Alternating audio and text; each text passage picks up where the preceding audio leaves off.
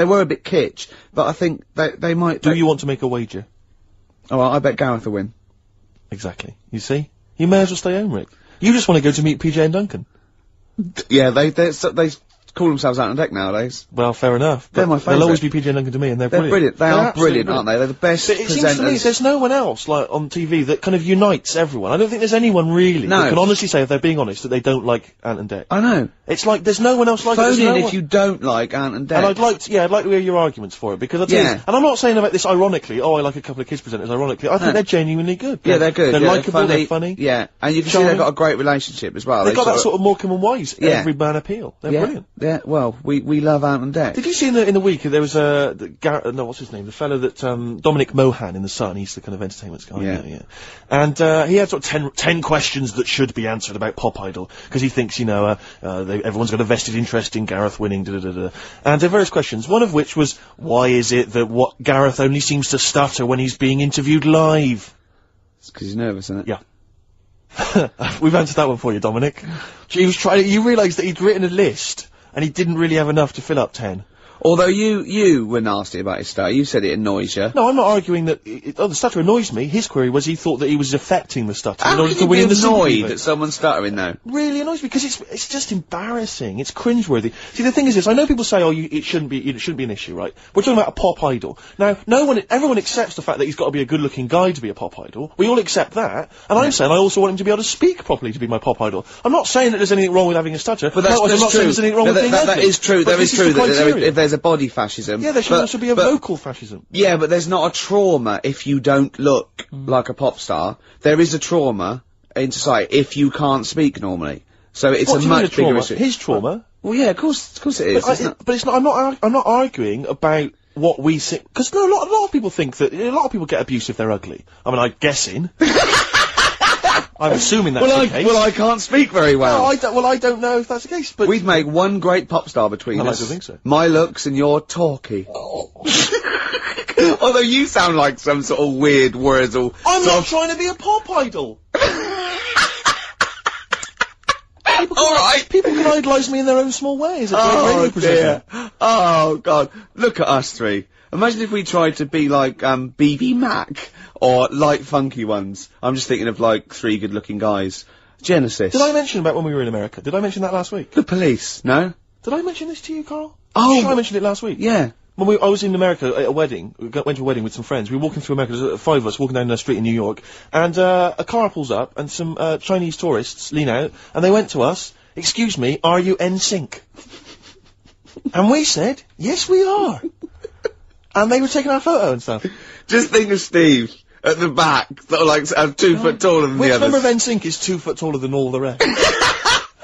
Don't Chinese people like tall people or something? Right, play record. No, seriously. No, because it's... I don't think you know what you're talking about, Carl. We're likely to get in dangerous territory. Yeah. Don't Chinese people like tall people? There's something... I'm sure.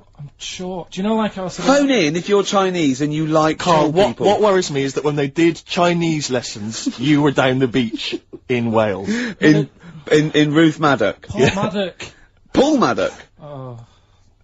Do you want to play Lou Reed? Oh, this is Song for the Lovers. It's a beautiful track. It's Satellite Love. It's classic. It's gorgeous. It's Lou Reed. Rick, can I dedicate this to someone? Go on then. Carl, you shouldn't have pressed the button. Well, he's doing his job. You shouldn't have said, "Can I dedicate this to someone?" We've had a letter. Yeah. Sophie wants to dedicate a song to her boyfriend Peter. They're firm fans of the show. Let's play Satellite Love for them by Lou Reed. Beautiful song for the lovers. Don't ruin it this time, Carl. Oh, brilliant. How to ruin a song by Ricky Gervais. Do you want to explain what you were doing? I was just, singing along to the backing vocal. You're not just singing along. Doing it like a mental. Well, just give us a blast. Well, I haven't got my headphones on, I've got to do it in time, haven't I now? Because wait, was it? Is it finished? It's finished, man. And it was just going, when Bowie goes, satellite, I was going, like that. Yeah. But in room 101, you're going to put irritating people. I know, but it's something nice what making. Are you going to climb down that little thing and climb in yourself? Sort of. Yeah, maybe. You know they have sort of a visual representation of the thing that irritates them. They always have that, like Shakespeare, there would be a bust of Shakespeare's head. Just a picture of you. Yeah. Ideally. Oh dear. Barry in the background, Satellite Love, song for the lovers. I should have like love sung the along idea, on air. I love the idea of you when that came out, you know, sort of 17, got a girl back to your place, you know, just making out with her, just that record's on in the background, you just go, ow! I'm gonna have to shoot off now, Rick. Ow! Just send me to it, I'll enjoy myself. Ow! I'll finish myself off. Ow! Oh dear! Oh, you can't do that! Oh, we've cheapened that song. Oh. You've ruined that song forever for me. Now. No, I haven't. But see, the thing about Lou Reed is, because Perfect Day, just a genius song, but we can never play it now, can we, because of that BBC ad? No, because I'll tell you what's her name coming in at the end, M People. Yeah.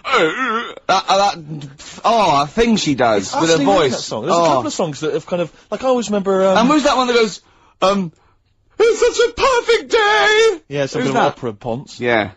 Yeah. Oh. Yeah. So that's the song. Any other songs ruined because of their association with things? That That song, First Time, which was on the Coke ad. First time, first love, ruined now, 'cause that was on Coke. wasn't that Falling on Blondes? Oh, that was Jeff- Robin Givens. Robin Givens, yeah. What was didn't Falling on Blondes do something like that? No, not I just keep seeing Falling on Blondes in the playlist. I think Four Non Blondes they ruined their own career by writing songs. Yeah. It's becoming a feature. Yeah, we should play Falling on Blondes one week. Rick, I was going to say something to you before we got sidetracked. What were we talking about, Carl? Oh, we were talking about, We nearly lost it then a bit, but I think we pulled it back. It's okay, no, we had a fascinating fact that we were going to Oh yeah, if everyone in China, Carl. This is true, Carl. Right, Carl, listen to wake this. up and listen. Listen, if everyone in China jumped, it wouldn't be hard to coordinate. They did hands across America. They did up yours, the laws, right? We can coordinate this. We can get the sun involved or something, right? Everyone, 1.2 billion or something, jumped up and down at the same time. Shut up. You're not explaining this clearly It would enough. cause a tidal wave that would destroy America. If every person in China jumped up at the same time, that would cause a tidal wave that would destroy America, apparently, according to physics. According to physics. I don't believe it. It is, no, true, it's a fact. We're not making this up. We both know this Yeah. is a fact. We're not making it up. We've heard it, but Yeah. obviously I don't know what that's based on. Someone going, just had a terrible thought, Mr. President. What is it? No, you know the atomic bomb and all that? Yeah, forget it. Forget it. If everyone in China jumped up and down, they'd wipe us out, right? You know what I mean? See, there should be some Chinese leader just threatening them with that. Yeah, just showing them a picture of everyone just poised. just pictures of China people just crouching. On pogo sticks. Exactly. Just a billion Or Chinese just, people. Just all stood on the Great Wall of China. About to jump off. That'd be brilliant. Oh, See, look at Carl, he's dumbfounded, he's scared now. He's scared now, ain't you? But there's more chickens in the world than people. Oh, Play record. well, that's brilliant. I think Dr. Fox or Simon Bates said that about a track once. Really? But this has got to be the best intro of a rock song ever. The fact that I was saying it about The Who and he was saying it about Money for Nothing is irrelevant. Yeah. Oh no. Someone made me sit in their car once, with their new car stereo system, so that they could play me the beginning of Money for Nothing. Oh. Just sat there, I was like, yeah. Have we got that? Crack You've this probably up. got that in the library, haven't you? Is it right that Roger Daltrey in Yeah. The Who, Yeah, that's right. his kid is in EastEnders, the one who plays Robbie? Something my mum told me, and I don't know if she's got it right or wrong. What, But it does look like that's him. What, Dean Gaffney? Yeah. But he didn't want to go off his dad's name and that, so he's changed So he it. used his brilliant talent. And his pox-faced. Do you know if that's right? I don't know. 'Cause it looks like him, doesn't it? Well, I'm sure that's libelous if it's wrong. Oh, right, yeah, That's you'd be nice. ashamed to have Roger Daltrey as your dad. Well, no, but Roger Daltrey might not want it getting round that he gave birth to Specky. Yeah, right, actually. I see what you mean. Specky? Spotty? Spotty, so I looked at you. Yeah. Alright, calm down. Well, I don't Jeez, know, you've got nice clear skin. At least I didn't call you Spotty Goggle-Eyed Freak Boy.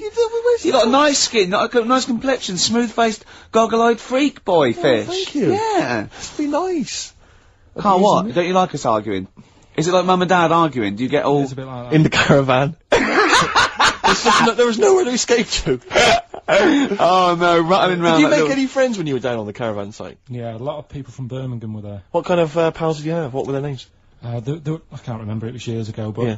they all had rich parents. Right. Like, they had, like, their own car to drive around the campsite on and all that. Right. Yeah, So I used their to own go back there. fence. So I'd have a With... go. And, Oh. but they were mates and you saw them every year, did you? Or every 3 weeks when you went down there? Yeah.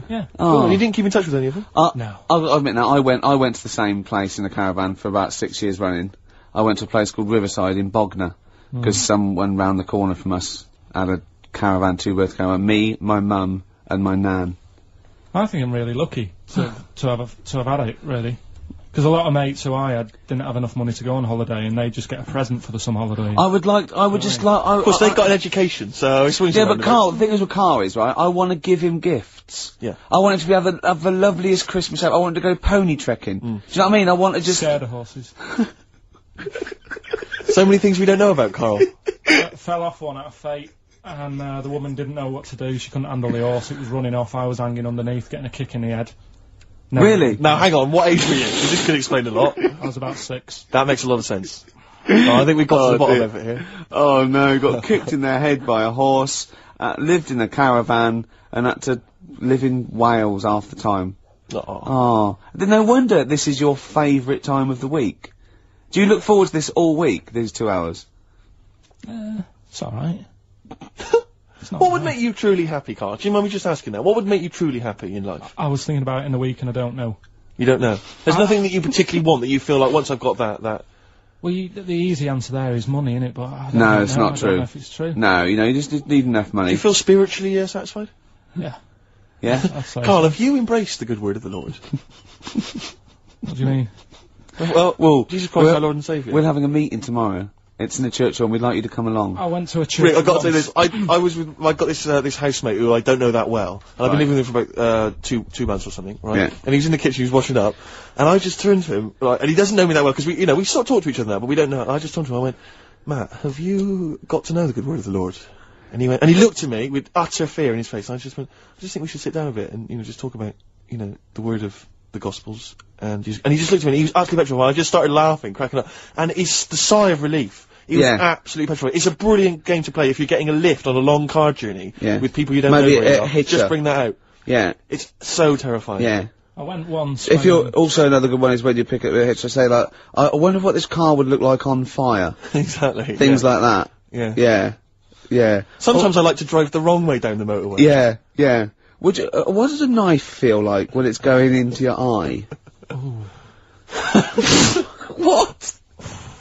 Did you see that story in the week with a farmer who got his arm stuck in a bit of machinery, and he was going on about. I mean, he came on with a false arm, so you knew something was wrong straight away. But you knew it wasn't going to end happily. But he was he said, "I'm a farmer. I've been a farmer for years, and I'm always telling people don't stick your hands in machines." He said, "But I got off my tractor and the machine had stopped, and he went to shift some. I don't know if it was a Coke can or something that was in the field and killed the machine. Bloody cows drinking Coke. Oh, this is not the famous one. That about 15 years, and he took his arm to the hospital, and he was making jokes. His arm was in ice. He didn't take his. No. What it was his hand went in and the machine started again. Yeah. And it started pulling at his skin. Oh. Right. So like the skin was coming off his arm. Yeah. And it was going around the rollers. Yeah. And he was pulling back like that. So he's like, oh god. Yeah. And the skin's like being wrapped around and it's like pulling it. So he can see his bone and stuff. Oh no. And he was there for like ages going, oh god. And he had a penknife in his pocket. So he got that out with the other hand, managed to open it. I mean that's yeah, because they stick, don't they? After a while, I've got one of those Swiss Army knives, and well, that's what it was. I can't do it with two hands sometimes. Once they get all full of gunk. He managed to do that with one hand. And cut away at the skin. That's not true, is it? Yeah. Has he learnt to farm again, like the drummer of Def Leppard? Has learnt to drum again. And they got like just like the handles. Can he farm now with just one arm? It was good because he was making a joke out of it. And that. Oh, that's good. I think that's good. But that doesn't mean you can, Steve. Though. No, sure. He had to cut his own flesh off to escape a combine harvester. Yeah. He doesn't need you know. Making wisecracks. Do you know what I mean? Sure. I just always remember getting a hot plate out of the oven when I was younger, and that absolutely killed. Yeah. It stuck to my fingers, and I just thought the pain that he must have been going through. Yeah. Must have been what? You must have been worse than a hot plate. Oh. Must have been worse than maybe dropping a pie. Yeah. Yeah, I think you're right. That's nearly it. That is pretty much it. XFM 104.9. Fast approaching 3 o'clock. It is indeed. Is that pretty much it, Carl? Is this our last link? I'd wrap it up. Yeah? Yeah. Yeah, so would I, actually. It's a song for the ladies' time. And this is a song you put me onto, Rick. It's a beautiful song. If you recall. Special View, a.k.a. Telescopic Love from The Only Ones. The B-side of Another Girl on Another Planet. Their only hit, maybe? Well, yeah, I think one of them. But, some great stuff on the best of The Only Ones, which it's just a band kind of... Another Girl on Another Planet. That might be up for the best intro in a rock and roll record of all time. I'll put up Won't Get Fooled Again and Another Girl on Another Planet. Foxy, he's already putting up Money for Nothing. Exactly. So, maybe we'll run that competition next week. Yeah, although Walk of Life is particularly good. Here comes Johnny singing oldies, goldies, bebopalula, baby, here. Oh, genius. Oh, nonsense. Walk of Life. Okay, so this is a special view from The Only Ones, a song for the ladies, and that's it. See you next Goodbye. Athlete and Westside on XFM 104.9, sunny day, 2007. It's going so well, wasn't it? Yeah. Going so well, but Ricky then, Gervais. once again, the English language tripped you up. The mouth with the tongue lips Exactly. was all over the brain and talk. The brain and talk through the throat. Oh, dear. Oh, language is his tool. So, Rick, I think we should do some introductions, because I think it seems to me every week we kind of, everyone knows who you are, because you're, you know, the face of the moment, but they forget who, you know, me and the K-Man are. Well, with me, Steve Merchant. Hi. And the K-Man, who's our producer and friend. And can I just say that I really look forward to this show. Oh. Like, you know, I get, oh great, we're gonna do a show and we're gonna play some tracks we like and have a laugh. But now I'm looking forward to meeting Karl. Of course. Honestly, I come in and I see his face and I go, alright, and I'm, you know, just great, like just a little friend. Do you know what I mean? You know when a kid comes around to play with a friend, you go, oh, and they come out to play and it's like little friends. It's like that with Karl. Yeah. Yeah, And because we don't see him in the week, you see. We deliberately stay away from him in the week so that he'll, you know, he'll Yeah. be fresh to us. It was, go on. You start off friendly, like you did today, and as soon as Steve turns up, you start getting nasty and saying things about my little bald head. No, I said, look, okay, right, listen, let me explain. Karl was making the tea, and you know those bins, the sort of like a round sort of Metal Mickey type bin that you can take off the thing? I went, oh, that would make a good little helmet. It would make it look like Metal Mickey because it's the same shape as his head. Sure. Right? And I put it on and So far, so good, Rick. No problem there.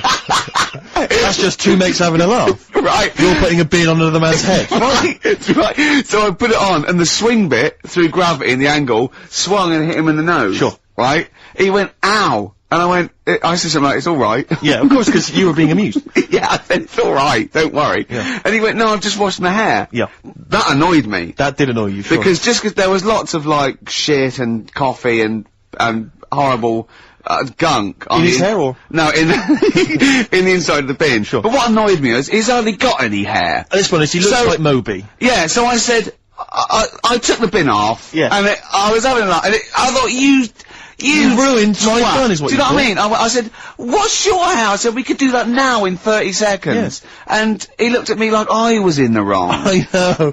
Rick, that- that annoys me about I him. know. That doesn't annoy me about him. But otherwise, he's like childlike. Yeah, You know, in so he's many other great. ways. He doesn't understand that he's hurting your emotions and your feelings. Yeah, Rick. but also, right, we were playing football, so I can't play football, right, and so we were playing Was that football. just in the office, or? Yeah, just in the Right, office yeah. before you came, right, and, we were sort of kicking it back and forth, and I started kicking it a bit hard, and, but he was quite good. I said, this is great, right, and, we finished anyway, because we thought we'd break some up, and, I went, I bet you were quite good at football, weren't you? And I actually thought he looked like quite a natural, you know, I thought he'd be good, he's from the north, and I thought that's all he'd have. You Yeah, know what I mean? Right? exactly. And he went, I said, I suppose you're quite good at football. And he turned, the quick as flash, I went, I've scored once. Right? He said, and that's because I was being chased by a bee. And I went, save it. Yeah. He went, no, I said, please save it, because I want to tell Steve that. No, you can continue now. Please tell us the rest of the story. You've scored a goal once Well, you because sort you're being chased by a bee. Yeah, you've done it now, really. I was on the, There must be more to that story, K-Man. I was in the school team. I wasn't that good as a kid at football, to Right. be honest. Mainly down to, I think it's because my dad wasn't into football. Right. I think that's the way it works, and if your dad's into it, then you could be a footballer when you're older, Sure. Yep. because you're into it. And, so I was in the school team because I got on with the other lads. Uh-huh. They let me in the team. Popular guy, yeah. Sure. And, yeah, I was stood there doing nothing, because I didn't really know what to do. I never knew which way I was meant to be shooting. Yeah. Got all that messed up. Yeah, that is a I problem. just stood there, right, and with my hands behind my back, and something landed on me, on like this part of my thumb. You can't just point, it's radio. It's this bit here, Right, yeah. The The base of fleshy your thumb, bit, the yeah. fleshy bit of the Fleshy thumb, yeah. and I thought, oh, what's that? And I looked down, and Is there's it a a bee. thumb? Oh, it's a bee, It yeah. was a bee on me, so I start running, Yeah. try to get away from it, and bees. Actually, something interesting about bees: more chance of getting stung by a bee in windy weather than any other sort of weather. That's incredible. Anyway, so I'm running away. And he said there was no more. Extraordinary. I've already learnt many, many things. You're being chased by the bee. It's So windy. I'm running. and It's on your like, thumb, is it still on your thumb now? It's sort of gripping onto me like a stag beetle. Clever. Like a stag beetle. I love it. Oh, Or a bee. yeah. So I'm running, and I'm running towards, like, the goal. Yeah. Oh, God. And the ball comes to me. Yes. Wallop, get it in. Brilliant. What happened to the bee there? Did it sting you? They die, don't they? I mean, ultimately it died, sure, but at that particular moment, did it sting you? This was probably about 20 years ago, so I imagine. No. Once a bee stings So you, did that's it sting Yeah, but did it sting you? Yeah. Right, that was the question. When did it sting you? When I was playing football. Carl, do you mind me asking, you say you're on the school football team. Was there just 11 boys at your school? Was that how you got in the squad? Listen, Carl. All I mean is, at what point in this story did the bee sting you? Straight away? After or half time. Play a record, man.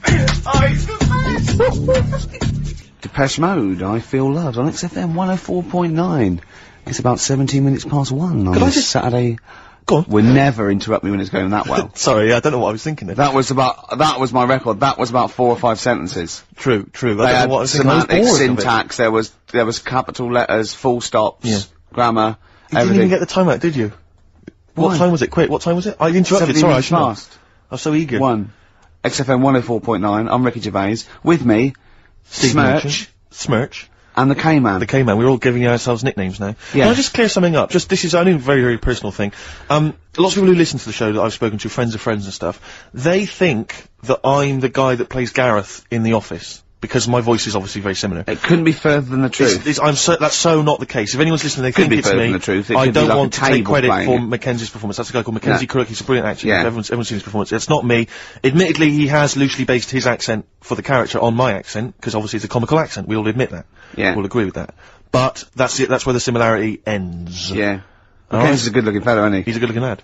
I mean, that's not You're not a having to dig at me. I know, No. because you're saying I'm a good-looking guy as well. You're just You're- saying we're two differently good-looking guys. Yeah, Carl, it's all people are all different looks. I mean, you could say Brad Pitt's good looking, and then you could say George Clooney's good looking, and they're both great looking blokes. They don't look alike. Exactly. So for me to say, Steve and Mackenzie aren't alike, Mackenzie's a good looking fella. Exactly.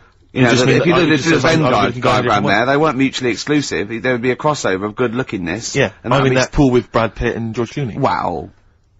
Well, it's quite a big pool, Rick, and I'm in there, certainly with them. Yeah. Not.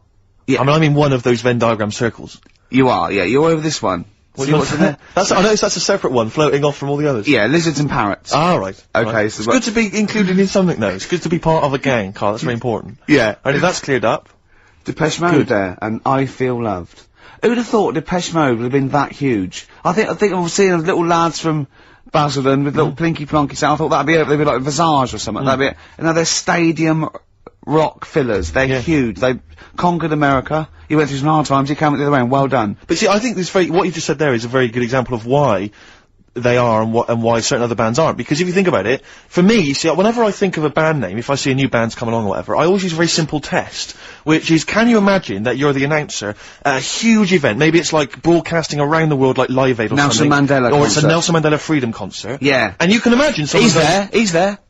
Nelson's there. Yeah, Everyone's with the there. Spice Girls. Oh, they're all there. But you can imagine someone saying, "Ladies and gentlemen, please welcome to the stage, Depeche Mode." Yeah. Ladies and gentlemen, Rolling please- Stones. The Who. Exactly. But you can imagine someone saying, "Ladies and gentlemen, please welcome to the stage, Visage." Ladies and gentlemen, will you please welcome our headline act? Welcome Idlewild! Exactly. Ladies and gentlemen, please welcome to the stage, Ned's Atomic Dustbin. It doesn't. Do you know what I mean? You just know. The that Levelers! some bands aren't going to make it. Ladies and gentlemen, please welcome to the stage, Mega City 4. Do you know what I mean? It's So just. it's a simple test. We'd like you to do that at If home. you're thinking of starting a band, or you've just named your band, you're Yeah. just beginning, just phone in, tell us, or email in, tell us what your Yeah. band name is, And we will will do- use that simple and test. we will do the test. Ladies and gentlemen, will you please welcome to the stage The Franken Walters.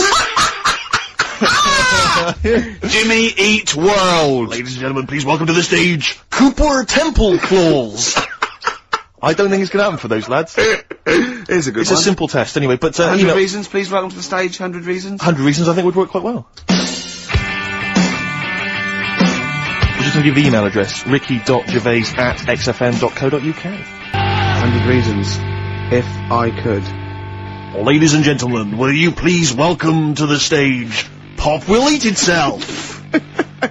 Carl, have you got like a sound effect or something of like, get the atmosphere Cheering. we're going to test? Cheering. We'll seek it out with. Have you got something there? Have a look on there. I'm just looking in the NME, for the kind of forthcoming gigs of the smaller known bands, and, it might be a useful place to, just begin the, Ladies and gentlemen, peoples around the world, will you please welcome to the stage, Chumba Awamba! Have you got a sound effect? Have you got one? Nice, yeah. Ladies and gentlemen, will you please welcome to the stage, the Parkinsons! Playing in Leicester this week, so I look forward to that. That's a good plug, isn't it? Let me see who else. If anyone wants to pop down to Leicester to see the Parkinsons. Ladies and gentlemen, please welcome to the stage, Cyclefly! Okay. Oh, there's a genuine one here. This is someone, Simon's emailed and he says, will you just test this name for us? Okay, Carl, if you can, there you go. Ladies and gentlemen, will you please welcome to the stage, Coach? Not utterly convinced. No. It's not too bad. It's not too I'm bad. worried about the sound effect. We start to sound like Chris Moyles or something. When Well, play a sound he's a effect. top broadcaster. Everyone loves him. Losing weight as well. He is hilarious. Funny man. Just, there's one more coming here. I'll just check this one. Ladies and gentlemen. Ladies and gentlemen, will you please welcome, this is Chris in Oxford. Ladies and gentlemen, please welcome, meanwhile back in communist Russia. Is that a band? I assume so. I assume it's his band. Yeah, isn't it? yeah. Well, how does he listen to us in, hold on, though, this is only local radio. How does he listen to us in Oxford? Well, if only there was some kind of digital format that he could listen via the web net. What is Carl, it? What is Can do the, that. What is it? What? how does he listen in Oxford? You can listen on Sky Digital, Go on. channel 864, Lovely. 864. Yeah. and On the on the internet? web, Yeah. Okay, what would that web address be? xfm.co.uk. Sure. Click on the audio, Yep. and you get XFM 10 seconds behind it actually happened. Perfect. Just of interest, what's the point of saying that if they can't sort of get us in London to listen to that, because they won't be, unless they're either in London, so they won't go through this nonsense, or they're in Leicester, and they can't hear us saying Sky Digital. Yeah, we haven't thought that through at all. And Because you might work in London for a bit, and then have go enough back and spread the word. and like leave, Yeah. Go back and spread the word. Disciples. move back to Leicester, Yeah. tell your mates. Yeah. Soon, only a number of combinations. soon, XFM is the most listened to radio station in Britain. Yeah. What we need is people on Radio 2 to give it a plug every day. That'd be ideal. Yeah, or Radio 1. Yeah. Yeah. Any of the big rivals. Virgin. Yeah. I mean, we've often plugged Virgin. It was a good station. 105.8 Virgin Radio London. Great station. Really good station. Hard 106.2. Lovely. You're listening to Magic 105.4. Are you're getting quite a lot of voiceover work now, aren't you? I am. Yeah. That's not. I've stopped all that though. Have you? Yeah. Oh right. Okay. Yeah. No, it's all right. It You was know. good.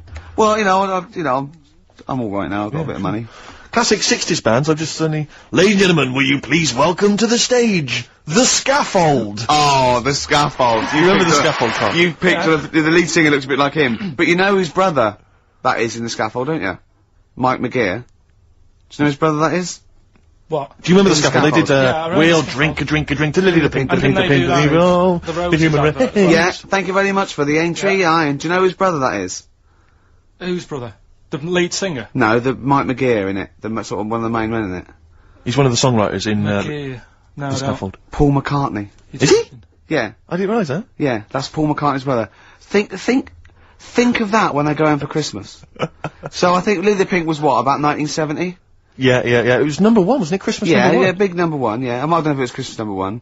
Two Little Boys was 1969, last year. No, it definitely was number one. Yeah, but I don't know if it The was Scaffold Christmas was. number one. It was, because I Yeah. remember I did it in Really? Scaffolds, yeah. Yeah. Wow. So they go home at Christmas and Mrs. McCartney goes, alright boys, how are you Paul, how are you doing? I'm just starting a new band called Wings. Yeah, oh yeah, so this is Linda. Alright, yeah, sit down. Mike, what are you doing? Just had a number one. Brilliant, round of applause. How many number ones do you have, Paul? 19. Still. We know what we like, don't we? We'll drink, the human race. Paul goes, wow, if you want to. The long and winding. Boring. We'll Oh, drink. wow. Linda, do you want to be in the Scaffold? We're probably going to go on tour and stuff. I know you love it. Well, I quite like it. Yeah. We'll Whoa, drink. We're not What's it gonna, called? you're not going to be in Wings if you're going to play with him. Well, I got make a tricky decision. I mean, that's a No, great song. what are you Everyone's doing- loving it. It's what are you- Christmas number one. What are you doing eating his bacon? Well, I love you it. You don't eat bacon. Yeah, but I love the music. He's a great Stop guy. it. What are you doing? Well, I just, I love the music. I We'll can't drink. believe it. No, No, you don't. Yesterday, All my troubles seem so... Thank you very much for that. K3 Iron. Imagine that, because imagine everyone going, well, you've had 19 number ones. I mean, you know, it can be over time. Yeah, if things stay like this with the scaffold, I'm going to rule the 70s. Yeah, if things that carry on going like they're going now, the scaffold, ladies and gentlemen, will you please welcome to the stage, Beck. Oh, nice one. Dandy Warhols. Ladies and gentlemen, please welcome the Dandy Warhols. There you are, it's never going to That sounds like Levellers crossed with Wonder Stuff. Rubbish, isn't it, really? I mean, well, you know, it's fine, it's chirpy. It's a nice old song, but it's, you know, it's not... It's that thing of it's just not essential. You just don't really need it in your life. If it never occurred, you wouldn't mind. Yeah. You know? Do you know what Carl just said? Go on. Were you listening? Not really. He looked out the window, and he looked at me, and he was looking at me, and I looked over at him, and I said, see, now's that would be good to die now. Like, what? He went, that weather, that would be good to die. And I said, of what? He went, old age. Yeah. What's going on up there? He's a philosopher, Rick. He is, He's on a different plane to us. You can't say it like that. The other week, I came in when it was really miserable, and I said to you, God, can you imagine dying today? Yeah. Because whereas today you feel it would be a much better day to die because it's bright. The curtains open, sun shining. It's like... I mean, you'd still be a bit angsty about the dying thing, wouldn't you? I mean, I don't suppose that would be alleviated. Yeah. Sure. Okay. Well, hopefully we'll still be broadcasting, you know, when one of us reaches that happy moment, and we can check. Yeah. It's quite a lot of emails, Rick, coming in about band names. I think a lot of people are going wrong for a simple reason. They think it's funny to have an ironic band name. Yeah. They think it's a bit comical. And I just don't think there's any great bands that have had a comical name that have made it into stadium filling. What was that band? Where's Me Jumper? What were they called? I don't know what they were called. I mean, the obvious example of one that was never going to make it internationally. Splodgeness Abounds? Splodgeness Abounds? No. I like them, though. Splodgeness Abounds. Splodgeness Abounds, they were great. Ladies and gentlemen, please welcome to the stage, Carter the Unstoppable Sex Machine. USM. These are some of the ones we've had emailed in. These are bands, obviously, that haven't made it so far, and I don't think they will. Ladies and gentlemen, please welcome to the stage, the Lazy Birds. Nope. No. Ladies and gentlemen, please welcome to the stage, the Paperclips. That's not a real band, That's what someone sent in. I know, but no band name is weirder than the others, and also you grow into it. I mean, the Stones and the Beatles are iconic because they are iconic bands. What you think you'll grow into? Ladies and gentlemen, please welcome Shuttle Rock. Ladies and gentlemen, please welcome Treehouse Casino. I don't think they're gonna... That's just made up! Well, possibly. Well, they all are, but they obviously. But my point is, people say there's no logic to band names, but if you think a band name like the Smiths, that's genius. It sums up everything that band is about, you know, the kind of... They're capturing that mediocre world of grim up northness, you know. My favourite, Sonic Youth. Sonic Youth is genius. Nirvana. These are incredible band names, so there is some logic to it. I genuinely believe it. It's not just arbitrary words. What about The Madness? Cure. The Cure. Madness sounds rubbish, but they're good, aren't they? Yeah, but again, they were never gonna be... They were never going to be world beaters. But they were a comical band, essentially. Yeah, they were a knees-up party band, and Madness is fine for that. But they had some great songs as well, and then it sort of turned it all, because then... I mean, Rick, I don't know how many members... Not Home Today is a great song, and this is from an email. I don't know how many members of the band there are in Chimney Factory, but if there's 5 people, who decided, and they all agreed, yeah, that's the best name we can come up with. Decided? Dell. Right. Well, he started the band, and they rehearsed around his house, so Dale went, look, it's called Chimney Factory, because my granny's doing it. They go, alright, Dale, but it's not, I've got some other, no, it's called Chimney Factory. I own the van and the amps. There's Paperclips gone, there's a band in Leicester called Paperclips. We can't, you know, we'll just argue over that forever. And all I'm saying is think before you name your band, alright? Because it's never gonna happen if you've got a comical band name. There was a feminist band called Clitoris All Sorts. Which is quite good, isn't it? Yeah, but you laugh, and then you just think, oh... Yeah. You know, I'm never gonna have that on my t-shirt. Imagine that. Clitoris All Sorts. It's that time of the day now, talking of that. Yep. Song for the Lovers. Sure, it's beautiful. Now, Steve, I mean, I will play great old tunes to the cows come home. We got to give them a little bit of Dandy Warhols and Air and Athlete. I know that, and they're great, they're good, right? But, I wanted to play a Cat Stevens song, but I thought I'd better not, because I've, you know, play that a little bit. And we quite like resurrecting old reputations, don't we? People like Elton John who had bad faces, or David Bowie. People whose names now are largely laughed at in the serious rock circles. Or people that people might not have considered. I thought Cat Stevens, oh no, Rod Stewart, I thought. Well, see, Rod Stewart, many people now are thinking of the leopard hot pants and the ludicrous hair. I think I'm sexy and all those sort of awful stadium sort of disco things, but he wrote beautiful tracks from Maggie May and I thought, hold on, 2 birds with 1 stone. What about a Rod Stewart song? written by Cat Stevens. Wow. Is there such a thing? The first cut is the deepest. Let's hear it, Rick. On this album as well is The Killing of George. Georgie Part 1 and 2, remember? About the gay bloke. Georgie Boy was gay, I guess. His favourite song. Carl's favourite song. Yeah. Right? Brilliant. And I was going, oh yeah, I remember that, yeah. I said about, and I said, did not intend to take his life, he just pushed it when he gets mugged and killed. Do you know what he said? Go on. I was sitting outside, I was singing, he went, well, as I said, they go out too late. They go out too late? He meant gay people go out too late. He went, no, they do. I went, what do you mean? He said, well, they're always out, they go out when people are coming home. He said, if he'd have been in bed by 10, he'd still be alive today. That's a sobering lesson, And he went, Carl. there's one that works here and he's shattered every Monday. Oh, if you're gay and you're listening, just be in bed earlier. Go out when sensible people go out. Yeah. You're right, we're not on the continent, Carl, is your point. If you're gay and you're not in bed by 10, go home. Yeah. I don't get it. First cut is the deepest, Rod Stewart. Song for the night. Air, Don't Be Light, XFM, 104.9, 5 to 2. Absolutely. Ricky Gervais with me, Steve Merchant. Smirch, Smirch. the Smirch, The Smirch. and the K-Man, KP, Karl Pilkington, the K-Man. Pressing the buttons. Yeah. See that in Heat this week? What was it? About the campaign to stop Karl going back to Manchester. You know, because he's a miserable sort of northerner who goes, London's crap and I want to go back up north. Yeah. And I only need 40 quid a week to live up there like king and all that sort of Yes. rubbish. Right, well, Boyd from Heat, well, we met him at the, that award ceremony. Oh, yeah. And, we were saying about, oh yeah, he really enjoys Karl. He's getting a lot of people love like him, people Karl. love him. And I was going, oh yeah, but he's thinking of leaving. He was going, oh, start a campaign. And he did, and he put it in there. So the campaign, so write in if you like Karl. If you think he's really annoying, then we'll stop talking to him. Yeah. But I mean, I like him. I love him. Yeah. Have you ever read the White Van Man column in The Sun, Carl? seen it, Are you yeah. familiar with this? This is where every day in The Sun they interview a guy who drives a white van, just, you know, in order to get the kind of voice of the man on the street in the paper. And he has to answer, or just give his opinions, really, on events that have made the news each week. Just thought we could maybe throw some of these at you, Carl. Go on. Because we know to see what your views are. Yeah. So, just the first thing that comes to your mind, the sort of, your initial reaction to It's each of just these. top all these, but you don't need to know about them, it's just your philosophy on it, Yeah, so. just your views. You know, yeah. I have had a few days off this week, remember, so I don't know what's going on in the world. Yeah, I mean, you stayed in London, though, didn't you? Yeah, You didn't bury yourself, did you? I normally see the news, but I didn't this week. Okay. So, what was your view on Will Young beating Gareth Gates in the final of Pop Idol? Don't like him. You know what I was thinking about when I was watching it all the way through? Yeah. How he looks like he's got a wire coat hanger in his gob. That sort of... Right. Again, it's radio, Carl. Radio. It's a great It's a face. funny face you're pulling, doesn't Yeah, it? Translate. and, you know, but, you know, a radio. And that's a problem for you, is it? And just the way he's from a really rich family. I opened up the paper on the Monday or something, and it had like, oh, he went to a posh school and he's got loads of money already. Yeah. It's just a bit... Key. Yeah. Right, what's the second All right. question? There have been huge rises in street crime, especially muggings and carjackings. What's your view there?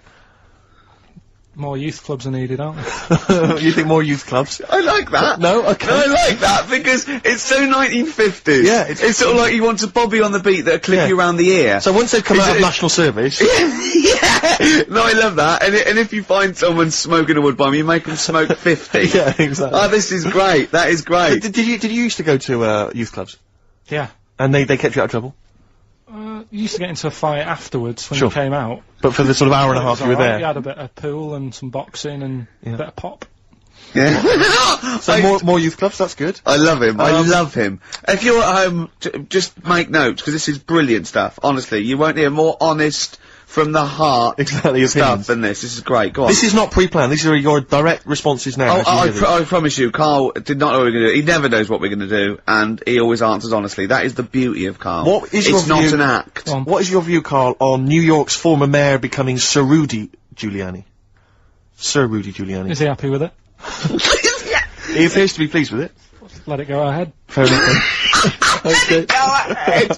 Oh, he's genius. Okay. Is he happy with it? He's like your nan. Yeah, yeah. Is- What do you make of Michael Greco's character Beppe being axed from EastEnders? Problem for you? The whole soap thing. What's it's back in Coronation Street, isn't she? What's her name? Who? Bet. Lynn's. She yeah. thought she'd go off and be a bigger star. Yeah. All went wrong. and now she's coming back. Yeah. Always happens, doesn't it? Beppy will be back. Yeah. No one really cares. Sure. What was the van reply? That was the guy. The White Van Man says, obviously they feel the character has run his course, but I think he's a pretty good actor and I can't understand why. See, I mean, obviously there's a White Van Man there who's also got an opinion on script development. The through line, yeah. The narrative through line of soap opera. The 12-week narrative, the arc really showed itself up. The two last ones I want your opinion on here. What do you make of a cat that's been cloned in a secret 2.5 million research project? To find out what? If they can clone cats, yeah. Have they had to hurt it? Sorry? Have they had to sort of hurt it to do that? Have they had to hurt it? Yeah, or is it just scraping its tongue for some stuff? I think the cat's fine. The point is that they're cloning another creature which is potentially very dangerous. Have you seen that film where they bring Hitler back? That cat, what if that cat turned out to be a world dictator? Exactly. What do you reckon of cloning generally, Carl? You concerned about it? Well, I think they're cloning for organs, they grow them for the, Do you know what cloning means? Yeah, it's when you, like, make something else that's the same, isn't it? Right. Yeah, I mean, it's not going to do any harm. Okay. And finally... We're you on the World Council. Yeah. Finally, what do you make of some city workers who were caught bonking in the glass lifts of the Lloyd's building?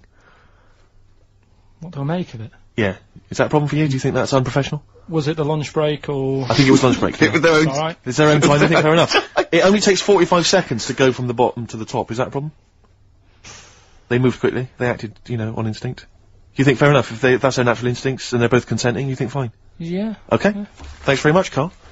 Thanks very much, Carl. Carl, we'll have more of Carl's world-weary opinions next time on the show. Listen, I want to play a track that I love. I can't wait for this track. It's by a great band. Just going to do it before Steve does this. Coming up, we're going to give away a great game. I'm sort of clearing out my flat with Tony, and then we've got a lot of junk there.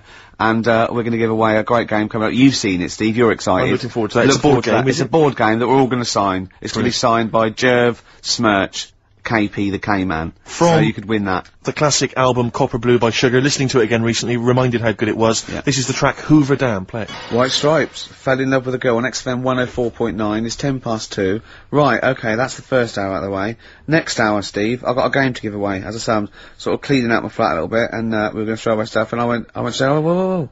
Don't throw that away. Yeah. I can give that away on the show, because XFM don't give us anything to give away. No. Does anyone care what happens weekends? No. There's people coming here going, oh, he hasn't turned up, fiddling with stuff, fire alarms going off, the library... But we were looking for a track we played a couple of weeks ago on the same album, and it's gone. Yeah, it's been pinched since we last played it. This is I can't believe it, they're moving, that's like a tip out there, and I have to... No, it is a disgrace, Carl. It is. It is absolutely, it's disgusting. How many of the DJs on this station have won multiple awards like Ricky Gervais? Yeah. How many of them are double award winning? To have someone of my caliber. I hurt my ankle, didn't I? Moving a chair. I had to move my own chair in here, and I hit my ankle. That'll teach me not to wear socks. Yeah. The socks would have just taken out the sting. I think just walking around barefoot generally is bad in London. There's the needles, Rick, there's all sorts of stuff. Or that, Posh does it in her video, she walks around barefoot. Oh, you love My heart's got a mind of its own. Ricky absolutely loves the current Victoria Beckham. Yeah, I like the sentiment, my heart's got a mind of its own. It's like, doesn't matter what I'm thinking in my head, my heart says something else. Of course, what we did for the last week was change the lyrics. Just walked around for ages. Does anyone else do that? Just go, things like, my wife's got a cock of her own. Things like that, and, seriously, hours of amusement doing that. Just changing it, my knob's got some balls of its own. We're doing that for a week. Meant to be working. Yeah. Yeah. Anyway, you were going to give away this game, Rick. Yeah, it's called Donutters. And it's a game for 4 players, or 2 to 4 players. Have you ever played it yourself? We sort of got it for a party, and I watched some people. Can I try and sell it to punters who may... Yeah, go on. Play the part of a crazy donut-loving elephant in this hilarious game of fun and fast action. Yeah. You put on a little elephant thing, and you have to pull up get up the donuts. Brilliant. Can you be the first elephant to get all your donuts on your trunk? Be the first one. The first one is. So this isn't a sex game, by the way. There's no euphemisms there. Some of this is a bit slightly damaged. The packaging. That's why I couldn't read that. You're joking? Yeah. But don't worry, because you're not asking much for this, are you? We'll start at £5. Bear in mind, it'll be signed by double award-winning Ricky Gervais. No, of course it's free. And Carl went. You got a question? I went. No. He said, well, something about the Elephant Man. Something about the Elephant Man. Yeah, and I went. Yeah. You know what, John Merrick? He went, yeah. He went, yeah, something about that. Awful, wasn't it? I went, you know where Michael Jackson actually bid for the skeleton of that? And he went, what, would the skeleton be affected? I went, without it grows, that's what happens, it's nice. And he went, you don't see any of that about these days, do you? And I just said, save it. Although, of course, you have to put on these masks when you play Donutters, so in a strange way, that looks kind of Merrick-esque. Yeah. And the game, Rick, I should just tell people listening, is Elephantastic. Yes, it is. It says that on the box. So It is Elephantastic. It is Elephantastic. I mean, you yourself. Can I say a question, actually? This is a possible question. Okay. Should we sign it first? We should sign it, but based on the Elephant Man question, obviously, we all know who directed the Elephant Man film. Sure. Don't we? Yeah. Parker. No. David Lynch. Lynch, of course, yeah. But do you know who one of the people that got that film made was? He's a very famous comedian. It was his production company that got it up and running. He may be an executive producer. I think he was even the producer of it. And he's an famous American comic actor. You wouldn't imagine this was the same guy who is also producing a very serious, sober film like The Elephant Man, alright? We want to know who was that man. It's a bit hard for that. Well, yeah, but, I mean, that'll separate the wheat from the chaff. Have you seen anything else that's Elephantastic?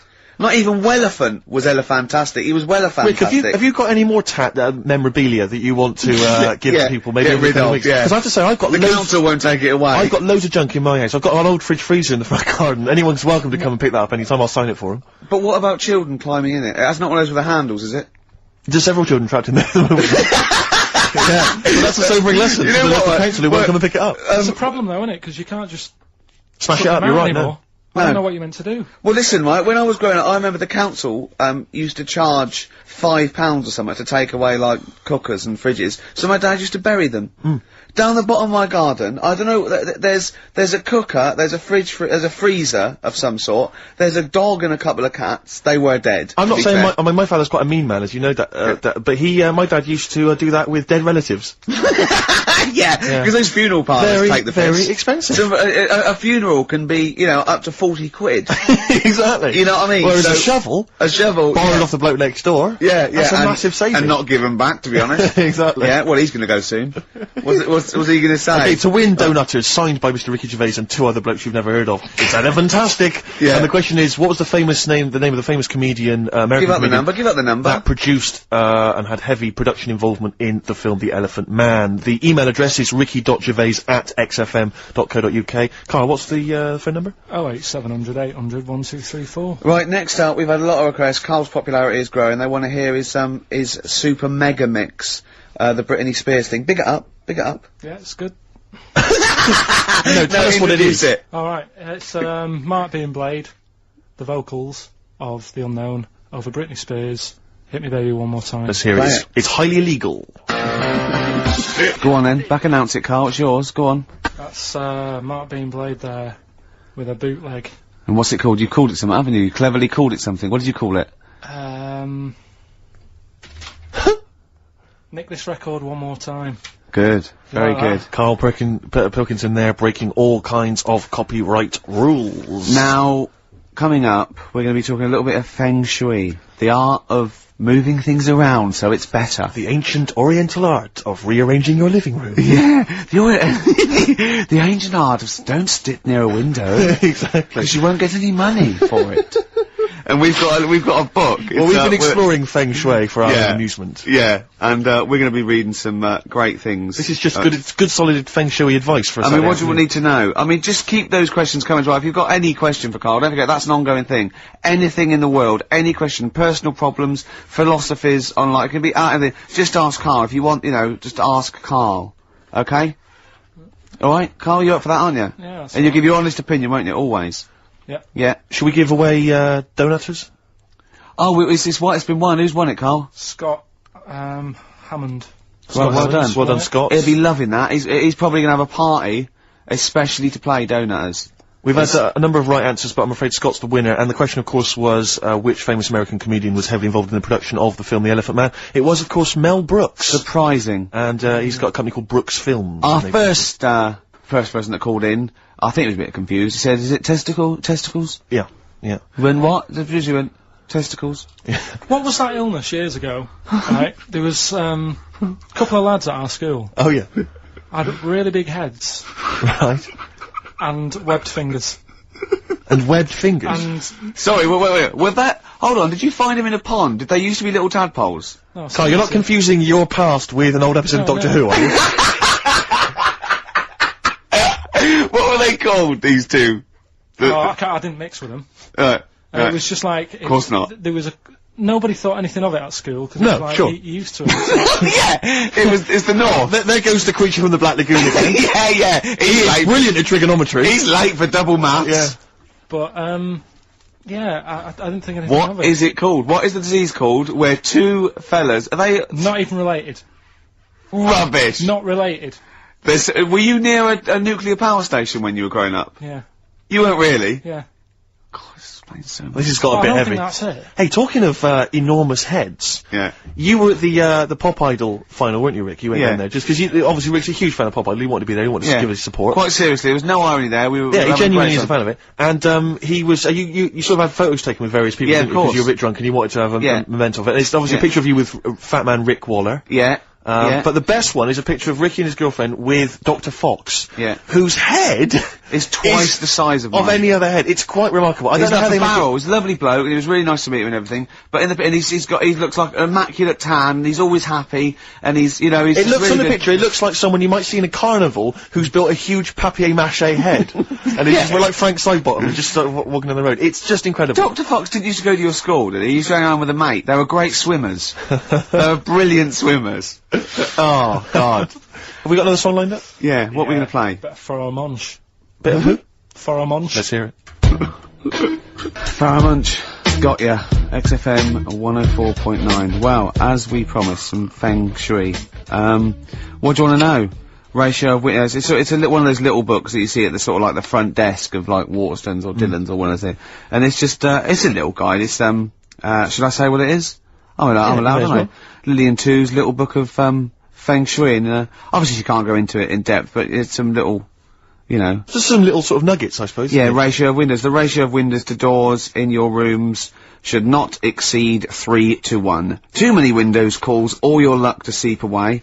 Obviously. Hello! It is also better not to have windows on the wall opposite the door.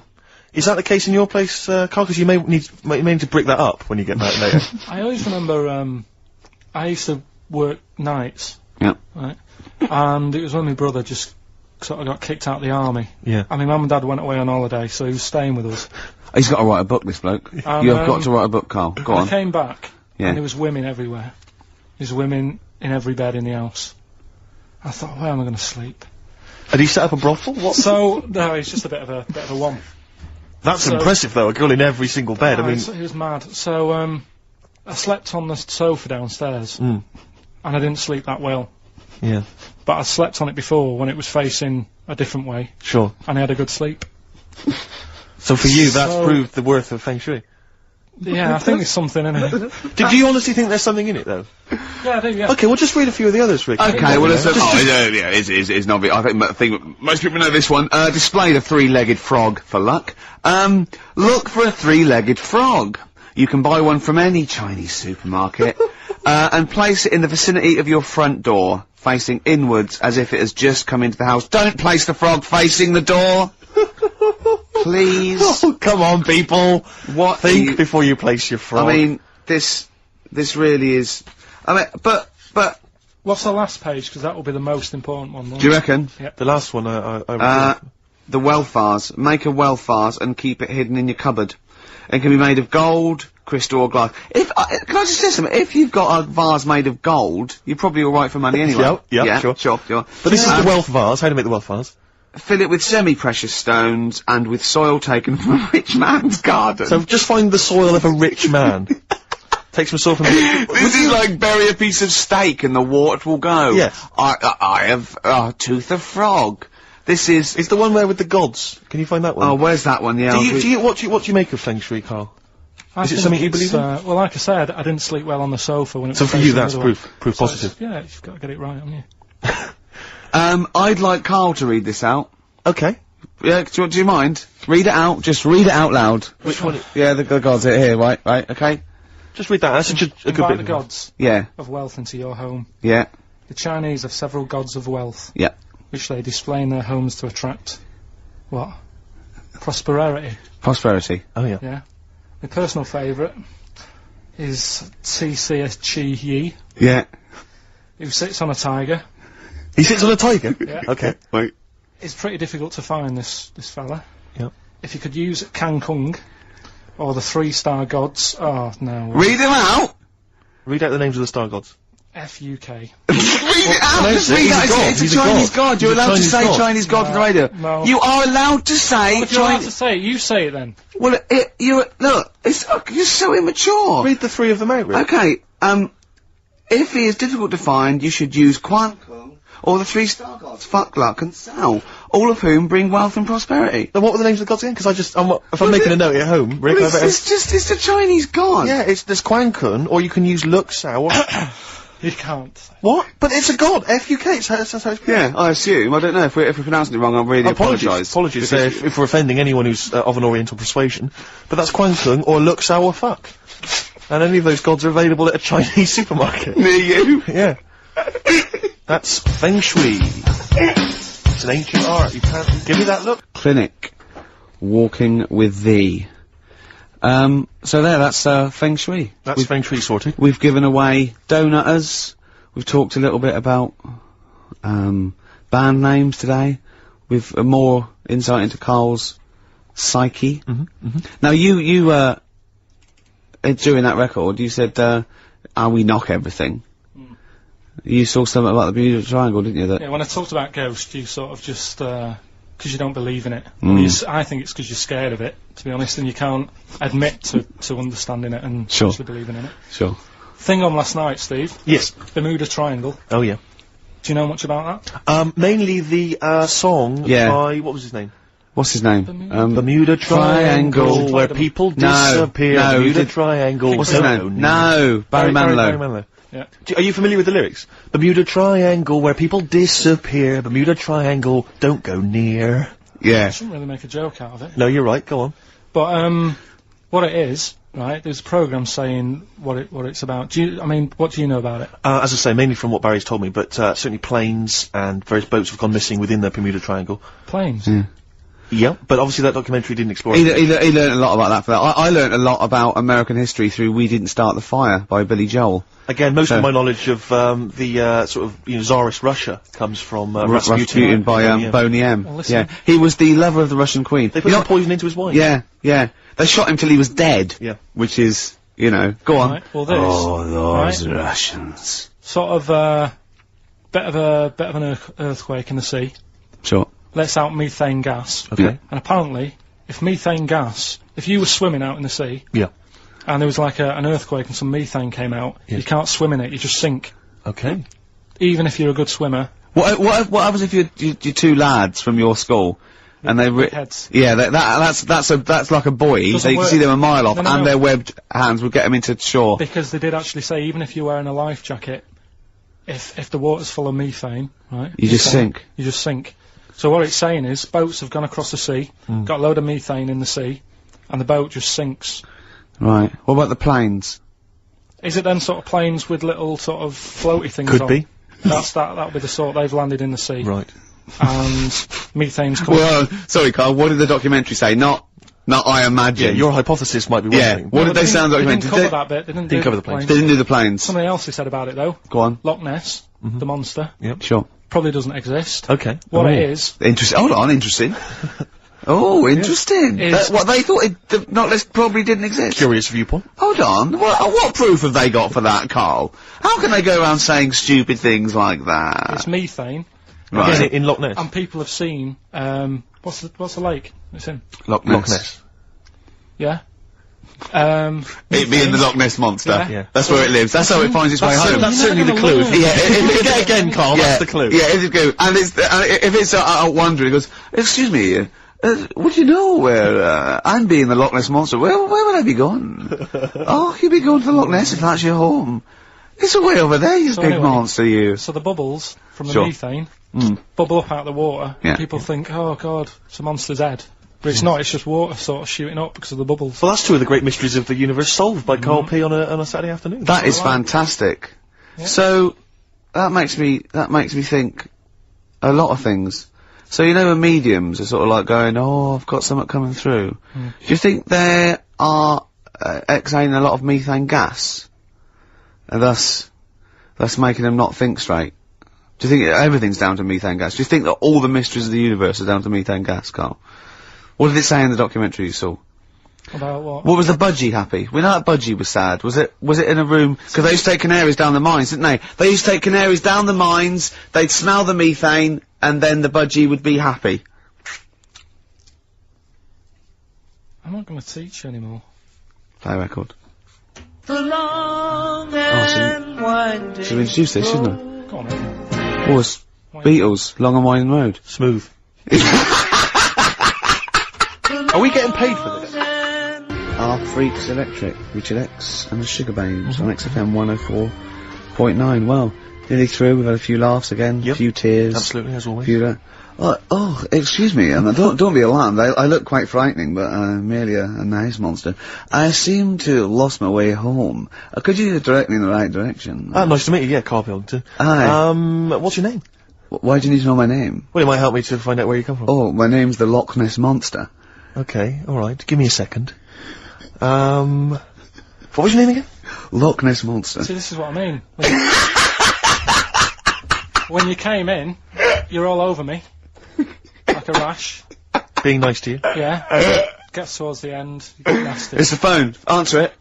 See who it is. Can you give us a second, listeners? Just amuse yourselves for a moment. We're Who just is it? speaking to, Carl's just on the phone there, speaking to someone. We'll just, keep you abreast of who that is. Current is it? time, it's, There's 10 a to 3. listener wants to know if you're doing a live show somewhere tonight. So, just a private call now, asking Ricky. if I he'll am, perform yeah. Later. But Ricky, of I course, don't want to has say it appeared now. recently on television. I don't mind one person now. I in don't the want hit to get sitcom out The there. Office, and often performs live at different venues around the country. So while those two take care of business, all right, guys, have you finished that private call? That was a mess. Jeez, that was outrageous. You know you're a fan of Feng Shui, Carl, and you believe it's all true. I just run this one past you just on the off chance. Yeah. Because it may be that you change your opinion slightly. Yeah. Feng Shui teaches you to use your environment wisely. Sure. If your land and the surrounding area is undulating, it's said to house auspicious dragons. When land is flat and featureless, the dragon is missing, and the land is said to be less auspicious. Excuse me, they call me the Brixton Dragon. Sure. I seem to have lost my way. I know it's South London somewhere, but could you help me find my home? What's your name? Well, they call me the Brixton Dragon. Right, where are you from? I see what you mean. I see what you mean, aye. Oh, okay, man. So does that make you query it at all, the dragon? I'm not into it that much. Right, I'm sure. just saying that if you have your head at one end of the bed rather than the other, it might make a difference to your night's sleep. It's not so much Feng Shui, though, is it, as sort of good advice, generally. When you went home... Don't sleep on the end of a spike near a cliff. Good I mean, that's good advice, isn't it? You know what I mean? Yeah. When you went home and the house was full of women, why did you sleep on the sofa? Why did you not pop upstairs and sort of... Into a warm bed. Yeah, with a woman. Were they dressed, or... Is your brother still sort of have those kind of parties, or...? I haven't seen him for years. Sure. Where's he really? living now? I don't know. Okay. What's his name? Mark. He's not known as, like, Moss Side Mark. Because that could be a clue. 10 Dawlish Road Mark. He's never out of prison long enough to get a nickname. Hey, Really? steady on, it's getting a bit heavy, isn't it? God. Is this what's motivated a lot of your anxiety? Yeah. The hair loss, that sort of thing? We always go a little bit too far, don't we? They're a bit dark at the end of the show. I know. Well, it's, well, Do a sorry about request that. then for Pete. Oh, Pete wanted a little bit of Muse. Yeah, if Pete wants it. I mean, I'm not a big fan. I don't mind Muse. I've still not got over them doing that, summertime song. What was it called? Nina Simone cover, wasn't it? Yeah. Anyway, listen, let's not bring the show down. No. Let's play Muse, and then we'll be Pete pretty in much South finished. Kensington. Plug in, baby. Let's enjoy it. XFM 104.9, kicking off there with the Dandy Warhol Steve. Sure. Ricky Gervais show with With me, Steve. Steve Merchant. Well, then That's always all I was let me gonna say that. Well, I thought you would. What? Well, it's 1:05, isn't it? Already an error has occurred. Yeah, It's a shame, 'cause yeah. it could have been slick. But Steve, we've got some great music. We've got some I've good been on a bit of a soul tip this week, Are to you be honest. really? Yeah, I was a bit Right. of a folky last week, but you know, you got stuff from like early Bowie, some Stevie Wonder, Sure. a little bit of Groove Armada. We've got the classics. We've got Coldplay. We got Blur. We got Ash. Sure, We haven't planned anything for the show. We haven't Got planned nothing, any- have you? You're No, just reading the list a of songs list there. of songs that I might Thinking that play. will fill up some time. Oh, no. Anything interesting happen to you over the week? Nope. No, I just swore off air, and Yeah. Carl went, never swear in an on-air studio. I love it when Carl tries to sound like he's professional and understands the business. Yeah. You don't fool us, Carl. Yeah. Yeah. Oh, I wish I could buy like a Carl, you know, like those Garfields you can stick on a car window. Oh, yeah. I reckon we should be able to get a car like that we could send out as a gift to people. That'd be lovely, wouldn't Just it? his little face pressed up against the glass, like a window licker. Yeah, like you'd have to lick his face to stick it Yeah, there. that'd be a joy. Oh, bless him. Or one of those things you throw out a window and it sort of like flaps down. They sell them for £1. Yeah, exactly. What are they called? those little dancing baby cars. pigeons. That's what we used to use. Or frogs from the pond. Sure, That's yeah. cruelty to animals, and I don't condone that, and it was a joke before the RSPCA phone in and say stop throwing frogs at windows. Well, people who are listening... And I don't mean the French, by the way. That sounds like xenophobic before someone calls in and says stop throwing French people at windows. Yeah. So I'm digging myself into a hole here, aren't I? Yeah. It's all gone horribly Quick, wrong. mention the Germans and then this guy. Yeah. I don't mind the Germans. No, good. Carl, I was just saying, I wonder if people know what Carl looks like in the wide world. Is there any reason why they should have ever He's featured sort of- on anything, or...? he's like Moby, he looks like Moby. He does look like Moby. Yeah, that's what Yeah. it does. Does that help? Is that a compliment? Sort of a Moby who's Mank. had a bit of a tough paper round when he was younger. Yeah, that's He look right. a bit more knackered than Moby. Yeah, I think so, yeah. Yeah. See, I think Moby's great. He's one of those people that every opens his mouth, I sort of, I'd love to be mates with him. He talks sense, he's interesting, he's lovely. I don't like his records. There's nothing I can do about that. If I ever become top mates with him, and after about a few years of us like driving around and having a fight, I'll go, Moby, I've never liked anything you've ever done. Is that what you do with your mates? Just drive round? What are you, 16? Never. I've never done that. Go to a car park and just do handbrakes? Never. I haven't done that since I was like 17, when like it was great to someone had a car. You couldn't believe that you were just moving. I remember once, right, my mate, Bob, had a car, and there was me and another friend in it, and we were young, about sort of 18, and he did a U-turn when he shouldn't, and this motorbike hit him and came off, and the music, it was just turning music down. It was really, really bad, right? And he was there, and he was really worried, and the motorbike bloke was dazed, and he went, "You okay? I'm really sorry." And the bloke said, "Yeah." And I put my head out the window and went, "Sorry about that, mate. That's the third one today."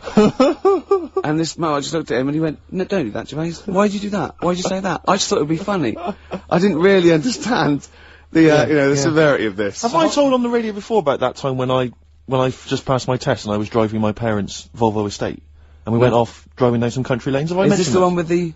Yeah. I've told you, have I? Yeah. Have I told you, Carl? No, go on. Well, maybe tell you a bit later let's on. play a record. Play a record, I'll tell you that. There's a great anecdote about a Volvo estate coming up. Exactly. That's the kind of stuff you're getting on XFM this Saturday afternoon. Do you want some Coldplay or what? Oh, I'd love to. Coldplay. Don't panic. That's the title of the song as well as what I was saying. In fact, I was just saying the title of the song, Yeah. if I'm being honest, making it sound like it was Conversation, yeah. XFM 104.9. It's the Ricky Gervais Show, with Steve Merchant. Thanks. You were going to tell us a little story about a Just Volvo passed my estate. test. Yeah. My parents had a big Volvo estate, and it's quite a big car I to don't show drive. off. My parents didn't have a car. But I know you don't drive cars, Rick, but No. it's quite a big car to drive if you've just passed your test. It's safe though, isn't it? It is very safe, that was the thing. Yeah. And, I come from, the West Country, obviously, there's quite a lot of windy lanes around No, there. you're joking, do you? They have cars there. Oh, here he comes. Blimey, Carl. Learned on a tractor, automatic it was. Do you want me to tell it or not? Oh! Don't go above the accent! Oh no, I'm not worried. Oh, go on. Go on. So I went to this You party. have a go at him being from the north. Not when he's telling an anecdote. He's never told an anecdote. Oh yeah, fair point. Yeah, go on. So I went to a party, and I was quite excited because I had the car, I had the motor, and there was a chick heading down to the party that I was like, I had my eye on. And I Yeah. thought, now I've got a car, and going to the party, it's going to be amazing, right? You glass and eyed, various friends had said, like, can we get a lift? I thought, yeah, groovy. Yeah, I'll pick up the chick as well, who's a friend of a friend. Yeah. So cruising down to the party in the motor, the Volvo estate, and there's nothing sexier than that. Slipping a little bit of Billy Joel on the stereo or whatever, something don't classy. go changing. Exactly. And maybe it was Billy Ocean. I think maybe I was quite a Billy. Maybe it Billy was face. get out of my dreams, get into my car. Ideally. Yeah. So I get to the party, and inevitably it was one of those house parties where the chick that I had my eye on, she kind of was chatting to other guys, and she wasn't really paying attention to me, and I was sort of... Find out to get, was she again? Same old story. Oh, they make me They know laugh. how to tease, don't they, the Make me ladies? laugh. Who are they kidding? So I'd follow her like a dog, from room to room. Yeah. And watch her Quite while... literally, sometimes he was barking. Yeah. Go on. And while, just watch her while she talked to other blokes. And then, obviously because I was driving, I wasn't drinking, so I was not really enjoying myself. And then somebody said, should we go and pick up Vera? And I thought, right, okay, and they went, Steve's got a car, let's all leap in there, we'll go pick up Vera. And this girl was like up for it as well, so I thought, brilliant, you know, I'll be back in the car with her, you know, away from all these lads. One guy she had her eye on, he came as well, I was a little bit annoyed. Yeah. But anyway, he was in the car, so I'm driving down these country lanes, just driving along, and they're directing me, they're saying, go left here, go right. And then suddenly, we stop, and, he goes, one of them goes, just drive into that field, this pitch black field, right? And I'm sort of, well, it is my parents' car. Just drive in the field, Steve. I'm thinking, well, I don't want to, like, not seem like I'm a hard, cool, crazy kind of guy, because the chick's in the car. So drove the car into the field, they all leapt out, started running off into the darkness, shouting, Vera, Vera, Vera, where are you? So I'm just sort of sat there in the car, waiting. Wasn't Vera Lynn, was it? Because she likes to hide in fields. Bizarrely, it wasn't. Right. It was just, I was just left in the car, on my own with, Billy Ocean, and, suddenly, out of the darkness, they come back, holding a Vietnamese pot-bellied pig that they had stole from a nearby farm, and they knew that the pig was called Vera because someone knew the farmer or something. Anyway, so they got this pig. So now they're going, "Oh, put the pig in the back of the car. We'll take it back to the party. It'll be hilarious." I'm thinking, well, you know, I'm not sure I want a pig and all its, you know, piggy crap in the car, right, crammed in there. But they say yes. So obviously, I'm thinking again, I don't want to look like I'm, you know, a nerd. You know, I'm terrified of that, Rick, ever happens. Yeah. So, So you go, hey, bring the pig into the car. Exactly. I'm no nerd. Exactly. Yeah, go on. So now we drive off again. I got this pig kind of squeaking in the back of the car, and they say, stop again, let's do some cow tipping. And they do that old thing, you know, about the fact because cows sleep standing up, don't they? So you can push a cow over and stuff. Yeah. So they're having a wild time, hilarious. So this time, now we get to a sort of dead end in the road, and they say, well, turn around, let's go back to the party. And I'm thinking, fine. Try and do a 3-point turn in this very narrow country lane, right? Get the Volvo estate wedged horizontally across the road. Can't get it out, just can't seem to sort it out. I don't know what, I'm panicking because there's a pig in the car, right? And, local disgruntled farmers, right? People drunk, partying, probably off their head on some kind of weed, Rick. Was it loads of blokes with, like, pitchforks and flaming torches Exactly. going, burn him. He's playing with our pig. Exactly that. And so that, do you know, I was so terrified that all I could think was they're gonna have to send a helicopter to lower a magnet onto the top of the car to lift the car up and put it the right way round. You used to read a lot of comics, didn't you? Yeah. Yeah. So, do you know what I started doing? What? Crying. Did you really? Yeah. Why? So started crying, just very slightly, started getting upset. And the other guy that the girl fancied, he had to get into the driving seat and sort it out for me by slowly edging forward and that's backwards. the worst bit of the whole story. Yeah, edging slowly back and forwards. He just sorted it out, just slowly worked the car back round, and then we were off. You were just gently weeping. Just gently weeping in the back. The bloke had just taken the bird that you saw from a distance. Exactly. That was basically your wife in your head by then. Oh, yes. Wasn't it? I can't We were believe it. happily married with a pig for a child. Don't joke, that could happen. I know. The pigs come, if you like. Sorry? What? What did you say? What did you say? What did you say? When you do what, Carl? What? What did you say? No, what did you say? Because I don't want to have to go to the radio authority again. What did you say then? Just remember. We are going out live, Carl. Yeah, remember Tom Binns, right? What did you say? What I'm saying is, why were they shouting Vera? Because pigs don't come to the name, do they? Hey? I don't know the ins and outs of pig, you know, how to lure a pig into your trap. Can I just tell you some very, very interesting things about pigs? Please do. Right. One, everyone knows they have a corkscrew-shaped penis, right? Yeah, A corkscrew-shaped Yeah. penis. That's the tail, isn't it? Two, they can't look up. They can't put their head back and look up, right? Three, they can have a 30-minute orgasm. Rick, is it only pigs that have got a corkscrew-shaped penis? No, and landlords. Okay. Very handy. Right. Here's one for you. Go on. Like insect facts and stuff. Go on. If a man was a flea... You could jump over St Paul's Cathedral. No. What? Wrong. It's gone up now. It's... the big wheel. The big wheel. The Millennium Wheel. Now. It's gone up now. Play a record. You're the best. Ash, there's a star on XFM 104.9. Now, Steve. Yes. Carl text messaged me in the week, very excited, because he just watched a programme that proved me and you were stupid. Remember we sort of championed the anti-supernatural? Yes. Skeptical view. We're just absolutely skeptical about things like that. We're atheists, we don't believe in ghosts, anything like that, anything supernatural.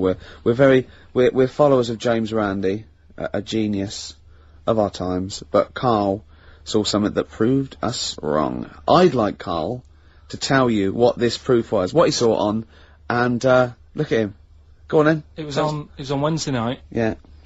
I was watching. You see, the problem is I didn't get the full story, so you could pick holes out of it. Sure. Unlike your usual investigations into the supernatural. Which are It was called, can I just say what the programme was called? Mr. Exorcist. Oh, brilliant. So Sounds like an academic work to me. the bit that I caught, I just flicked it over, sort of seeing what's on the telly, and I thought, oh, Exorcist, I've seen it, but there's nothing else, and I watch it, and then I realised it wasn't the same thing. I thought, oh, I'll have a bit of this. And there was an old woman and a daughter, and as far as I was aware, the bit I picked up on, they were saying, oh, you know, it's dreadful, and unless you've been through it, you know, you've had ghosts in your house and that, you really don't know what it's like. Yeah, sure. And the main thing that seemed to be getting them down was the fact that the budgie was getting stressed. The budgie was getting stressed? Because animals can sense the other side, can't they? Can they? Yeah. Okay. So, and how was that manifesting itself? You don't know. What was the budgie doing? I think it just wasn't happy. Right.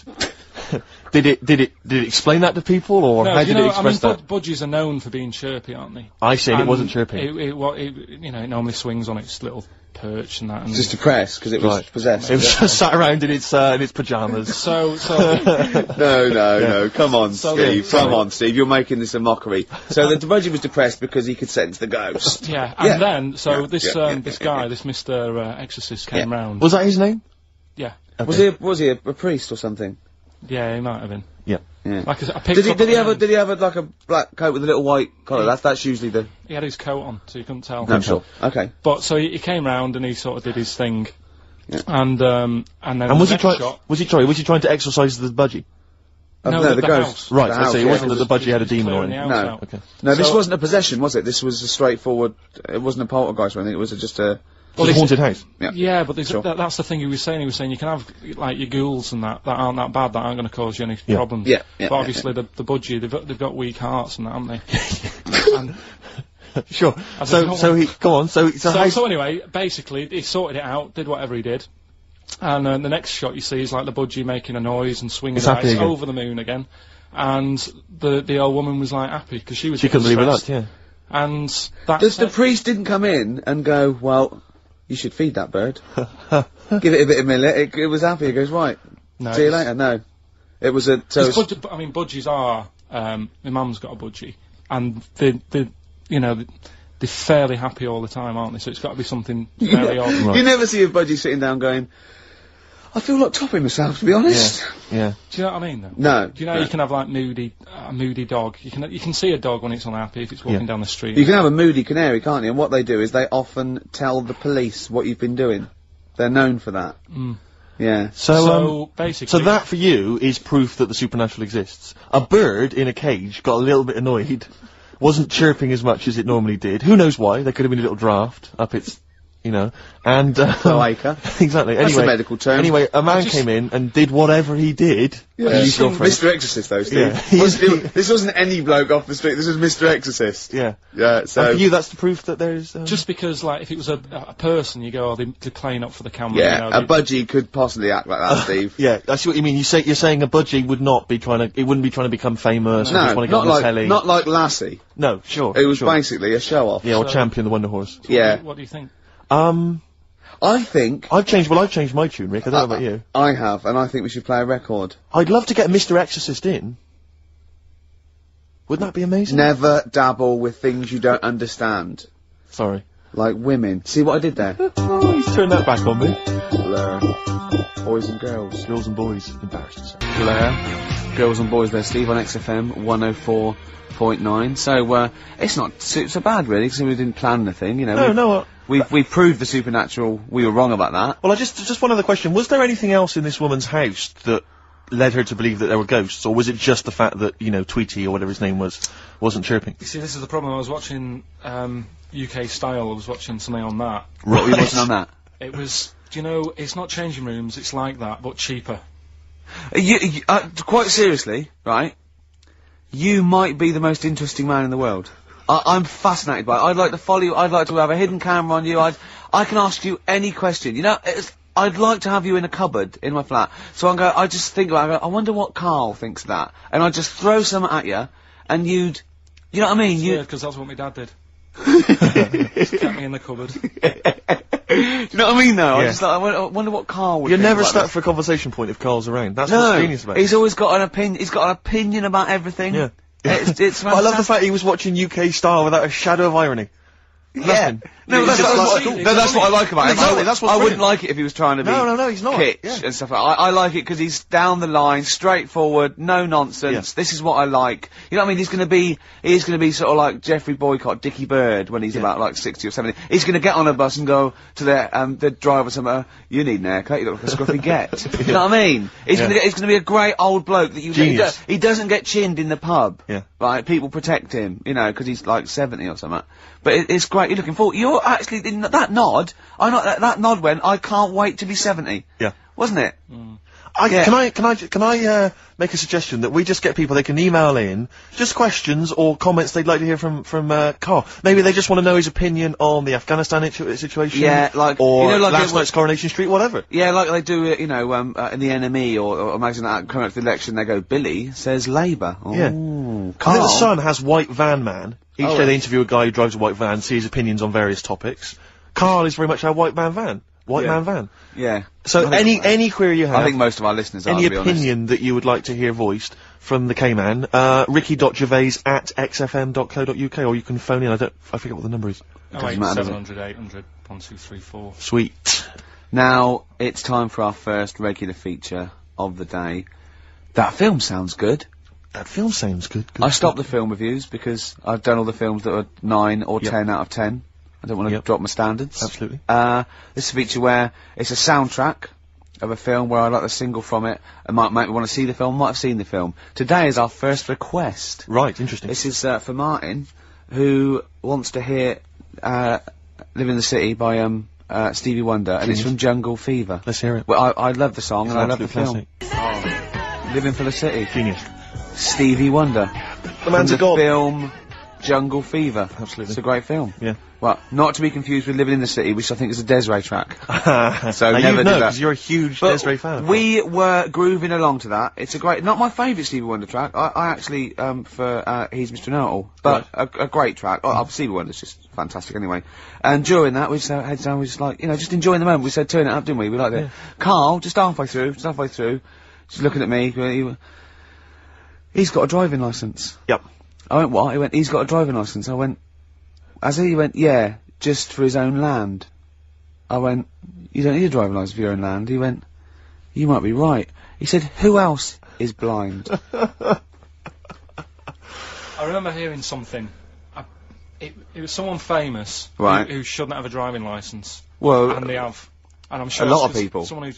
I'm sure it was someone who's blind. But you're right. It's a bit of an odd one.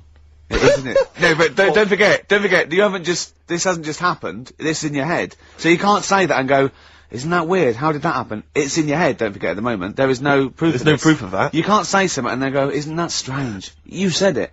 Oh. Do you know what I mean? We didn't just see something happen out the window. Yeah, you know, do you see what I'm saying? What's in your head and what happened and all that? What are you thinking? I'm just thinking. Who's that other fella? Ray Charles. Ray Charles. Yeah. Why would he have a driving licence? He's blind as well. I think it's the blind thing we've got a problem with.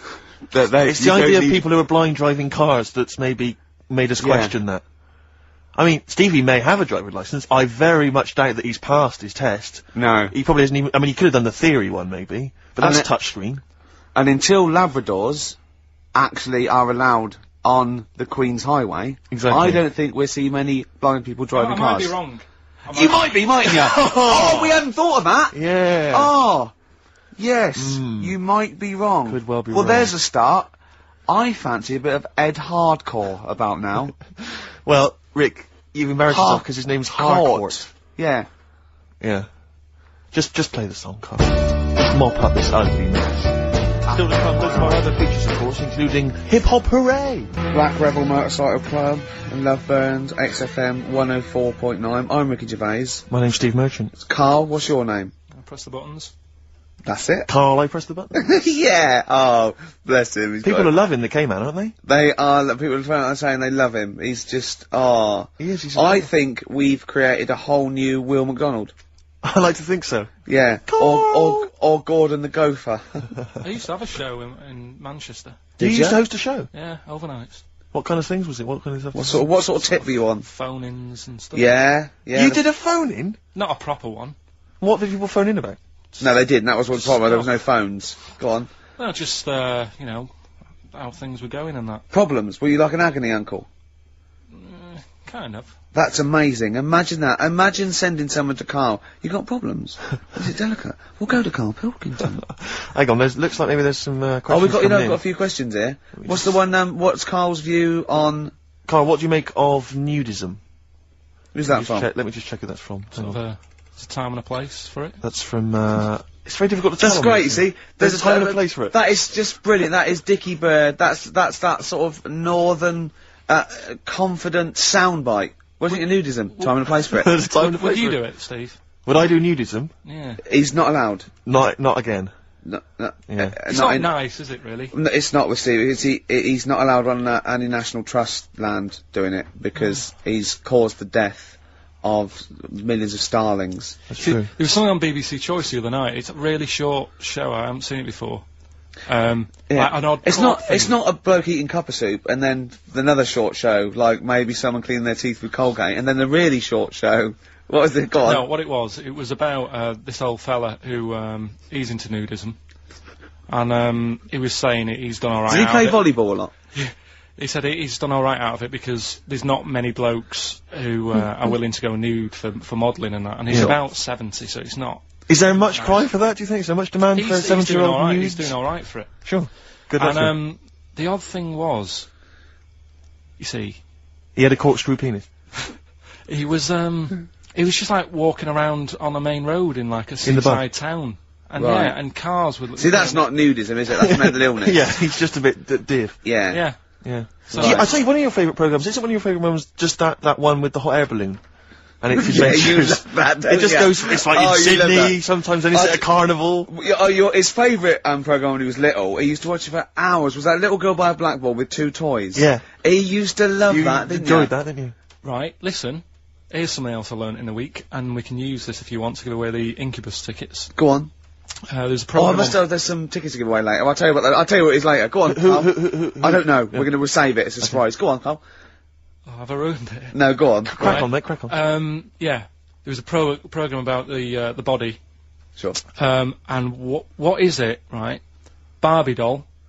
Why couldn't that be real? Yes. Play a record, Carl. I do know the answer, actually, I have to say. What do you mean, really? why couldn't it be real? If the Barbie doll was like a real person, Right. it wouldn't work out. I don't understand the question! If you do, this is what worries me. I don't understand the Don't question. say- Why do you understand it? Because Why it's one of those facts which I've heard in the past, but so therefore, because I know the answer, the question makes sense. But unless you know the answer, the question makes no sense. Well, of course it does. That's what's brilliant. Is it worth using for the tickets, do you think? Is it that good? It's not a real question, Carl. I don't No, think it it is. can really. It can't be a real Why? question. Well, because it's like one of those things about, a man went into a field and died. Why? You have to ask a question, you go, because his parents didn't know, but, well, I've got a million explanations. Okay, she'd be hollow. Do you know what I mean? No, he's right, actually. It is too vague. Why don't you give the answer and then you'll understand what your question meant? What was the answer? She'd have to walk around on all fours because. No, physically, the proportions of Barbie Yeah. could Yeah. not be replicated on a real human woman, because she just couldn't have those dimensions. Yeah, we know. Yeah. But that you know what I mean? Yeah. Same goes for Fred Flintstone. Do you know what I mean? His head's half his body. It's a cartoon. Right. Don't have a go at Carl, he's the caveman, people love him. Sorry. God, they're Have I going gone to too far? alienate yourself. I'd like some hip hop, Steve. Seriously. laying into I'd him. like some hip hop, Steve. We'll come up with a question. We're giving away some Incubus tickets later. Look forward to that. Yeah. It's time for Hip Hop Hooray! This is from, Hooray. Whoa, hey, Yeah. whoa. Hey, this is from De La Soul's 2000 album, not the current one. Artificial Intelligence, Yeah. Mosaic Thump. Yeah. a lot They've of people- changed a bit, haven't They have, and a lot of people have dismissed De La Soul, but there's still some tracks you can dig out. Not as that are good. jazzy, but this is a soul tip to this This show, is a isn't wonderful track. This is With Me. Play it, Carl. it? Alive. POD or pod, Absolutely. as I call them. Yep. On XFM 104.9. A bit of rock. Who are you? I'm Ricky Gervais. Steve Merchant here. Yeah. Carl over there. Now listen, there's a bit of rock there. Yep. Takes us into a competition. We got Incubus tickets to give away. Incubus, you say? Now, I like Incubus. Okay. I mean, for what they are, but, you know, I'm a bit worried about all this crossover, this new metal, and these people coming out that are a bit like Pearl Jam and a bit all this sort of. Oh, I'm not too sure about it. I'm still not convinced, but Incubus have got a bit of style about them. Well, you know the competition we just ran there, the phone in, ask Kyle and thing. People were phoning up. One person said, "What do you think about new metal?" Carl just quick as fast went, "I hate it." Exactly. And he threw a question right back at them and went, "Do you listen to that in the morning?" She went, "Yeah." He went, "Wow, you see, in the morning I like Ash. In the evening, I might listen to I think he said Magic FM. Yeah. But I love the fact that he is now, we've put him on a pedal. He's happy with his own opinions. Before he was like, oh, no, don't know. And now he wants to tell the world. He'll be down Hyde Park Corner tomorrow, won't he? And they're going, right, who wants to know what I think about, I don't know, At 2 o'clock, I will listen to the Human League. Today at 4:13, I had one apple and listened to Primal Scream. Thank you. No, you're great bloke, Carl. We better stop now because, you know, we're going to make you into the new There'll be more from Carl next. So This is a very last question that this is Jim, he's emailed in, he says, does Carl think that that Waterworld, Mad Max, Judge Dredd or similar films present an accurate portrayal of what a post-apocalyptic world might be like? How do you imagine what the world will be, Carl, when the bomb is dropped? So I've got no comment. Okay, let's forget the films. What do you think the world might be like if there was, say, a nuclear war and we had to survive underground for a while till all the, waste went away and we could come up and we could eat fruit again and, it was all weird and we had to start from scratch? I'd rather die. Okay. All Wouldn't right. you? Wouldn't you?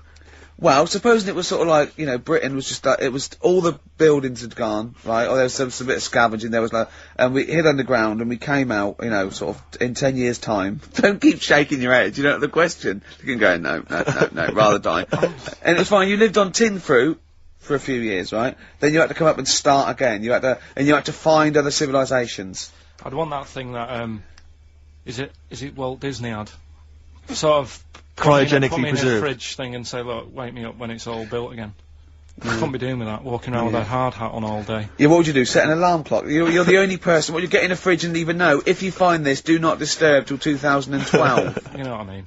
No, well, yeah, but saying that wasn't. Well, I mean, what would you do first? You'd just come out into the light. It was like, you know, Saxon Britain. There was nothing. You'd have to start again. What would you do? What would you do first? I'd probably go and see where I live now to see what's left of it.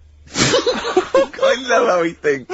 Oh, Carl, if you were the last man on Earth, right, and you had to have one other woman with which to start the human race again, right, and not your girlfriend, who would you start the human race again with? Which person would you want to? Bear in mind, it's not just like the fact that you've got to have kids. They've got to be able to provide something in this world. They've got to be leaders, and they might be all melted. And exactly. So their beauty may have. They've just got one good eye, but now they can tell what you're thinking because of radiation. Yeah. And they tried to go through a pod, and there was a fish in there for some reason in their Wellington. Ooh. I mean, for me, probably. Now, what would you rather kiss, a mermaid or a unicorn? Carl, quickly. Mermaid. Why? No, I want him to answer my question. Because it's got a lady's face. Okay then, what would you rather kiss, a lady with the body of a fish or the body of a horse? A fish. Wouldn't you? This is the best thing in the world. It's just like, you know when you call a file a rude word, and then the computer goes, do you want to open tits? You laugh, because it's like, that's what playing with Carl's like. It's sort of like you input it, and you always get, you know what I mean? You sort of get... You get more back than you bargained for. Oh, probably only because I've seen films, that one with that Hannah Darrell or whatever her name is in, and she looks alright. I've never seen a film with a woman with a horse's body. Maybe if I've seen one, I might change my mind. If okay, can you email us a picture of a woman with a horse's body? Yeah. Ricky.gervais@xfm.co.uk. Or do they exist? Anyway. Do you reckon unicorns exist, Carl? No. Look, let's play another song then, because I think we were going to give away some Incubus tickets. We seem to have got sidetracked. Okay. Well, I'd like to play my song For the Lovers. I'm not ashamed of this. It's an early Bowie track. It's his sort of, you know, version of soul. It's off the Young Americans album, and it's a beautiful song called Can You Hear Me? David Bowie. At his best there. Yeah. Young Americans, Can You Hear Me? You said it when the record was on, Steve. You're not gonna hear this sort of eclectic mix of music anywhere. Anywhere else, Rick? We go from hip-hop to soul, to hip-hop and soul, to soul-y type hip-hop. And then some soul-y hip-hop hit. And ash. And the joy of it is, Rick, that if people are open-minded enough and broad-minded enough, as I hope our listeners are, they're going to be loving this. And we played Early Outen last week. We didn't care, Ty. We don't care what he's done since or what he's like now. We're not interested in reputation. I don't judge. You know what I mean? If they do a good track, can I say this now? Let's play that track. I am not interested in what people think's cool. No, obviously. No, I'm interested in what people think is good, Rick. Yeah. All right? No, I'm interested in what we think is good, I Steve. don't care about what women think is traditionally handsome. No. I play by my own rules. Yeah, exactly. You do, don't you? Yes. Yeah. Okay. You're not in it for their amusement. I'm not in this game for anyone's amusement. No.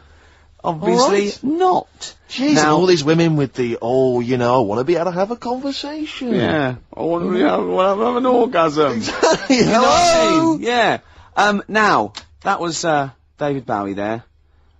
We've played some great tracks here, but we've got more to come, haven't we? We have indeed, yes. Plenty more to come, Rick, but we're going to give those Incubus tickets away. We've got a competition. Now, we were talking about, people keeping an open mind. Now, our listeners have got open minds. They're not only open, they're blank. Yeah. They're, you know what I mean, really? Empty canvases. From the ones that have been, from the ones that have been phoning up, I don't know how they dialed. No. I think they're wrong numbers or they sat on the phone or something. Sure. And a lot of old listeners are coming back. A lot of people from the old days of XM. Yeah. I don't know, they're obviously been allowed out. Yeah. Finally. Well, that's care in the community, Rick. Yeah. You know, a lot of people now get thrown out of those homes So or I thought, detox centres. Yeah, I thought maybe an old question, something I'd explored 3 years ago, 4 years ago. What excites me is the fact that, clearly all those kind of needle exchanges and things like that really helping people stay alive, and that's a joy. Sure. That's evidence there on the phone. Yeah. Now, what about this? Now, you know the answer to this, I've done this before. Okay. Right? There is one London station. Rick, we've done this in the last couple of weeks! Oh, you think I'm going to say St John's Wood? Yes. No. Okay. There is one London station that has no vowels. That has no vowels? No, it's not. Oh, no! You've not thought this through It's at one all. vowel. It's one vowel. It is one vowel. So there's one London station with one vowel? I can't remember the answer, though. Oh, no, this is pathetic. This is so rubbish. I so want to be on someone else's show. Like, Camfield would be good, or just on, like, Dr. Fox. We like Dr. Fox now, don't we? Fox is amazing. We like him. He's come through on that Pop Stars Tonight. I love Fox. I like his little trunk. He's like a little trunk, and he works out, and he's got a bike and everything. But I like him. He's optimistic. He wears too much blusher, and I like his suits. But it's the fact that it's like, however hard he tries, he just doesn't look right on the telly. He just looks like a man who's been sewn into that suit. I know. And I tell you, when I saw him once riding here into Capital, on his Harley. Oh, is that such a joy? Yeah. No, we like Foxy. What about Simon Cowell? Oh, boo. What about that Nicky Chapman? Like her. Yeah, what about who's the other one? Oh, Waterman. Up and down, He's Waterman. a bit of a knob. Wow, come on, you can say that, but he's sold millions of records. None of this talking... So's our price. None of this talking is disguising the fact that we've still not managed to give those Incubus tickets away. Okay, Any what other about this? You've got nothing, have you? No. Running on empty. Yeah. Play a record. Hives there on XFM 104.9. Right, we've got a competition question. Steve's come up with it at the last minute. This is just to check if you are a regular listener of the show. Yeah, okay. We would like to reward loyalty. Exactly, absolutely. So, last week on the show, Ricky described a story that happened to him, back in the 80s when he was making his TV appearance on Razzmatazz with his band. And he had to fly out, was it to Newcastle? Yeah. And he tried to get on a plane, and a pop act of the 80s tried to help Ricky sneak aboard an aeroplane. But failed. But they failed to do it. At the height of their powers. And they were at the height of their powers. What was the name of that outfit? Should we put them on the line? Absolutely, let's hear it. There's the people there already. This is to win Incubus tickets. Please do not be mental. Don't be mental or swear or say anything libelous or nasty. Yeah. Just be nice. You won't win if you're not. Go on. Hello? Hi, who's that? Oh, I've got my headphones on, haven't I? Put your headphones on, Rick. I'll just keep her talking. Oh, no. Hey, how's it going? Hello? Okay, hello. Hi. Hi there. What's your name? Lindsay. Lindsay. Where are you calling from? Clapham Junction. And do you know the answer? I do. Okay. Is it Bucks Fizz? It was indeed Bucks Fizz. It was the Fizz. It was indeed the Fizz. Well do you like Incubus? Yeah. Right. Right. Oh, yeah, you see, if I was interrogating you, I'd go, you hesitated. Yes. There's so many people phoning up who are desperate for these Incubus tickets. Please don't make They this are give them to rightfully, you. no, to be fair, they're rightfully yours. Right, I tell you what, I'll have a T-shirt if you give them the tickets. Okay, is that just any old T-shirt, or No. Can we send her a T-shirt? Carl's nodding. you think we can send you a T-shirt? Right, we'll get you a T-shirt. How are you going to do that then, Carl? Because you've got to take her name and everything now. You keep talking a minute. Yeah. This is pathetic. This is wouldn't amazing, happen isn't it? with Dr. Fox. He'd have it all Foxy wouldn't planned. do this. Can I say as well, it's bank, the train station with one vowel. Yeah, but there's loads, aren't there? He hasn't thought it through. Bo as well, there's many. Listen, Carl, make a note of her number. It can't have been that. I can't remember it. What was it? I remember I tried it the last time I tried it. This is a shambles. And I couldn't work out. Then there was wrong answers. I remember Aldwych came up. Maybe it's Aldwych. What's Carl doing now? Who's he talking to? I don't know, he's talking to her, but what? Say again? Look, quick, let's think of something. Come on. Hello, are you still on this line? No, he's picked up the phone now. So what am I doing? We're giving away, we're letting people behind the curtain. Let's keep up this veneer of professionalism. This is so rubbish. Come on, no, don't draw attention to it. Okay, alright. Let's just talk and make Steve, what are you doing tonight? Looking forward to Pop Stars? I'm looking forward to a lot. Who do you want to win? I'm glad you've asked, Rick. I'd love to see Darius have a bit of success, but I don't think it's going to happen.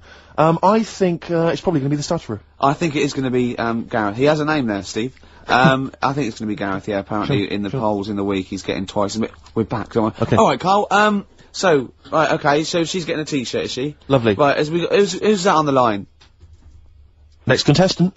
Hello? This is amazing. An error. I mean, we couldn't do this worse. Go on. Exactly. Hello? Hello, Hi. Who's that? it's Dan. Dan, hello Dan. Danny.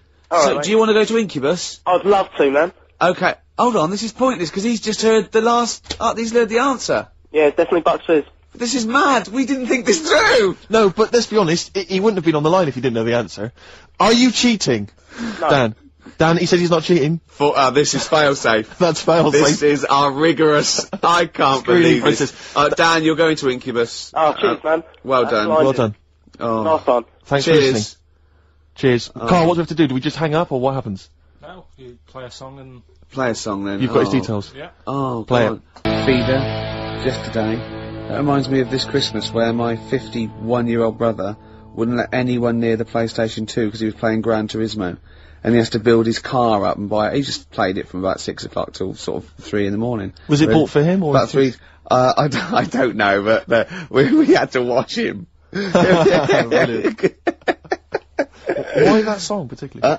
It's on it. Oh, It's it I features think on it. I think Feeder feature all over it, don't they? On the Right. soundtrack, yeah. So there you go. Yeah. I was on the tube the other day, Rick. So I was just coming into Finchley Road. Yeah. And I was on the train. I know you don't travel on the tube anymore. 'Cause No. you're too famous. But I never did. No, fair enough. It's not that I don't really recognise. It's just that it's beneath me. Fair enough. And they're on the tube in each carriage on these newer ones. There are kind of these flaps that are normally locked closed, and there was one of them that's swinging open. And inside there were various buttons like on, off, self-destruct, whatever. Yeah, but yeah. seriously, like doors operating. Train quicker. Exactly. And you were thinking, like, you don't want some, kind of oik, sort No. of fiddling around, pressing buttons and stuff. It could be quite dangerous. Yeah. So I got off of Finchley Road. I thought, I'll be a good commuter. I'll mention this to the staff, and they'll probably, they'll thank me for it. And if it's an attractive young staff member, I mean, they never are on the tube. Have you ever seen an attractive member of staff at a tube station? Oh, come on, steady They on. are such freaks. I mean, No, I know that's the pot, They're kettle all black. they're thing, all but from Devon, apparently. they're grotesque people, really. All right, steady on. And so anyway, I went up to this guy. I thought, The uniforms don't out though, do they? They don't, it's pretty grim. And so I went up to this guy, I said to him, excuse me, I was just on a train there, and there's a flap open, I could see all these buttons and things. He went, right. I was like, yeah, well, I just think, it might be, wandering hands, a small child or something. Yeah. Right. Small Yeah. child. He went, what carriage was it? I said, well, I don't really know what carriage it was. I just, maybe at the next stop someone should come and check. He went, well, how are they going to check if they don't know what carriage it's in? And at that point, I just wanted to smack him in the face. I just thought, I'm in a hurry. I've got no reason. There's no gain for me about telling this. It's not going to help me out in any way, not financially, nothing. I'm just trying to help you out, and that's your attitude. And I was absolutely I know. livid. I'm getting so intolerant in my old age. I can't stand it. Bad service, bad attitude. Just, it drives me mad. It makes my blood boil. And Livid. I was one time, right, I was down in the centre of town. This was after some of the big explosions the IRA had various things. And everyone was on kind of bomb alert, very nervous, very scared.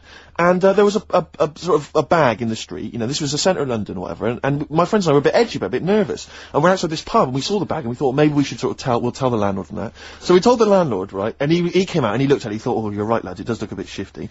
And this is what he did. This was his security measure, right? He was going to call the police, but in the meantime, he picked up one of those sandwich boards that advertises what food's being served in the pub, just placed it over the top of it. Yeah. Yeah. That's fail. That is what the bomb disposal unit use very often. Like you see them up and down Oxford Street. They're not people selling stuff. Sure. That's just they will leap on a bomb. Yeah, yeah. But I love the idea because what we did was we moved about 100 yards down the road because we thought if the bomb goes off, we want to see it. That'll be dramatic. Yeah. We don't want to get injured. Yeah. But I love the idea of like a sandwich board flying off into the air and just embedding itself in someone's head. Yeah. Well, no one would be injured. Who do I sue? That sandwich board. Well, that was Ron, the landlord. Exactly. Yeah. My God, is that a Cumberland pie for £5.95? I can't believe my luck. John, I think there's something more serious. Anyway, paramedics going, I can't, 99p a pint. It's free. I'm going to come back here. So anyway, he calls the police, right? And so after a while, about, it's like 40 minutes later, and I think the police do a good job. I'm not trying to bake down on the police. I think it's a good job, and I respect the police. But, this police van turns up after about 40 minutes of waiting, right? And this guy leaps out of the van and he goes, what, you're the guys who reported this, are you? And we went, yeah. He went, right. And he looked at the bag and he picked it up, he unzipped it, and there was just some rubbish in there. He just threw it at us, he went, there's your bomb for you, and threw it at us to teach us a lesson, and then got in the van and drove off. And it was like, what lesson are you teaching us about being a citizen? You presumably reported him, did you? Well, of course we're not wasking at him, it's not. Do you know what I think? I think he thought it was a bomb. Right. And he was trying to blow you up to teach you a lesson. Well, possibly. That's bad. That is really bad. It just winds me right up, stuff like that. Once, right, me and Bill, we had it was like 1983, and we had like extensions and cut off t-shirts and jeans and sexy. Like makeup. Oh, no, and we were just eating chips on a corner, right? And it was a Saturday, so I assume it was like football patrol, about 12 police, and they sort of slowed down and looked at us, and he wound the window down, and the bloke driving shouted, "You look like a couple of prats." Bill turned to me and went, "Is that an offence?" And I remember wanting to laugh at the joke, but thinking, that's annoying. Yeah, of course. That isn't. They were right. Well, yeah, but they were right. It's not really a police issue, I don't think. Someone called into HQ that morning. Guys, if you see anyone looks a bit, the fashion police. We've heard there's a bit of a to-do. Apparently a couple of prats are walking round. Yeah. We need someone to go on fashion police patrol. Send in Lawrence Llewellyn Bowen. Oh dear. But, we respect the police. Yeah, absolutely. I'm not having to go. It's just those few that give them a bad name, really. Yeah, exactly. High five for it. Hey, I think the boys in blue do a good job. They do, and do the firemen. Yeah, especially the firemen. I remember once, this is really embarrassing, this is the arrogance of youth, right? In a hall of residence, every time someone did toast, the fire alarms went off. I remember once it was like 2 in the morning and we all had to go outside and it was just toast set off things, but it was linked. And about 8 fire engines turned up and they're all coming in, right? And I said, oh, this is so embarrassing, why am I telling this? Go on. I just went, there's enough of you. God! And the fireman said, he just went, shut your mouth, mate. Yeah. And I thought, oh God, he's right. He's one of those you remember 10 years later. Yeah, that's a horrible thing. I know, but I want you to publicly apologise to the fire brigade. I'm so sorry. I'm so sorry. Because I never did stuff like that. Oh, that is twatish. I was too busy saying, can I try on your helmet? Oh dear. Oh, we better play another song, play haven't we? Oh, this is, a great track. This is, Groove Armada. It's from, the album Goodbye Country, Hello Nightclub. It's the opening track. It's called, Sun Toucher. I think you'll like this, Steve. Oh, I'm looking forward to it. Groove Armada there, and Sun Toucher. Do you like that? I didn't mind it, actually. I didn't realise you were a Groove Armada dance music fan. Well, no, Jane played that music. I hadn't heard that before, but I loved it immediately. Oh, it's great. It's like a soundtrack mixed with a little bit of sure. hip hop and it's all like a big mix. Like a big melting pot. Yeah. Yeah. I just wish that's what the world was, really. So where do we I. could So do I. just, So do I. everyone could live in harmony. I wish it was an onion. Oh, if only the world were a great big onion. Yeah. Oh, well, maybe one day. Well, this is nearly the end of the show. Absolutely. It's been Ricky Gervais on XFM 104.9 with Karl. And, it's been a great show, and, you know, I've just, there's been some laughter, there's been some tears, there's been some jokes, there's been some political satire. I'd like to think so. But, above all, there's been some chat with friends. And there's been some bloody great music, let's not forget that.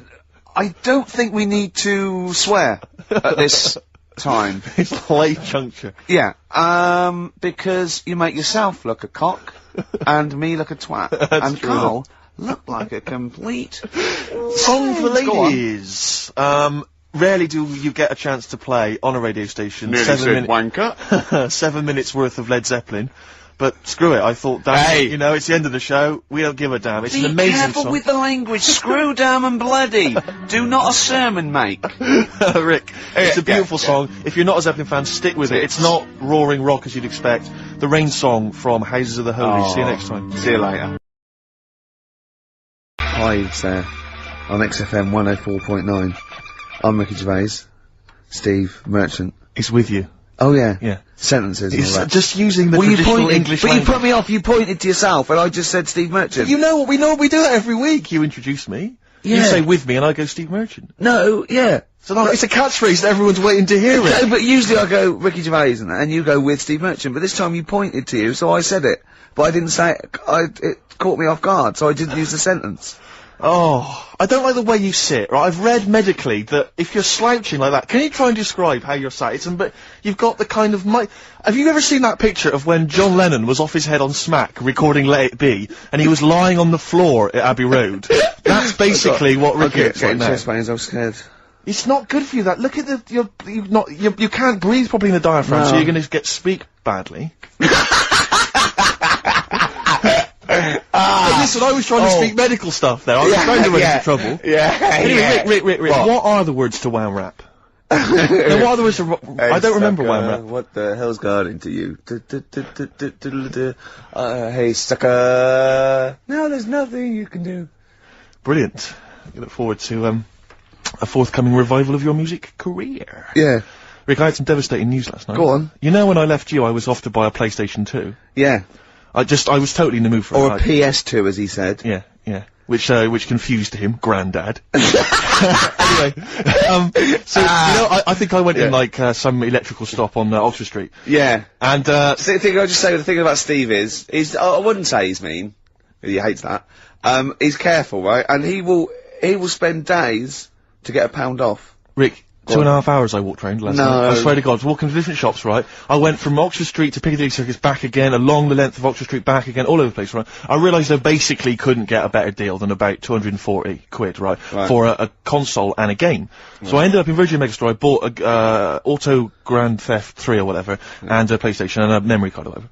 So I shoot off, and I'm walking off, and I'm going to the Tube, and I walk all the way to HMV, on, opposite Bond Street, and I just popped in there because I'd forgotten to get something, and I went downstairs, and I was walking past the, PlayStations, and it went, if you buy a PlayStation 2, you can get Grand Theft Auto 3 with £20 off. Oh. I was absolutely devastated. What did you do? I crumbled. I didn't know what to do. I was thinking of taking it back to Virgin Megastore, going, it's faulty. Well, how could it be faulty? You haven't even got it home yet. Oh, I can tell. No, I didn't mean to buy this, though. What did you buy? Keyboard. Exactly. So the problem is, when I get it back and I wire it up and that, all I can see is the cars are racing around the track. All I'm thinking is, it's like one of those cartoons when a really hungry bloke could just see his mate as like a big chicken. All I could see on the TV was just a £20 note just floating. It was an absolute night. I'm just devastated by it. 20 quid, I could have bought like another cheap game for that. We went to did I tell you this? Rick, would you give me £20 and then I'll shut up about it? yeah, we went to the casino once, a group of us, and I lost about 100 quid, and, it was a, you know, great, it was someone's birthday, I think it was Jane's birthday, and Steve, after 3 hours of gambling, had lost the £20 he got out to play with, right? I was going, you're really gutted, aren't you? He just went, have you any idea how much cheese I could get for £20? Yeah. Cold meats. Yeah. For £20, and there it is again last night. £20. I'm robbed of £20. Literally, they've taken it from my hand. Yeah. The HMV people. I they've can't believe taken it. that and they've... I'm gonna try and think of some things to cheer you up. Should we play some songs? Avalanche is there. Frontier Psychiatrist. I never enjoy any record where I think I or a 4-year-old could have made it. Do you know what I mean? It's just like, it's cheating. It's musical cheating. Yeah, I'm not a big fan of that one. I won't play that again then. Alright? Okay. That's done. Yeah. Alright? Nice. Shake on it. Yeah. Lovely. XFM 104.9. Kiss on it. Kiss on it, touch on it. Carl I'll came in just- this morning and he said he was soaking wet because obviously it's miserable out. And actually, if you're thinking of leaving the house today and thus missing the show, do not leave because it's miserable out. It's like a raining, weather hard. report as well. We play music, we've got chat, we've had little jokes, don't we? But Carl and, came and and said it's to me- raining. He said he was soaking wet. Yeah. I said to him, Rick would want you to do it. I want you to do it. Yeah. Just take your clothes off. Pop them over there. But do you know what? And he wouldn't. And he said I was going to do it, but I knew you'd say that.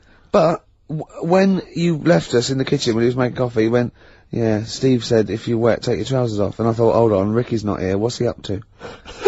Little thoughts. No, Yeah. I was talking on behalf of Rick. I phoned him up. I said he's wet. What shall I suggest? Well, I said, well, I was in his ear. He had earpiece, and I was going, tell him it's bad for him. Yeah. And I could hear him go, it's bad for you. And you go, well, no, I go, no, tell him it could, Rheumatism. yeah. It could lead to rheumatism. Take them off. Carl, speak. No one's heard your voice today. Come on, Carl. He doesn't want to. No, I know he doesn't. We won't talk to you much, but Go on. it's just nice to say hello to you. Yeah. Right. I think people quite like They tune to in, know they you're like to hear here. you. Yeah. We've had some fan mail. I like his little face, his little Moby. I drew a picture of him in the week, just doodling, and he got really insulted. Did he? Why did you get insulted? 'Cause it wasn't very good. I looked like Ian Camfield, like.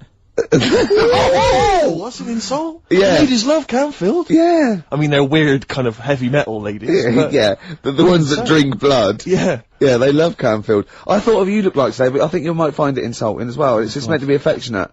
You for people who don't know what you look like Beaker at the Muppets. I can't see how that would be an insult. Oh God, we don't need to put it like that. It is, but it's sort of like, I like Beaker. Yeah. Yeah. Yeah, but you like him because he's a fool. He just goes, what does he say? Yeah. Yeah. Well, you look a bit like that doctor that used to accompany him everywhere. That professor. Oh yeah, the little fat little bloke. fat one, yeah, that's nice. Carl, what was it that you told me as well when you came in? Just Carl's thought for the day. Okay. Carl, what did you tell me when you came in? Because it was miserable out, and you So made a suggestion. it is a grim day in London. I like it already. Brilliant. I was thinking, Oh. could you imagine dying today? Go on, explain more though. Just because when you're dying, Yeah. you're always like in your bedroom, in your bed, and your Always. and your family's next door. Always, yeah. And I just thought, can you imagine lying there, looking out your window, because they do that as well. They sort of have the curtains open to get a bit of light on your face. And I just thought, what a day! If this was like your last day, could you imagine? But then go on, you made XFM, another. 104.9. No, you made another even more profound point. You said if instead of dying on a rainy day, you'd prefer to. No, if you died on a bit of a nicer sunny day, then it's not so bad. What I'm no, it's your last day looking out on the world, Yeah. and look at it. Don't you agree? Yeah. I thought that was a beautiful point. It was poetic almost. It was, wasn't it? Because no, the point was that what upset me was that you said you'd been thinking about that today on the way in, and it upset you. But my point was that if you think about the people that are dying any day, it'll upset you. Yeah. Do you see? Yeah, but you don't think about it when it's sunny, because you think, well, they'll be all right today. They won't be that annoyed. You're absolutely right. Annoyed! But today- Think of that. Oh, I'm ripped. No. Oh, I'm dying dying. today. Oh, no. it was just when I got up and opened the curtains, and I thought, look at it. I'm Yeah. glad I'm not dying today. Yeah. Carl, play a song. Yeah, interesting. Mole Historical Society. Watching Xanadu on XFM 104.9. I'm Ricky Gervais. With me, Steve Merchant. See, it doesn't work if you say with me, Steve No, Merchant. doesn't work. I've got to say I've either got to say with me, Steve, or you just go with Steve Merchant. Sure. See what I mean? Okay. It's not as easy, is No, it? it's not. No. It's not as easy as it seems. You know this, right? I mean, What? the radio show. Oh, yeah, We yeah. do, right? Well, we just come in and we don't plan them, we just sort of like chat.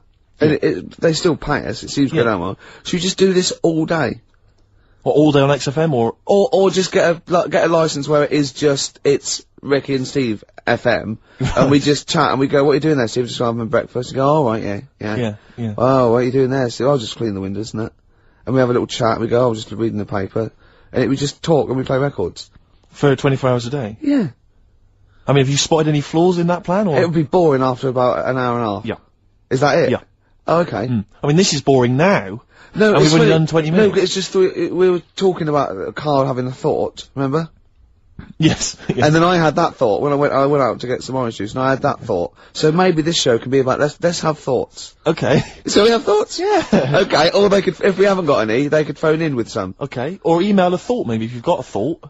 Email that in. Just thought we could talk about it. Ricky.gervais@xfm.co.uk. Could be a thought about anything. Go on. Can we not make those thoughts racist or homophobic, though, please? Yeah. Or, not downers. No, nothing that's going to bring us down, you know? Yeah. Upbeat stuff. Yeah. Go on, Carl, you were Do gonna... you know when you said 24 hours then? Yeah. Do you know how much it takes to run one of the escalators on the underground for 20 hours a day? How much it costs a year to do that? To run it how long? 20 hours a day? Yeah, that's what it runs. Is this another of your facts? These are always substantiated by an independent source, aren't they? They're not just something you overheard on a bus. Am I just to check? This is fact. I read it. Did you read it on a wall in a sandwich shop? Sometimes I wish this was on telly, because when Steve said this, you have these substantiated by an independent arbitrator, Carl just looked at him. Yeah. Like he'd just spoken French. He just looked like that. It's just it. Okay, so anyway, this information you've got from a reliable source, you read it on the back of a fag packet or No, something? I think it was in the Metro magazine in the week. Lovely. Okay. Yeah, So okay. here's and let's just hear it again. How much does it cost? Yeah, there's loads of escalators on the underground. Yes. And they run for 20 hours a day. Yes. Don't tell us how. Tell you what, Carl, that's such a fascinating fact. Don't tell us. Let's play a record, Rick. Okay. And then people can stay tuned if they want to hear how much it costs. This is like some sort of mental home radio. Yeah. Isn't it? I mean, we're not mentally ill. We haven't had any head trauma. We're educated people. Yeah. But we come out with just rubbish. Gobbledygook. Just nonsense. It's like, I can't grasp it. I don't know why he started saying, I've no idea what that thought was. You just said 24 hours about doing radio for 24 hours, so I thought, 20 hours. Oh God! So we're now examining the thought processes that we all have before we get to something. Let's just hear a song. Okay, Rick. right, it's 1:30, and that film sounds good. Ooh, that film sounds good. Feature. This is where I choose a song from a film that film sounds good. See? This is, a film that me and Steve both love, and he saw it first and got me onto it and said I'd love it, and I did. It was Rushmore. It was a great film, and from it features one of my favourite artists of all time, The Wind by Cat Stevens, and this is off the first album I ever bought from Teaser and the Firecat. This is The Wind from Rushmore. That film sounds good. Feature. Excellent. Cat Stevens, The Wind. Elegant. It's a beautiful song. The album is a superb album. It's seminal. It's just has some great songs on there. I feel like playing another one, maybe Song for the Lovers. Maybe do it later, yeah. Maybe I could do that, yeah. It's beautiful. I have to say I've seen the follow-up to Rushmore. If you enjoy Rushmore, it's this new film, The Royal Tenenbaums, with amazing cast. Ben Stiller's in it, Gwyneth Paltrow, and Gene Hackman in his Golden Globe-winning performance. Oh, yeah. Same sort of thing as Rushmore, same kind of style, but lovely sort of kind of family comedy. Absolute dynamite, and again, a brilliant soundtrack. Nico is on there, Nick Drake, all kinds of treats. Forthcoming in the cinemas, Rick. You say the follow-up, is it the It's same not a director? sequel. It's the same director, same writer, Right. some of the same cast. Bill Murray makes another appearance. Isn't Same this- style. Haven't the Swingers lot done another one? They have. Their new film's Made, with the same Right. Jon Favreau and Vince Vaughn. Again, dynamite, really good fun. Not as kind of perceptive as Swingers, but certainly as much fun. Have you seen Swingers, Carl? I think so. Is it the one where they've got a line in it? They've got a catchphrase in it, haven't they? You're the money? Your money? No. You're that's so money. That's it. Yeah, I've seen it. Yeah. I love the fact that I said you're the money, you went no. You went you're so the money, you went yeah. Well, yours is from, what's his name? Yeah, Jerry Maguire. No, Yeah. that's show me the money. Yeah. Yeah. I've seen it. Anyway. See, that was really articulate. We had, we did a feature, it linked into film, Steve Loves Films, did a little, off the cuff review, then it went into gobbledygook again. Yeah. That, I can't even say Yeah, it. you couldn't even say the word gobbledygook. It's, yeah. Anyway, listen, you had an interesting fact you were going to give us, Carl. I don't think we can leave people waiting for this any longer. No. Right.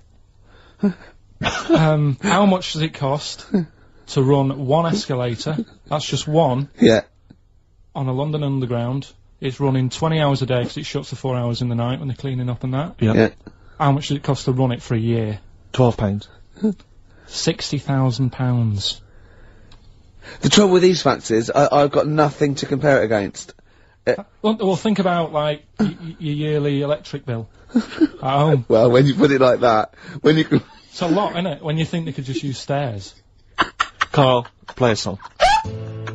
Politics on XFM 104.9. Please, people, just use the stairs. Chemical Brothers, Star Guitar. I'm gonna be honest, Steve. I like the video more than the song. Agreed. Good. Yeah. I just wish we could maybe tape the bits we're not on air, just because that's when Karl comes into his own. Yeah. He just said to me, I don't know what I was doing, I was sort of like pottering around, dancing around, doing something annoying probably, and he just looked at me, I looked around, he was looking at me, and I looked back, and he went, have you ever used a Y-front properly? Genius. It's a great question, because the answer's definitely no. Definitely no. Does anyone use their Y-front properly? And by that, I mean, get your winky out of the little sort of, slot provided, as opposed to, like, put it to one side or pull them down or whatever. Has anyone used a Y-front properly? I don't think I've ever done it. I don't think I've ever done it. I've never seen anyone in a toilet doing it, Rick. You should be looking. I wish I hadn't said that. I caught ya. Really? Yeah. That's actually how you prove people are gay. Yeah. You get them into this conversation. Yeah. Yeah, it's a trap. Yeah, it's a trap. It was the trap. Yeah. I I'm thought not that gay, was by the the, way. Yeah. You didn't prove I was gay, I double bluffed you. Because I knew the old gay trick. I thought it was the old gay lord say no thing. That is another method. Yeah, there's innumerable methods of doing it. That's how Oscar Wilde was caught. Yeah. Yeah. What happened there? Well, the judge went to him, did you see that film last night? Gaylord Say No, and he went no, and they went take him away. Yeah. Take him down to the cells. Yeah, take him to Reading. It is true. Well, It originated in America. yeah. So many of these things do. It's Yeah. a brilliant point, Karl. I'd like to hear from anyone listening who's, and I mean, well, they'll just lie, wouldn't they, I suppose? Yeah. I don't even use, sort of flies. No? Usually. I sort of pull my Y-front, my sort of tracksuit. That's why I wear sort of like elasticated waistbands all the time. Exactly. Just sort of Speed. Yeah. Yeah, you got to get in there with the minimum of effort. Yeah, and out. Sure. Often I won't shake. No, oh no. To my detriment, because it often leaks out a little bit later, doesn't it? Ever been out on a date with a girl where it's just trickled down your leg and you wish it hadn't, and you're thinking, what if she gets my trousers off later? She might smell or see it. What? What? I don't know. I don't know what I said there. Right. Rick, I had for Christmas something which I think might excite you and interest you, because I know you're obsessed and interested by facts. Yeah. Don't fiddle with the microphone. Well, I was just looking at what it was underneath it. Stop, listen to what I'm saying. I know, no, listen, let me explain. People could hear you moving the microphone. Could they? Yeah, I can hear it in my headphones. You know, it's the little pop shield that goes over the mic. Yeah. I was gonna see what way the mic was facing, so I just had a Who look. cares? No one's interested. Leave it. Karl will tell you if there's a problem. Alright. Why am I talking like that? So this is a book, it's just facts and trivia. It's edited by Sir Isaac Asimov, who I think's dead. So I don't know when my parents bought this book. I assume it's sort of from a second-hand shop or something. Right. It's quite long, but I got it for Christmas. I keep meaning to bring it in, because generally the facts are quite sensible in here. And I like to think if Isaac's been involved, they're probably substantiated. It's not like, kind of just this nonsense on the web. I think that this is probably... Or up in Greg's the Baker's that Karl gets most of his facts from. The ancient Egyptians trained baboons to wait on tables. Karl, fascinated. Brilliant. That's fantastic. But what my point about that is, why did they stop? Yeah. It's a genius idea. Was you it- not want to go to a restaurant where they had baboons serving? No, I'll tell you what Depends on happened. you. It might have been like the Planet of the Apes and they sort of rebelled. One of them could talk. One of them could take his order. And one day went, do you want fries with that? And the bloke got really annoyed and said to answer him back. And then there was some sort of rebellion. Right. Yeah. The Planet of the Apes isn't true, is it? It's not. a It's film. not. It's not a documentary. Right, okay. I wonder, because what I like the idea of having baboons is the fact that I reckon they're like, I have difficulty, and I'm sure you do, Karl, like at working out that sort of 10%, you know, on a bill. Yeah. I reckon baboons would find that particularly hard. I recken you could get away with under-tipping them all the time. Yeah, exactly. Just not leaving enough and just legging it. Exactly. They go away and you go, sucker. Yeah, exactly. So Yeah, I'd love to see yeah. some baboon restaurants. If there's Yeah. any restaurateurs out there, Could Terence I Conrad or someone. if you do go to a restaurant and you've been waiting on words, please don't order the banana daiquiri because it comes half eaten. They can't help their little selves. They really can't. They're okay with, like, you know, beef and steak and chips and all that. But there's a little bit, I go, do you want... Can you imagine that? The baboons serving at waiting tables. It's genius. Just stop to think about that. It's absolutely incredible. Yeah. It's absolutely dynamite. Yeah. That's a See, good zoos fact. would be a lot more popular if that was like the canteen and you could go If in they and were sit. serving tickets to two, yeah, Exactly. one child row. Okay, go through there. But I Okay. think they should do other things, like in the Flintstones, they used to mix cement in that bird's kind of... Pelican, yeah. We should start doing that again. Because that also happened in ancient times. Yeah, exactly. According to the Flintstones. Yeah, before they had proper cement mixers, that's what they did. That was how they did it. Definitely, yeah. Just animal facts. I remembered one in the week. Go on. There was, do you know them two gay American men who have tigers? Well, they're not necessarily gay, They're are not. they? No one actually knows if they are gay or not. Alright. Okay, Well, yes. okay. Gilbert and George, is it? No, that's those artists. What are they called? Siegfried and Roy. But Yeah. anyway, Who may or may not be gay. Yeah, and if they are, so what? And if they are, so what? But if they're not, and they no, don't... I just said that so you knew who I was talking about. 'cause Sure. Okay, the two gay ones, Those yeah, are go the on. Two possibly gay tigers. guys. Yeah, let's not worry about libel law anymore then, or... Yeah, if go you on. shave a tiger's head, Whoa. Right, okay. You've got to treat that sentence with a lot more reverence than you did. Think what you're saying. If you shave a tiger's head... not just its head, its whole body. If Oh, sorry. Sorry, yeah. So I thought you were getting weird. Go on, then, yeah, if you shave a tiger, yeah, go on. it's still stripy underneath. The Yeah. skin's Is it like rock? It goes all the way all the way through. through? Yeah. Yeah, It is. that's amazing. Where did you hear that one? I remembered that. Like, I was Was watching. that a drunk just shouting it in the street? I shaved a tiger and it's still stripy. Get out of here. Yeah. I must make a note of that, thinks Carl. Yeah, that's an interesting fact. Well, you know a polar bear? Polar bear's skin is actually black, and its fur is transparent, not white, and it gives the illusion. So it gets all the radiation possible from the sun, but it's still camouflaged. I didn't understand that, Rick. Sorry, you lost me. If its skin's black, a polar and bear's its skin is and black. its fur is translucent, And its fur is translucent. so why is it white when we see Well, it? it's just because the light hits it, and The sun reflects on it? yeah, and it makes it look white. Yeah, if you look at each individual hair, it's actually translucent. So at the night hair. it would be black. Well, everything is. Is it? Yeah. Oh, not bright stuff, Rick. You've embarrassed yourself. Play a record. Oh, I know all about animals and stuff. Do you, Rick? P-O-D. Bit of pod there. Alive. That's grown on me. Yeah, it's not bad. You know, it rocks. I mean, we've got to give it that. I will certainly give it that, Rick. Yeah, XFM 104.9. Ricky Gervais. With me, Steve Merchant. So more from the facts and trivia book, edited, as I say, by Sir Isaac Asimov, so not Sure. just overheard on the tube or by a drunk. Well, he might have overheard him on a tube by a drunk and just put him in a book. Yes. Listen to the whole fact here before you make any judgments. Okay. Sauerkraut was renamed Liberty Cabbage by Americans during World War I. Sure. In their denunciation of all things German, some Americans actually kicked Datsuns. Are the little dogs? Yeah. Little German dogs, just give them a kicking. Because they were German. Or they were derived from Germany. I don't know if they got to like a small sort of French village and just said, bring out your Dachshunds. Why, what are you going to do to them? Nothing. Give them a little bit of food or something.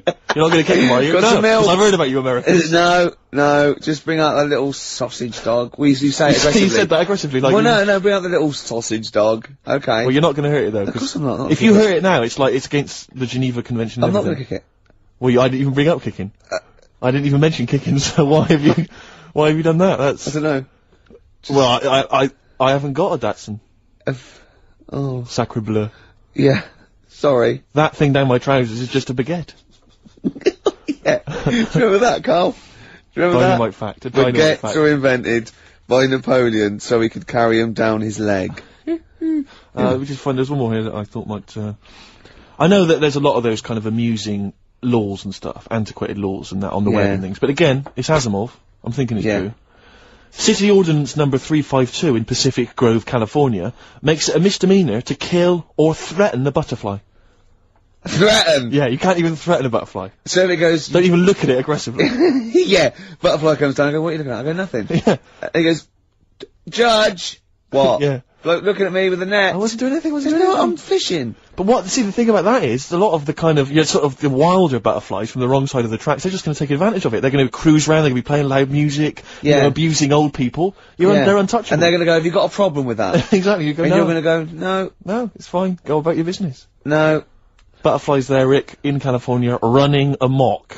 yeah, Should repeal it. yeah. No, there's another one that I think you'll be a fan of. It might take me a while to find it, maybe we should play a track. Oh wow, that takes us nicely. That's a lovely link.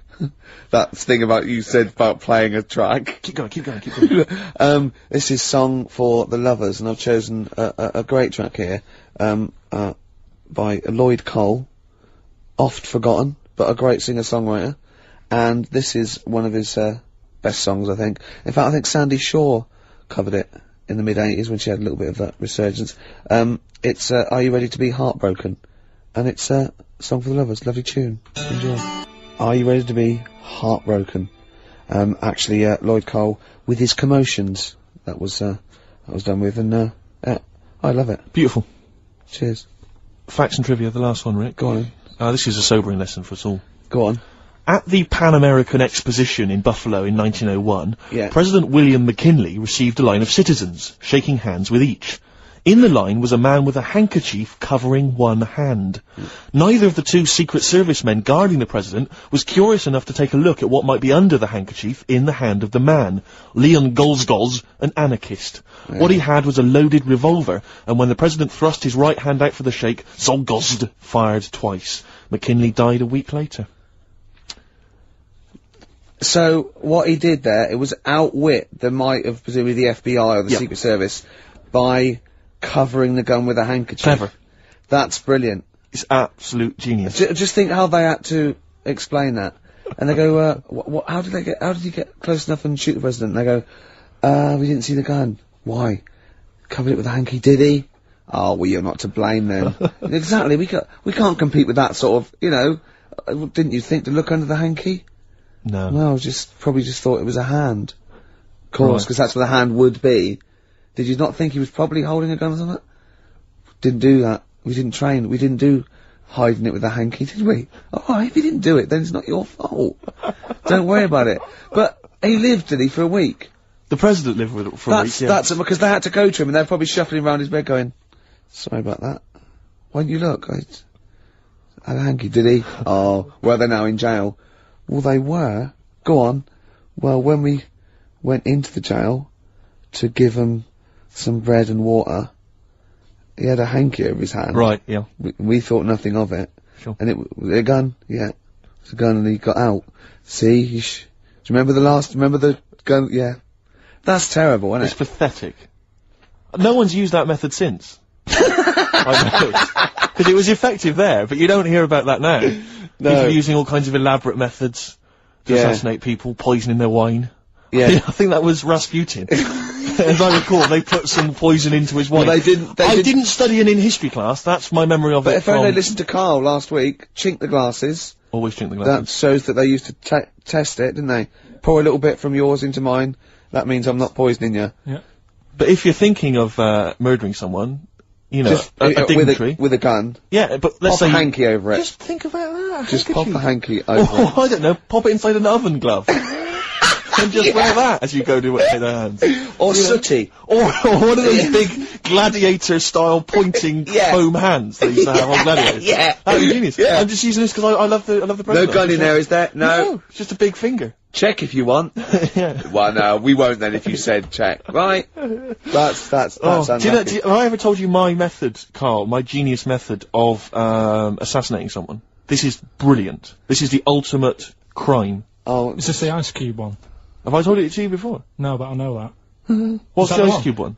When you, shoot an ice bullet. you get someone round. Rick, don't say it, don't reveal it, because it's my story to tell. Oh, Blabbing there's it out. two. I know two of them. Well, listen, let me tell you it and see if this is the one, right? This is genius. Right, you rent a room across the street from the person you want to kill, right? And then when their window's open one day, right, what you've done is you've made an arrow from ice. Okay, and then what you do is you train like to become a brilliant marksman with a bow and arrow. It's an old one. It is brilliant, but this is why it's classic. And then you shoot them with the arrow. It goes across the street into their heart, kills them instantly. But what's brilliant is the arrow, the murder weapon, it then melts, dries out. There's no murder weapon, and then you can take apart the bow. and that's fine. Another one, Steve, They is did to that stab on them, then take it out and walk away. No, Same, because no murder weapon. No, but there's but you've got to get into the building. This is the point. You're across the street. Right. The only thing that could get you is if someone saw you shooting an arrow. What about an arrow on a string? Arrow on a string? What are you talking about? No, not an arrow on a string, because that's not going to work. What if the string broke as you were trying to loot? Good point. No, Rick, No, the ice arrow is the only way. The ice arrow is the only perfect method of assassination. That was on Columbo. Was it? But there's another one. Do you know, like I was saying about the murder weapon's irrelevant, Steve.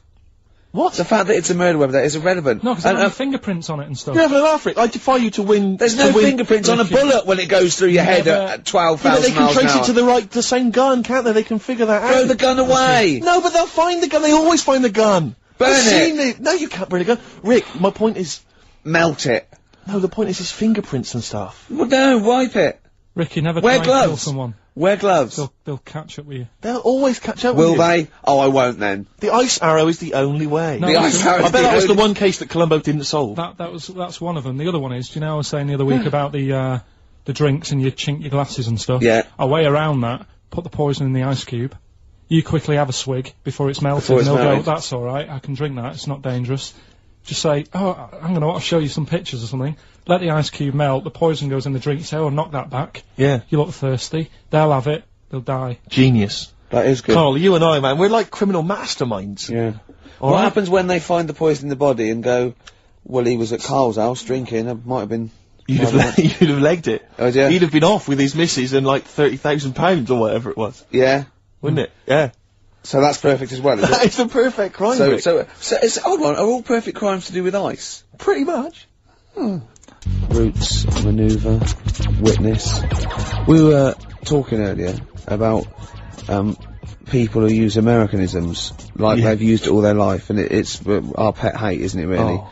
like just people who say, "I was DJ," going, "I look, you know, risk of sounding a little bit, you know, butt licky." Butt licky. What's that? Never heard that. Butt. Don't say butt. Yeah. I heard someone say he was on my ass. Oh, He was on my ass. yeah. I've never. What? I'll tell you what almost annoys me almost as much as that. There was a guy I used to know who'd pretend, and this guy was like, he'd never done anything wrong in his life. He had no street cred whatsoever. And I was driving along with him once, back from somewhere, and a police car just pulled out and was just following us along the road, because police cars sometimes do. Not following us, just happened to be driving in the same direction. And he went, hey, up the pigs, watch it. like what, I was supposed to think, what, you've done some crime? Yeah. You're part of Grand Theft Auto 3, and I better be careful, because you've got some knocked out, off gear in the back. Yeah. And watch, it's the bloody pigs. Or a dead, Just play it cool, play it cool. a made man that you just Exactly. killed in the boot. Nonsense, and I just so annoyed with that kind of pretending to have street cred. I know, just I remember once, right, an American came to our school, and we were all about 13 and 14, and he was just, he was like, you had to be his friend. And it was like people vying for his attention, because he was sort of like this cool American bloke, right? And, he was like good at sports, straight, he's always, you know, it's just great. And, I remember someone saying like tube of toothpaste, and he laughed, said tube. I go, well, what is it? They said, it's tube. Right? And people go, no, it's tube, right? And they, it's tube, right? And I went, I say tube. He went, and they sort of looked at me, and they just thought, you liar. I just went, no, I say, let me think, no, I say tube. Oh. When you're a kid, like, any American you ever meet is the coolest thing. It doesn't matter if it's a huge, fat bloke wearing Bermuda shorts and a camera on his neck. It's cool, because they speak with an American accent. Well, that is cool. And they say... Being a huge fat bloke in Bermuda shorts is cool. Sure. Yeah. Yeah. If That's you're- what you keep telling yourself. yeah. I'm growing into that look, says Rick. 41. The Canadian tourist look. Absolutely. But no, so anything, you know, sidewalk. Yeah. I mean, if I could say, like, when I was sort of 14, if I could have said sidewalk, fender, you know, I always wanted to go into a sandwich shop and just order something on rye. I want to be one of those 80-year-old, sort of Yiddish blokes, those old, you know, sort of like old vaudeville Jewish guys, that, you know, they sit in diners and talk, you know, like Walter Matthau talks. Right, and yeah, sounds yeah, like that. yeah, I wanna grow into that, a long coat, and I'll go, ish. Yeah. Oy vey. Yeah, maybe I'll start. Yeah. Well, convert to Judaism initially, Yeah. be your first protocol, and then just tour the vaudevillian, you know, circuit. Yeah. In the Catskills. What of am I, America. some kind of schmuck? Yeah. Something like that. What do you, Carl, would you like to be American? No, not at all. Really? Got me nerves. When I was in, Get on my nerves! Being A whole nation there, reduced. when I was in Barbados at Christmas, Oh, name dropping. right? Yeah. There's loads of them there, because that's... Was that when you were doing a bit of extra sort of waiting? Because you were sort of your girlfriend was cleaning rooms, wasn't she? Went there for Christmas, and there's loads of them there, because that's like really close to America. That's like Blackpool is to Manchester type. It's thing. exactly like that. Yeah. So it's I think that's the analogy a lot of Americans use. so. But I think they call it the tropical Blackpool. But they were going on. That's only all the brochures, I'm sure. Right, Yeah. And serious now, but Yeah, we're going serious. on about the September 11th thing. Yeah. But they call it the. Of course, this is American. Of course, Brilliant. the 9/11. The 9/11. That's what they call it. Really? Oh, that's awful.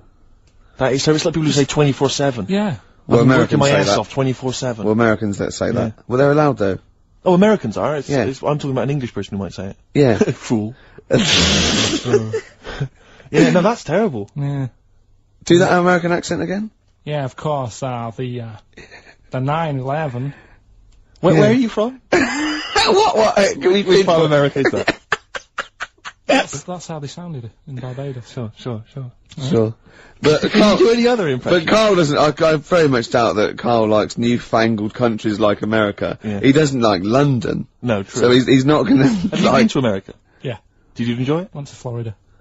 No, they got me again. Got on your nerves? Yeah. Went for some food. yeah. And it was the last few days. I didn't take much money with me, and we were in Florida, and we were hungry, and we went for some steak, and we had our dinner and that, and I think it's their equivalent to the Angus Steakhouse. Yeah. Right. And sat down, had the steak, and that's huge, big portions. But anyway, we didn't have much money left, and we had like another 2 days left, so we didn't leave. We didn't have much money for a tip. Do you know over there they expect it? Yeah, a big tip, yeah. So we left what we could, and I don't know what it was. It might have only been the equivalent to 60 pence. Yeah. But he didn't have to do that much. We didn't have loads of courses because we didn't have much money. So he brought us like the main course, and I don't know, a couple of Diet Cokes. And anyway, left them the 60p. Yeah. On the way out, and he comes running over. Excuse me, sir, you can have this back. Because it wasn't enough. I mean, Yeah. it's outrageous. What did you say? I said, all right then. 'Cause I didn't have- well, I needed it. I mean, I thought Yeah. it was nice to leave them something, but obviously it wasn't enough, so he got us a couple of more. Is it good fun with you on holiday? I mean, do you enjoy yourself? Yeah. Do people go with you on holiday? I get bored after about 4 days. You surprise me. And then what do you expect out of a holiday, Carl? What do you go Sort for? of soak up some of the culture. Yeah. You liar. You liar. What did you learn about Barbados while you were there? A lot of crabs on the beach. Ah! I just imagine him sitting there with his knotted hanky on his head. I like that. Not bad. Bit of Gary Newman there. That's Richard X and Sugar Babes. Are Freaks Electric. Is that one of those things where they've taken one song and they've laid it over the top of the other? Yeah. Brilliant. It's good, no? No, it's good. I like that, good. Yeah, it's good. Classy. Yeah, well, we're nearly done, aren't We we? are almost finished. Which is a couple of great tracks. With a few laughs. Maybe we've had a few laughs, haven't we? Yeah, exactly. I've perked up. Yeah, you have. Yeah, You've no, lost it I- here a bit though. You feel a bit. It sounds like you're a bit down again. Well, it's, that's just 2 hours work in Okay. one long Sure. stretch. Yeah. I reckon we could do a 3-hour show now. No. No? No. Skin of the teeth sort of just... Yeah, we barely got away with this. Really? This is beginning to fall apart now. It is, isn't it? Yeah. Oh. But yeah, it's we've been had a good fun, time. though. We've had a few laughs, as I say. I just think of Carl on the beach. He said he started winding the crabs up because he got bored. He started throwing sand at them. It's like a child's experiment. When you were in California, you weren't aggravating butterflies, were you?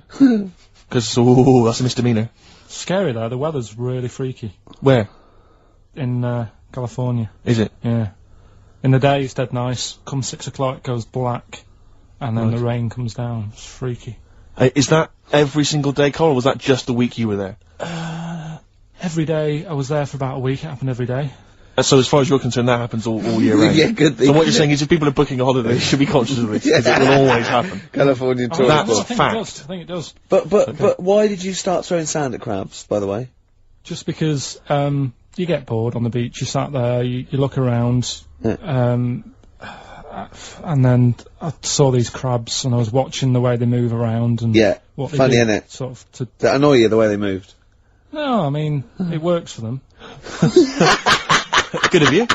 But it was just what I was weighing up is they're Yeah. quite close to the sea, so I Sure. was watching the sea come. They like it close to sea, don't they? Yeah, Yeah. but they don't like it too close. No. So like the sea was coming close to them, they'd run towards me. Yeah. So as the sea came in to them, I was chucking sand the other way, and it was like, ooh, They didn't know what to do. they didn't know where to go. Really? Oh, yeah. How long did that keep you occupied for? The last 3 days I was there. maybe.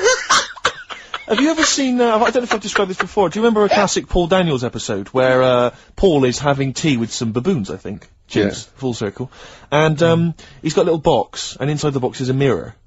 and he gives it to the chimp, and it looks in the box, and it's confused by its own reflection. It can't figure it out. So it's looking behind the box, trying to figure out, is there another monkey behind it? Yeah. It goes on like that. It's dazed and confused. It was there for weeks, just staring into it. I imagine you're a bit like that on the beach with the Yeah, crabs. that's great. I think that's my analogy. Paul Paul Daniels chimps. Yeah, I kept a crab once for a week when we went to Bognor.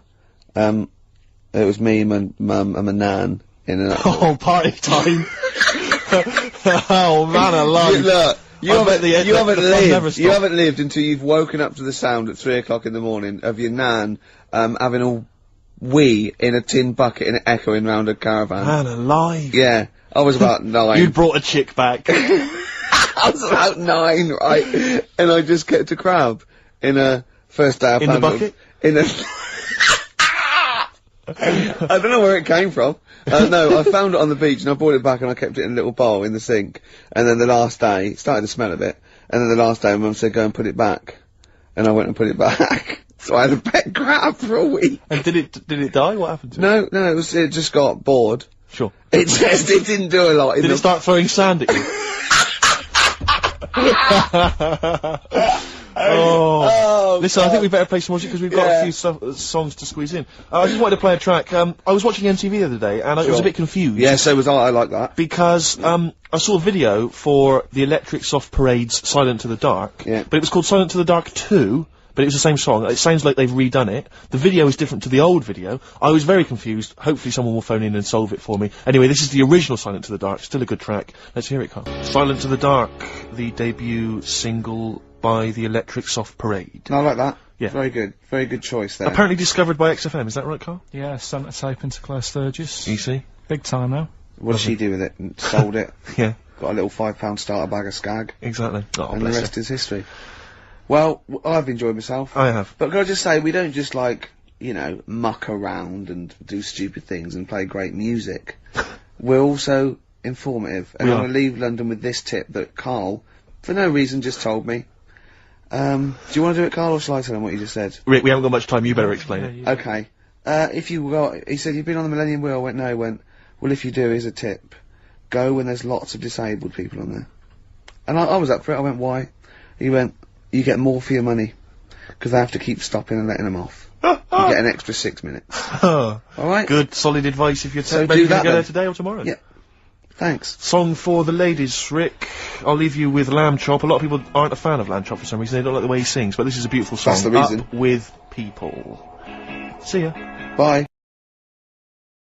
Ash, there's a star on XFM 104.9, 1:05. That means it must be well in. 5 minutes in to the Ricky Gervais show. With Steve Merchant. Yeah, he's here as well. Yep. Well, we've got some great tunes lined up, haven't Have we? we? We've got Eminem, Have we? we've got Coldplay, Oasis, we've got Brilliant. De La Soul, Chemical Brothers, Dr. Dre, Garbage, R.E.M., The Manics, we got Sure. Muse, we got Feeder, we got some classic I mean, you said all Radiohead. those names, Rick, but the chances of us actually playing all of those are quite slim. We might not get to them if we talk too much. And obviously, we'll obviously drop a couple of those to play our own tracks as well. Yeah.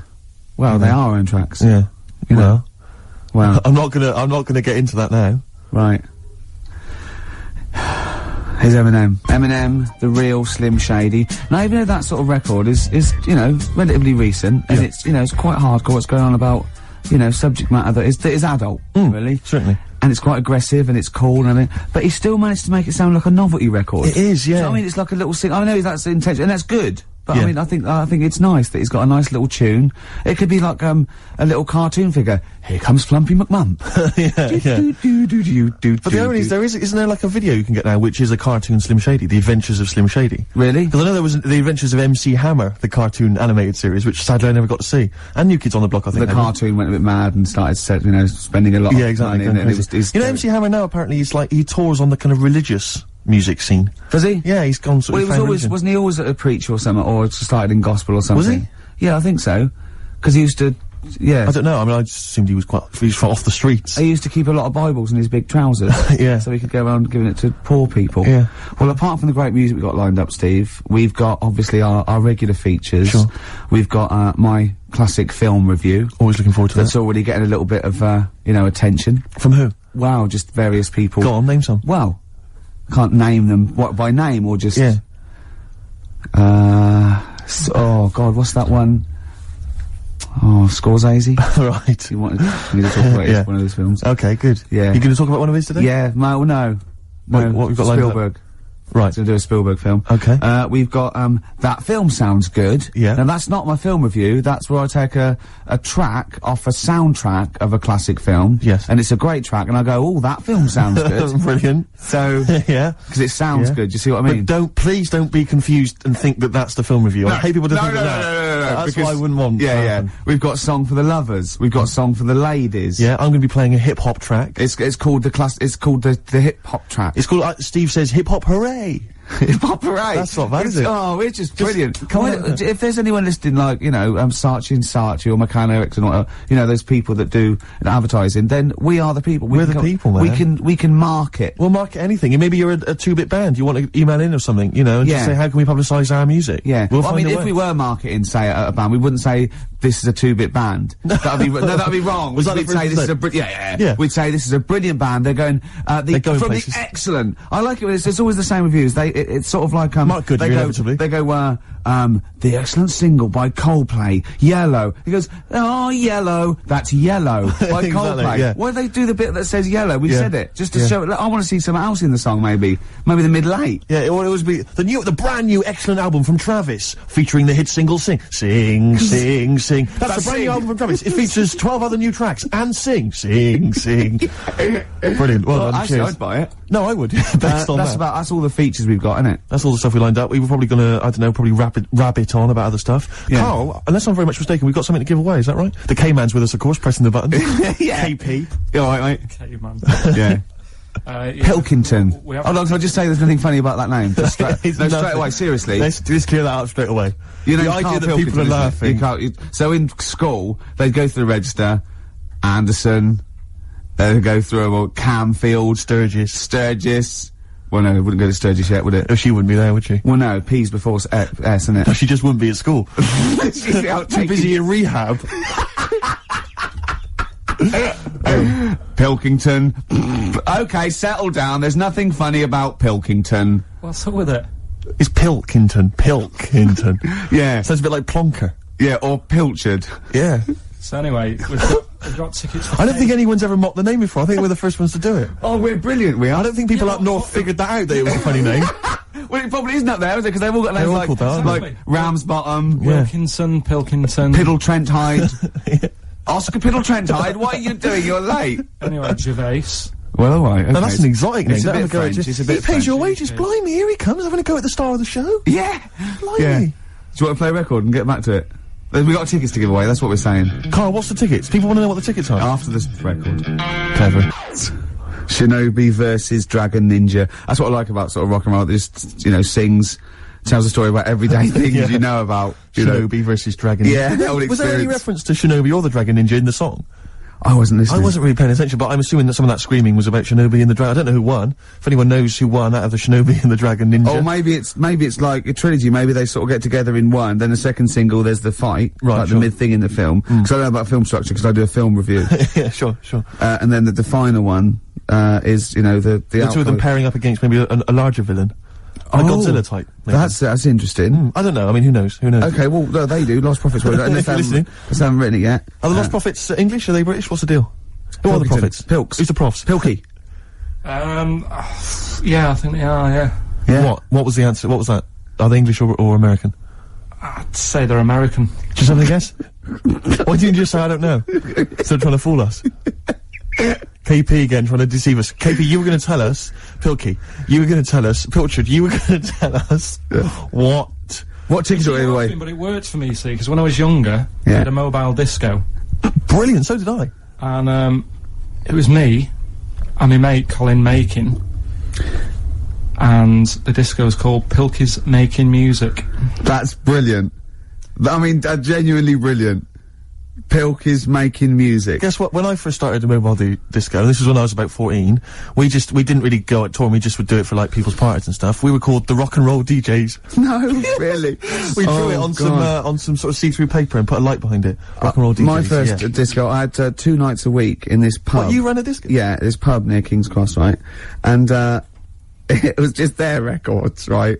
And, I had to play this number of songs every time, the same time of week. So all the locals, all drunk, were dancing and everything. One of them was American Pie by Don McLean, Right. and they just sing along all the words, Yeah. sort of drunk. It's at about 7 minutes long or something. yeah. The other one was Baby Jane by Rod Stewart. Nice. If I didn't play that, I'd get lynched.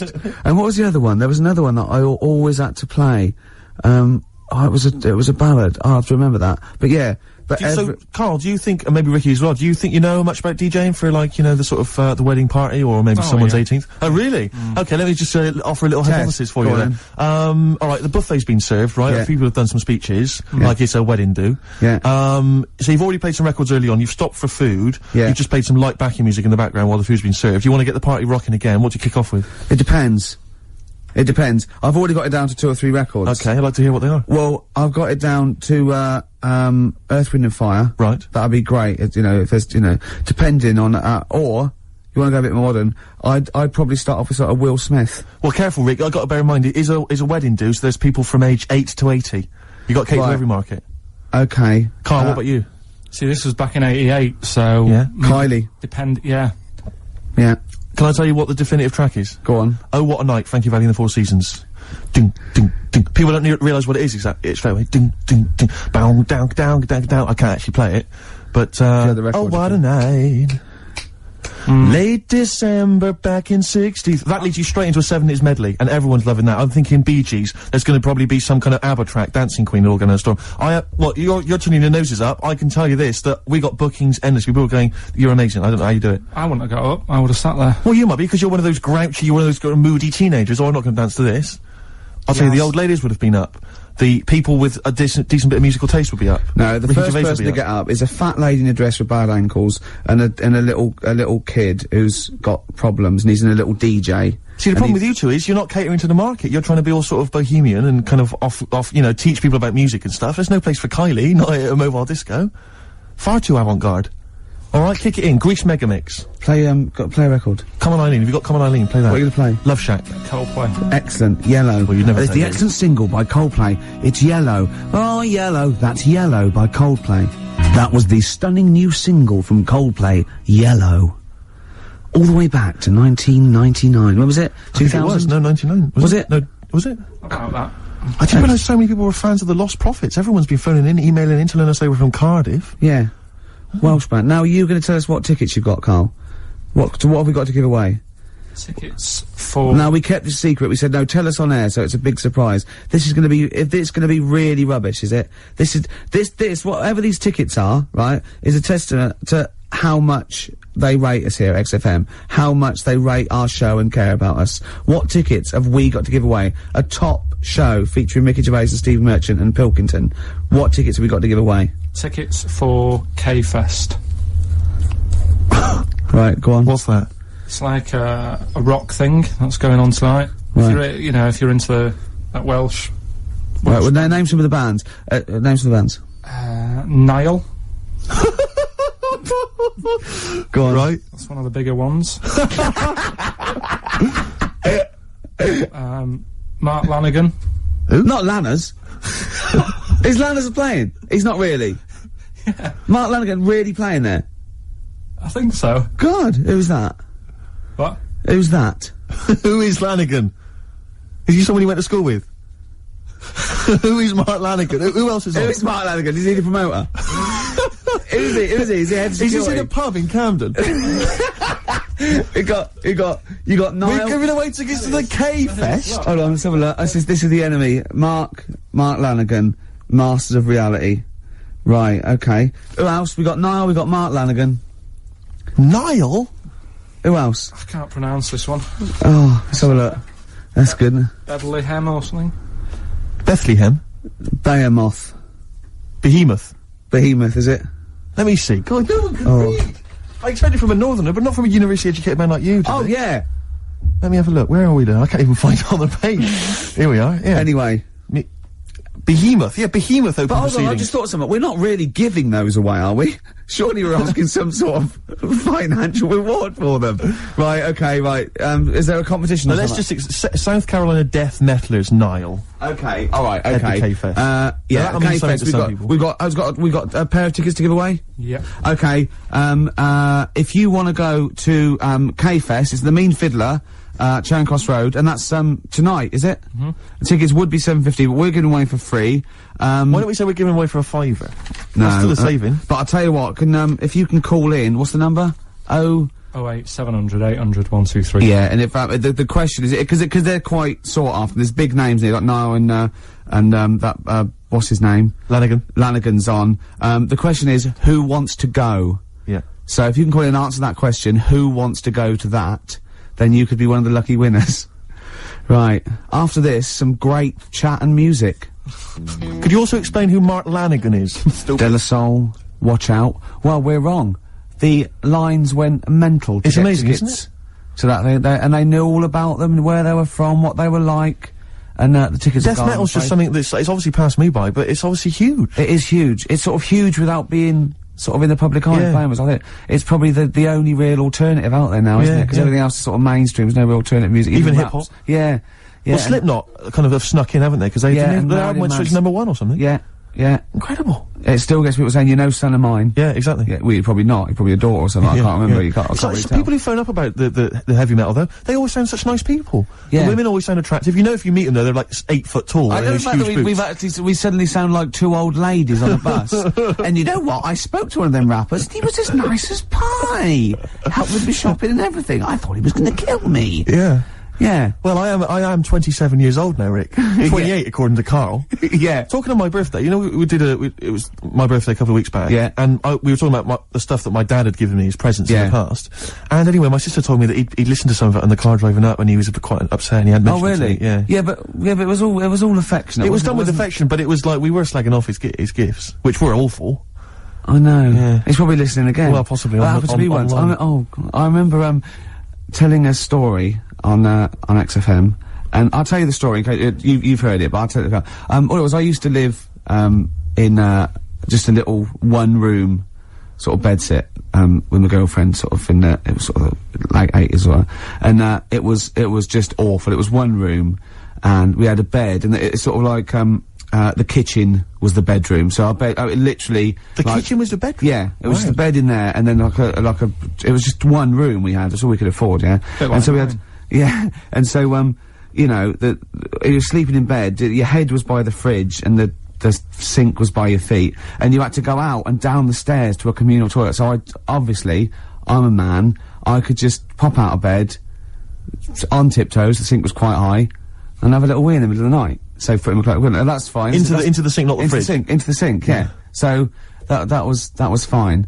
And sometimes I'd just hear Jane go, "Oh, at least run the tap afterwards." And I go, all right, run the tap, right? And I just remember once going, at least take the dishes out first. Because I used to sort of lift, if it was just full of dishes, I used to lift them up and sort of like aim underneath it, and then it was quite hygienic. It was, you know, but what do you mean it was quite hygienic? Well, I was tired. What world is it quite hygienic? I was tired and drunk, and yeah, and it was just it was a horrible place, and we had mice.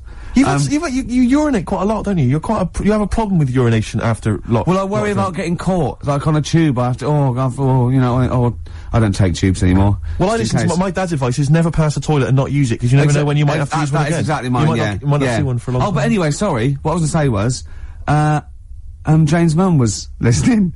What's that story, when you told that story? And I said, Ricky's doing a story about weeing in the sink. And you went, no. He makes an awful lot up. He makes an awful lot up. Yeah, that's what you have to say. No, I was joking.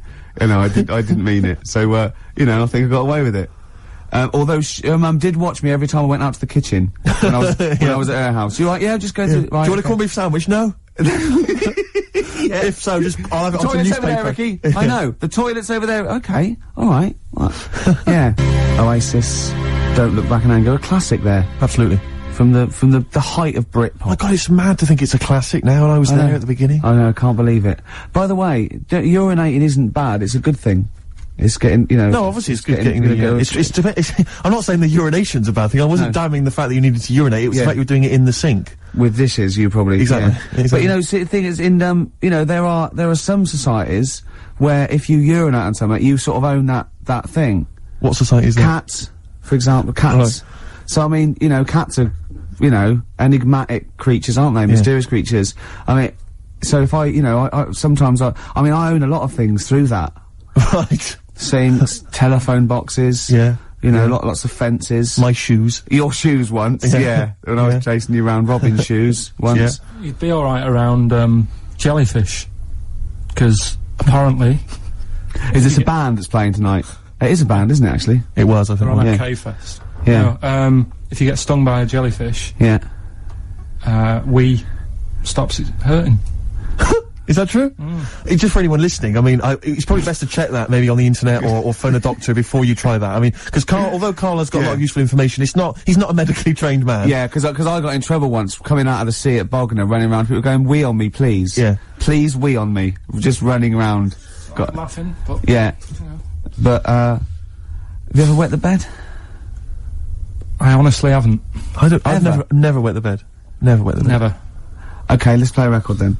Oh, we did a bit of, You've wet the bed, have you? Wow, not as such. Well, you may as well tell us.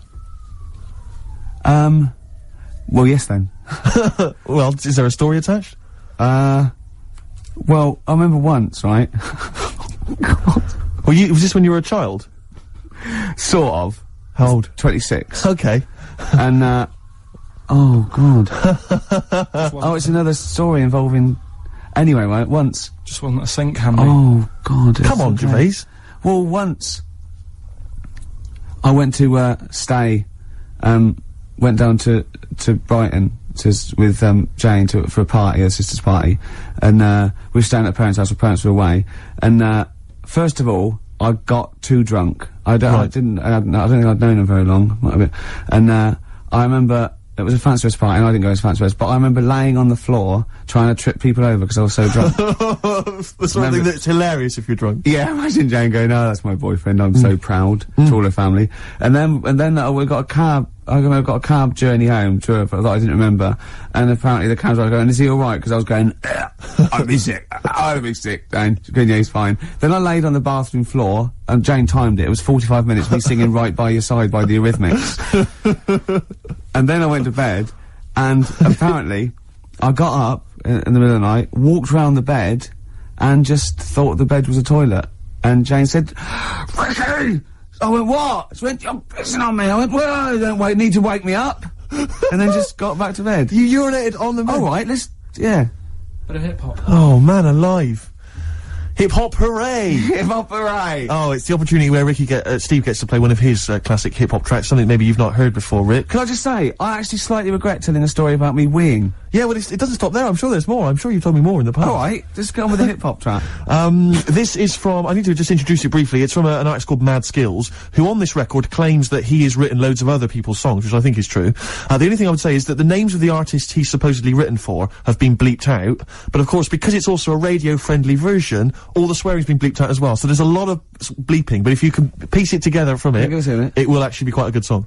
Go on. I'm gonna actually... No, you don't own it by urinating on it. Yeah, I am. No, you... Yeah. Put it away.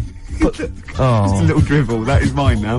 That cost me over £5. Gorillas rock the house on XFM 104.9, 2 o'clock, halfway through already. Ricky Gervais show. With Steve Merchant. Yeah, telling really quite embarrassing things that I wish I hadn't now.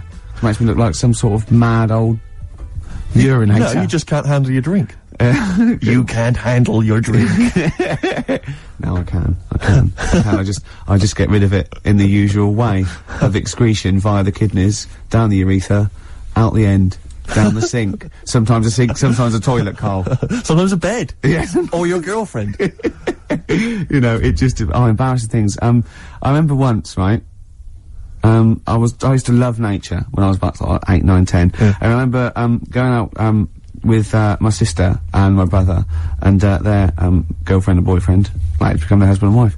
And Thanks for that. Yeah, you know, just keeping continuity there. Yeah. And I used to get shells and things on the beach, and I used to get anything. I love nature. And once I found, I love reptiles as well, and I found this perfect, snake skin. A grass snake or an adder, and it was, I absolutely, I couldn't believe my luck, and I was going, look, and they were going, okay, put it down, because I realised they were a little bit scared of it. They were going, put it down, it's dirty, and of course I'd torture them a little bit, and then, I thought this was hilarious, and they made me leave it there, and I told Mum and everything. And then, much later when I had some friends when I was about 14 or 15, I was telling this story to embarrass my sister, and, I was going, yeah, and she was scared of it. And she went, well, it was a used Johnny. She'd waited that long to embarrass me in front of my friends. God. I'd been running round with a used Durex, thinking that this was great because they were scared of snakes, and they were going, put it down, it's dirty. No, be careful of the poison. Oh. Yeah. That's horrible. It is horrible, isn't it? Have I gone too far again? How could you not realise it was made of rubber, for goodness sake? Well, you obviously didn't know anything about nature. Well, I used to love nature, me. Yeah, What the difference between some skin and then this rubber Johnny? Now be careful of the Johnny snake. Yeah. Their little poppy head and their poison that, oh dear. I always remember there's this kid who lived near me once, and this bird got run over, and he rushed it, he said, I can save it, and he kissed it. Because he thought he could give it the he thought he could give it the kiss of life. I thought you meant it was a girl. No. It got run over. And he kissed it. No, he thought he could give it the kiss of life, but he didn't know what the kiss of life was. He just thought you could kiss something and that would bring it back to life. I think it was an excuse. I think he was kiss a thinking, I dead can't bird. wait for a bird to get run over, then I can pretend to be giving it a kiss of life, but really I'm giving it a nice little snog on the I remember he beak. kissed it like that and threw it up like it would fly away, and it just went vroom onto the floor. Oh, was it dead or? Yeah, it was blood everywhere. It was horrible. Oh no. Yeah. And what's he doing now? He presents Animal Hospital. No, I don't know what he's doing. But, He's the worst vet in the world. Got Yeah. struck off. Sleeping with one of his patients. Oh, that's terrible. Oh, bless him. Oh no. I killed a fish once. Go on. Well, I made a little bow and arrow. I was about 8 or 9, and I made a bow and arrow. And you know, you never think. We had a pond, and there was a huge fish in it, about 8 inches long, a huge big sort of like gold north or something, or a carp or something. And I was sort of playing, and I aimed, and I shot it, and it went straight through it and floated to the top. And I thought, oh my god! You pierced a fish with an arrow. That's an amazing shot. Well, it was luck. It was pure luck. You're a Native American. Yeah. You know those little things outside in the front garden by the front gate, a little sort of 4 inches by 4 inches bit of metal. You lift it up, and it's sort of like where the drains are if the plumbers need to get there, or the council or everything like that. Right. I dropped it down there, and I thought, oh my god, what if that's discovered? What if I have to drain? So I ran loads and loads of journeys in and out of my house, right to the toilet and back, just taking out handfuls of Vim and pouring bleach down, thinking that I can get rid of this fish before the council dig it up in 10 years' time and go, send him to jail. Yes. Fish aside. But what do you think they would have done? They'd have taken the dead fish, they've gone to each of the doors going, is this your fish? Yeah, but I was 8. You don't think... Do you recognise either the arrow or the fish? Yes, it's arrow straight through it. But, you don't think when you're 8 that it'd be okay. If I can ride this out till I'm 20, Yeah. the statute of limitations on goldfish murder, it is about, I can't work it out, 12 years. Wow. Yes, that You're was... a killer. Yeah. Carl, anything embarrassing ever happened to you ever? With what? With animals and stuff? Could be animals. I like animals, to be honest. So do I, it was a mistake. No, you don't. I thought you were feeling bad about the fish. Yeah. But really, you were more worried about you being locked up. Well, I felt bad. There was both the law and the moral side of fish death. I mean, we kill fish all the time, just not usually with a bow and arrow in a back garden in Whitley. Often the supermarket can lend a hand with that. I used to sell mackerel. Did you? Yeah, I had a pet magpie Did you? called Maggie. Oh, pet Inventive. magpie. You mean you captured it and didn't let it go away? Yeah. Can't have a pet magpie. But then it got really vicious. I mean... Well, it was fine. Let me go. What do you keep it in, a rabbit hutch? No, it flew around, but it used to just, like, come to me all the time, but then it started pecking me head and stuff like that. That's not a pet magpie. That's a bird in the garden. No, but I could actually... I could hold it and stuff. It wasn't scared of me, and it knew it was me. It used to come down from, like, the top It hated you. That's why it wanted to peck you. Is that... And the other thing, I always remember being younger and, like, walking through the woods to school with my mum. And I was chasing a butterfly, and she said, "Oh, don't do that, Carl." And I said, "Why?" She said, "'Cause they only live a day." I said, "Oh, all right, I'll get a dead one in the morning." That's genius. That's great. That's quick thinking, isn't it? Oh, No, that's sweet. Let's play a song. Wu-Tang Clan and Gravel Pit. We love that, don't we? I love it, yeah. Yeah, brilliant. Classic track. We're talking about embarrassing stories and stuff, and I don't know if I've told this on the radio before. Have I told you, Carl? I'm not sure. But this was when I was working at the BBC. This is not even long ago, and I moved to London, and I was fairly new in London. And I was working at the BBC, and I had this BBC hire car, and I've never told it. If there's anyone listening who works for the BBC, I don't know if I can still get in trouble for it.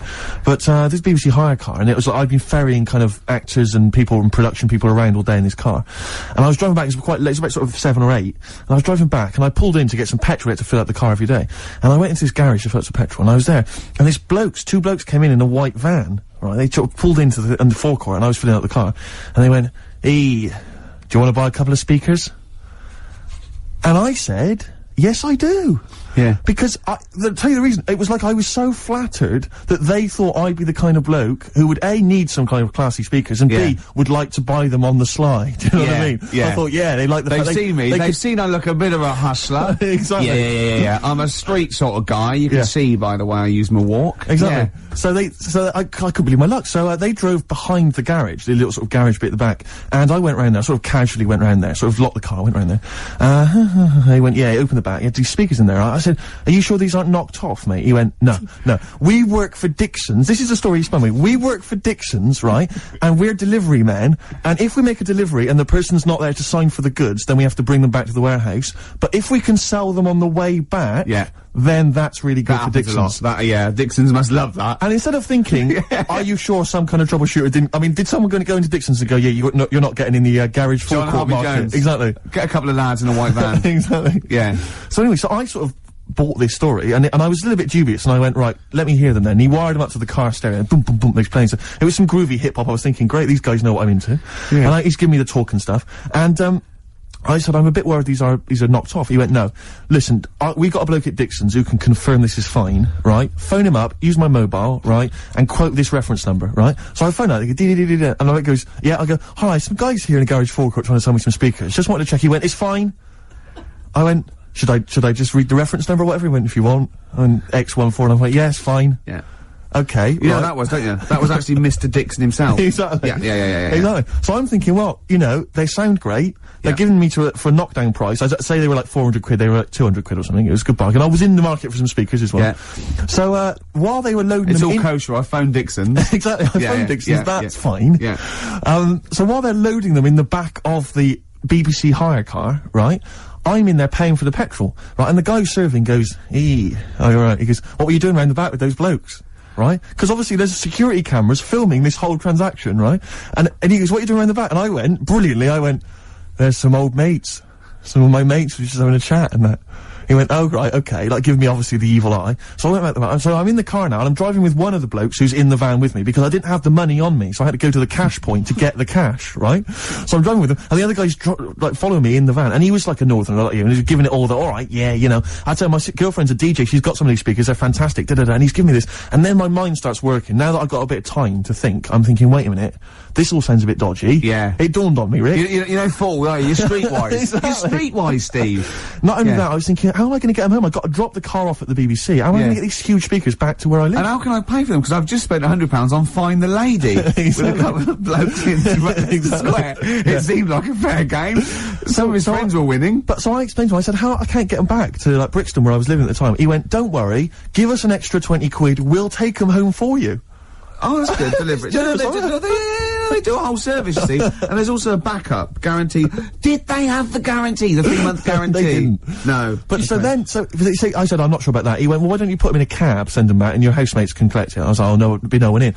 And I was beginning to sort of get a bit conscious of, like, maybe this was a bit of a scam, after all. So I pulled into, like, a little side road, and I said, I'm not sure I'm into this now, actually. He went, what are you talking about? It's 200 quid for a pair of speakers. It's a bargain. You never get a bargain like this, mate. I'm going, not too sure, actually. I don't think I want them. He went, 150 quid, 150 quid, mate, 150 quid. I went, no. He said, 100 quid now to you. And I'm thinking, wait a minute, this doesn't sound like the kind of work that Dixon's would be doing. Dixon's don't do that when I go in. Dixon's never negotiate in that way. When I go there, look around and I leave, they go, where are you going? I go, we'll have anything then. Have anything for a quid. So I stopped the car, and the white van pulled up behind me with his mates in. Sure. And, and I said, can you get them out? I'm not interested. And he went, oh, 100 quid, mate. Oh, you, and he was just going, you tosser, you obviously want some speakers, and he was having a go at me.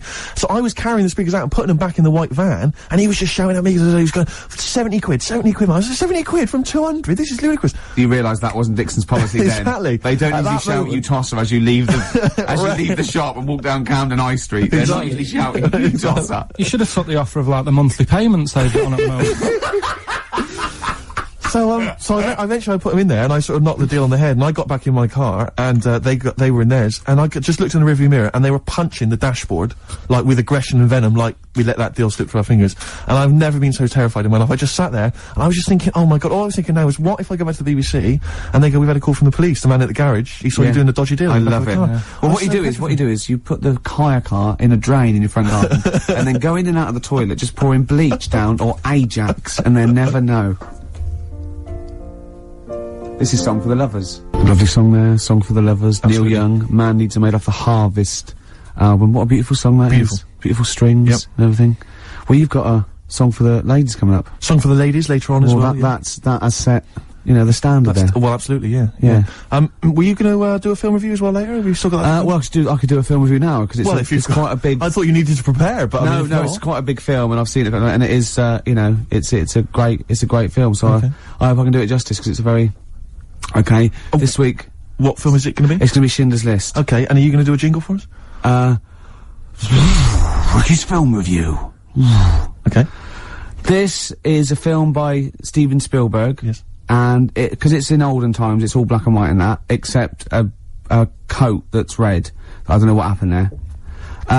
Anyway, it's about a bloke who's called Schindler, and because there were so many people he wanted to save, he had to make a list to get organised.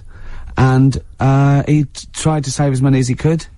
And you know, he made them sort of not make the bullets properly on purpose, because he, you know, in the end, they gave him a ring.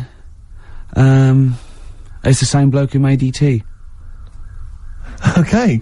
Your review of Schindler's List. Yeah. And, as ever, a mark out of 10, please. 9, it was brilliant. You really enjoyed it? Yeah. Okay. Did the fact that it was 3 hours long bother you?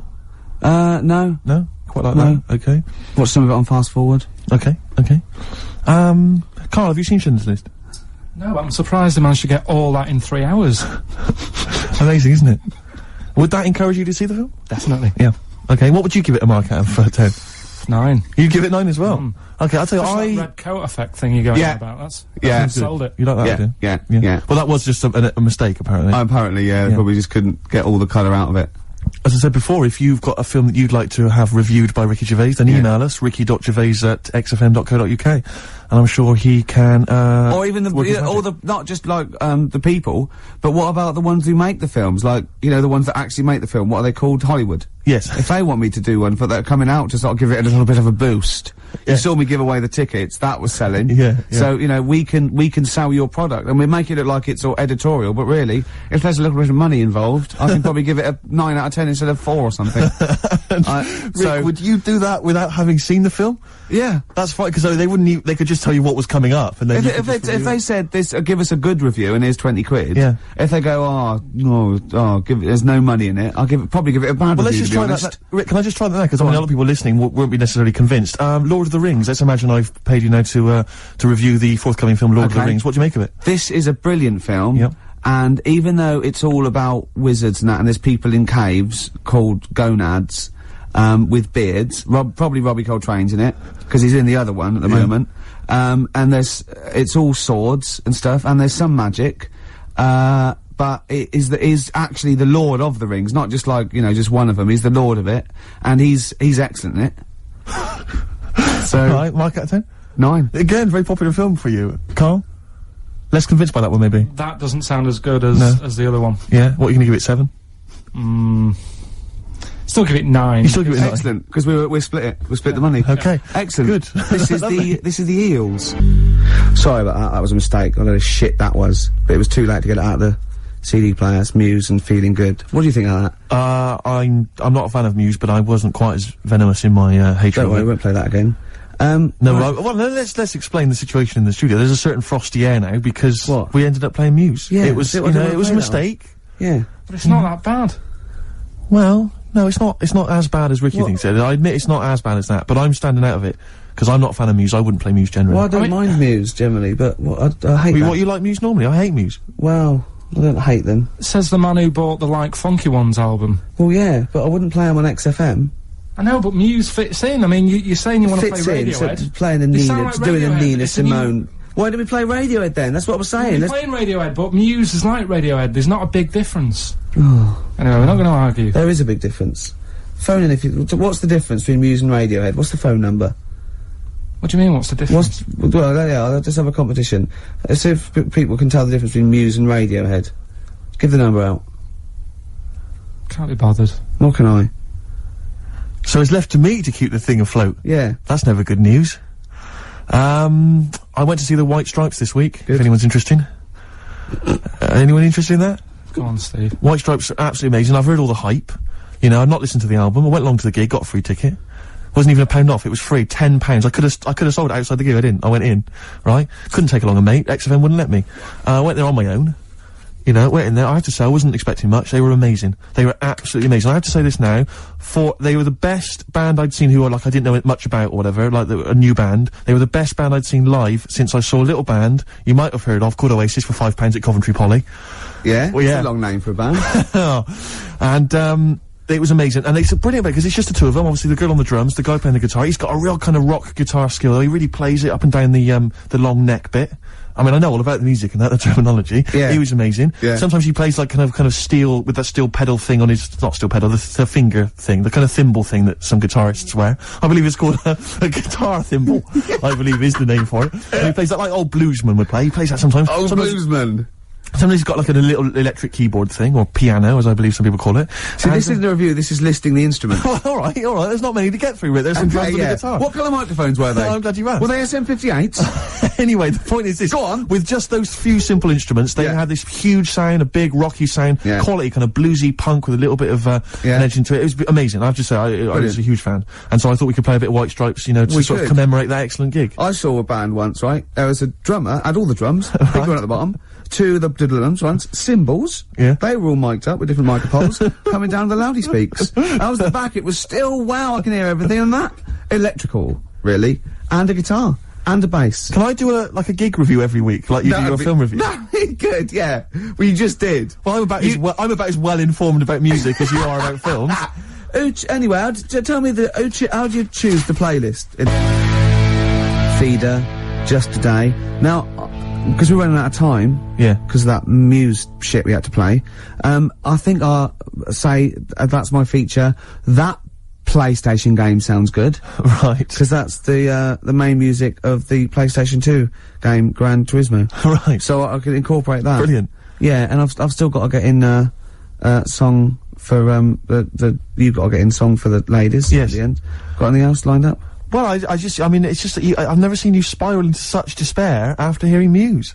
I mean, Well- fair enough, is that they're not a great band. Well, but- obviously we have to, you know, there's a bit of a playlist we have to keep to, and we drop the records we don't like. Yeah. Right, and play the ones we do. And that's fine. And if I don't care for a track, I don't mention it. I don't usually slag off bands, and I know we gotta keep to a playlist. I don't know how they're chosen or anything.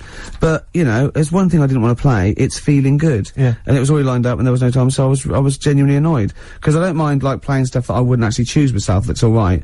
But, you know, you know, we're not completely free played all the time. So the worst thing is I don't want to ever play Feeling Good again. I don't want to ever play Kashin again. Kashin, They're I don't know what banned. Kashin is. I'm thinking of putting a ban on Gorillaz. What, anything you like to ban? Basement Jacks. Basement Jack. Oh, where's your head at? We already dropped that. Where's your head We dropped at? that on purpose, didn't we? What else did we drop today? That's what we saved people from. Do you know what I mean? Like playing 5 songs over and over again just because some record company wants it to be played. I mean, you know, if I'm gonna play things I hate, pay me. You know what I mean? I'm willing to take bribes. Look, I've been sent some chocolates here by the lads out of, Carter USM, right? Are they And still going? Yeah, they got a gig at Who's the Daddy Now tour, right? They're playing the Astoria at December the 14th, December the 14th. Oh my god, it's worth going along just to see how few people will be there. Well, see, that I wouldn't use play it, but they've sent me chocolate, so there's a plug. It's like, you know, bribe me, not XFM. Yeah. Alright? Let's Yeah. get some out of this, Steve. Okay. Alright? Yeah, I'm not sure even I'd sink so low as to be bribed by Carter. I mean, I'm a man who tried to buy dodgy speakers on the street. Steve, it's a Christmas, Father Christmas with some jelly beans. Is that from, who's that from? That's from the lads. Oh well, it's Who's the Daddy Now tour. Okay. And I've got some chocolate money. Right, lovely. Yeah, some of it French. Got anything there from the Senseless Things? Or the Wonder stuff? No, but you know, we don't know. They know what they're doing now. Yeah. Carl was alright at the time. Yeah. Carl was alright. Carter? Yeah. Right. Do you like Carter? Not really, no. It's nonsense. Well, I didn't like him singing about Dagenham all the time, whatever it was. No, what was it? New Cross. Yeah. But, you know, some Good. funny lyrics. Anything else you want to get off your chest? What do you make of the war in that's Afghanistan? it. Let's play some songs we like. What have you got lined up? I've got the song for the ladies, that's coming up in a second. Oh, lovely. Yeah, let's choose a song here and let's have a look. You like this one here, Ricky. What? Oh, Radiohead. Just. Brilliant. Is this Muse? Radiohead and Just. Off the Bends. No, that's a track. It's been a band. roller coaster ride of emotions, this show. Yeah. It started off, there were some light-hearted anecdotes about you and animals. Yeah. It ended up with you sort of spiralling into despair. Well, you know. There was some urinating in bed along That's the what way. a track by Muse can do to a man. Yeah, well, clearly. You know, did I ever react? But then maybe that's what makes them good. I mean, if music can, create those kind of passions in someone, maybe that's effective, I don't know. Well, you've made me think again. I love Muse. It's the punk approach, I suppose. Yeah. Anyway, Carl, thanks as ever for pressing the buttons and contributing. Yeah. Alright, mate. Good job. Shame about the Muse. He won't be getting a 9 for his movie next week. Won't we get I think you guys should kiss and make up and maybe Oh, naked. well, that's not Carl's fault. Go and kiss him. No, I'm not going to kiss him. But go on, please kiss him. I'm not going to kiss him. Go and I'm gonna touch him. I'm going to touch Go him. and touch him. Should we both go and touch him? Yes. Why don't we play a song for the ladies? This week, Drugstore, White Magic for Lovers, beautiful track. And let's just go and kiss and touch Carl. No, take the jumper off. Strokes last night on XFM 104.9, Ricky Gervais show. With Steve Merchant. Definitely. Ahoy. And little Karl Pilkington. Little over there. KP, the K-Man. Steve, Yes. don't worry anymore. Go, okay. I've procured some great gifts to give away. I was tired of Really? seeing all these other people getting gifts and that, and it was Yeah. all going to that O'Doddle and O'Diddley. Diddley, yeah. And Anderson and Sturgeon, or at least she steals them herself. Well, at least she steals herself to sell them to feed the habit, and that's Yeah. why I don't mind that, because it's No. industrious. Exactly. But I have got Feeder, Echo Park, I've got the Essential Bob Dylan. Now that is a good giveaway. That's a great giveaway. And Reloaded 3. Did you buy these yourself? No, little Carl found them. I have to say, Carl, you've done an absolute dynamite job here, mate. This is great prizes. And I thought we could play that trivia quiz where we're the challenge. If they get Right. someone to catch us out maybe or something, a question. Like You've confused me slightly. Explain again. Well, we could play a little trivia quiz, couldn't we? Right. And then we could sell the fish. Use out the the words that you need to man. complete the sentence, And Rick. then...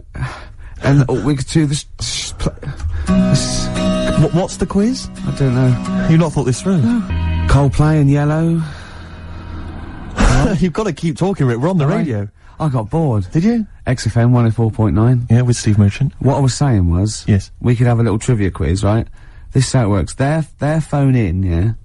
Right? And they'll pitch a question to us two, right? We won't know it. They'll tell Carl, and Carl write down the answer, yeah? Or on his email, right? And then it might be something like, who was the, first woman MP? And, write down the answer, and they go, okay, Steve Ricky was the first woman MP. We'll write it down. You know, and you'll write down something like the Queen. Yeah. And I'll write down Britney Spears. Yeah. And they go, well, Ricky says Britney Spears. And the answer is, you see? Yes. And then whoever's... So could they phone in, or can they email as well? They can email as well, Steve. Right. Okay, so let me just try and clarify this, because I didn't really follow that, and I know what the competition is. Right. People listening, phone in or email in with a question, a trivia question. It can be about anything. I don't right? do game shows. But one which we may be able to get, right? They phone in with that, or they email it in. But only Carl knows the answer. He asks us here in the studio the question. Ricky and I write it down independently. We hand it to Carl. We see who's got the right answer. It's like 15 to 1, but 2 to 1. And the great thing is that the best question that we'll vote on at the very end of the show can win these 3 CDs. We've got Feeder, Echo Park, the Essential Bob Dylan. That's a 2 CD set, Rick. Maybe keep the questions highbrow to show our intellect, not things like pop and trivia and... Good idea. And we've also got this big compilation, Reloaded 3. That's also a 2 CD compilation. We'll start phoning and emailing now. Phoning, like emailing go with berserk. your trivia Absolutely questions go berserk. For Gervais. I'm best Merchant. at science.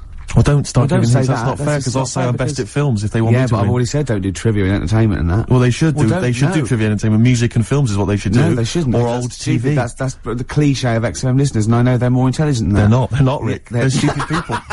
They're stupid people, and they only know about a few things.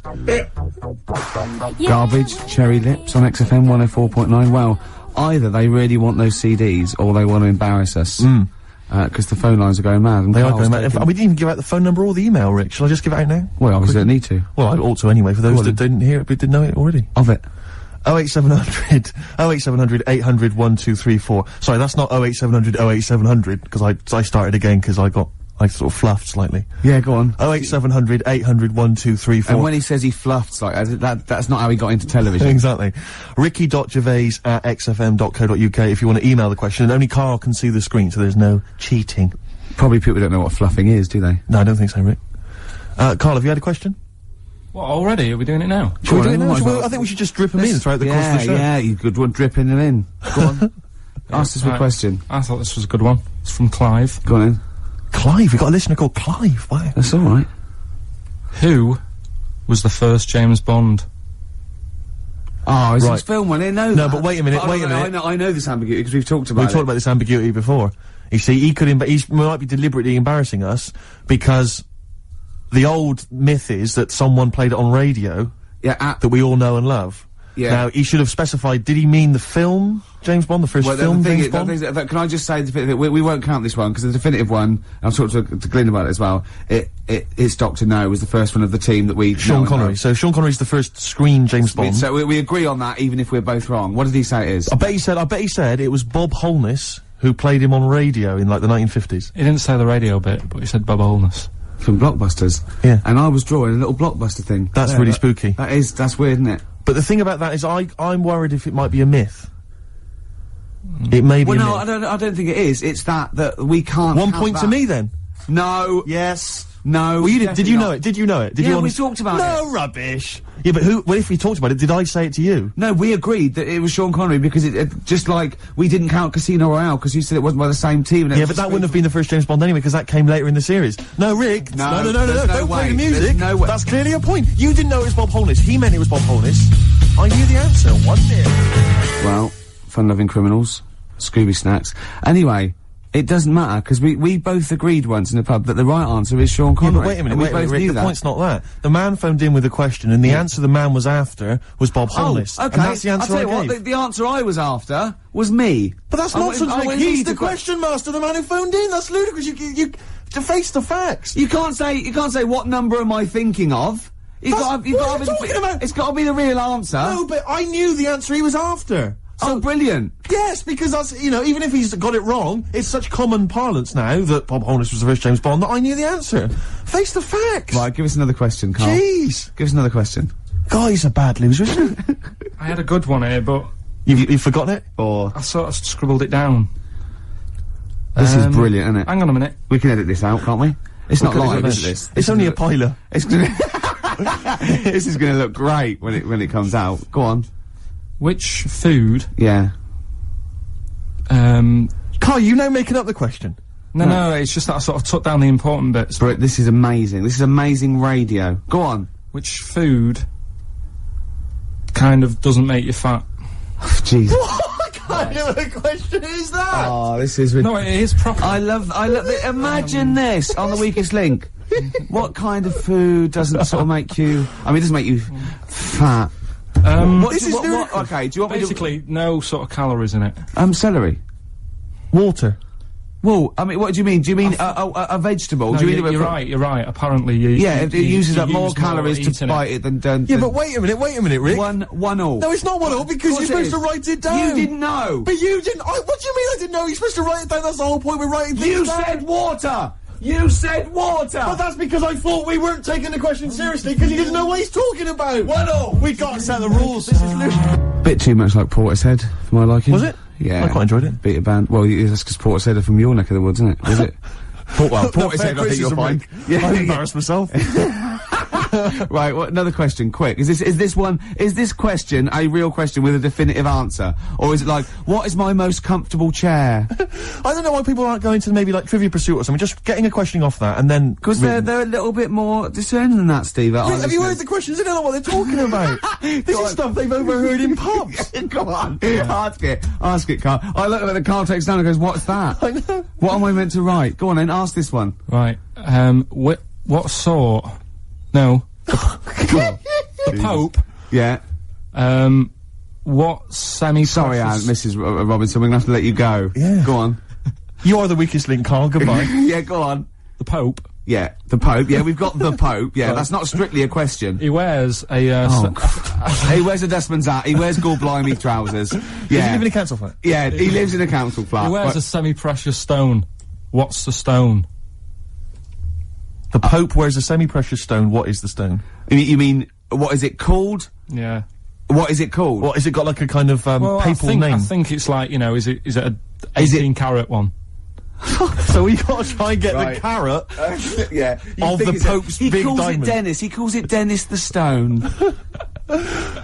Do they want the type of gem it is, like or is diamond, there some kind jade, of papal name ruby, for it? or do they want it like the Rosetta Stone, or I don't know. I can't see. Play a record. Play 2 records. Let's stop. Where's your head at? Basement Jacks. Right. Okay. Let's get this. Have we knocked this on the head then? Is this not happening? Oh, here he is. Look. Here he is. Come in. He's... How have you... Oh, God. I don't believe that. Oh, that's pathetic. I do not believe that. That's absolutely pathetic. Now, they won't believe this, will they? No. Right, No. if I say that Jonathan Ross just got his massive member out, and he is a big lad, come and sit down. I've got your tickets, Mr. Gervais. Thank you. What's going on here then? I mean, why are you dropping off tickets? Well, because, you know, in the spirit of the Comedy Awards, we like to have the rising young stars of the British Comedy Awards. That's right, and that's me. Well, we couldn't find any this year, so we asked Ricky whether he would sit in the rising young star seat, and I wanted to deliver the tickets personally, so there's no excuses if he doesn't turn up later. Yeah. I always suspected that you were sort of pretty well endowed. Yeah. And now we've seen, you know, it's on webcam. That was just one of my cocks. That's the one you're wearing today. Don't say that. No, we were in This is meant to be the happening young station. What's going on? No, you can't say stuff like that. You can't. Just careful what you say. Look up to Julian Clary. Take his wilderness and he comes back in a personalised. 10 years and in the that happened wilderness. to you. That's Jesus you're thinking of, isn't it? Just because you're on everything at the moment. I walked in here, and I came in here, and I thought, this is the young happening place, and what do I see in here? 3 old men sitting What are there. you talking about? I'm only 28, 27. You all you're wrecked. You all look wrecked. You're Well, that's because we're always partying. I was looking for some youngsters. Where's the youngsters? I wanted to see some tight leather pants. I wanted to see some foxy chicks hanging on you everywhere. What is it? It's a bunch of old blokes on a block up there washing up in a sink. But look at him. He even dresses for radio. Look This at is him. ludicrous. It's amazing. Looks like you're I love the fact you were on the phone to Gervais last night, weren't you? Asking his advice. Yeah. On clothes. Look at him. He's going for the man down the DSS. I like that look. That's a nice look. Have you got a single pair of trousers that aren't elasticated at the waist? They're maternity jeans, aren't they? They've got a whole panel that pulls The forward. thing is, what I do at the end of the week, I can pop these in a pan and I can make a nice soup with all the food that's encrusted in That's them. his years as a homeless coming to the fore there. Look at you, But one why- step away from Lawrence Llewellyn Bowen. I'd like to be that bit closer. But why are you dropping off tickets? Are you a little bit... Because I thought you were married and stuff. Why do you suddenly got this obsession with Gervais? Because I'm a bit rough, ain't I? yeah, it's like when you see Dale Winton out with those rough boys. I'd like to get one of my own. When a top celebrity in a lovely looking suit walks down the corridor with his penis out, Yes. Yeah. I know that I'm still an You attractive know man. you've arrived. I was inaugurated in the same way. For me, it was Des O'Connor. It's like it's the passing on of the baton, if I may use that euphemism. and you've been battened. But it's fantastic. Well, it is a pleasure. I don't think I'm complacent just 'cause I'm mixed with people like you. I still wake up and think, I don't believe it. I'm mates with Jono. Can I just point out one thing? I was listening to the show last week, and I heard you, as always, revealing a little too much about yourself, if you don't mind me saying so. Yeah. Steve tried. Not as much as you. No, but that was just for the benefit of the room. Yeah. And talking about when you used to occasionally urinate in the sink. Yeah. When you were around my house last time, and I came in, and you looked a bit shifty.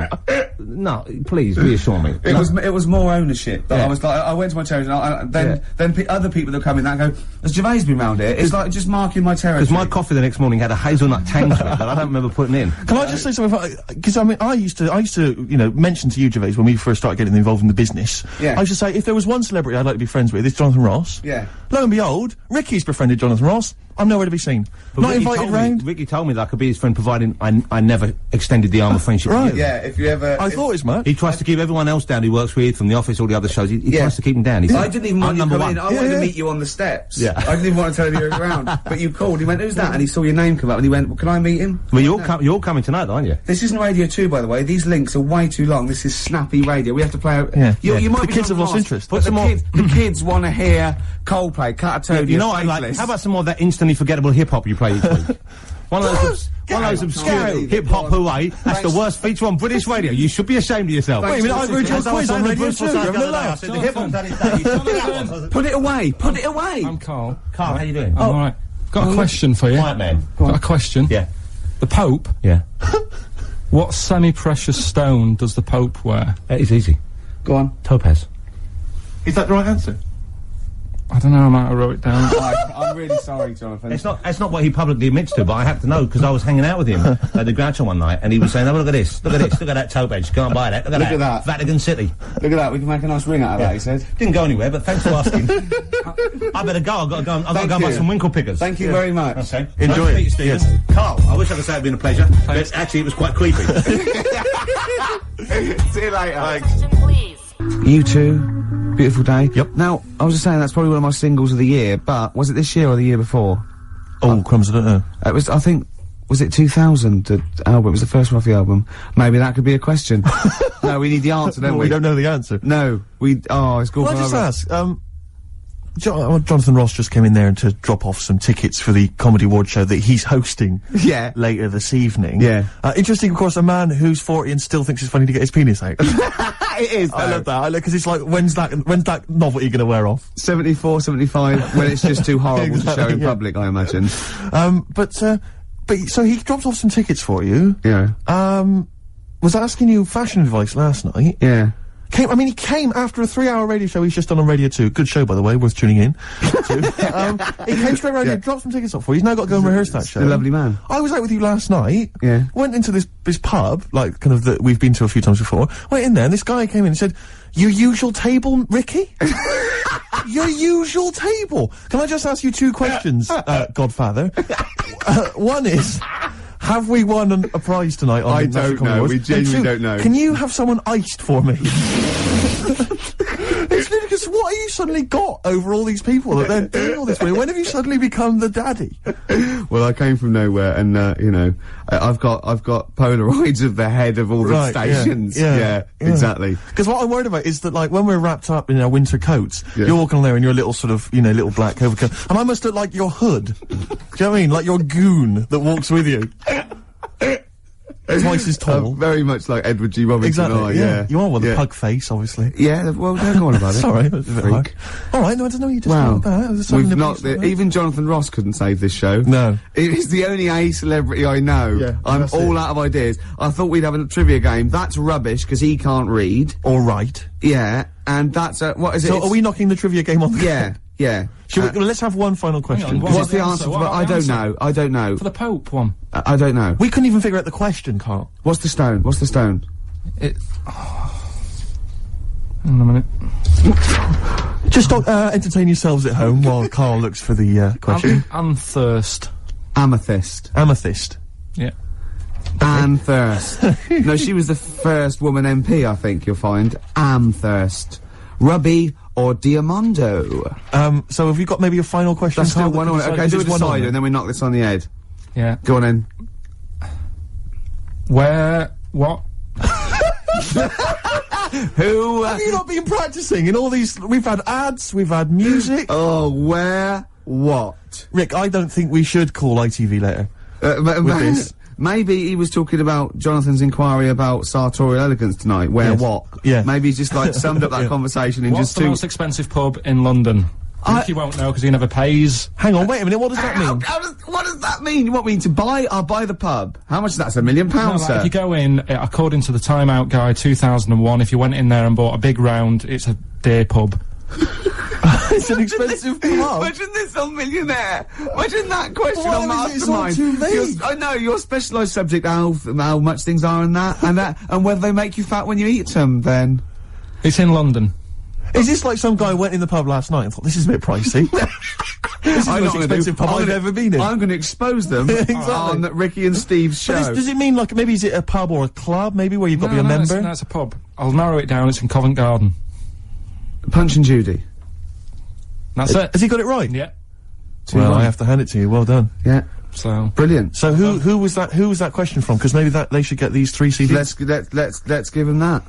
Who is it, Carl? There's no way of verifying that. That's probably libelous. They've probably made the Time Out guide. Okay. All right. Carl, who was it? What are you moaning for? You got it right. Yeah, I won. Yeah. Carl, I won. Carl, who was it that won? Well, listen, they know, so they've won. Yeah. Right. This is genius radio. This is brilliant. I tell you what's letting us down? Him. I know. KP the P-Man. When he was just doing the press buttons and it was cool. Now we let him on the air because we thought it was funny. We quite like him. He's digging a grave for us. Right, listen, this is a new feature I've introduced called Songs I'd Like to Play on the radio. And, oh, this is falling apart. And a friend of mine sent me a little CD of, little treats and stuff. And one of them is this track. It's, called Monkey Man. It's from the Rolling Stones. Play it, Carl. It's an absolute gem. XFM 104.9. What was that again, Steve? Rolling Stones and a track called Monkey Man. That's from a, double CD. Not available in the shops. My friend Dave G made a compilation for me. Burned it onto CD using modern technology. That's one of the tracks on there. What's his name? Dave Greenwood. Obviously breaking several, copyright laws there. I would not encourage anyone to make copies of anything for anyone. It's breaking the law. His name again, if the police are listening? Dave Greenwood lives in Nottingham. I can give details. How dare he do that for you? It sickens me, Rick. He's making you receive, you know... stolen goods. Yeah. And there's various artists on there who've barely got a penny, who are losing money hand over fist. The Rolling Stones, for instance. Yeah, the and Doors. XFM have done that as well, played it off, you know, and that's terrible. Now we've implicated those as well. XFM are culpable, so is Dave G. Thankfully not us, Rick. No. We're just middlemen caught up in it. You know what I mean? Yeah. If Mr. Biggs behind it. There's always Mr. Mr. Just Biggs, pawns sure. in his game. And, so that's, I'll be playing another track from that, later on. I've got a lovely couple of little tracks on my hip-hop selection. Looking forward to it. Is Incidentally, can I just ask, Rick, did you get a little gift here from XFM? I did. I got a lovely little voucher here. It was very nice. Yeah, very thoughtful. I've also got one. How much is yours for? £25. To spend at John Lewis or Waitrose. A little, kind of gift voucher there. Oh, I think I'll do, Waitrose, because food, you can get a good lot of food for 25 quid. Absolutely right. You can't get a lot of, like, haberdashery for 25 quid. So I'll be going with the food option. The thing about the gift voucher, a lot of people will I'm sure receiving these over the Christmas period. The thing about the gift voucher is it's like here's £25, but I've limited where you can spend it. It's like they don't want to give money because that's go. Say this is like money, but not as versatile. Exactly. You can't spend it in as many places. But it's the thing is that surely the thing about a gift is, you know, you don't want people to know how much it was. Unless you're letting them make their ideas up for next year. Yeah. Like, you know what I mean? If an aunt gives you, like, you know, a single, like a step single, and you've given her 25 quid at the body shop, you're saying, you know how much that single costs. Exactly. So do I. I'm not going to say, right? Yeah. Let's make up the difference next year, Sally, aren't we? You know what I mean? Let's spend 50 quid on me next year. Yeah. Do you know how much he got? How much did you get? Did you get a gift voucher as well? Yeah, but I work here all week. Right. How much do you get? 150. 150 quid? Yeah. What, on gift vouchers? Yeah. To spend at the same places? I'd have to say, though, I mean, it's not a very inventive gift, is it? It's Whoever came up with it, though. it's a lovely thought. It's wonderful to have £25 that I can only spend in 2 places I never go in. But, I'm not looking a gift horse in the mouth. I'm not looking a gift horse in the mouth. It is a treat. He spoke to Jonathan Ross like he was a normal person. From someone whose dad buys him a spade for Christmas, I thought you'd be grateful. My only thought is that John Lewis and Waitrose, I mean, it's not very rock and roll, it's not very XFM, is it? No, I mean, a tattoo parlour, maybe, you know, in a bike a shop. Piercing, I might get my face pierced, just a big bolt through my head. But I mean, they're a little bit, aren't they a little bit like The Man? Aren't they a little bit mainstream? Yeah. Eh? What would Billy say about this? Oh, play a record, and don't make it a square record. Something on an indie label or something, or something that hasn't been even recorded. Yeah, that can't even become available ever. Yeah, I don't know what instruments they're playing. Oh, not the guitar. Sum 41. In Too Deep. Alright, Steve? It's been a long time. Eh? Isn't it? What is? That seemed a long time, all that music we Yes, played. no, you're absolutely right. Yeah. It's annoying, actually, that Carl never went to the email, because the questions have been sent in there. Good questions, and they've all been, sort of neatly spat out with the correct answer. For instance, I might have asked you this if I was the quizmaster, Rick. How many noses do slugs have?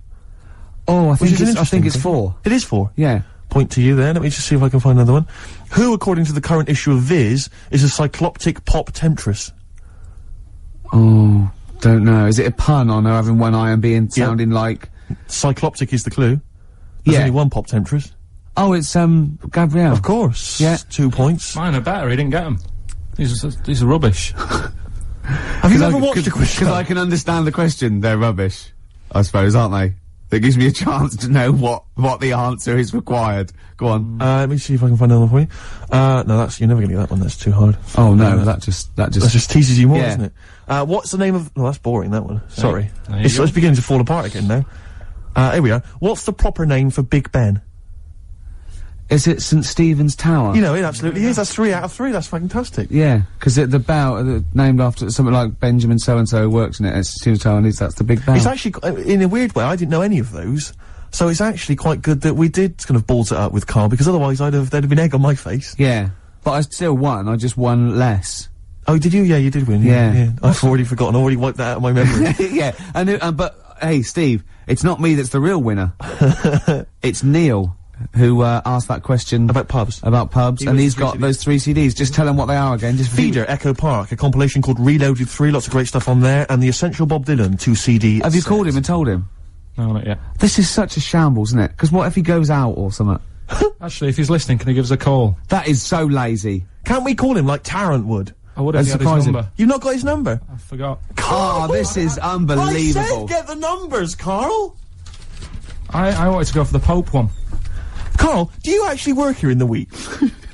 Or, like, did you just, you know, like in a film when they knock someone on the head, put on the spacesuit and go to the moon? Is it like Secret of My Success with Michael J. Fox? You actually work in the post room, but Saturdays there's no one around that recognises you. So you pretend that you're a producer? Yeah. Because you don't seem to know any of the rules. Because I reckon that name's made up. When did I say a producer? When did I say I was? Karl Pilkington is a name that you'd come up with on the spot. No, he doesn't work. No, he's not a producer. He says he works in sound. He works That's what in he says. sound. Yeah. Well, I'll tell you what. Work with this. This is my song for the lovers. It's a beautiful track. I've played it before. I'll play it again. It's one of my favourite tracks of all time. It's Bob Dylan.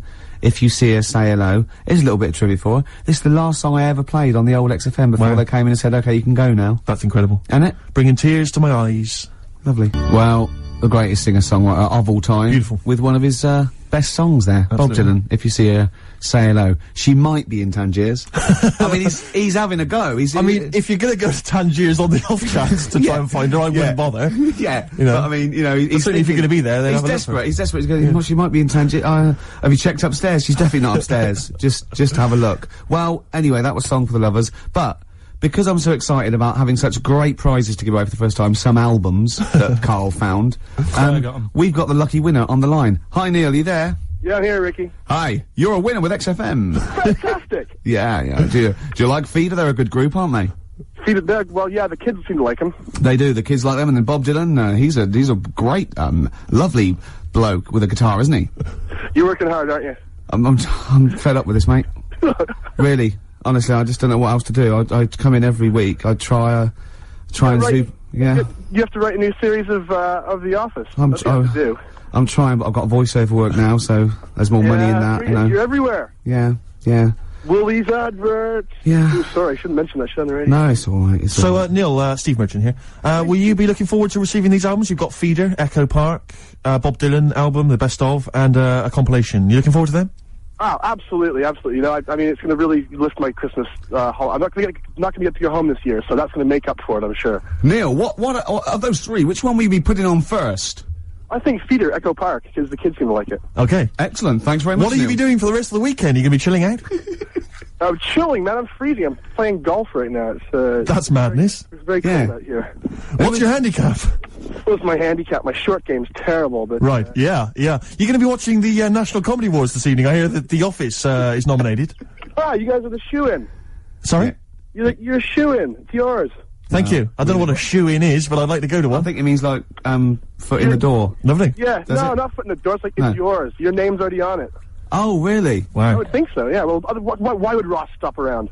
I don't think he makes the decisions. Neil, but thanks very much for calling. Those prizes are going to be winging their way to you. we're just like real DJs, aren't we, Neil? Just say we're just like real DJs, and we'll leave you alone. You guys are just like real DJs. Thanks Enjoy very your much. game. Cheers, bye. Step on my old size 9 stereophonics. Absolutely. Well, talking to Neil, it all brought it home. You know, maybe I should give a little bit back. Yeah, you've had a good year. I'm hanging out with Jonathan Ross. Exactly. I'm doing ads, Yeah. right? But I care. I'm still in touch. You know what I mean? I'm still down with it, Yeah, right? yeah. And, you know, it's coming up to the time of year where we should, you know, care about people less fortunate than themselves. And what I've done, I've recorded a Christmas single. That's beautiful. And all proceeds are going, you know, to, you know, little sick people and that, and Are there going to be any proceeds? there's gonna be not a sausage. Right. So I'm Right. safe. But I'll tell you this, I was thinking actually, I was listening this morning, and you go in, doing some Christmas shopping, you go in the shops, and there's always, you know, Walking in a Winter Wonderland, and all those songs. You know, no one writes those sort of things anymore. No. Well, you're wrong, Steve. Really? Listen to this. It's What's it called? Don't Cry, It's Christmas. Let's hear it. Don't cry, my baby. Santa's coming soon. Though you ain't got a mommy or daddy, Santa still loves you. And he's riding on his reindeer to trample down the gloom. So don't cry, my baby. Santa gonna make it soon.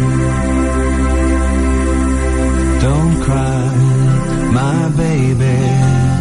Santa's feeling kind, though you know you never see him. He's not just in your mind, and it's not that he's invisible. It's because you're going blind. So don't cry, it's Christmas. Santa's still on time. Don't cry, my baby. Santa's on his way. You know he's got 6 billion children, and he's only got one day. You've got slightly less than that. If I were you, I'd pray. So don't cry, it's Christmas. You're nearly 10, it's a little gay.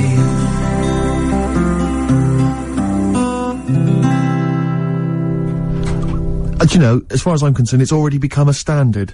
One of the classics. Thanks. There's a star. Ash. Good. It's a great show so far, isn't it? Enjoying it, Rick, but I'll tell you this, what worries me is something we've not done, which is what we've not taken on board some stuff I've heard from the management. They've said they've enjoyed the kind of light-hearted flippery, you know, in the past on the show, and, you know, the likes of Jonathan Ross getting their knobs out. Yeah. But, they just feel that sometimes it's a little bit cheap. Rick, a little bit crass, and they just want us to perhaps be a little bit more highbrow at times, a little bit more that, because I mean, well, you're a smart guy. I am, yeah. I've proved that with Clugs having 4 noses at Stephen's Tower. Can I ask you, Rick, about politics? What do you want to know? What do you want to know? Because I'm a political person. I thought as much. Go on. What on the politics? What do you make of who to vote for? Vote for the government, whoever's in the government. Yeah. That's the Liberals ever? No, not if they're not in government. No, okay. Don't. What about the foot and mouth, which a lot of people are worried about? Don't worry about it. No? No. Recession is hit, and a lot of people are losing their jobs. What should they do about it? Get another one. Get another job? Yeah. And I'll tell you what, this is, I mean, you can have this for free. If you do lose your job or something, get another one, but get one that's even better than the one you lost. Right. Okay, good advice. Yeah. Maybe if you were just like kind of the post boy before, like Karl. Get in charge of the company, get a manager's job. Right, become director general or something. More money. Good. And don't lose that one. Okay. And, what else is concerning people? No, we get calls all the time, Rick, to the station. People saying, I'm worried about the war in Afghanistan. Yeah. What do you make of the war? Is it one of your favourites? Well, no. My favourite, all war's bad. My favourite. I'm putting you on the spot here. What is your favourite? Is it really? Yeah. Is it? The Falklands War? It was a range war. What does that mean? Do you know what that means, Carl? Yeah, I remember that. Yeah. I remember drawing pictures at school and that. Yeah. It means that our missiles could go sort of 17 kilometres, and the Argies only had missiles that go like, 9 kilometres. So we just parked our boats about 12, 13 kilometres off it, and we were shelling them. You know, shelling it out of there, right? And theirs were falling in the water. Yeah. So it's the war equivalent of holding a midget at arm's length. Right, and he's trying to punch you. And he can't reach and you're just kicking him in the balls at will. That was, Rick, a lot of people talk about WW1 as being the Great War. Was it a great war for you? No, it was a good war. It wasn't a great war. Right. What's the problem for you? I liked I liked the bayonets and the trenches and all that stuff, but I could have done without the poetry. Right. Only because the poetry's a little bit bent. Okay. And, what I'm saying is the only time that it isn't bent in a war. But, there's beautiful, but there's one now I remember, it was, we are the dead, once we lived, felt dawn on our face, but now we lie in Flanders fields. Be honest, if you'd have had a gun in your hand instead of a pen, you might be alive today. Would be dead, and the war would have been over by Christmas. Absolutely. High five. Yeah. Oh, so that's politics, Carl. Any other questions, Carl, you want solved? Any high economics, I've done economics. Because, yes, the economical. Anything else? I just think you should look after yourself. You know what I mean? Carl, I've just got something to say to you. Hip-hop hooray! Hey. Let's play my hip-hop track. Whoa. Hey. Put your hands in the air. Yay. Move them round like you just don't care. Yeah, you're not even bothered. I'm playing an old school track this week, Rick. I'm going Excellent. back in time, rewinding the How track. are you spelling school, Steve? Oh, with a K. Go on. Ever heard of anything by Digital Underground? The Humpty Dance, you might The remember. Humpty Dance. Do you remember that? That was, a fellow sat on the wall. Yeah. Yeah. And he was getting dissed by Yeah. the police, and he fell, and he broke all up, and the King's horses shouldn't have really been sent to repair an egg. They couldn't do it because of their hooves.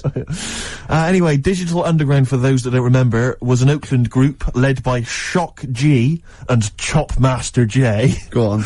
But of course, most famous now for the fact that they featured Tupac Shakur. Love him. Where he first began. You'll hear him on this track. It's called, which one have I chosen here? I think it's called The Same Song. Have a listen. Ross was slagging off the hip-hop feature, wasn't he, when he came in earlier? And how can you not like that? Digital Underground, same song. I think he was scared of it, Steve. I think he was intimidated understand it. by your youth. Well, he's scared of the youth, he's scared of the fact that I'm down with it, the homers and the bitches and the hoes. Yeah. Yeah. Because he's not with that, I you know? think He he looks wa- dapper. If they saw him in the street walking down like a ponce, they'd just laugh and jeer, but Yeah. probably rhythmically.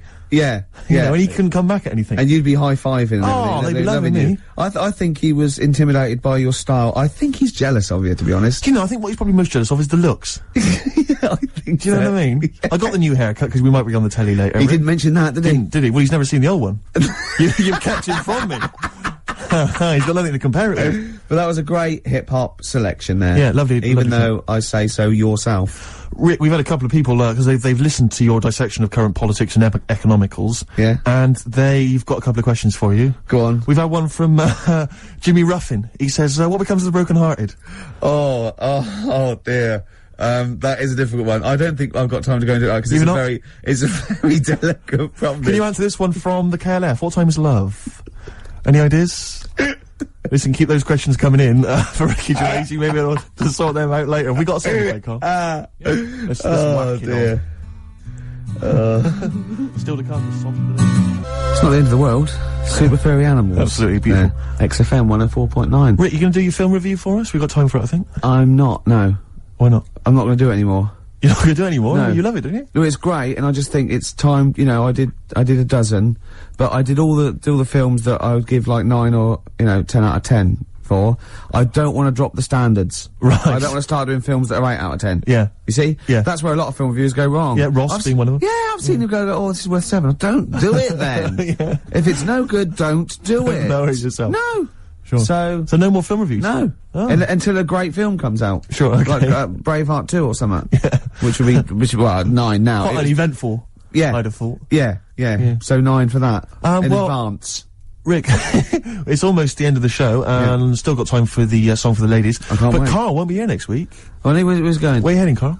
Going away for Christmas? Tell us. What? It's a secret. What you want? Well, in case your fans try and track you down. What? You going taking pictures of planes in Greece? What? Political? Rob your house, don't Satirical, Steve. Satirical. Where are you Yeah. going? What are you doing? If I tell you what, if I was caught in a foreign country and the government got and said, no, it's okay, they were train spotting or plane spotting, I go, no, I am a spy. Exactly. No, I am a spy. No, it's alright, you were train spotting. I wasn't spying, please. I saw you at the Doctor Who convention as well. No, probably an assassin or something, I think. Yeah. I'm probably an assassin. Carl, where are you going, mate?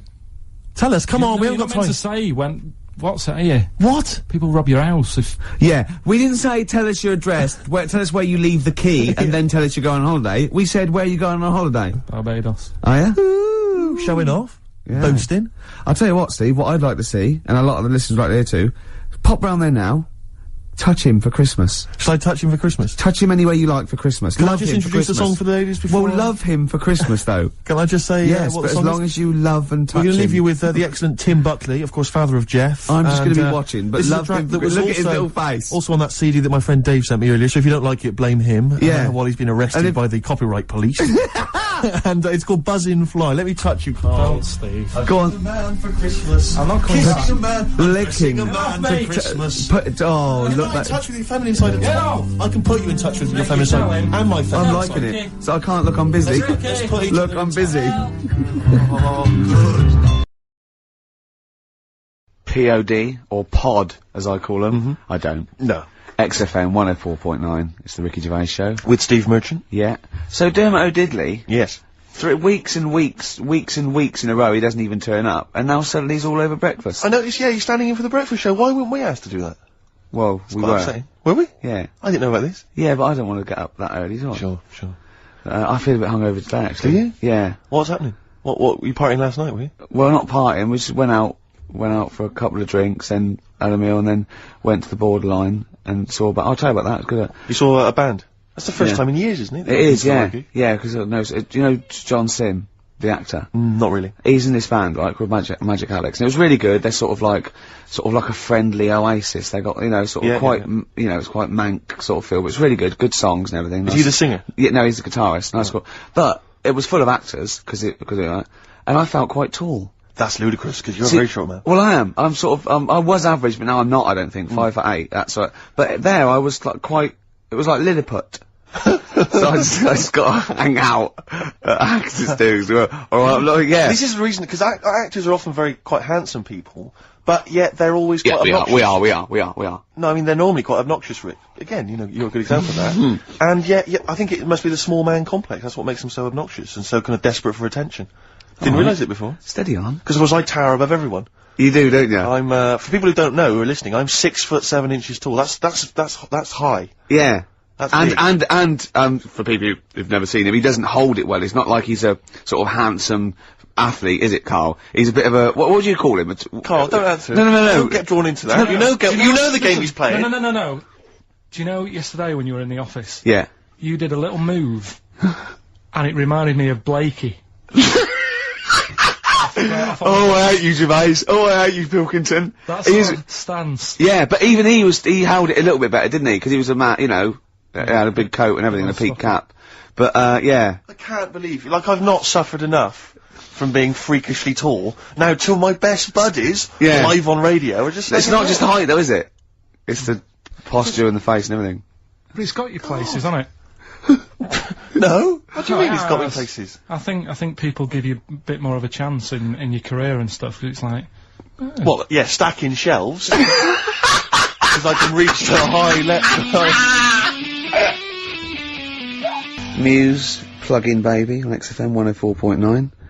Rick, Gervais, go on. Well, yeah, but I know you guys are laughing about the height thing, and for those that have only just tuned in, I am 6'7" tall, which is tall, and that's big, and I pride myself on it in a way. I've worked hard, I've not smoked, I ate well, Yeah. It's an accomplishment, but obviously I didn't have much involvement in it. I just am, and it's a curse because mainly the problem is that you can't get stuff, you can't get clothes, you can't get shoes. Yeah. It's size 14 feet. Yeah, but it is genuine, and I don't know. I mean, it costs a lot to buy a pair of size 14 shoes, and if you were genuinely poor, I don't know how you'd afford to be tall, because the clothing costs more, everything costs more. I've seen this in comics that you'd actually go to school in a barrel. Wearing a barrel. With just braces, it'd just be a barrel, and you'd have sort of flip-flops, and you'd take a mule with you. They all had a mule, didn't they, the poor people? People always think you'll be in a pub or something, and people just think they can talk to you about it. They just think, hey, you lanky, it's just like, because it's like they But that really annoys you, doesn't it? Well, it annoys me because it's like they think I should be proud of it. Like, well, exactly, but they don't think that this is not a disadvantage, this is not a disability, is it? You're taller than most people. It might get disability. No, if you were 8'3", it'd be slightly debilitating, you would,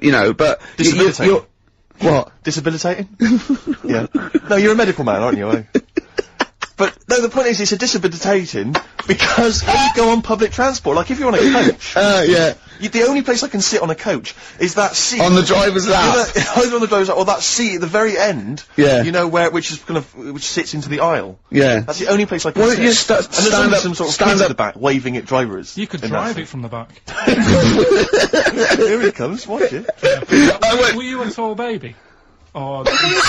Mr. and Mrs. Merchant, you've given birth to a basketball player. Look at his dribble already. Were you a tall baby? Babies aren't tall. At what point did you suddenly, Jesus, nothing fits me?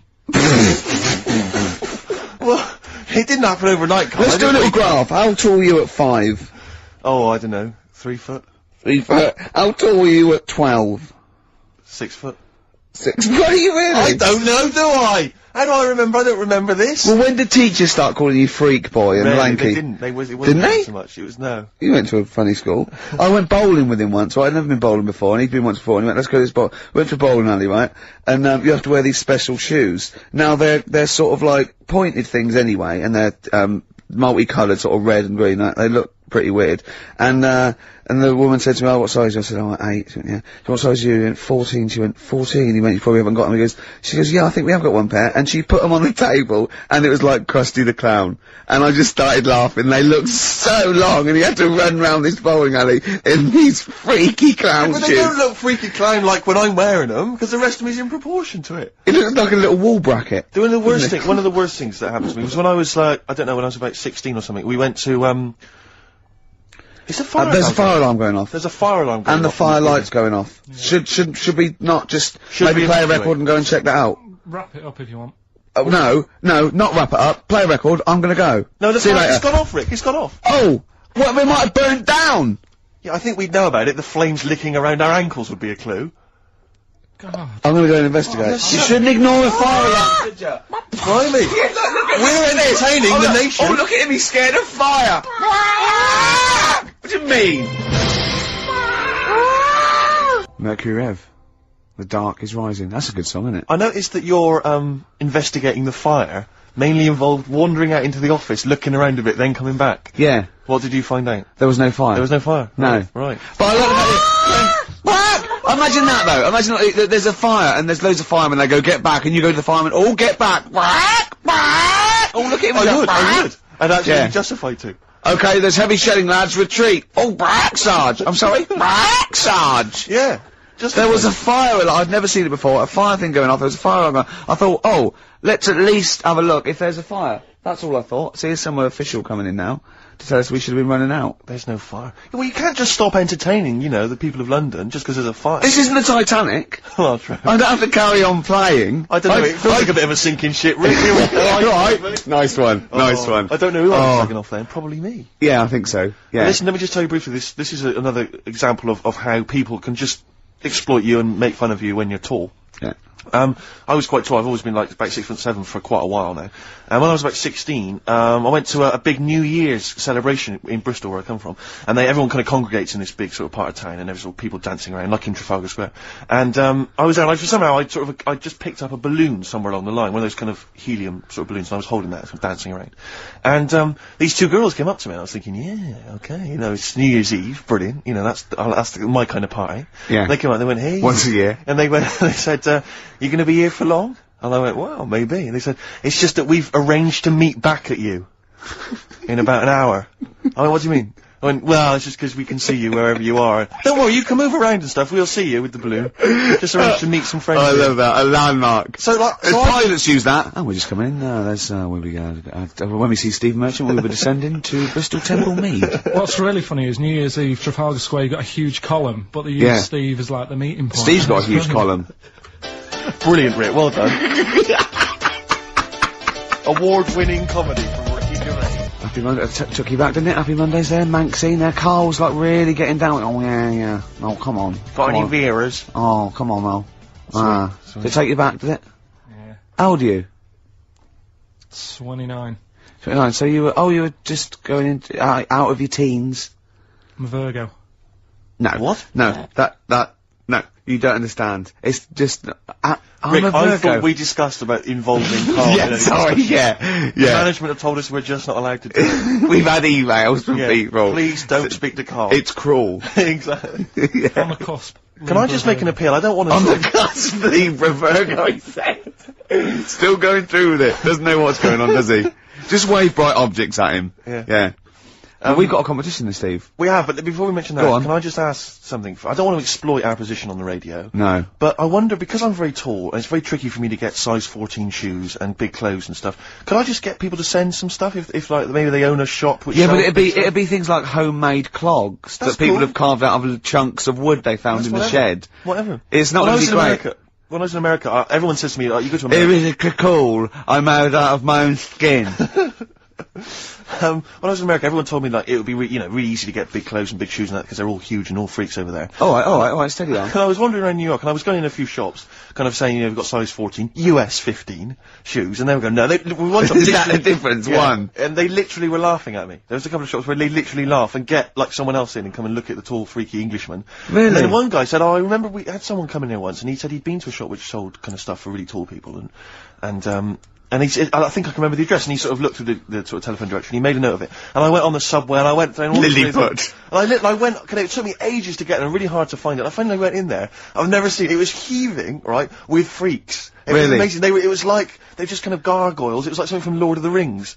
They were just kind of these tall people and kind of gnarled. Did they turn around and start bowing to you? It was incredible. Yeah. When I went in, I just said, hi, I'm looking for a kind of sort of, the guy went, yeah, sure, and he sort of hobbled off into the darkness and came back with exactly the kind of pair of shoes I wanted. I couldn't believe my luck. It might be a magic shop. But it was like that shop in, Mr. Ben. It might have been a dream though, you see. Have you still actually got the shoes? No. Because when Mr. Ben sort of like goes back and wakes up next day, he finds like a feather in his pocket where he remembers he was a 17th century sort of squire or something. Yeah. You know what I mean? The classic episode of Mr. Ben when he becomes a 17th century squire. Oh dear. Mr. Ben learns to play the harpsichord. But it's like when Mr. Ben, that black shopkeeper goes, right, are you going to pay for that?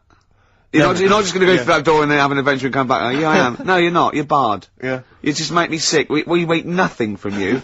Well, I'm not in this for your amusement, Mr. Ben. Is it only Ben who's got the insider knowledge about the magical doorway, or? I don't know, because that fella in the fez doesn't seem to have anyone else there. No, rarely. He's always grinning though. He knows something. I'm not sure. It's not a documentary though, is it? It's a kid show, isn't it? I'm trying to remember. No, it's not. It's just a kid show, so anything can happen. Yeah. That's a lot of people make that mistake when they slag off something like Scooby-Doo or Thundercats. It's not really reality. It's just a kid. Mr. Ben, they were all on drugs, weren't they? Like Magic Roundabout. My mate fancied Cheetara from Thundercats.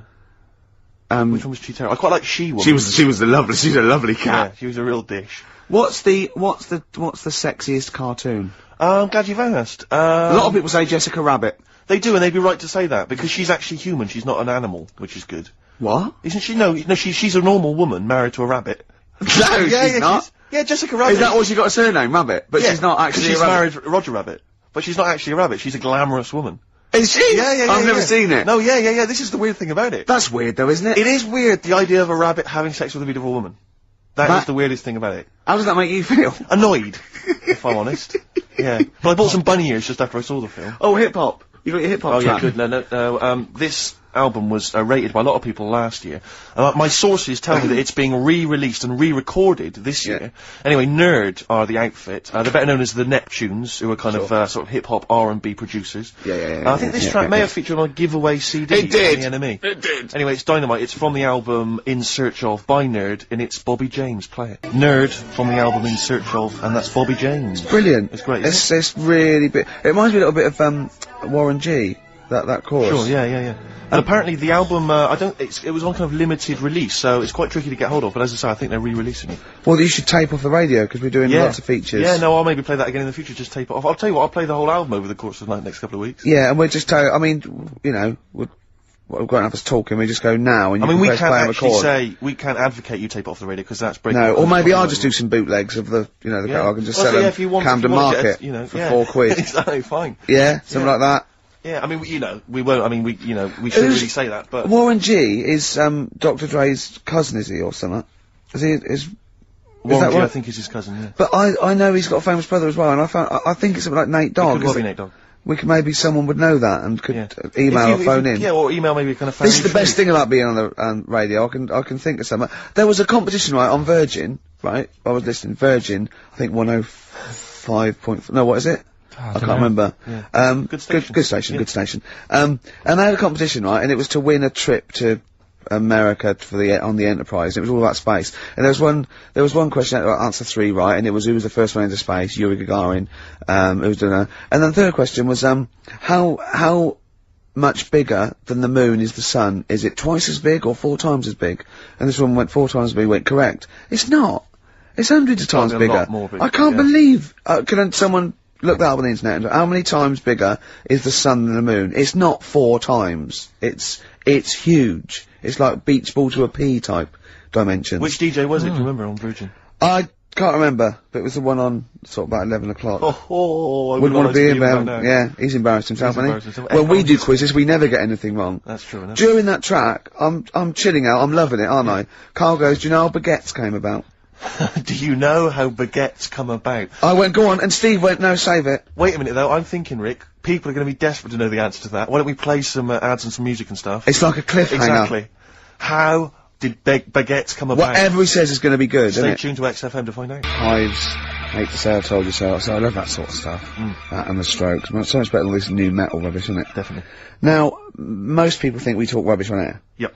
If they could hear the conversations Off that air. go on, I know, but someone just emailed in saying the sun is indeed about 400 times bigger than the moon. Thanks for that. That DJ must have looked it up and said 400 times. That can't be right. It's probably it's probably a printing error. 4 times. Nothing can be 400 times bigger than the moon. Carl went, yeah, but the sun's only got 1 million years, isn't it? I went, what? He went, on that space program, it said that in 1 million years the sun will be destroyed, and he said, and then we're all shafted. Right? I went, I laughed. Steve went, no, it's okay. By then we'll be on another planet. No, I think that's true. We'll have colonised other Right? planets. Carl went, yeah, but there'll be no sun.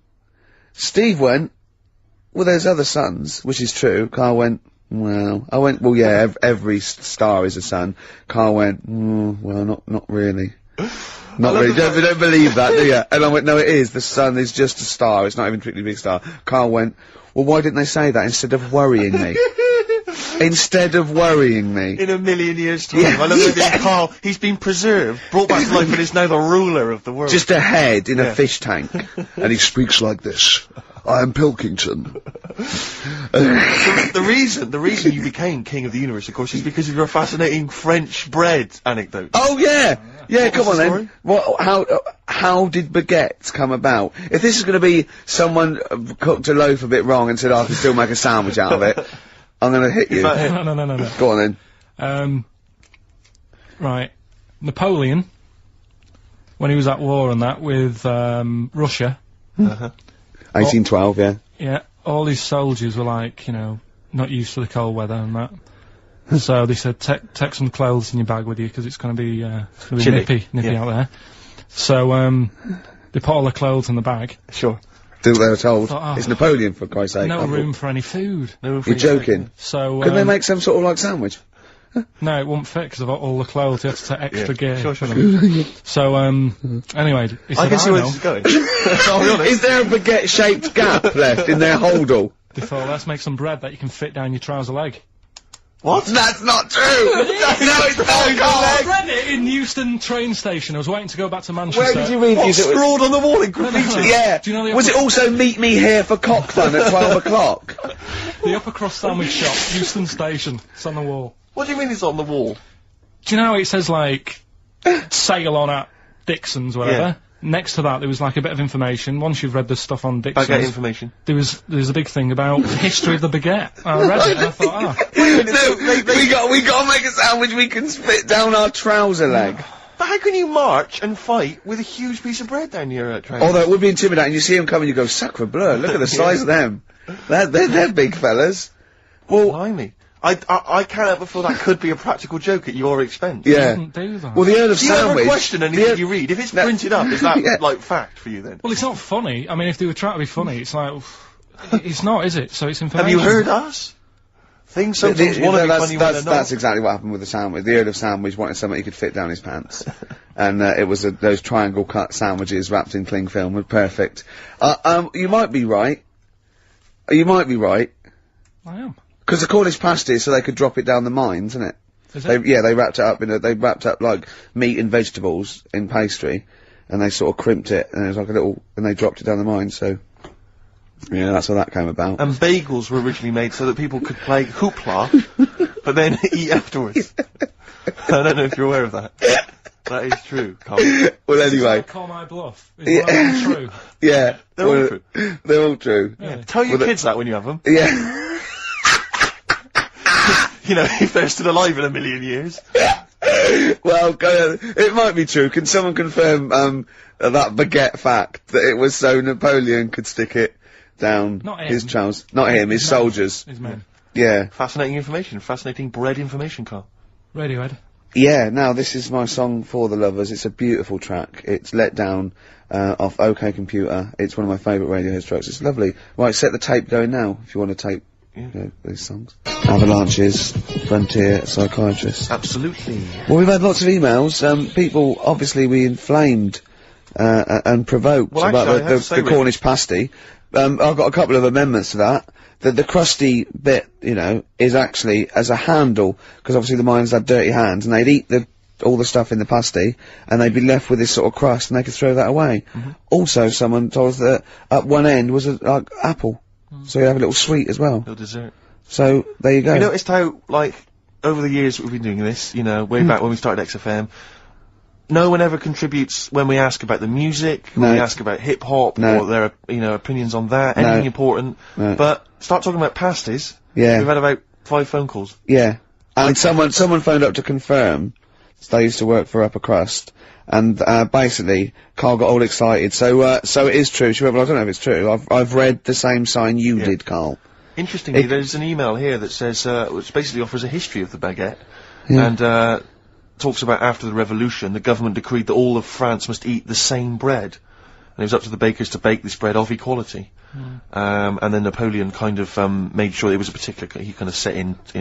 Obviously on the bread you can eat anything you find in the garden. Frogs, snails, bits of horse, squid. The interesting thing is, Rick, that there's no mention of sticking it down your trousers whilst going to war. The French have tried to keep that secret for over 100 years, It was only the upper crust people. Nearly 200 years, that is a top secret. Somehow Euston Station upper crust got hold of a document, left behind in an old sea chest, possibly Napoleon's, could have been Josephine's. Unfortunately, jotted it down. He's kicking himself now. Oh, Secretary, I cannot believe I left a note.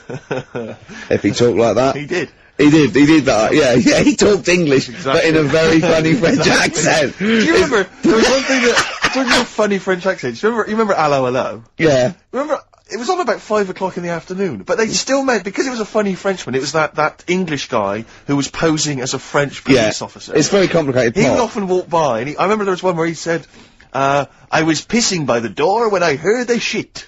Oh yeah. Now that's passing by the door. I'm allowed to say Passing that. by the door when I heard a shot. That's what he's saying. I'm allowed to say that at 2 o'clock because I'm just saying I'm talking in a French accent. Yeah. I was pissing by the door when I heard a shit. Yeah. That's fine.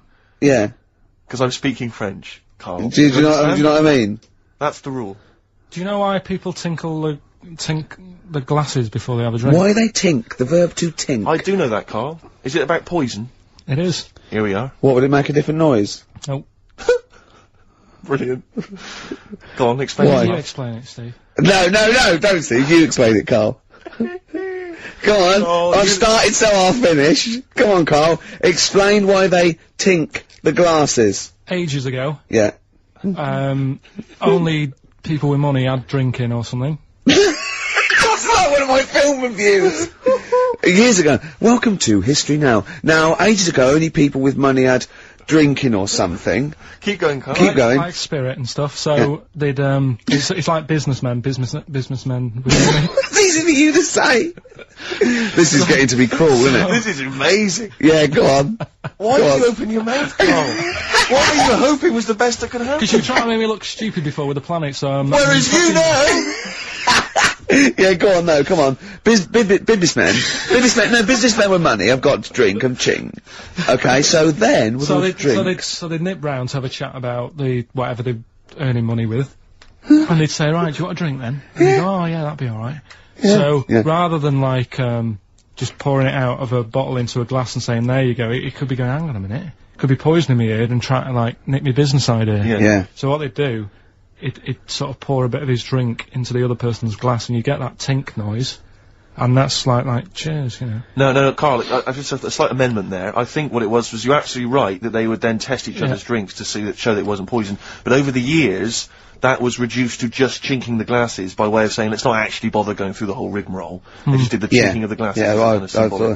Yeah, that's good. Whew. It was exhausting though, wasn't it? I know. Was it worth it, do you think? Well, I like that, because people carry that with them now. When they do that, they'll think, oh, that bloke's definitely not trying to poison me. Yeah. So the horrible thing is that now, when I do the glasses, I can laugh and go, they don't know I've poisoned them. Exactly. You should always do the pouring back and forth. It's a shortcut, it's a slippery slope. You know, just be careful. Ash, there's a star. One of my bands of 2001, Ash. Was it? Yeah, they've come through. I didn't like them at first. Thought, you know, a bit too lo-fi, but I think they've worked at it. They do good songs, they're good performers, and I think they're probably thoroughly nice chaps. Sure. Alright? We didn't say hello because we were away for a couple of weeks. We didn't come back and go, oh, we're back, did we? It's like nothing ever happened. Exactly. Do you know what I mean? Did you have a good Christmas? Yeah, you? Yeah. Carl? Yeah, it's alright. Lovely. Okay, let's crack on. Good. I went on holiday after Christmas, yeah. And, so did, our mutual friend, Phil Balker. Yeah, good man. He was in Lanzarote and he told me one of the funny, I don't know if I can tell this on the radio. I'll have to say the C word, I'll just go, it's in a sentence, so I just go, you, see, when it comes, and you'll know that he's saying the terrible word. Just, you know, didn't want to ruin the anecdote. Anyway, they're walking along one evening in Lanzarote, and there's lots of Brits there apparently, and Phil overhears, a sort of a married couple arguing. They're having to go home a bit early, and she's saying to him, she went, for Christ's sake, every time we come out drinking, you always shit yourself. Right? Wow. Always, not once. So he's going, I've told you, he said, it's not the drink, it's the weather. She went, the weather. You'll be blaming the food next, you see. I don't think they should have got married. Wow. Or when did you think the shitting themselves started? Must have been after the marriage, because if they, you know, you're courting, and they go, went out with, Derek again, did you last night? Yeah, how was it? The evening was lovely, the meals must be, he shut himself. Again. That's 5 dates, 5 different heaps of shit. But I think I can change him. I think I changed him, yeah. It must have happened after the marrying. Or he just might have think, oh god, or he's got to that age where I think, look, I'll just empty it when I get home. Yeah. I'm not gonna keep going up and going to the toilet, you know. It's the ice that does it. Yeah, Carl is right, I think. It is the ice. What do you mean? People forget, you know, they say, oh, don't drink the water when you're on holiday, and they don't, they drink, you know, they buy Evian and stuff. Oh, I see. They forget about the ice. The ice cubes, you're right, in a bar. Made from tap water. And that can do it, can it? Yeah. But she said every time you're drinking, didn't she? I assume that she wasn't drinking ice then. Yeah. What, I mean, why is it just happened to him? Let's be honest, everyone that goes on holiday doesn't end up crapping themselves. Yeah, they usually make it to a toilet. He does it every time he drinks, doesn't he? Yeah, well, apparently. Just don't let him carry the baguettes. He's good, isn't he? Oh, Carl comes out with He something. does now and again, High doesn't five, he? Carl, that was sweet, man. Yeah, Sweet. nice one. Yeah, respect you. Right, we've got another feature now. Yes, this is a feature which we introduced before Christmas, and it was so popular, we brought it into 2002 as well. And it's We've carried it over with us. It's an interesting thing, and I don't think we'll ever run out of features for I it. don't think so. Go on, then what's the feature called, Steve? It's rather brilliantly called A Song That I Like. Yeah. And in it, let me explain. Go on, go on. What I do is, in it, I play a song. What, that you like, or? That I like. Oh, right, Yeah. so you just pick let me go, I'm going to explain this. All the songs, right, there are, Carl, Steve likes some of them, he doesn't like others. Exactly. But, for this particular feature, the only songs that'll be in this section will be the ones that he likes. If you think you're going to hear songs that I don't like, you're wrong. Let me clear that up straight away. Yeah. Songs that I like. What song have you chosen to play? Thank you very much for asking. I have chosen, and it's something I've only been introduced to recently, but I did enjoy it, and it seemed, just felt contemporary. It's, Patti Smith and the classic Gloria. Oh, fantastic. Play it, Carl. Gloria by Patti Smith. Did you enjoy that? Yeah, I love it. It's lovely to hear that again. I've always been one of my favourite tracks. And as Carl pointed out, sounds remarkably like, who did you mention? PJ Harvey. Oh yeah, well, yeah, everyone knew that. She was obviously very influenced by her. That's fine, that's fine. That's alright, that's allowed. That's cool. I like PJ Harvey too. Exactly. There's enough room for 2. You're absolutely right. Oh, here we are then. Let's just take a moment to think about what we've done, you know. Yeah, well, it's been good. It's, we've enjoyed ourselves. It's an hour and 20 minutes. We've talked about, shitting yourself. We talked about pasties. We've done pasties. A number of pastries, actually. We never got the, we should go in a competition who's the tastiest cartoon ever. Well, actually, I threw someone up did Cheetara, I threw up, Jessica Rabbit. I've had some people contribute here on Go the on. email. We've got someone here, Dom, has emailed us. He's told us that, for him, Daphne from Scooby-Doo. Yeah, Always popular choice. And obviously this is one I've never quite understood. Wilma from the Flintstones. I've actually always felt that Wilma, I don't know, I just thought she was a bit... No, not a bit Wilma. homely. Betty, surely. Yeah, Betty. Well, this is what I'm doing. Wilma, I mean, yeah, Betty, surely, but Wilma. No, I mean, she's quite homely. Oh, come on, Steve, you wouldn't say no to Wilma. I suppose not. If it was on, I'd be worried about Fred, if he found out. Well, I'd hate to do it, you know. I don't want to do it to Fred, he's a good guy. He is, isn't he? He's a bit of a chump. Whereas Barney, to be honest, I don't think he deserves Betty. Do they both work in the quarry? Because, I mean, let's be honest, Fred, not a smart man. I mean, he obviously didn't come out of rock school with anything other than a couple of basic O-levels. I know, but he's a hard-working, sound sort of guy. They got a big house, they got like a TV, they got that bird thing. Yeah. I mean, be honest, if I was Fred, I would be a little bit disappointed that my kid does nothing, whereas Barney's can lift up sort of tall buildings. Sure. Bam, bam. He's a very strong, you know. I mean, interestingly, Fred loves his job. He's always yabba dabba doing at the end of the day. He does spend the whole day lifting rocks from one place to another. I'll tell you what, I wouldn't take that from that cat, though. I would. If a cat picked me up by the scruff neck and put me out, right, on the doorstep, I'd go mental, I'd get rid of it. It is a saber-toothed tiger though, Carl, so it could rip him to shreds. It's not like a normal domestic cat you have nowadays. You know when they go to the drive-in at the beginning? Yeah. And they order, maybe some ribs. Yeah, that huge rib, and it tips the car over. Yeah. Was that her first day on the job?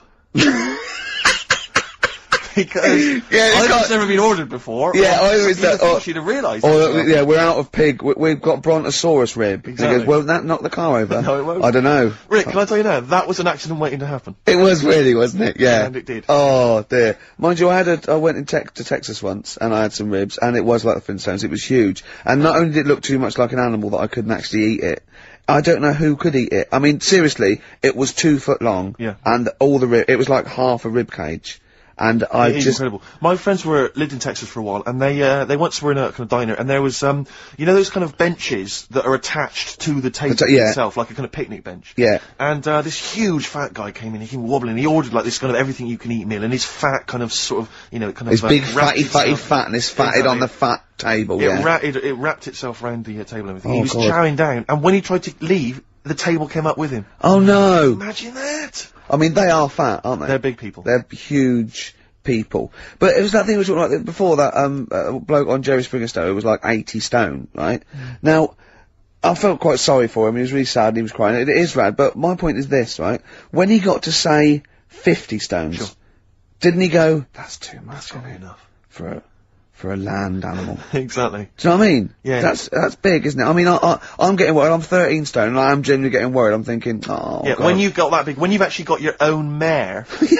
yeah. When you have to get in helpers to look what the scale says. Yeah. Like 4 or 5 people lift up your belly and go, it's 52 stone. You go, that's too much. Exactly. I'm going to only have 9 breakfasts when you begin to appear on the Ordnance Survey map. yeah, exactly, yeah. When you've got your own symbol. It's like, we can see 2 things from space now, Fatty and Steve Merchant. We'll be landing at about... Well, no, I'm just saying, you're not fat, aren't you? You're freakish and big. Just another quick thought. Someone's mentioned Daphne from Scooby-Doo, and but I've always had a soft spot for Velma. Velma? Because Velma's the glasses. I mean, I'd have She's clever. Can I tell you what would have happened if I was in that environment? I was maybe on the... Your glasses would have got tangled up. I'd have always had I'd always been making a play for Daphne, right? And Velma would have fancied me, but I kind of always ignored it because I was playing for Daphne. And then when I finally realised it was never going to happen with Daphne, I'd have blown it with Velma. Maybe not, though. Maybe not. Sometimes those, you know, they might, you know, appreciate honesty and go, listen, I've been hitting on the good-looking one. Oi, Four Eyes. Yeah. Do you fancy it, Chubbs? Exactly. Something like that. Just being honest is what you're saying. Well, yeah. I'm wondering, I don't mean to be libelous, but Velma, she was quite short, the glasses, the short hair. Lesbian? Hung around with the dog and lesbian. the bloke. I'm beginning to wonder if she was... maybe. I was like, see, unfortunately I said lesbian there, and you still carried on with your assessment of what it is to be a lesbian. It's bad enough doing the cliches of having short hair, but you said the dog. Yeah, well she hangs around with a dog. Do lesbians do that? Well, have you seen some lesbians? They're right dogs. Good night. You see what I've done there? You know what I've done there, Rick? Comedy award winning. Professional. I was having a cup of tea. 100 Reasons there on XFM 104.9, just gone half 2. Ricky Gervais. Yeah, with Steve Merchant. Hi. Alright. Rick, we've got a couple of emails in here, and they're saying they enjoyed your performance over the Christmas period on a programme called 100 Greatest TV Moments. Yeah. Did you do an interview or something? What was the deal? I didn't see this. Yeah, the Office was in there, wasn't it? And I was interviewed for it. But what are they talking about? They enjoyed your performance. Come on, tell me You what know, do you? No, I don't. It's the thing that I did on Razzmatazz. Oh, is this where they found a clip or something? Yeah. No, alright, I was in a band, and we had one single out or something, and I did one TV appearance when I was about, oh god, and they showed a bit of it, about 7 seconds, me on Razzmatazz. Oh god. Razzmatazz, for those that don't remember, was like a kind of, I suppose, what was it, like a kind of CD UK of its time? Yeah, exactly, yeah. And, oh god.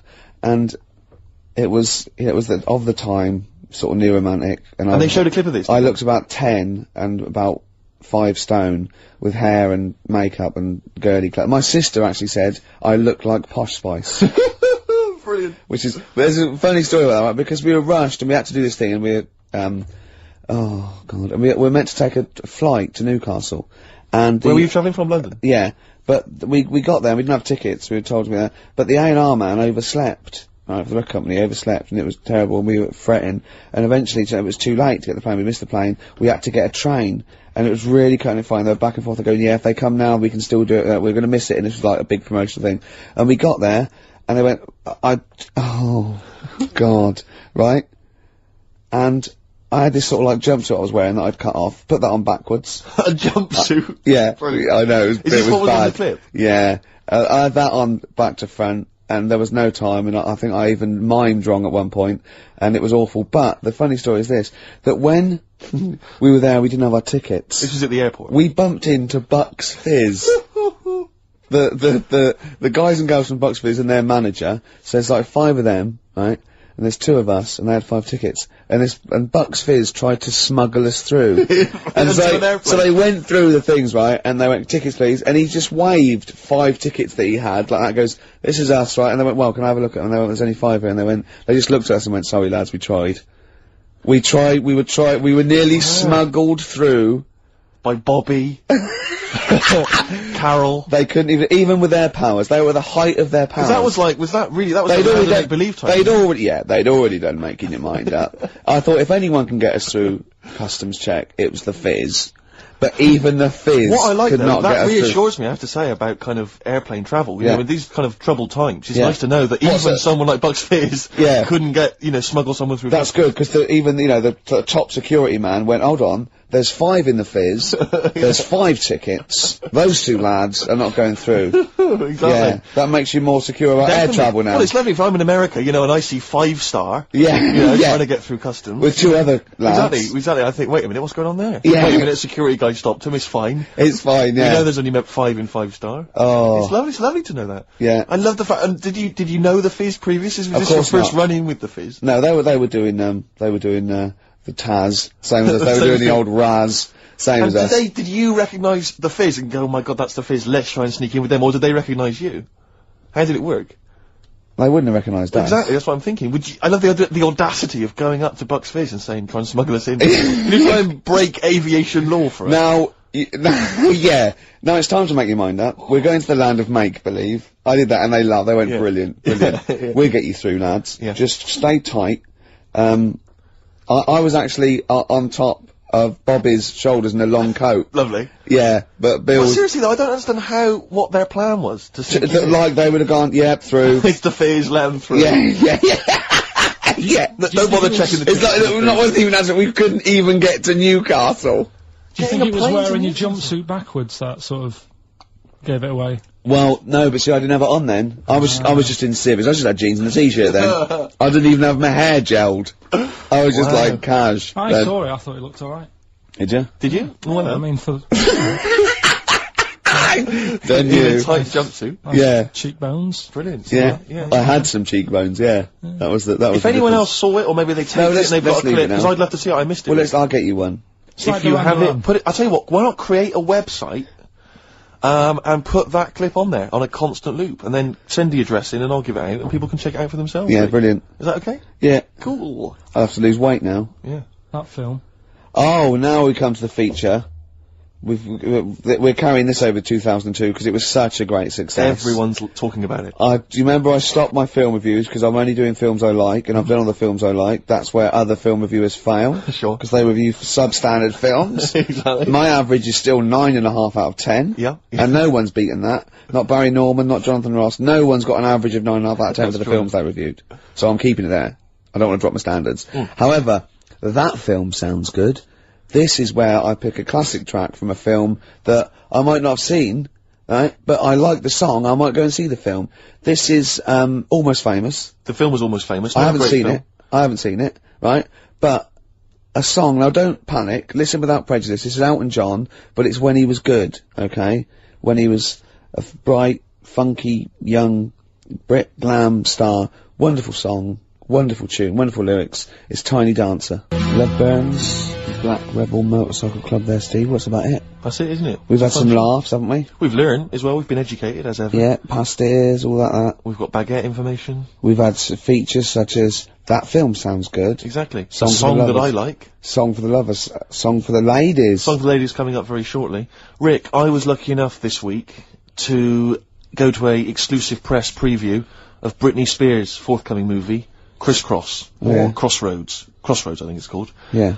It's not related to the popular TV show. Right. Rick, I'm assuming you'd love me to do a little review of it now. I can't, because it's embargoed until March. I can only talk about it in March. No, otherwise the press people will go crazy. No, I don't. I wouldn't want you to. Well, no, I imagine you want to know all about Crossroads. Not really. Because I cannot tell you anything. Well, don't then. I mean, just. Well, you can ask me questions. You can pump me for information. I cannot tell you anything about it until March. I would pump you for no reason ever. No, but Rick, certainly not for information. Carl, doesn't matter what you ask me about Britney Spears' Crossroads. I cannot tell you anything about it. Alright. Okay. Okay. But seriously, if you want to know the plot or what I think of it, I cannot discuss it. Okay? And if the listeners want to email in questions, they can. I cannot reply until March. So hang on for that. I've seen the film already. I've already seen the film myself in advance of everyone else. I can't tell anyone about it. Right. Until March. That's the kind of exclusive. I'll tell you what though, maybe I'll review it in March. No, you can't. Why? Because you haven't seen it and I have. Yeah. But if you want to ask me a question now about it. Well, that's you in March. Yeah, but if you wanted to know now, you couldn't know. I wouldn't be able to tell you. Right. Song for the lovers. Yeah. Ladies, anyway, sorry. Song for the ladies this week. I was lucky enough to get given as a Christmas gift the Rolling Stones complete singles collection. Good present. Well, it's an absolute joy. And I'd forgotten how brilliant Wild Horses Oh, great is track. from the Stones. So I thought I'd play that this week for the ladies. Let's leave them with that. Jagger and Richards at their best. Beautiful. Watts is in on it. If I know Wattsy. I mean, Wyman was still there those days. See you next time. Bye. We don't know. Yeah. We hide. The problem with me is it's like when you multiply anything with naught. To the power of exactly. the sun, it's still- Nothing ever happens. Yeah, okay, shame. And I'm a fat little ugly fella like Reg Varney. Well, there are lots of people there that you don't like, and you sort of, you could go up to afterwards and almost like metaphorically flip the bird. What's that mean? Last week, flip the bird. You dirty. No. Middle finger. And see, I married Steve Single. No, he what doesn't are you go- talking about? What? Well, there are lots of people there. I thought it was a euphemism. Who you haven't got on with in the past, and then they're all being really nice to you. What I'm talking We about. get on with everyone, don't we? Oh, What that's does a flip lie. the bird mean? What Flip does the flip bird the bird means? You got that hipster thing. The finger, it means giving the finger. Yeah, but I thought there was a dirty metaphor. No. You're always thinking this. Don't bring me down to your level till at least 5 minutes. Alright. Coming up after the break, we've got Steve and Ricky and lovely Claire. We're driving their desk. Right, Claire? Hello. Don't bend over like that, Claire. Put a longer top on or something. You're up, boys. You're very studious there. We are, we're working hard on the Just show. working out what we're going to play. And what order. I love the way you even live the pretense. What about some Foo Fighters mixed with the Strokes, Ricky? I wouldn't mind a bit of Strokes or New Order. What should we kick in with? Undecided yet, Rick. Probably got some ads to help us decide. That advertising. dilemma will be revealed in just under 4 minutes. Stick around. Merry for Christmas, Dermot. New Order and Crystal on XFM 104.9. Now listen to Ricky Gervais, obviously. With Steve Merchant. Yeah, Hi. yeah. Well, they like to know. They like to know if I'm They here. don't like to know. The fans do. Yeah.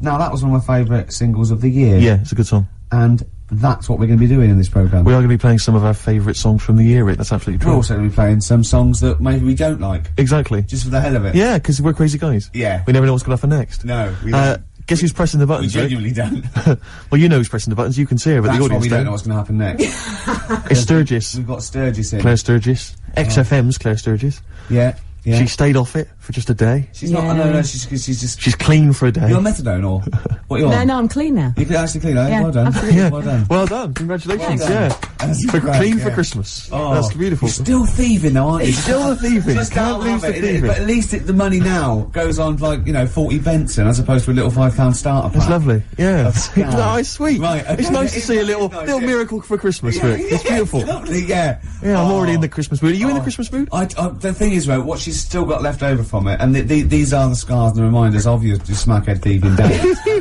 Are those little homemade tattoos on her face? Exactly. That Exactly. She did with a pin. Yeah, she looks like Seal. And some quink.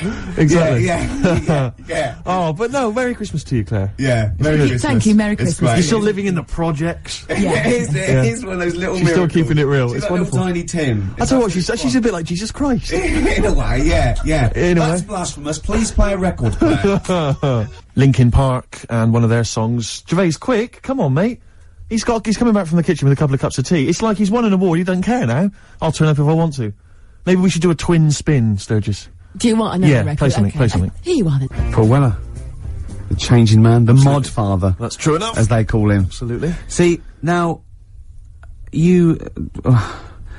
you told the listeners that I was just too big to be here because I'd won some award. Yes. I was actually making the tea for all of us, wasn't I? It's awful, this tea.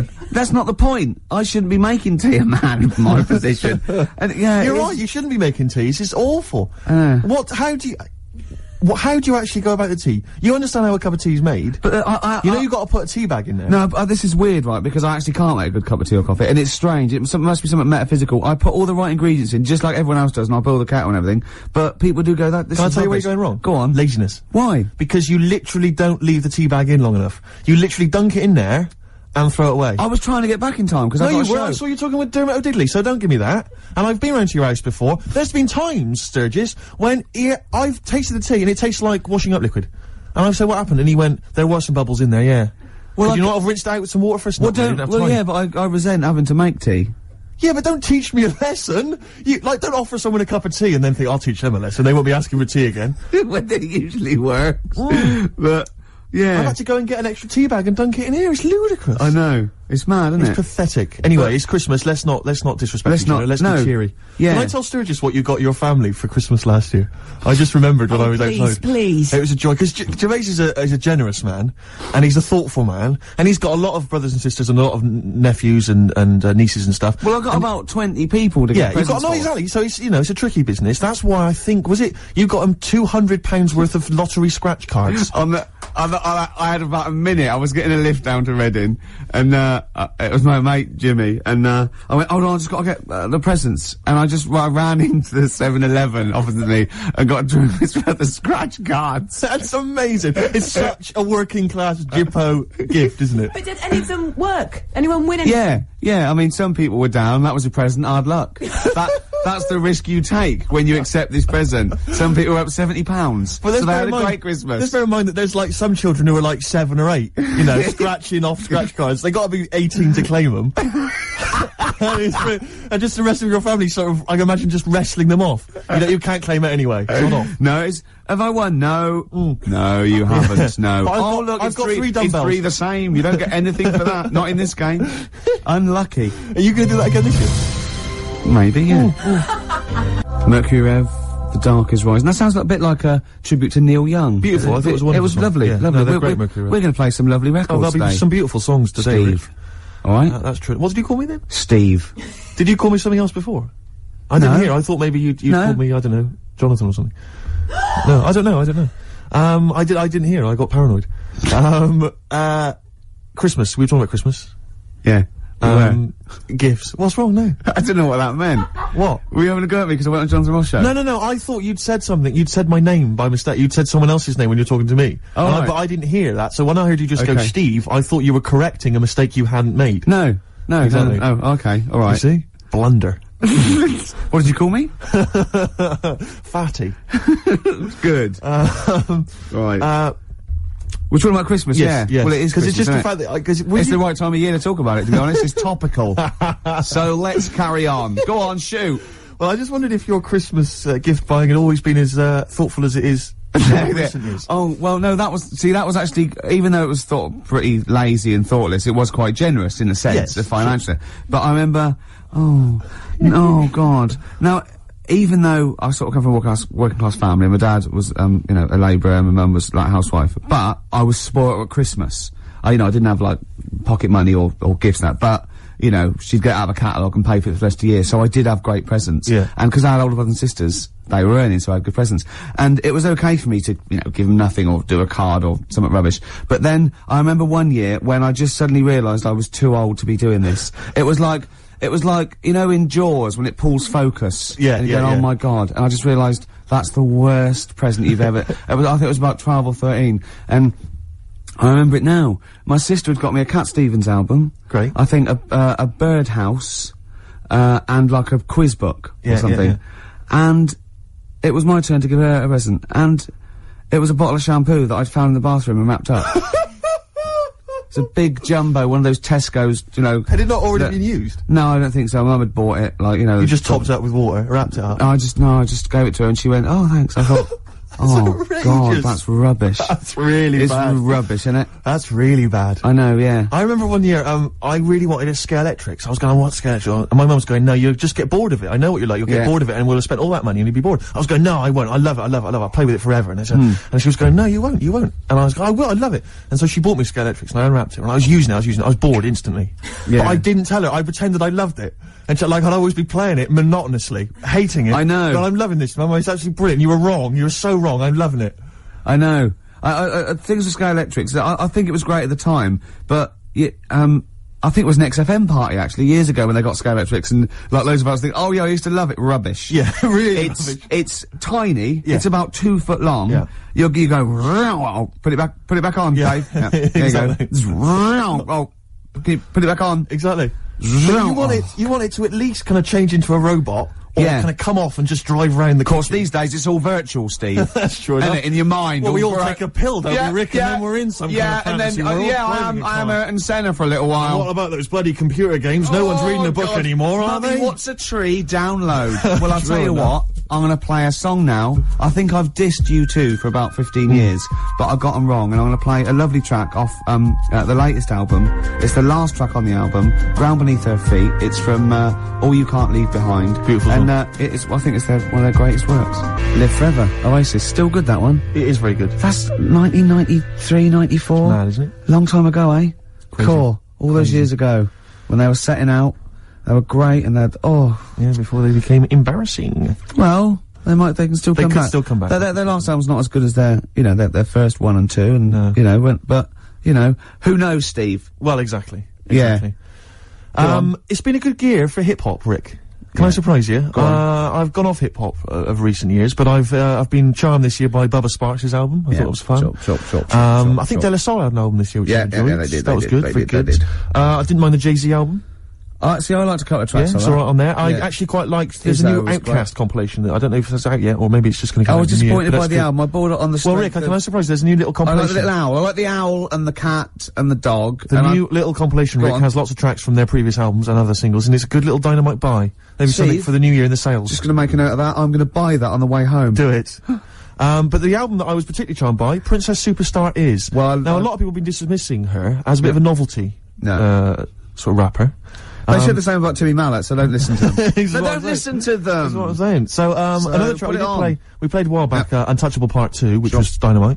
Yeah. And this is another track, I think this was a single. It's called, Bad Babysitter. She raps very quickly, but listen carefully because the lyrics are fun. Slow it down a little bit, Claire. Tell us about it, Steve. From the album Princess Superstar Is, Princess Superstar and Bad Babysitter. Did you enjoy it, Rick? Yeah, I did. Good. Yeah, Simple no, I questions. like that. Yeah. That's 2 out of 2 from that album I've Yeah, liked. exactly. I think I'll go and buy the album on the way home. Do it, Steve. make another Just note make of a that, little Rick. note. You've got Outcast to That's that. buy, which has not actually been Outcast. released yet, but I'm sure you can pull some strings. I'll get someone onto that. Good. Okay, XFM 104.9. It's the Ricky Gervais show. Absolutely. Can I stop you there? Go on. With Steve Merchant. Thanks very much. No worries, yeah. Cheers. We're talking about presents here. I just remembered something else I had. I was just into science from like the age of like 5, 6 to about, 18, 19. I'm still into it, but, I studied it and I absolutely loved it. And I got a microscope set when I was about, I suppose, 10 or 11, and, just looking at butterfly wings and just anything under there, like 300 times. Thought this was amazing, right? And in it came these little shrimp eggs, and you could look at them, and then you could breed them. You had to put them in a salt water solution, and then keep them at a certain temperature, and they'd think, oh, and a nice little beach, and they'd come out. Yeah. What I did, speed up the process a little bit. Popped it on the electric fire, right? We had one of those fake plastic coal things with one of those little metal things that turned round from the heat and made it look like flames. It didn't. No. I'll be honest, it didn't. Because who the hell was fooled? Yeah. Coming and go, you got a lovely roaring fire there. Yeah. The flames were encased behind that plastic coal. Exactly. But I love it. Popped them on there, left them there for a little while, bit too hot, came back, just melted, really. Just dry, and the thing was sort of slightly warped. So, them shrimps did not see the light of day. Once again, your laziness and sinfulness I've got to speed up the experiment. Absolutely. Come on. I can advance nature. Yeah, Come exactly. On. Yeah. Do you stand in front of a microwave just going, come on, yeah. A minute and a half for soup? It's ridiculous, isn't it? Yeah. That's so, majestic. Yeah, but I learnt my lesson. Yeah. Now I make sure the shrimps are the right temperature. Exactly. That's terrible. You reminded me of something I was going to say then, but I can't remember. I've embarrassed myself live on air. Oh, yeah. Should have kept that quiet. No one would have known. No one was there thinking, I wish Steve would say something now. It's crazy. What I was hope he Steve hasn't gonna forgotten say? the story. Yeah. Oh, I know what it was. It was about you said about the sort of the fire and that idea of kind of buying it's like when people buy a fake Rolex watch. Yeah. And they tell people it's fake. Utter waste of time. Yeah. Why you told me that? It's like, what? I'm getting one over on the Rolex people. But you're right on that side. But the point is, why buy a fake Rolex watch? I mean, why buy a Rolex watch? I think they're very they look expensive. good. They look nice. Yeah. And but it's a transparent display of wealth. But it's when there's like a builder who you know's on like £5 an hour wearing a Rolex. You're joking, aren't you, Steve? Hod carriers can get upward of £550 a day. So you've embarrassed yourself. I don't know anything. It seems like I don't know anything about the building industry anymore. Unbelievable. Do you know once my friend showed off this watch that he'd bought, and a guy had sort of dodgy bloke had sold it to him on the street. Yeah. And he'd been up in London, and some guy on Oxford Street had sold him this watch, and it looked really good, and it worked fine for years, and it just looked class, and I thought, wow, that's brilliant. And I came to London for something, and I walked up and down Oxford Street for 2.5 hours trying to get sold a dodgy watch. And I'd be going up to people like selling lighters, going, yeah, not interested in lighters. Got any watches? Yeah. And I'd go, no, I haven't got any watches. Go down to the perfume guy, and I go down to the perfume guy, any watches? I love the idea that they saw you go, no, like the watch, and they go, no. I know. Why? It's a bad advertisement, mate. If people see you walking around with this, it's not good for trade. What? How dare you? Send me one of those stolen watches. Can't do it, mate. More than my job's worth. Tim Benson. That's Black Snow. That's a great tune. Good song, isn't it? I love it. It's sort of like punky, but it's got more in common with stuff like Steppenwolf and My Bad only worry Company. is that, are they like sort of 18-year-olds who, like Gomez, are trying to sound like they've kind of had a rough, hard-living life? No. They are old 40-somethings. Well, no, they're not. They're sort of, but they're dirty. Yeah, good. Do you notice that Steve Taylor, the man with the knowledge, just popped in there to bid us Merry Christmas? Yeah. And I noticed, Claire, you said something like, has he got another kid, did you say? Yeah. How many children has he got? I think he's got the 2 now, yeah. Clearly, he has got the knowledge, hasn't he, in every sense? Yeah. I imagine he's a great lover. Hey, well, he knows. I imagine he's got wonderful fingers. He knows what buttons. Magic fingers. Well, he's actually got little toady hands. Right. But he uses a lot of utensils. Yes, yeah. He's invented all these little things that go with one, exactly. and it just, it's over very quickly, so we can get on with learning. Pleasure gloves. Yeah, because even when he's making love, there's a stack of trivia books. Exactly. So, well, he he's- can tell you about kind of great shags of the past. Yeah. Oh, he's heard. Here he comes. Yeah, here he comes. Oh, look, I love him because you don't know this, listeners, but he looks like Penfold of the Danger he's a Mouse. beautiful man. He does. It hasn't stopped him breeding. Yeah. It's not. You don't usually call Taylor, it. the You man usually with call the it knowledge. breeding when it's humans. Steve Taylor, the man with the knowledge. Come in. Hey, all right. Christmas to It's you. like Steve Wright and his posse. All right. Merry Christmas. Hi. Hi. Are you? So a tell great- us, are you a great ladies' man? Were you a great ladies' man before you were married? Not something I talk about. I'm married now. Because he's sort of like got a little shaved head and he's got a beard and it's exactly the same colour, sort of ginger hair. He looks like a tennis ball. It's just hair, exactly the same length, all over his face. And no reason for me to come in was that abuse was happening without me here. Yeah, I know. And now I've come in, you just continue. But say hello, so it's with your blessing, and I think we're nice. Say Merry Christmas. Hi, Merry Christmas, all listeners. See, you're on at 5 o'clock, aren't you?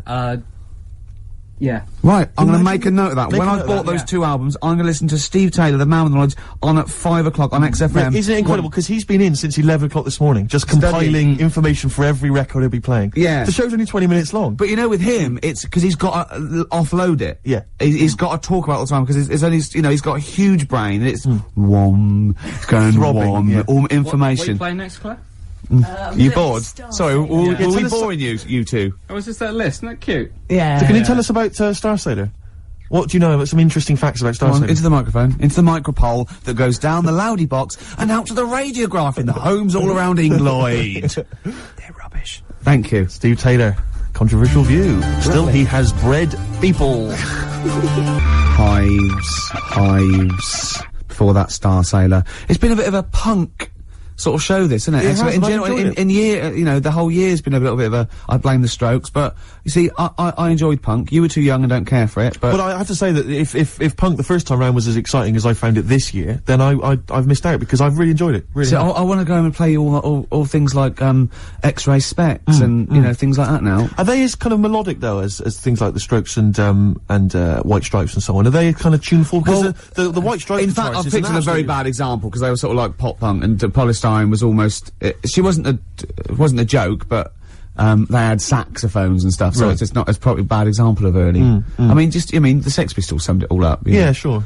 But well, we enjoyed that, don't we? No, we did. I have to say though, although there has been a nice bit of sort of punky sound this year, for me it's been very much a year for the geeks. And you'd have thought I'd have enjoyed Well, that. that's but new actually, metal, though, isn't Well, it? it is the new There's sort metal. of these people just in their bedroom playing sort of computer games and I can't loving believe that Limp new metal has Bizkit. taken over the world. It's just mad, isn't it? incredible. It's absolutely huge. Suddenly, Linkin Park and. But see, I don't mind things like, you know, Marilyn Manson, because they're having a go, they're having a bit of a laugh, and, you know, but I just. But it always so seemed so perennially uncool to me when I was younger. Anyone who was into that kind of music, I just thought, loser. And that's And talking about coming the from you, kettle calling the pot black. Yeah, imagine that. But it's the year of the geeks, not just because of new metal, but also because of just these fantasy films with the Harry Potter I know. stuff, and now Lord of the Rings. It's like everyone's obsessed. Now it's with cool to fantasy play stuff. Dungeons and I Dragons. know, I can't get over it. I'm stunned. Scary, isn't it? It's Because I was never into that rubbish. No, I've always thought definitely it's like Yeah. it's like people who are still obsessed with Harry Potter. They go, I'm rereading Harry Potter for the 3rd time, and I think, listen, I haven't read it. Okay, I'm sure it's very good, but you're rereading it for the 3rd time. There are books out there written by adults for adults Yeah. with like sex and other exciting things. Yeah. And it's Harry Potter. Oh yeah, I'll just read like in case you missed something the first time round. But maybe they're learning the spells.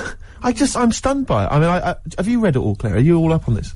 What, Harry Potter? and I all this- actually went out and bought the first Harry Potter book and lost interest halfway through because there was no sex in it. No, so exactly. Couldn't be It's like bothered. why I never go to see any Disney films. There's never the prospect of any nudity. If Right. there's no chance of See, nudity. I think you're actually buying the wrong books. Right. What you want to buy, Steve, is a pornographic magazine. Tell me more. Wow. In there, you see, what you get, Ladies.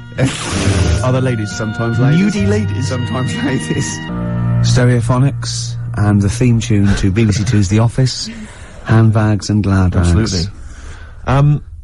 So I think we should be playing Christmas songs as well, though. Because know Christmas if War I is like over. A great, Is it really? what? The theme tune to The Office? I think you meant, is war really over? It is, thanks, John. It is, yeah. Yeah, it is, yeah. That's, well, there, to be fair, Rod Stewart did it first. Yeah. And we don't use the stereophonics version. Oh, No, right, or the Rod Stewart version. Thank you. Too expensive. Exactly. Costs a See, fortune. had to re-record it. Yep. Or little known facts. Yeah, You should yeah. save that for the DVD. Or Steve Taylor would have blown it anyway, Yeah, exactly. wouldn't he? To come on with the knowledge and told Yeah. him everything. I was thinking Fairy actually, Town, New York. beautiful song. No, it Can is we- a great can we song. find It'd be that? nice to try and dig it. I'm sure everyone's playing it at the moment. Yeah, that's On the- yeah. Let's But, not I mean, we play it. should, it's good. No, it is Let's play Simply Having a Wonderful Christmas Time by Can Paul we McCartney. play, Driving Home for Christmas, Chris Rea? Oh, he is.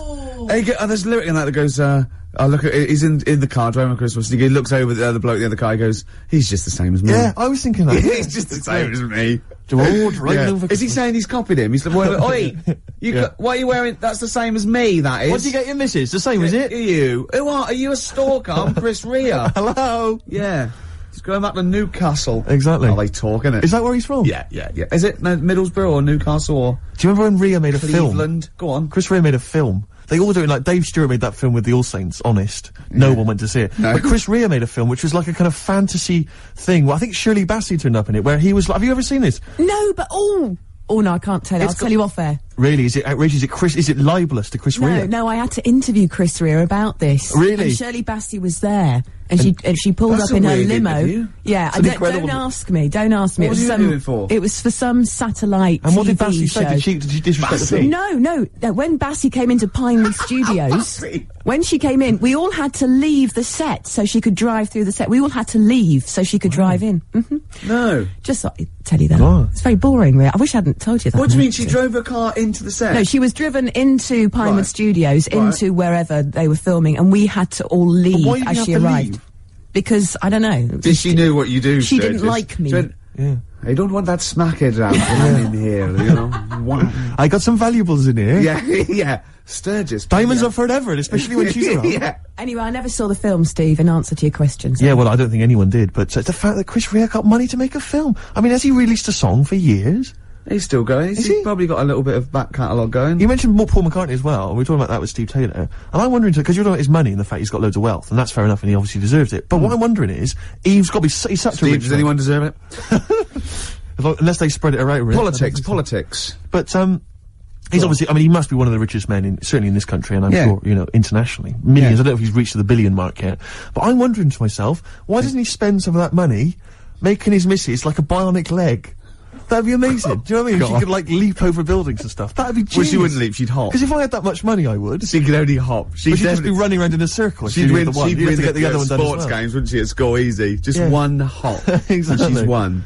I mean, it'd just be incredible, because I don't know, I mean, the Bionic Man, it was expensive then, wasn't it? 6 million then, Steve. Christ knows what it would cost now with inflation. $6 million, of course. That's only about £4 million sterling. Yeah. But now, and that was like, what was that, 74 or something? It cost you a fortune. Hundreds of million. Oh, I wouldn't even want to guesstimate. But he got the eye. Sure. That's useful. Yep. He can, see miles away. Yep. He's got the 2 legs. You need the 2 legs for running. Did he have the 2 legs? Wouldn't it be? Yeah, of course he did. Otherwise he'd be hopping, wouldn't he? Yeah. Dun, dun, dun, dun, dun. But he got the 1 arm. He didn't need the 1 arm. They thought, let's not look mad. Let's not make him completely bionic. Yeah. But the one thing that always worried me, right, was that when he lifted up a truck with his 1 good arm, why didn't his back collapse? Yeah. He didn't have a bionic spine, did he? Sure. I could see him lying on the ground and sort of like doing a sort of leg press. That'd be fine. But when he stand up, his back would just collapse, wouldn't it? Yeah, so you're beginning to wonder if an astronaut who fell out of an airplane while test driving it and was rebuilt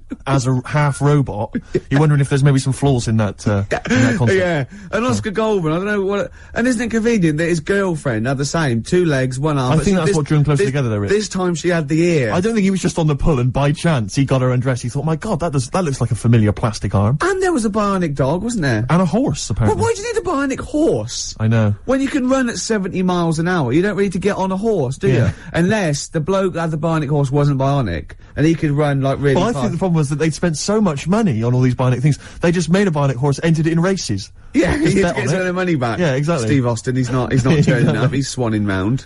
A very costly investment. Does anyone remember Bionic Man? Is this just, it's all shown again, isn't it, on Bravo? Everyone and all knows who the Bionic Man Oh, just I ask know sci-fi. Camfield about it. Oh, I bet he loves it. Because doesn't Camfield's only about 14 and he knows the Bionic Man. I know, yeah. He's been watching it for 13 and a half years. Sturge, let's play another song, because we just played the cover version of Handbags Now Rags. Sure. Great song, really good. Yeah. And I've been playing cover version. versions all this year. And one of my favourites was this Run one for cover. I played a long time back. Actually, I think I played this when we were standing in for Dermot O'Diddley.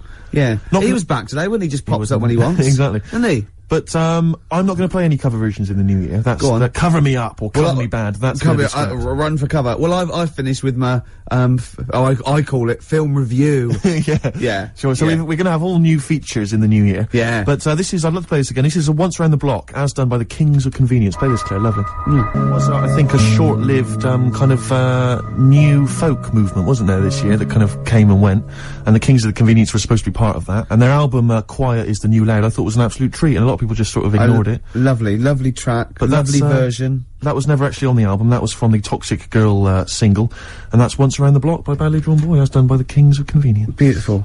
This is great, isn't it, coming in and just like playing songs? Oh man, it's a lovely, lovely Do you job. think the listeners enjoy this as much as we do? I would imagine not. No, I don't think No. so either. No. But does that make us bad people? No, I don't think it does. No. It makes us wealthy people. And lucky, very lucky. That's true enough. PJ Harvey. Lovely. Love it, great. I'm loving this, Steve. Yeah, no, it's Nearly great. Christmas. I had a couple of chocolates there, didn't I? Oh, the yeah. purple ones in roses. Very much like the Quality Street one, the hazelnut and the toffee. Yeah. But Get me in the mood. Now, I know if you're a fan like me, you love the roast dinner. Oh. We love the roast dinner. But the Uber roast dinner is the Christmas dinner. I'm looking forward to it. No, I'm thinking about it now. I can't believe how many different sort of meats you're gonna have in your house. Well, we always have the turkey, obviously. Traditional. Plus, we always have a little bit of pork, a little bit of lamb. Oh, God. And don't forget the sausage, you know. Well, I love the fact that someone's designed the turkey Christmas dinner, and then they thought, wait a minute, I also want a little sausage, and let's wrap it in bacon. Why not? Let's have some stuff in it as well. Can we have all the meats that are available? Someone said, hold on, there's sausage meat in the stuffing. Now, and well, sue me. Yeah, exactly. Sue me if I want a bit of extra sausage. You know what I mean? Oh. It's the work of art, and it takes hours. Rick, can I ask you, what kind of veg you going with this year? Veg, well, I just love the roast potato. I mean, people have tried to sneak in the Brussels sprout. Because you don't eat vegetables or anything green, do you? not to eat. Parsnips. I love parsnips, but when they're crisp and crunchy, like a trendy crisp. Yes. In a wine bar. I love it when, you know, yeah. Oh, I love that. We'll be having carrots, we'll be having leeks, we'll be having Brussels, obviously. Yeah. Brussels. Yeah. And there's, my mum will always throw in a little bit of something crazy. Maybe there'll be a little bit of red cabbage, something wild, something exotic, something continental. Or a used condom. To be quite honest, I think she's mental, your mother. She's got to stop that. But who knows? Any kind of treats. And I love the fact about the Christmas dinner is that people are taking weeks, years planning it. I know. They take, months gonna dig up defrost. Can you talk about your grandparents? Well, my grandparents, of course, the thing about my grandparents, I have mentioned this before. Yeah. I think they've got about 3 teeth between them. It's unbelievable. My grandfather. They're all their own, though. He was in the RAF in the war, right? And for some reason, he had problems with his teeth, and they pulled them all out, and they replaced them with a false set of false teeth. But during the wartime, I don't know whether this was just like what it was like during the war, or just the 40s, but he had a kind of wooden plate put in with like some kind of fake teeth attached. Oh no. And he's never had that changed. So he's still got the wooden plate and about 3 teeth still hanging on it. Oh. It's just so he and my grandmother combined, they cannot eat anything that's kind of solid. So they will literally get up for Christmas dinner, they'll get up and they'll put the meat on like it's sort of 6 in the morning, go back to bed for the day, get up and eat it at about 9 o'clock at night. And the best compliment you can have if you've cooked dinner for my grandparents is, oh, this is lovely. You can suck it away. Yeah. Imagine that. Why don't they just liquidize it? Have a nice little roast smoothie. They have done in the past. Really, and a little apple crumble smoothie to follow. If we take them out to eat, like at a restaurant or something, we've got to phone ahead to make sure there's fish on the menu. Really? Because they can only have fish. But then the bones, you see, that's a problem for them. Well, you can take the bones out of fish, can't you, and sort of mash it up. Yeah, but the eyes are going Steve, as well. could I suggest the fish cake? It's already mashed, it's with the potato, it's in a crispy crumb, which doesn't hurt anyone, whether you got teeth or not. Rick, can I, go on. make a little, yeah. I just want to make it, because obviously not everyone's as fortunate at Christmas, Rick, no. as us. What about the vegetarians? What are they eating? A nut cutlet. What the hell is a lovely little nut cutlet. Can't they have, like, tofu, but in the shape of a turkey? But I love the fact that so often, certainly your Linda McCartney veggie items, they always try to fool you into thinking it's the real thing. Some veggie sausages that they've injected with something so they'll taste like sausages. Yeah. Well, eat the real thing. I look, you don't really need it that arbitrary shape. If it's, you might as well just have it any shape. What angers me with the vegetarians? What angers me with the vegetarians and the vegans, even worse, is that look, we're breeding all these animals to be eaten. Yeah. They're going to get slaughtered anyway. Chow down! Come on! Yeah. Those chickens in those little kind of pens, 4 of them in a little square box. Yeah. They're sort of crapping eggs out every couple of minutes. Yeah. You're not a zoologist, are you? I am not officially. Yeah. No, but I know what I'm talking about. Rick. Yeah, you do. I've seen brochures. Yeah. I've walked past a farm while on holiday. Excuse me, farmer, could, your finest hens crap me some eggs for my tea? No worries. Chicken, crap a little egg for me. Oh, brilliant. An old Christmas classic. Oh. No, spare a thought for the vegetarians, and worse still the vegans. Yeah, and, what about Travis? What do you think they'll be doing this Christmas? Having a whale of a time. I'll tell you what, Steve, it was an excuse to play the record. Genius. It was a link. Travis and Driftwood on XFM 104.9. It's the Christmas edition of the Ricky Gervais Show with Steve Merchant. Hi. I'm loving it. Yeah, it's good. I'm in the Christmas spirit, actually, I have to say. Yeah, definitely. I do enjoy it. Will you be looking forward to, I know everyone talks about it, Rick, but Christmas telly? I love Christmas telly. Christmas Day telly's great. I get up and Noel's giving out some presents around hospitals and that, and then you might have the number ones of the year from Top of the Pop. Then you might have a little, I don't know, I don't watch the Queen's speech, but you know, you have a little sleep then, don't you? Maybe exactly. after a big roast dinner with too many sausages. Yeah. I'm only joking, Mum. Let's have some more. It's true enough. More chocolate, please. Yeah. Well, let's not, you know, there's people starving in the world, so let's not rub it in. Hopefully they're not listening to the radio. No, probably not. Just scrabbling around in the cold and the dirt looking for food. We are actually laughing about it. I know, We actually laugh. Rick, I find that if I laugh about it, then I can ignore the problem easier. Yeah. Not face up to the horror. Yeah, I know. That's too easily done, isn't it? Exactly. It's too easy to face the horror of the world. It's better to laugh it off. I know. That's what annoys me about buskers. Because a beggar just sits there and you can pretend you haven't seen him, whereas a busker's shouting out. Yeah, and you want to go, you know, unless you're deaf and blind, he knows. Yeah. He knows. Yeah.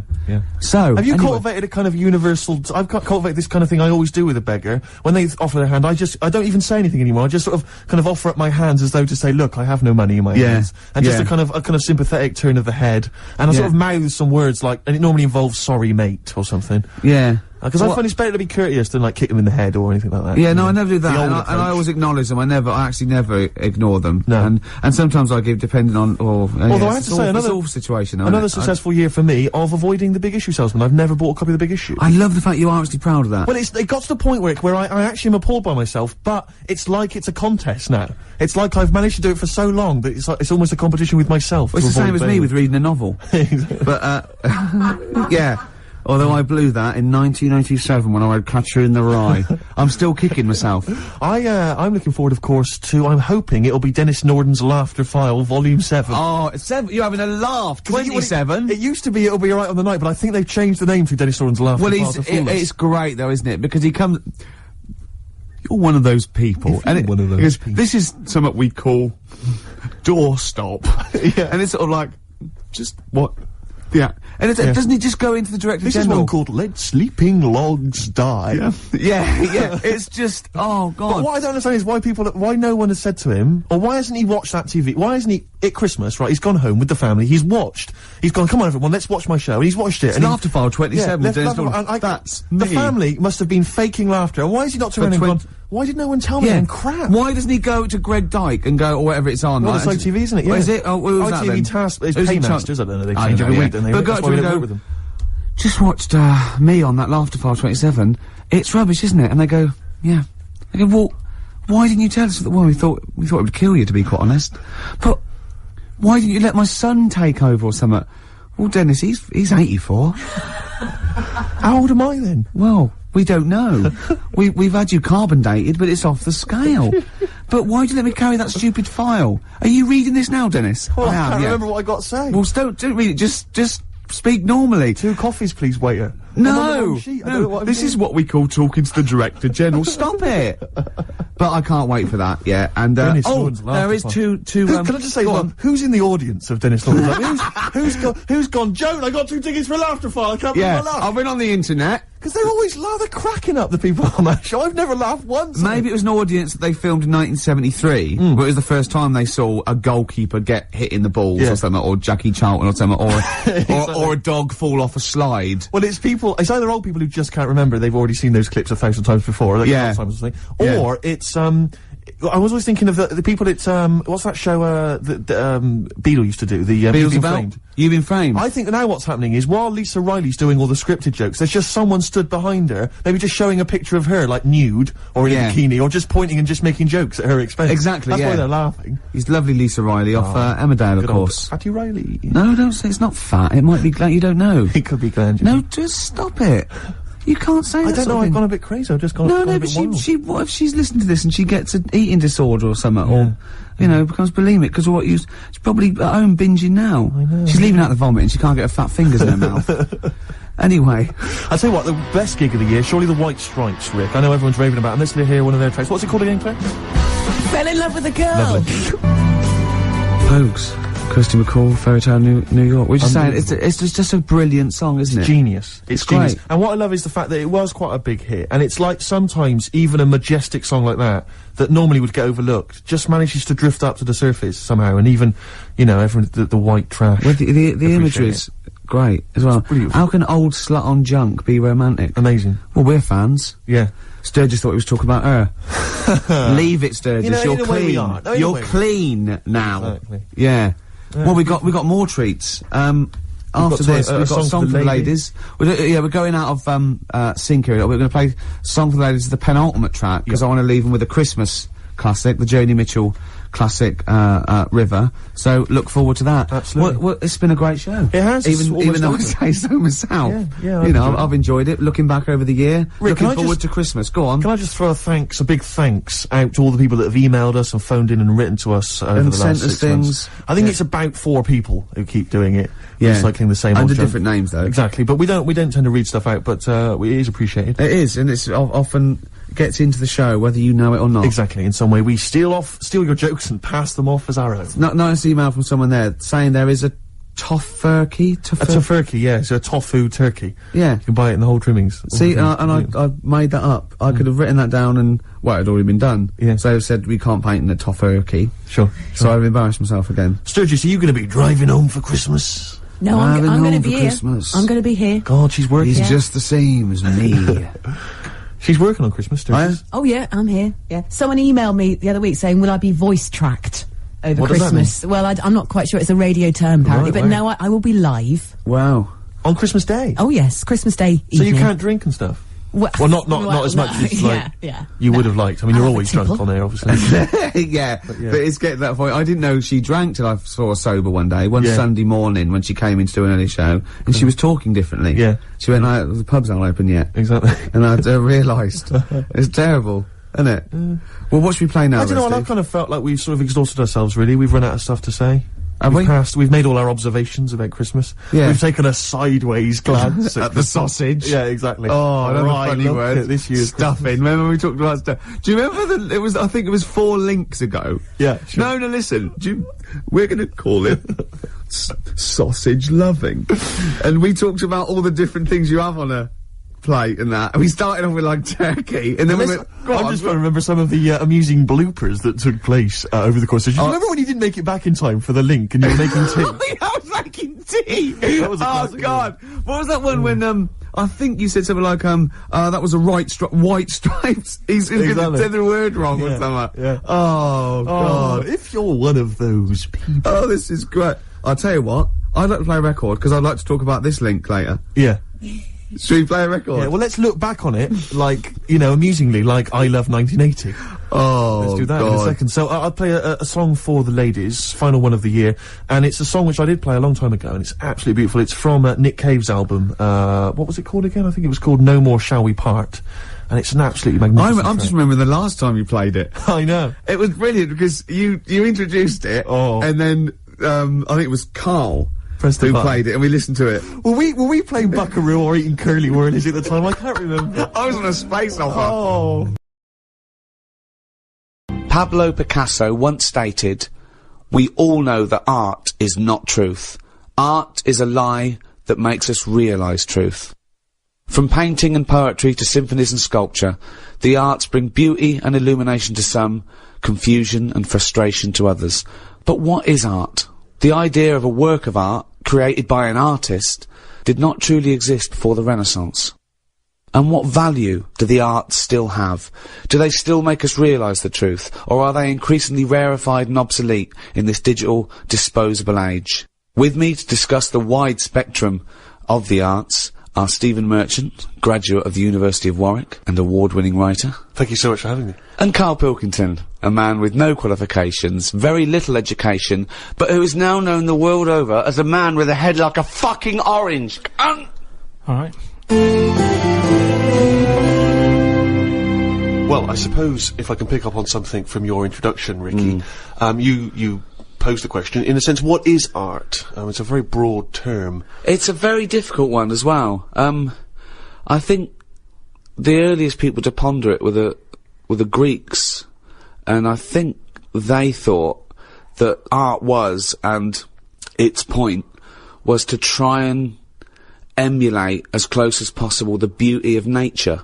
So they knew art was a sort of, a quest for beauty, and I suppose they thought nature was pretty perfect in its aesthetic, and so the point of an artist was to try and tap into that Well, let me throw that question over to Karl Pilkington. What do you want to know? Well, we were just trying to clarify what art is. Ricky's just referring back to the Greeks. It's just something for your eyes to look at.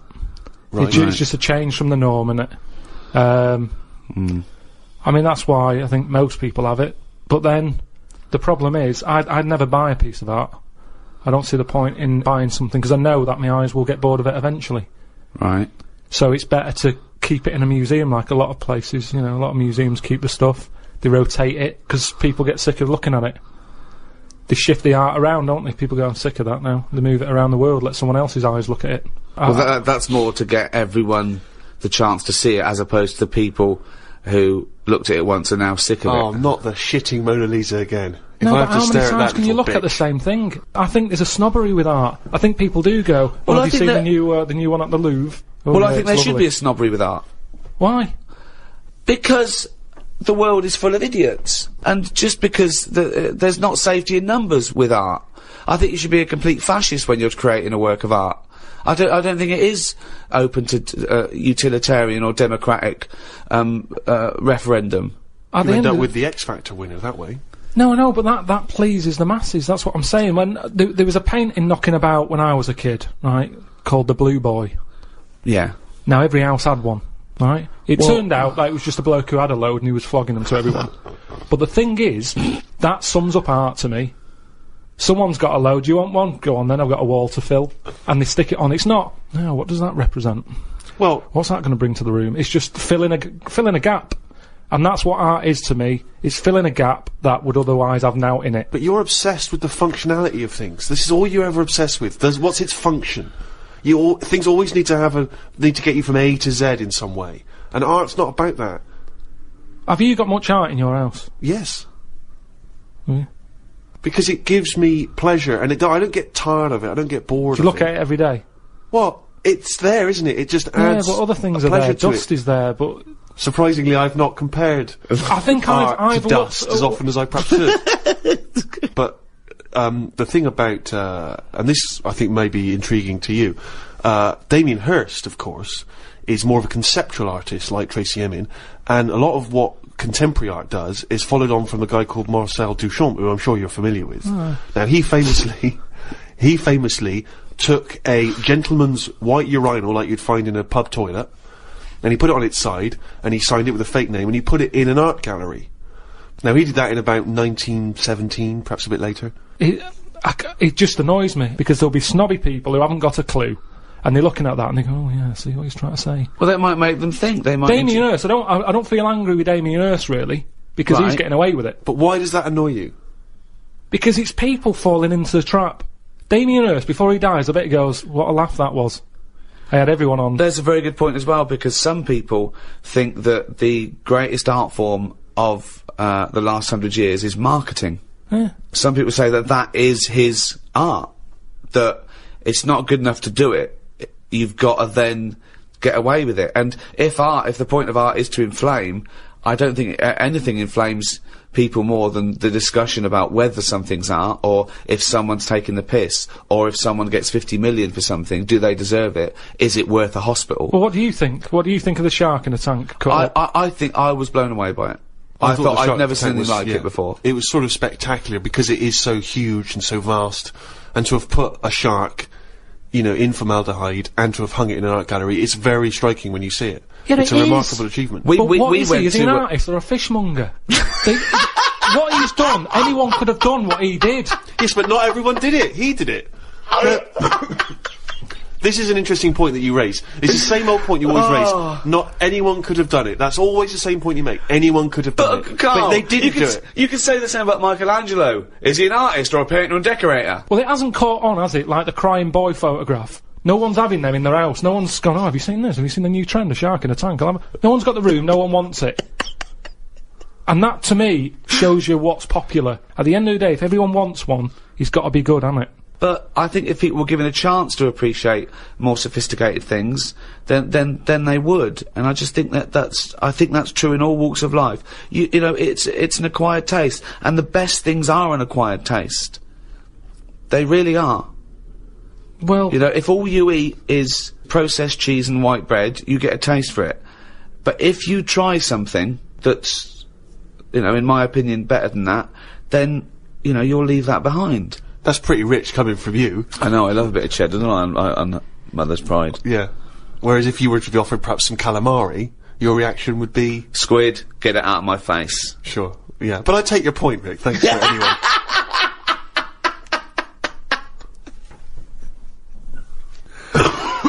Calamari was an artist, by the way. I mean, I haven't got pictures in our flat because of that mirrored wall I've got. Yeah. Right? So, I mean, it's tiny. You've been in it.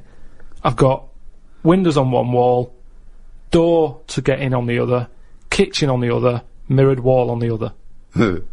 So there's No nowhere space for there. art. There's no space for art. I'm intrigued how you sit at home. Where's the sofa? At home. Yeah. Facing the mirror. So you sit looking at yourself all night, Yeah. as opposed to a painting? Yeah, but at least that changes each day. No, it doesn't. It does. The picture No, changes. it's not. It's round and miserable every fucking day. No, honestly, it's good to, because you don't look at yourself otherwise, especially me, I haven't got any hair to comb or anything. So I don't look in the mirror as much as the normal person. So, whereas now, I'm looking there every day. So you're sat at home staring at yourself? No, because the telly's in front of the mirror. But are you not distracted by yourself? Yeah, you do. When the adverts are on, you look up, and if Suzanne sat next to me, I tend to talk to her through the mirror. What do you mean? So, why don't you look at her when you talk to her? Well, you don't have to turn your neck or anything. There's no neck usage going on. I can just look forward, I look at the telly, lift the eyes up, look in the mirror, look at me, look at her. What does she do? Look back at you we're in the used mirror. to it. There's nothing wrong with that. It's like there's more people in the room in a way. It's like, And they're further away! there's nothing odd about that. Why wouldn't you use... It doesn't matter. Your Sorry, eyes, remember, your why eyes are wouldn't you still- talk to your girlfriend via a mirror all the time? Is that your question? Well, no, I think it's quite normal. If your head is facing a mirror where you can see everything in that room, remember, it's a small flat, I can see everything that's going on in there without moving my head. Stephen Hawking would be well happy. So I can look forward, she's sat next to me. If I'm watching the telly, I can say something. Now, she's getting the sound from me still, because she's sat close. Yeah. But yeah, we're further away, but things look better from a distance anyway. So that's how you managed to keep this relationship alive? Maybe. You're such an odd little man. But no, it's not odd. You see, there was a woman on the estate who did use... have I told you about Miss Peggy before? No. It rings a bell. Go on. I think I told you ages ago, it's this fat woman who used to be on the estate. She had a three-wheeler bike. And her husband... Push bike, pedal bike? Yeah, like a tricycle thing, but a big one. Right. She used to sit her husband in the basket in the back. Cycle about, what have you. Yeah. She was known as Miss Piggy. Anyway. Oh, is this the one that she used to beat him up so your dad pretended to be a policeman? Yeah, that's it. Oh, That's the yeah. one, yeah. You remember? No, I don't remember this. Yeah, she used to always duff her husband up and that, and people in the area knew that she was being a bit tight on him. And my dad went round with his mate and sort of... But what's this got to do with the mirror? Anyway, well, the way she used to communicate, she used to always go in quick save and nick biscuits. And if anyone went up to her to say, stop nicking the biscuits, she'd pull out like a little mirror out of a bag, and she'd look in it, but talk to you via the mirror. Oh, man! What? This So she's place you insane. grew up, it's weird, isn't it? It's It was really weird. Like It used to scare me. It's like a Salvador Dali painting. you exist in there. Yeah. It's really, really So weird. hang on. So she used to talk to people through the mirror because she was mental. I couldn't sit, watch the telly, and look at me watching the telly in the mirror all night. No, That's no, weird. that would Why? be really weird. It's really weird, Carl. I'd be very conscious of myself. No, yeah, Conscious I of the think way it I'm gives you, sad. it gives you confidence in that, and if you are Gives you sort of... confidence. Well, yeah, because you're seeing yourself more, and you pick up what habits you do, and stuff like that. So what have you changed through your viewing of yourself? I sort of grew a beard the other week, just something different to look at for a bit. And then you get sick of that, it's like a piece of art. Change that, have a bit of a shave. Can you see the back of the telly in the mirror? A little bit, yeah. If the flat's a mess, it's a mess twice.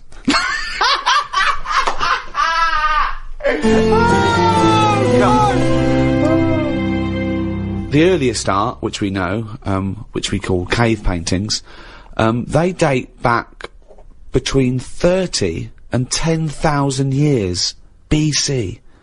Even those people tried to brighten up their cave with a bit of art. So in many ways, they were more advanced than you. Yeah, but they didn't have a big mirror. I mean, if you're living in a cave, let's face it, you're not going to go mad if your kids start drawing, doodling on the cave wall, are you? Doesn't matter. Right. Brighten it up. But they always did the same thing. It was always a yak, wasn't it? Well, There's always a yak. Yeah, but they drew what they saw. I mean, yeah, I love the fact that 30,000 years ago they're being criticised for being a bit literal. No, but surely, if all you ever see when you step out the cave is a yak, do something different on the wall for when you get in. What? Why is it always a yak on every wall? Is it always a yak? It's always a yak. Whenever you see these Tom Robinson Time Team programmes... Who's Tom Robinson? He's the guy who did Motorway, isn't he? Yeah, and a 70s singer-songwriter. Tony Robinson, you mean? Tony Robinson, whenever you see him digging around, they say, hold up everyone, get the brush, what's this? It's always a yak. Yeah, they pretend they're interested. So you're saying that you wouldn't have, you'd have been no, I'm not gonna draw a yak, I just saw a yak outside. This is what I'm saying to you about trends. One person has it, the next caveman goes, I'll have one of them on my wall. I'll do a yak. Why was there no one just doing something a bit different? Well, it's not true. They did. It's not true. This thing about it's a yak. It's just in your own head. The programmes I've seen, I've been to Pompeii, where they had doodling on the walls, and that was all like knobs, tits and arse, all over the shop. Now, do that now, people go, that's a disgrace, rub that out, clean that, get it down. Whereas now, if you see one in Pompeii, they go, oh, look at that, look at the detail on that. Well, yeah. That's what I'm saying, there's snobbery in art. It's the same knob. The knob has not changed. Yeah, but I imagine in 50,000 years' time, if they dig up, a cubicle and there's tits and arse, people will take pictures of it again. Won't be. This is the interesting thing with the way we live now. We're cleaning stuff up constantly now. There's no almost no record of our time because we're getting rid of everything. We clean everything up. Everything's clean. Getting rid of rubbish. Recycling everything. Well, that's a very good point. Is graffiti a valid art form? Some of it is. I think it is, yeah.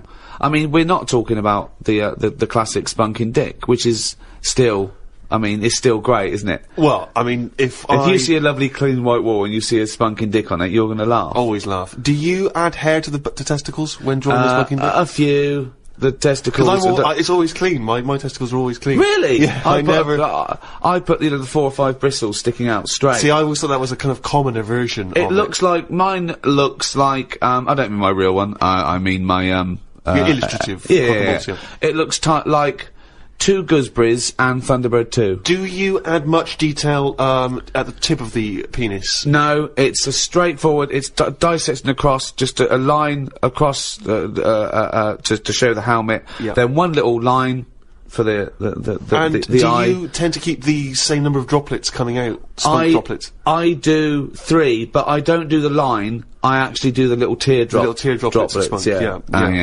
And that is the spunking dick. As when I was at school, it was referred to, and this may be specific to Bristol, it was referred to as the sacred.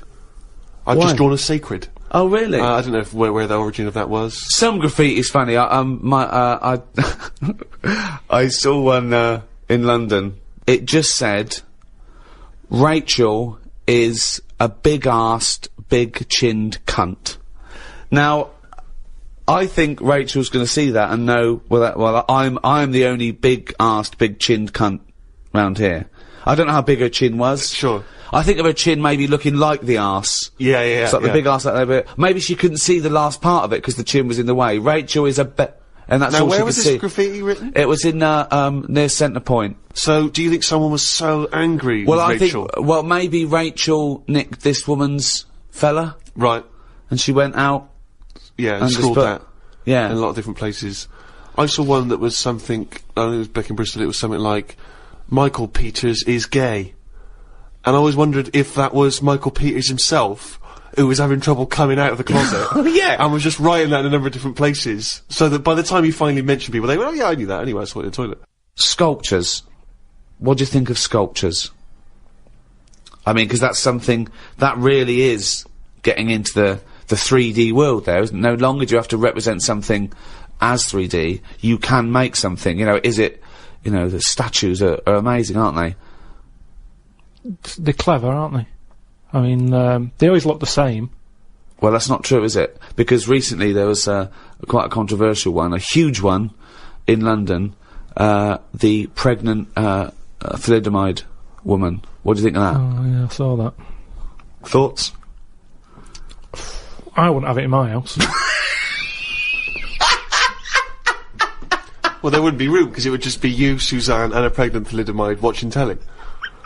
I don't know what he was trying to say. It's, Maybe she was saying, okay, we've had the human form. This is an example of the human form. Yeah, but do you think she started off trying to do normal, and it was like, oh, I've chipped a bit off?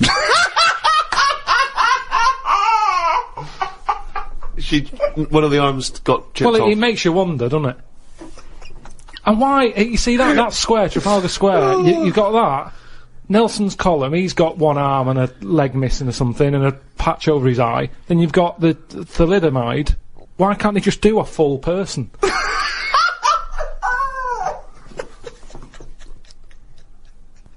Well, that was what they saw. That was what the artist saw. It's about confronting us with certain preconceptions of what we expect of the human form, what we expect of sculpture. It's probably a little ironic comment as well on the famous Rodin. It's wrapped up with all kinds of ideas of maternity, of the human form, of what sculpture is. Why wouldn't you put that in a big public place? What about the subject? Did you think, who's that subject? Who is that woman? No, not really, because the thalidomides are around, and we've all seen one. It's not like a shocking image.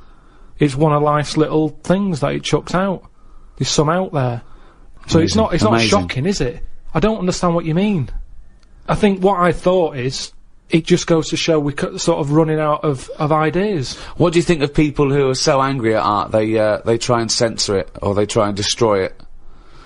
Do you think art should ever be censored? It's where you put it. If it's in a gallery, then it doesn't have to be censored. If it's in Trafalgar Square, where everyone's wandering around having a nice time, you don't want a 12-foot cock. So it's all about where you put it. I think some art looks better because of where it is. Angel in the North, that's a bit of art, but it's a bit of a surprise, isn't it? You're driving along a miserable motorway. Yeah. Oh, what's that over there? Gives you something for your eyes to look at again. Motorways are the most boring place to drive. But you go, look, there's a bit of art over there. Yeah, but then again, should you be looking at art when you're going at 70 miles an hour along a motorway? Well, yeah, because it's really big. You can keep your eye on it and look in the mirror. It's not a problem. Wait till you go past it and look in the mirror like normal. So you like the Angel of the North? Because it's something in the middle of nothing. Right, but if you put it somewhere else... Stick it in Trafalgar Square, you'd go, oh, more clutter.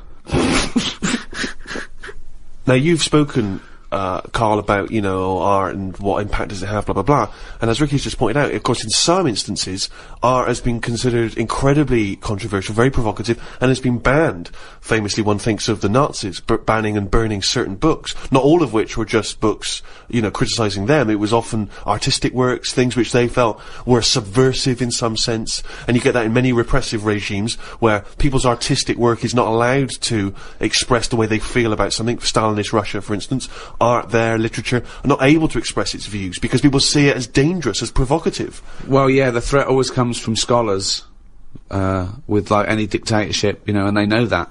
But not just scholars writing, scholarly texts, criticisms, but also people expressing themselves through poetry, through creativity. Well, yeah, things which are not direct. Dangerous. Yeah. They can be abstract, and yet they can still be subversive. Yeah, but I think if it's done in a way that isn't just like a lunatic, they get away with it. Like a nice poem, some people would read it in a different light. I might read it and go, I don't even know what they're going on about there. So, as long as it's done clever, get away with it, don't they? So it makes the artist better. But that's not often not the case, that's what I'm saying. Often, in these regimes, these things are repressed. No, but there's always, like, code words and that you can use and they can't have you on it. Such as? I don't know. I'm not into that sort of work. Right, so you've just made a statement there, but it's not backed up with any actual information. Well, there was a good point there. No, there was a very good point there. The McCarthy era, where he was threatened by communism infiltrating the country, and he thought that entertainers might be a part of that, the conspiracy. It was a hotbed, and he made everyone come forward, writers, actors, say they're not a communist, and some people were out in the cold, and so people had to be a bit cleverer, like, was it Arthur Miller, The Crucible? It's a metaphor. It's about witch hunts, but it's about the McCarthyism. So yes, good point. You can put coded messages CB into radio art. was the same thing. Go on. Well, it was all the codes. As long as you got okay, codes. well, I thought you had I mean, I was trying to make your point sort of more valid than it obviously No, was. but if you need to refer to CB radio, that's the obvious. Well, the that's obvious what I can justification. relate to. Sure. Yeah, we've done this. There's no point in CB radio. They go, how many candles are you burning? What? How old are you? 8. Okay, yeah. I mean, there's no point to those codes at all. You know. So this is in no way relatable to The Crucible. Why would you be talking about one of the most respected plays of the 20th century, and suddenly this, in your head, reminds you of CB radio? Just having this code going on that only certain people know how to break. Everyone knew it. No, it's pointless. Not back then, they didn't. Pointless. I remember we were shown the cartoon version of Animal Farm when we were about like 15, 16. We were discussing it afterwards about communism versus the poor proletariat and all this. And this bloke went, "You lot make me sick. It was just a nice film about some animals." Brilliant. Yeah. What's your take on that, Carl? No, go on. What's your point? Because you can see the irony there, can't you? I haven't seen it. No. If you want to do a serious point, don't use animals. No? Well, I disagree with that because, we're gonna get onto literature later, and I think, my favourite is probably Charles Dickens, and I think the greatest story ever told is A Christmas Carol, and there's only one way that could ever be improved, and that is a Muppet Christmas That's Carol. absolutely right, yeah. So, and I think that I think people could take a lesson from that and maybe do other films with the Muppets. A Muppet Schindler's List. Yeah. I mean, you could make it so moving, couldn't you? Schindler's List in space! Yeah. Well, I think it would certainly help bring that story to a wider audience. I think so. Yeah. A lot of people who are, like Carl, who were put off perhaps by the depressing black and white of it, they would suddenly see the Muppets singing and dancing. Miss Piggy's Choice. Miss Piggy's Choice, yeah. Well, we talked about that. What? About things like that in art as well. Do you think that bringing something so serious to the masses, like films do, things like the Holocaust and like Sophie's Choice, where she has to choose which child lives and dies. Why does she have to pick? Well, because the Nazis were horrible, nasty, evil people. And which one did she pick? I don't think that's the point. I don't think that's the point. I love the idea that this is not a betting game. No, but I imagine this is like Deal No Deal. It's kind of, you're down to the last two. Which one you're gonna go for? Oh, God. But why did you ask which one did she choose? Because even if he'd said the names, Robert and Alison, what difference would it make? You don't know the story. Why is it that because then I'd ask more then. If he said Alison, I'd go, what was it with Alison? What did she have over Robert? That's what films are meant to do, you question it. Whenever I watch a film with Suzanne, I always say at the end, what was going on there? Oh, that's because you're an idiot! Christ! That's because you've just watched Muppet Christmas Carol and you can't understand why a frog's able to talk. I'm all for films with a good storyline. Yeah? Brilliant, that's a perfect point. What an extraordinary point. He's gonna follow this up, mate. He's gonna follow this up. He's got something here. Carl, go on then. What's your take on films? Films are really good. You can get lost in them. Right. And you like one with a good story? I mean, whenever anyone asks, it's always the same. It's Elephant Man. It's Kes. Mission Impossible 2. Mission Impossible 2. These are what you consider great works of film art. I'm just saying these are ones that I've enjoyed recently. There's so many films that I haven't seen, yet you always say, "Oh, have you seen so and so?" What, Mission Impossible 1?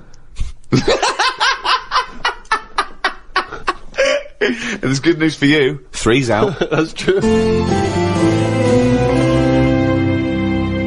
One of the most striking art exhibitions that I ever attended, Carl, was an exhibition of outsider art. Something I'm sure you're very familiar with.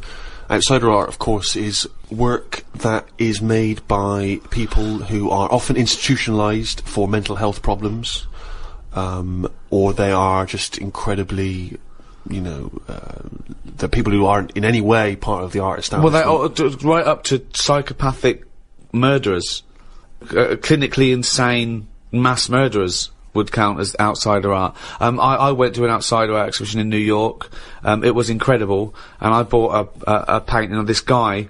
He's a chronic schizophrenic, and he paints in tar, like road tar, that he gets from roads, and he paints in that on wood he finds in sort of skips, and it's incredible because it's sort of like scratched in, and it's amazing. And there's this thing of Jesus being helped down off the cross, and you have to study it, but it's there, and it's quite incredible that it's just scratched in this wood by tar. And there's loads of things that I was walking around.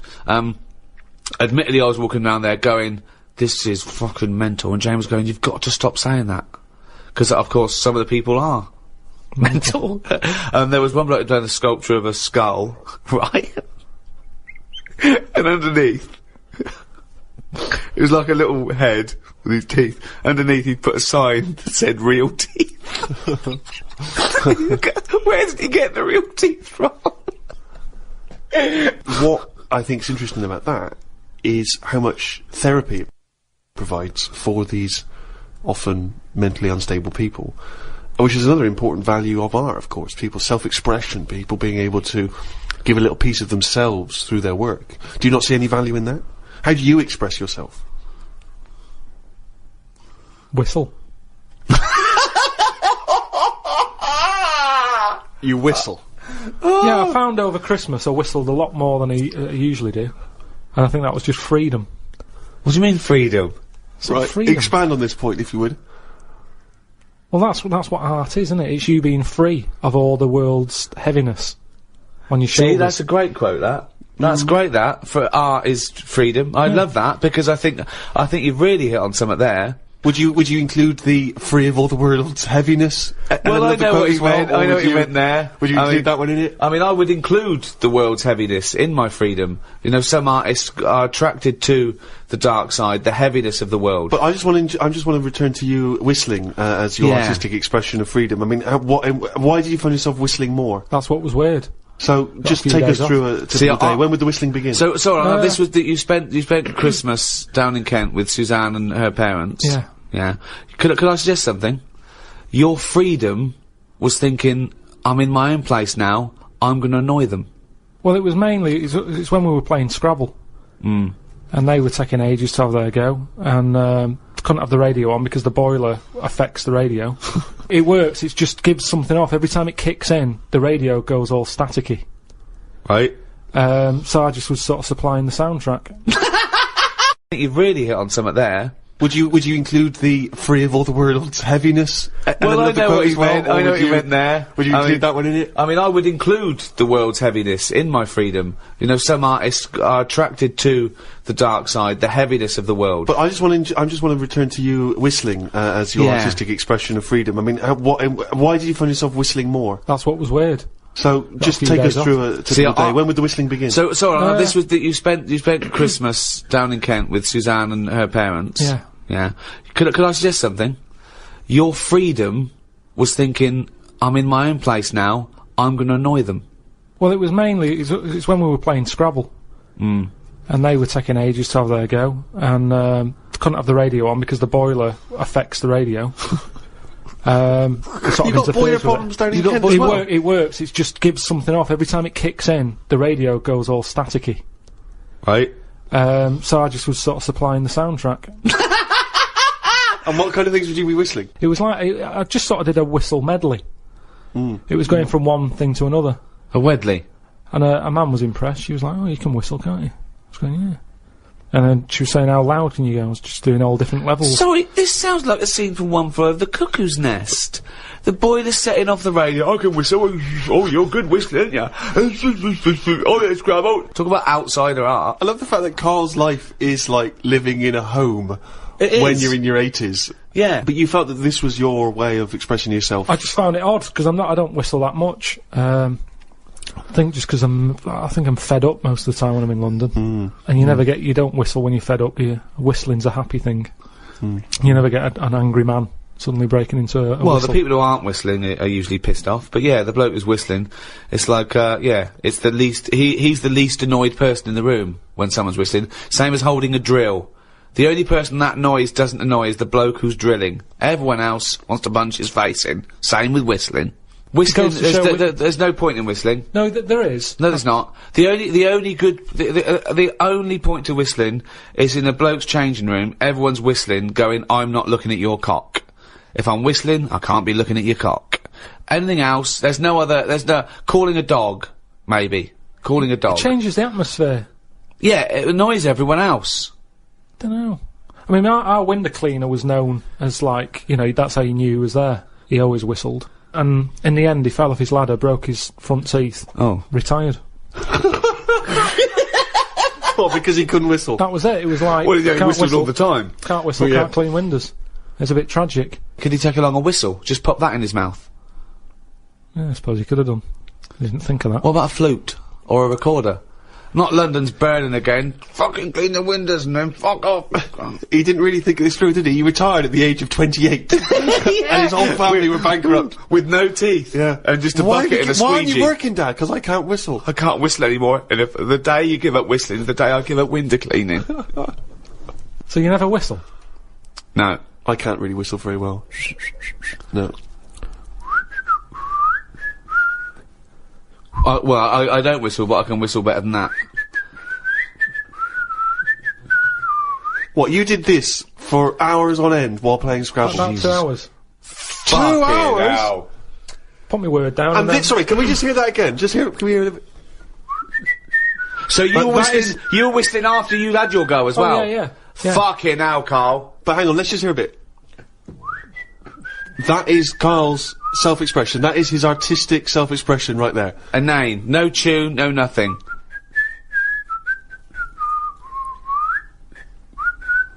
There's mental patients who have smeared canvases with shit who have expressed more than you have in that. Yeah, but it's not about other people. I'm not there to please other people. You're there to annoy them. What was the best word you came up with in Scrabble? Don't knock me at Scrabble, because I do alright. What's weird is, when I play Scrabble, my brain can come up with words that I don't normally say. Okay, this isn't... No, I'm intrigued here. Your brain can come up with words you wouldn't normally say. Just words that I'd never drop into a sentence. Tree, cat. Go on. Squirm. That's using a Q. It's worth 10, Matt. It's not bad, is it? No, I'd never say that. I've never heard you... I don't think I've ever heard you say squirm, no. I don't think you're right, Carl. I've never heard you say squirm. Weird, isn't it? Yeah, it is weird. And yet your brain popped that one out? And then, yeah, when it wasn't my go, just... Anyway, so that's sort of doing art for yourself as opposed for other people. I don't think you can count what you just did then as art. Hobby maybe, craft, pastime. I don't think you can count that as art. I'm not being funny. I'm being a bit snobby here. But I think there's a difference between Beethoven and... Squirm. There's a Q in that. No. Classical music. I wish I was more educated on classical music. That which I've heard, I've adored. I genuinely find it challenging because it is so spectacular. It is so of another place.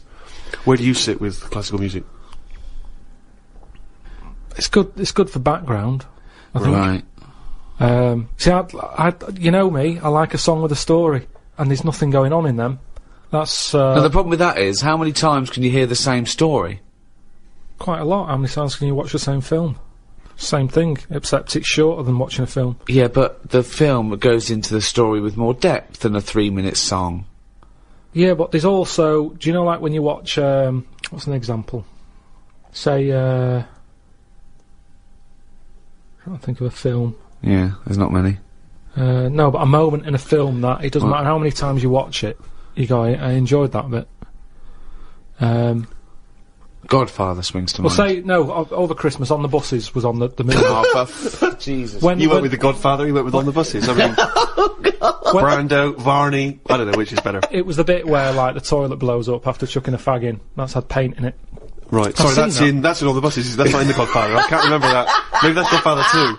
The thing is, I enjoyed that bit and I knew it was coming. It's like, oh, I'll just watch this before I nip out and put the kettle on. Let's just see this. How many bit. times have you seen the On the Buses film? Probably about 4 or 5 times. Sure, why not? But all I'm saying is, music is there to sing over. No, it's not! Music is there to sing over. That's a ridiculous thing to say.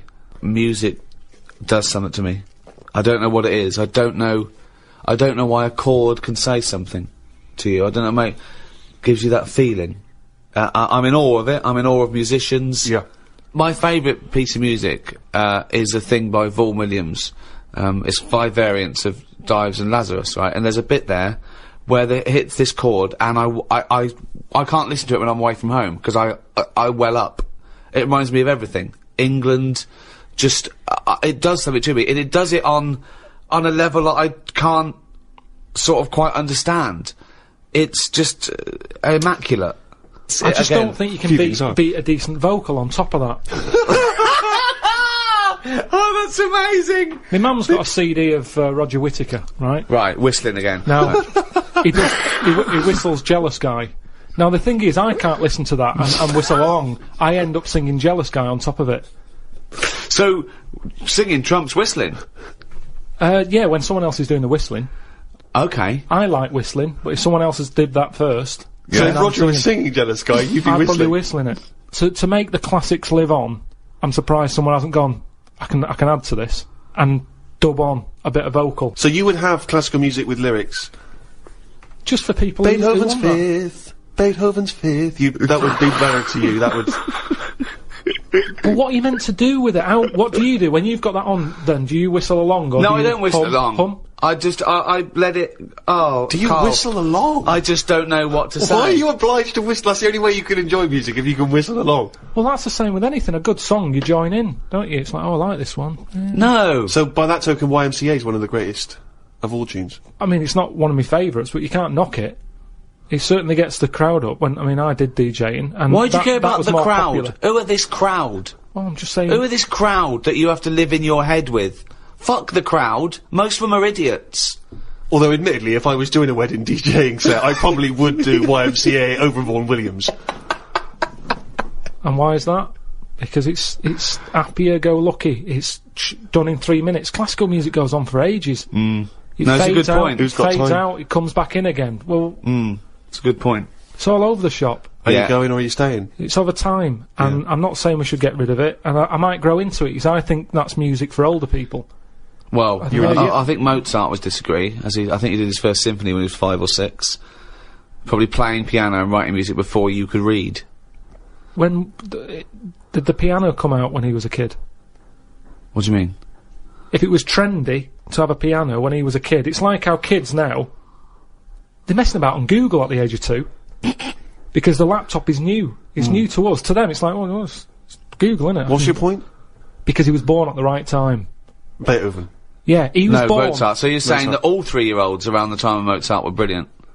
There would have been quite a lot of them. Mozart, Beethoven, all that. They're all, Handel. They're all around the same time, aren't they? Just guessing. Wild stabs in the dark. Just names he's heard. Just names he's heard. So when Ricky was young, when I presume Rolf Harris's stylophone came out, everyone was composing on the stylophone, yeah, exactly. It's all what you brought up with, isn't it? Nothing's hard if you're given it when you're a kid. Nothing's difficult. It can be taught all sorts. I haven't got room for a piano. It's too big for a pastime. A hobby shouldn't take up a whole corner of a room. It's so limited, isn't it? His scope, his imagination. Yeah. But a piano, the idea that a piano in a house would be a frustration and annoyance. Music. That you could play harmony. But I'd worry about annoying other people with it as well. You don't. You whistle. When you're playing Scrabble, you don't worry about annoying people at all. I'm sure people would rather have gentle piano music in the background than... Squirm. Squirm. So, one of the earliest and most celebrated art forms that's, along with painting and music still going today, is the play. And, of course, the most famous and celebrated exponent of that is our very own William Shakespeare. Some say maybe the greatest literary genius in history. I'm not a fan. Right. And I'll tell you why I'm not a fan. One reason and one reason only. Sure. Nothing to do with the structure, his themes, fantastic. The pun. Right. Oh, I can't stand the pun. Yeah, but I mean, although Shakespeare did include a few puns in his work, I don't think you could... No, I suppose it's the people that have taken on the pun. It just reminds me of a bloke in a beard and a pipe at a party doing puns, you know. And it's things like Shakespeare, things like, oh, take their maidenheads. And you have to look at your Brody's notes to go, okay, cut off their heads, and take their virginity. Oh, brilliant. You know, it's like, you can't explain a joke in retrospect. You don't laugh if you then explain to you. I'm gonna have to take issue with the idea that Shakespeare was not a truly great master of our language. I think he was. If you listen, he added to the language. He invented words, or at least he stole words and changed them a bit. He took them from, you know, other languages, which is totally valid. And he made up loads of sayings that are still around today. And there's a poetry in that, inventing new. Actually, Karl, you like sayings, don't you? Got a list here of some of the sayings and phrases that Shakespeare made up. Really, in a pickle was his. Yeah. Well, and we know what in a pickle means. Yeah, we know what it means. It's a saying I'd never use. Because when you're in a pickle, it's not something that you would say. No, if you're being if you're captured and you're being tortured for information, yeah, you wouldn't, and you get access to a phone, you wouldn't go, MI5, I'm in a pickle. You'd be screaming, going, he's taking my teeth now. Much as I love Shakespeare, is when that play was first staged and someone said during the play, ooh, I'm in a pickle, did the audience understand, or were they baffled? Or was it like watching Ken Dodd when he goes, "Yumbunctious"? Exactly. Oh, hilarious. Yeah. So Shakespeare is about as good as Ken Dodd. That's what we appear to have established. While you've been talking about that, I just was looking on the computer at the Pun of the Day website, because I feel I take much of what you say about puns and agree with it. There's a couple that you might like. There was a sign on the lawn at a drug rehab centre that said, "Keep off the grass." Okay, now if the pun is the lowest form of wit, and let's face it, sarcasm isn't, sarcasm is up there compared to the pun, then the drug pun, I think, is one of the lowest of the low. Oh, people who congratulate themselves on getting drug references, keep off the grass with. Grass, get it? Grass, you know, smoking the grass, yeah. Show me a piano falling down a mine shaft, and I'll show you a flat minor. Oh God. Okay. Good. Okay. Do you get that? Well, these are. I mean, that sums up puns, isn't it? It's things that kids get in a cracker. I think pun should be short for punch him in the mouth. Idioms are better. Go on then. What's an idiom? Is that a new word you made up? No, I think Karl Pilkington's a complete idiom. I found out what it was because I thought, oh, I like them. What are they? Right. And it's like little sayings. Yeah, that's right. That sum stuff up. Go on, give us an example of your favourite. Oh, can I just say one, talking about sayings, Karl was getting fed up with something. He was fed up with not getting replies from something. He's having a hard time, you know. And, I went, oh, the worm has turned. He went, what? I went, the worm has turned. You know, you've... Stupid saying, isn't it? No, well, okay, tell him why you think that's a stupid saying. Because how do you know when a worm's turned? Of all the creatures that you could flip over and know it's turned, why pick a worm? It's the worst thing they could have picked to express something turning. But you're turning literally. It means changing, doesn't it? Changing your attitude. A new broom, turning over a new leaf. Yeah, but things are going to be different now, and I'm sick of it. Chameleon. No, but chameleon is a brilliant thing to use for something to change. Chuck that in a sentence. There's nothing that you can link a worm to human life to. You're talking about something that's... It's blind, isn't it? It's blind, it's deaf. Gay. It's got no features. Why is he having such a go at a worm? Just because it's a weird thing to use. Something that... Its arse is more... It does more than its head. That could be said of you, Karl, to be fair. We've talked about what art is, we've talked about painting, sculpture, we've talked about music briefly, we've talked about whistling over music to make it better. Poetry. A completely different type of art form there. Karl, what's your thoughts on poetry? I've never really been a fan of it. There's a surprise. I think it's sort of, it's alright for the person who's doing it. You know, you say that whistling is just for the whistler. But I think poetry's more like that, because sometimes you read it and you're thinking, what's he going on about? It's always a bit, I don't know, it's sold in a bad light. It's a bit sort of, bit gay, innit? Right. I mean, it depends what sort you're talking about, because maybe there's poetry out there that I haven't heard. There's some poetry gayer than others. Yeah. War poetry can't be gay, can it? That was people. I haven't heard. Go on. People fighting in the trenches and that can't be gay. They weren't gay. They were writing to their sweetheart. I don't know his name. It might have been a bloke. I don't know. But so was it a sort of a what sort of poem was it? Was it sort of a limerick? Sort of a no. It was. Well, there's famous ones. Wilfred Owen and Siegfried Sassoon, and they're very moving. They're about you know what usually happens is that they talk about why are we here. This is you know we've been sold a lie here, you know, and they really started seeing war in a different light from their point of view in the trenches. Famously, some of them died soon after the, you know. But I prefer written the poem. a proper letter. No sort of crypticness. That's the problem with poems. Okay, so you'd have been disappointed to get Dulce et Decorum Est through the post, would you? You'd have just said, "What are you trying to say, mate? What's the weather like? When you're coming home? Did you get my socks?" Well, yeah, sometimes life is a bit like that, and it's like, say what you mean. Right. Well, then you have just wiped all art off the face of the earth if you literally just say what you mean. No, I'm just saying in a letter. Say if I was a woman and my fella was fighting in a war. Right. What's your fella's name? Harry. Okay, so Harry, let me get this right. So when were you married? About 1935. 1935. So you've been married about 4 years. Yeah. Harry, why don't you go off? Oh, you're a woman, aren't you? Yeah. You don't look okay. So what did you see in Harry? Why did you like Harry? Was he? He just was like funny. Butch. He wasn't that butch, but that didn't matter back then, did it? In the war. No, and you took everyone. But what did you say when Harry said to you? Well, I thought it was coming because a lot of our friends ended up having Did to you just go hug there. him and say don't go or something? No point, because that would have just made it tough for him. So what's the point? Just go with it. But if he I had cried written- after he went. You cried after he went? That's what you do, innit? You wouldn't do it in front of him. He's got to go to battle. Okay, so your man goes off to battle. Right. Then I get a letter from the Colonel saying, "Oh, bit of bad news. Harry's dead."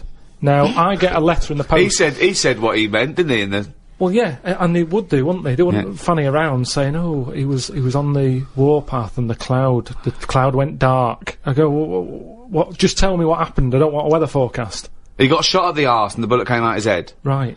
Now, the Colonel, he would just tell me the basics. Now, because he sent his by Telegram.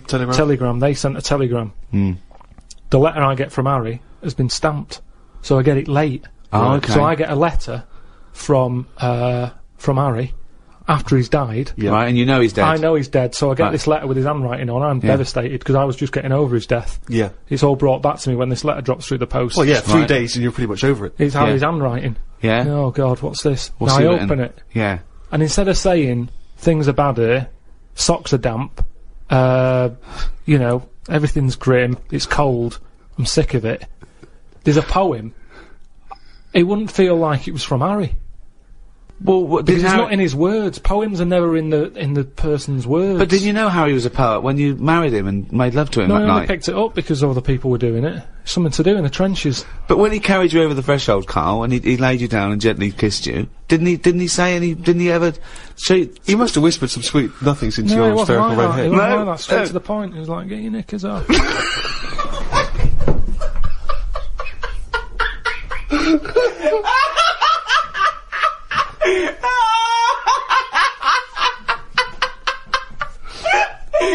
That's one of the weirdest fucking scenarios I've ever heard! Why the fuck was the telegram coming before the letter? So specific! It wasn't like Harry, the fuck's Harry!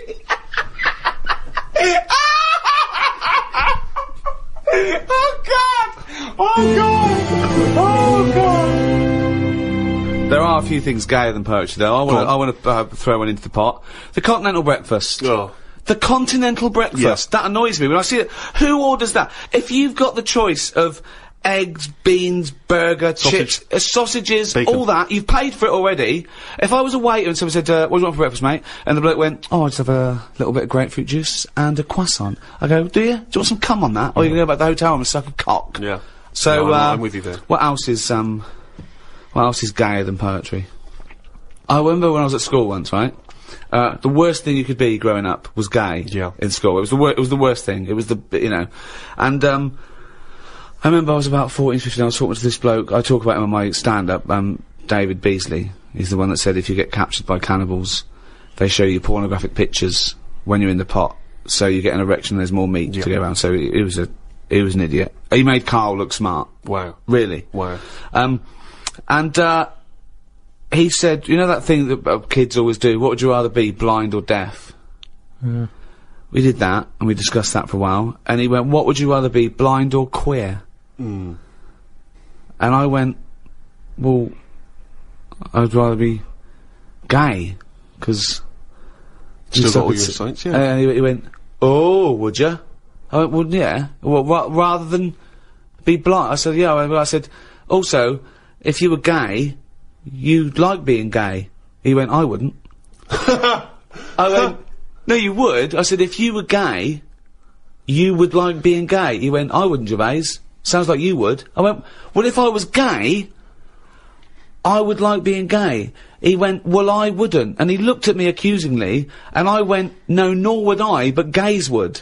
Which made no sense at all. Right, yeah. Just the idea. But this is just like such a stonewall that I'd rather be anything than gay. Yeah. Karl, thoughts? Blind or gay?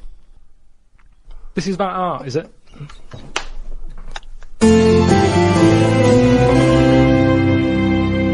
So there you have it, our comprehensive and definitive guide to the arts. Next in this series is philosophy. Well, I'm looking forward to that one enormously, Rick, because of course you have a honours degree from the University of London in philosophy. Yes, but I predict that one will also be as big a load of bollocks as all the others we've done. Thank you. Just to remind you that you can still get the Ricky Gervais Guide to Medicine, the Ricky Gervais Guide to Natural History, and now, of course, the Ricky Gervais Guide to the Arts. Philosophy is the science which considers truth. So said Aristotle, one of the great forefathers of Western philosophy.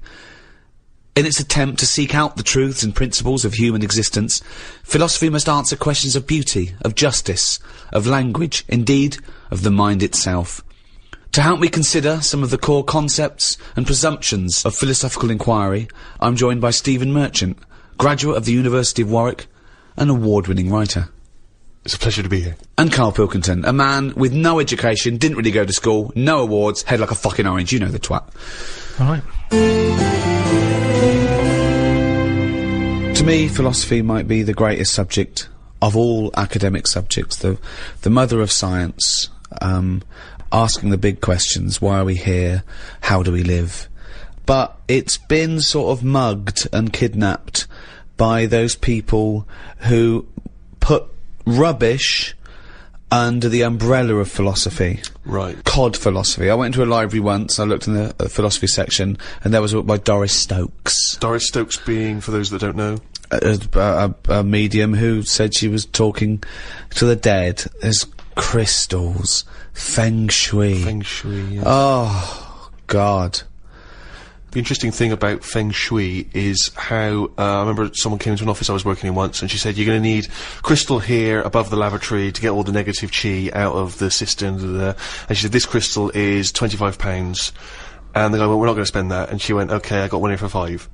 Brilliant. It was surprisingly convenient that she had a number of different crystals that apparently did the same job. We're also going to need a brush to get the shit out of the toilet. What have you got for that? Yeah, there's a lot of that, that twaddle. There was a woman I remember once, I used to do a radio show on the BBC World Service, and she came in and she could tell from the coloured liquids that you chose, from a big selection of coloured liquids, she could tell a lot about your personality from that.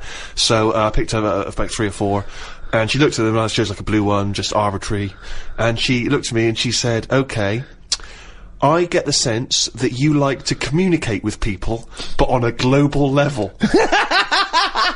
And you were working for the World Service. As we spoke, we were broadcasting on the World Service. I don't know where, I mean, she just read it from the liquids. As a novice, one of the key catchphrases, if you like, of philosophy, and one that's always intrigued and confused me a little, is the famous René Descartes quote, "I think, therefore I am." A lot of people think of that as the epitome, in a way, of a philosophical statement. First thing we ever did, I think, at degree level, and it's the one thing I'd already heard of. It's one of those things that sort of filters down, cogito ergo sum, as you say. I think, therefore I am, when Descartes was pondering his existence.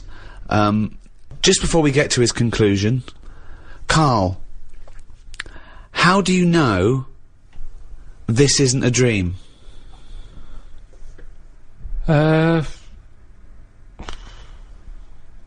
Just because I haven't been sleeping that well. Right, okay. No, but you could still be dreaming, couldn't you? Because this could be a dream that you haven't been sleeping lately. You could be dreaming the last few nights you haven't been sleeping.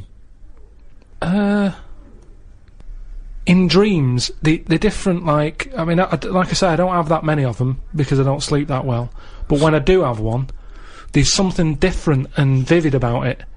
Now, if I was dreaming all this, I reckon my boiler would have been fixed ages ago. I don't think anyone has a dream that goes on for that amount of time.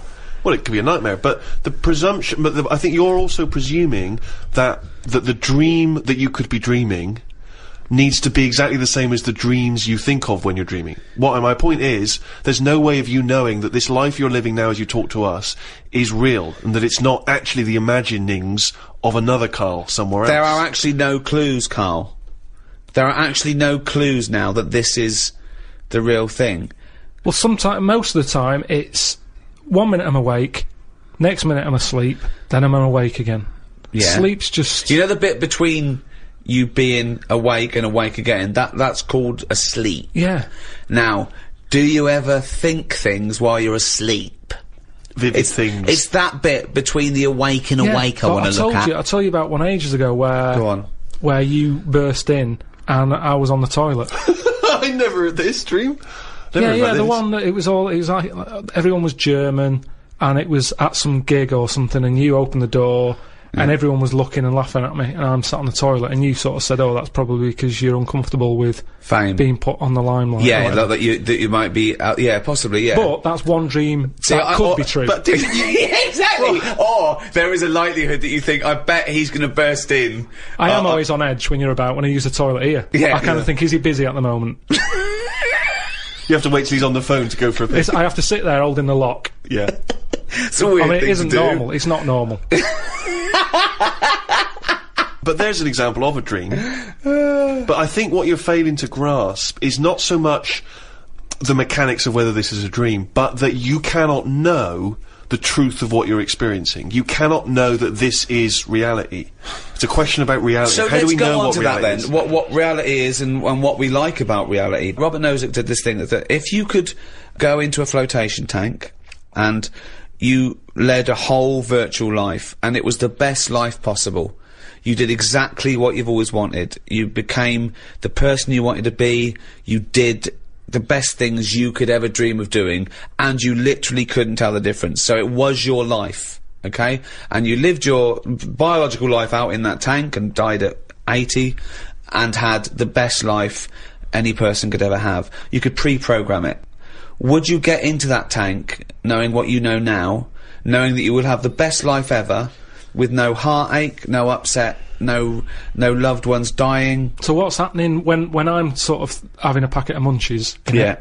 Am I having them, or are they imaginary? They're imaginary, but you can't tell the difference. It's the best packet of munchies you've ever had. I love the fact that you went into the flotation tank, and your one proviso was, "Are munchies as good?" Yeah. No, absolutely. I'm just taking it back to basics. That is basics. You've got to pre-program your life. That's where you'd start, is it? Munchies must always taste magnificent. Well, it's just, if you can still enjoy the basic things in life, then that's when you can't go wrong. You do. You enjoy them. It's the life you'd ever want to live. And you're living it. Bit dangerous. Sorry? Bit dangerous. Why? Go on, why? Just, I don't know, because sometimes I think things don't happen for the best. Right? Right. Sometimes you can sort of think, oh, I'll enjoy that if that happens. And then it doesn't happen, and you've had time to think about but what this would is have happened. perfect. No, this is built in. because whatever happens is for the best. So not only when you're in this flotation tank are you enjoying yourself, that things just keep getting better or staying as good. You never have a bad day? You never have a bad day. But how long would that last for before you go and fed up with this? Well, why would you get fed up with it? Because you do something else. It's the perfect life. Bear in mind, you're not aware that you're in the flotation tank. You've made that deal, but then once you're in there, you don't know, you're not aware of being in the flotation tank. You're living your life and it's perfect. You're happy. Well, we don't know how you would be happy. Well, you just have munchies every day and... Well, yeah, you'd get in it then. You'd get in it. If you don't know you've got in this tank... If I somehow go to bed at night, someone injects me in the head, and then they go, right, stick him in the tank now, and then I wake up, packet of munchies there, sun's out, Suzanne goes, oh, it's a nice day, we'll go and do something nice. And I go, you're meant to be at work. And she goes, no, I don't have to go in today. Right. I go, alright, let's go out then. Now, what's interesting there is that within this scenario, I gave you any life, you could do anything, and you chose the exact life you've got now, except Suzanne's got a day off. Now, I both love that. Well, I was a bit suspicious, though, that she's just taking a day off. No, wait, it's not happening now. It's not happening, really happening. You could do anything you like, but I like the fact now you're even questioning it. You're not in the tank, and why has Suzanne got a day off, right? Now, I love that, because that suggests to me that you're a nice, happy, satisfied, whatever you want to do it, contented person who's got the perfect life. However, it's almost like you haven't fully understood the possibilities. For example, you wake up, there's the munchies, sunny day, Suzanne's not at work, you go, why aren't you at work? She goes to you, hold on though, why are you flying? And you go, I just can. But you hadn't even thought that maybe you could fly, or swim, or hold your breath. You just could have some munchies for breakfast. Hang on a minute, this is day one. Oh, okay. When you go on holiday, yeah, like I said before, you don't turn up and go, right, it's 1 o'clock, jet ski for half an hour, bungee jumping 40 minutes after that, let's have a nice roti, and, you know, try a little cocktail. And what do you do? What do you do when you arrive there? Well, you get there. Yeah. The fella takes your case to the room. Right. You have that panic of, am I going to give him too much money? I don't know the currency well enough yet. I don't know how much More things information are. than we asked for. No. And the most mundane scenario I've ever heard. No, but this is what happens in real life. Yeah. Right, okay. So you have that scenario. You go, right, where's me shorts? You get them on. You go out and have a wander. In the case, you have a wander round to know where everything is. The car shop, park you did the once. shop, you know, how close the beach is. Yeah. Is it busy? Yeah. Okay, you're just telling us what happens when you go on holiday. What's your point? Okay. Because you don't want fun all in one go. You want to build to it, because that's sometimes part of it. Right. Yeah. Right? Okay. So anticipation. Yeah. Good. Yeah. Yeah. That little bit. Yeah. It's about things taking time, innit? And looking back at the journey and going, how did I get here? Okay. Well, can I ask a question? Because sorry, I'm just what I'm fascinated to know is if you decided to sign up to the float tank idea. Okay, you can design your perfect life. But I prefer not to know I'm doing it. No, you won't know. won't. But I want to ask this question. Imagine Ricky and I are the doctors, okay? We can put you in this tank. All we need to know from you now is what your perfect life is. And we're going to program it in the computer. You're going to wake up tomorrow. You won't know this conversation's happened. You'll have the perfect life. What, if you don't mind, we're going to take notes now. What is the perfect life? You're still obviously living with Suzanne. We've got but munchies. What else? We've got munchies and we've got sunshine. But what else would you like in your magical life your ultimate life? I think I prefer... Hair?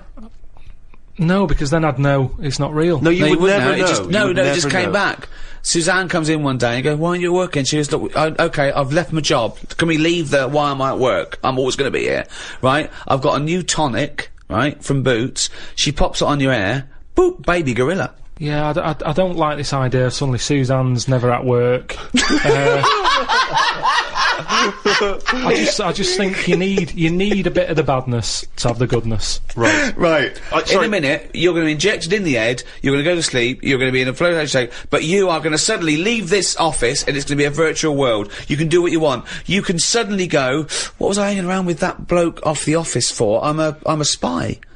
And you go to MI5, and they go, thanks for coming in, Pilkington. Listen, Drosky, he's coming from Russia, and, he's got the... Bang! What do you do? What's your scenario? What do you do as a job? We've got munchies, Suzanne's never at work. I prefer to leave everything as it is. Brilliant. Go in it, but have everything the same so that I'm going, hang on a minute, has it actually happened? What are you talking about? No, you don't know about this. You don't know anything that's happened. No, because you've just said you're gonna put me in the tank and you're asking questions as to what I want when I get in it. But you won't know you're in the tank. Once you're in the tank, you won't know. You'll have a new life, a life that you've designed. Yes. You'd have different memories if you wanted.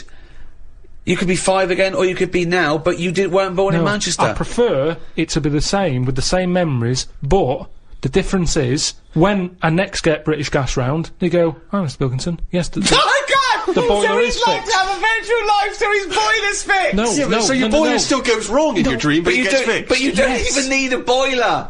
You could be the perfect temperature all the Live in the time. Caribbean anymore. I don't like the idea of too much change. I don't want that much of a change. But to you my life. won't realise, it won't feel like change. Well, it's changed already. You're saying the boiler's been fixed like that. I prefer to still have that problem. Go, hang on a minute. Is this different? Suzanne's still going to work. Right. That's very important But too. then, You don't want her around all day. but then, things happen that wouldn't have happened in this world. Go on Such then. as? Right, okay, let's write that. Well, let's see the differences. What do you do? Because I've got to program this. So you've got the same job, all that. Are we still around? Yeah, because it's part of. I'm it's going to ask part you a of the question same now. thing. Do I still squeeze your head every time I see you, rest you to the ground, and wind you up, trying to stress you out, call you at all hours? Do I still do all that? What am I like? You're still the same, and you still do that, but maybe one day I go, don't do that anymore, because it does annoy me. And you go, okay. And then, I've dealt with it. I've sorted that problem, as opposed to this machine, this tank deciding. Right. I don't like the idea of this tank making life good for me. Right. I want a few problems, and if there's a problem, I want to sort it. Okay. But Well, you've hit the nail on the head there. We're going to go back to this, because it's fascinating. But Nozak concluded that no one would get into the tank, because we'd rather have a real life with all its problems than a fake life. And I sort of think you've proved that by even getting into the tank with your provisos and scenarios.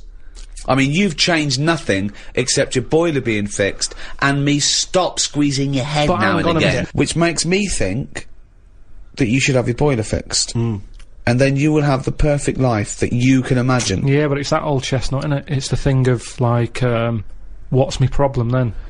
You've got Right. the problem gene in your head. You've got to fill it with a problem. Yeah, he's not a geneticist. Got the problem hole in your head.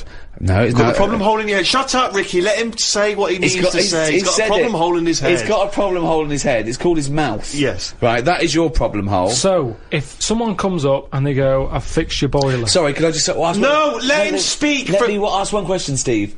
Is the problem hole different from the problem gene, or is that a new term for... No, you put things through the problem hole and they end up in the problem gene. You feed something in the problem hole.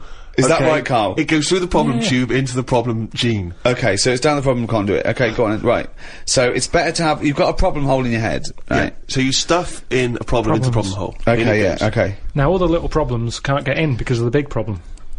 Right. Is that good or bad? It's a But good that's thing to not true, is The it? problem hole is a standard size on everyone. Right. No, but that's Shut not... up, Ricky. Let him explain. Now, Ricky, I'd say his problems are not even problems. Well, how big's his problem hole? Same size as mine. Same Right, size as okay. yours. But his problems are all little ones. They're like, you've got like a load of Skittles. I've got a big cream egg.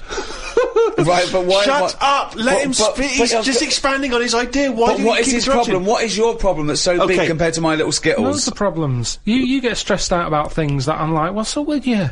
You get annoyed easily with stuff. People chewing loudly. Or someone breathing loudly. Or someone coughing. Whereas I'm like, that doesn't matter. Like you say, to you, the boiler is like, get it ripped out, put a new one in. It's not as easy as that. It is! And that's why the problem ball is growing. It's got a gene, a ball, and a hole. So the problem There's no ball- wonder there's no fucking room for a brain. Right, shut up. Let me ask. I want to clarify this. The problem ball exists in life. It gets bigger and bigger and bigger. It has to go through the problem hole, down the problem tube, into And the bounce- problem bounce gene. into the problem gene. Right, now then.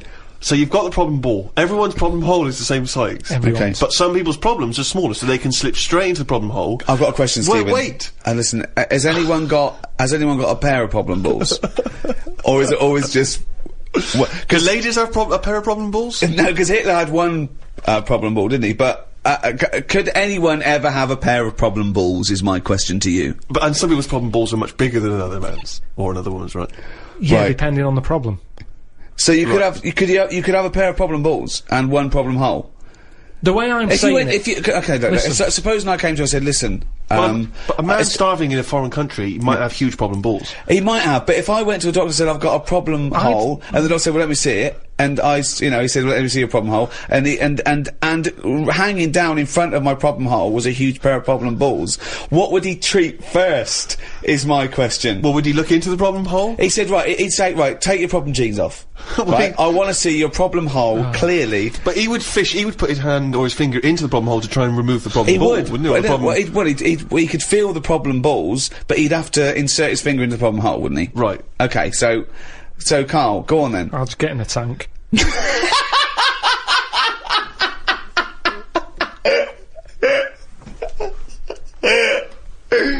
Oh, God.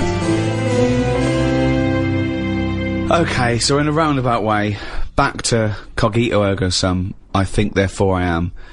Descartes, pondering, how do I know this isn't a dream? Well, he concluded he doesn't. When he took it further to, how do I know I even exist, he quite rightly concluded that, well, if I'm even pondering this question, I must exist. Whatever I am, wherever I am, the fact that I'm questioning, introspecting, thinking at all, I think, therefore I am. Because I'm even thinking, at least I know one thing, that I exist. That's all he said, Karl. I don't understand why he had so much time on his hands to be worrying about this. At the end of the day, get on with it. You're not doing shit all, Karl. So why are you so annoyed at other people who aren't doing anything? You're going out in the morning, you're staring at worms, at bugs, you're staring at the sky, you're wondering why it hasn't fallen on your head. You're making up the books. That isn't researched. What do you mean, making it? What is it that you're doing? One of the chapters in your book about travel was Australia. I've never been there myself. Forget it then. Throw it away. No, because you can still have You make up stuff about a grub eating a biscuit, we're all the same. Well, I mean, what is that? That's not, but I laughed. Yeah. So I enjoyed that book. Listen, everyone like me who bought that book is absolutely pointless. It is in my lavatory every time I pop in there for a shit. Yeah. Just take it off the shelf, have a little read. Yeah. Great fun. And I'm down to about 4 pages because sometimes I forget to get bog roll. But listen, that is a fun book to wipe your ass with. It's a great book to wipe your ass with. But that book was good for me. I don't know if anyone enjoyed it, but I was emptying my worry hole. and at the end of the day, emptying your worry hole. Is that different to the problem hole? Your worry hole. It's next to it. Once the problem ball is being processed through the hole, is it deposited through the worry hole? All I'm saying is, you're right. I do watch a lot of insects and stuff, and you never see them wasting time. They're always doing something. An ant's carrying something somewhere. Sometimes I watch it and it goes somewhere and comes back again. You think, does it know what it's doing? But at least it's trying. Now, if there was What is it doing though? What is that ant doing? Work. It's building a house what's the point? Everything it does is pointless. How can you say that? It's pointless. I'll tell you what, if there was a bigger sort of being looking over the world and they went, right, let's look at the human race, and, well, they'd look at the ants first and they go, right, they've got their hands full, they're carrying big stuff, they try to save time by carrying stuff that's way too big for them, really. They could do that between 3 of them, but they don't. They're all grafting hard. Then they go, right, hit the human button. They hit the human button, they watch the humans. The amount of people who are just sat about doing now. They're reading about Amy Winehouse, Lily Allen in London at 2 AM. So what?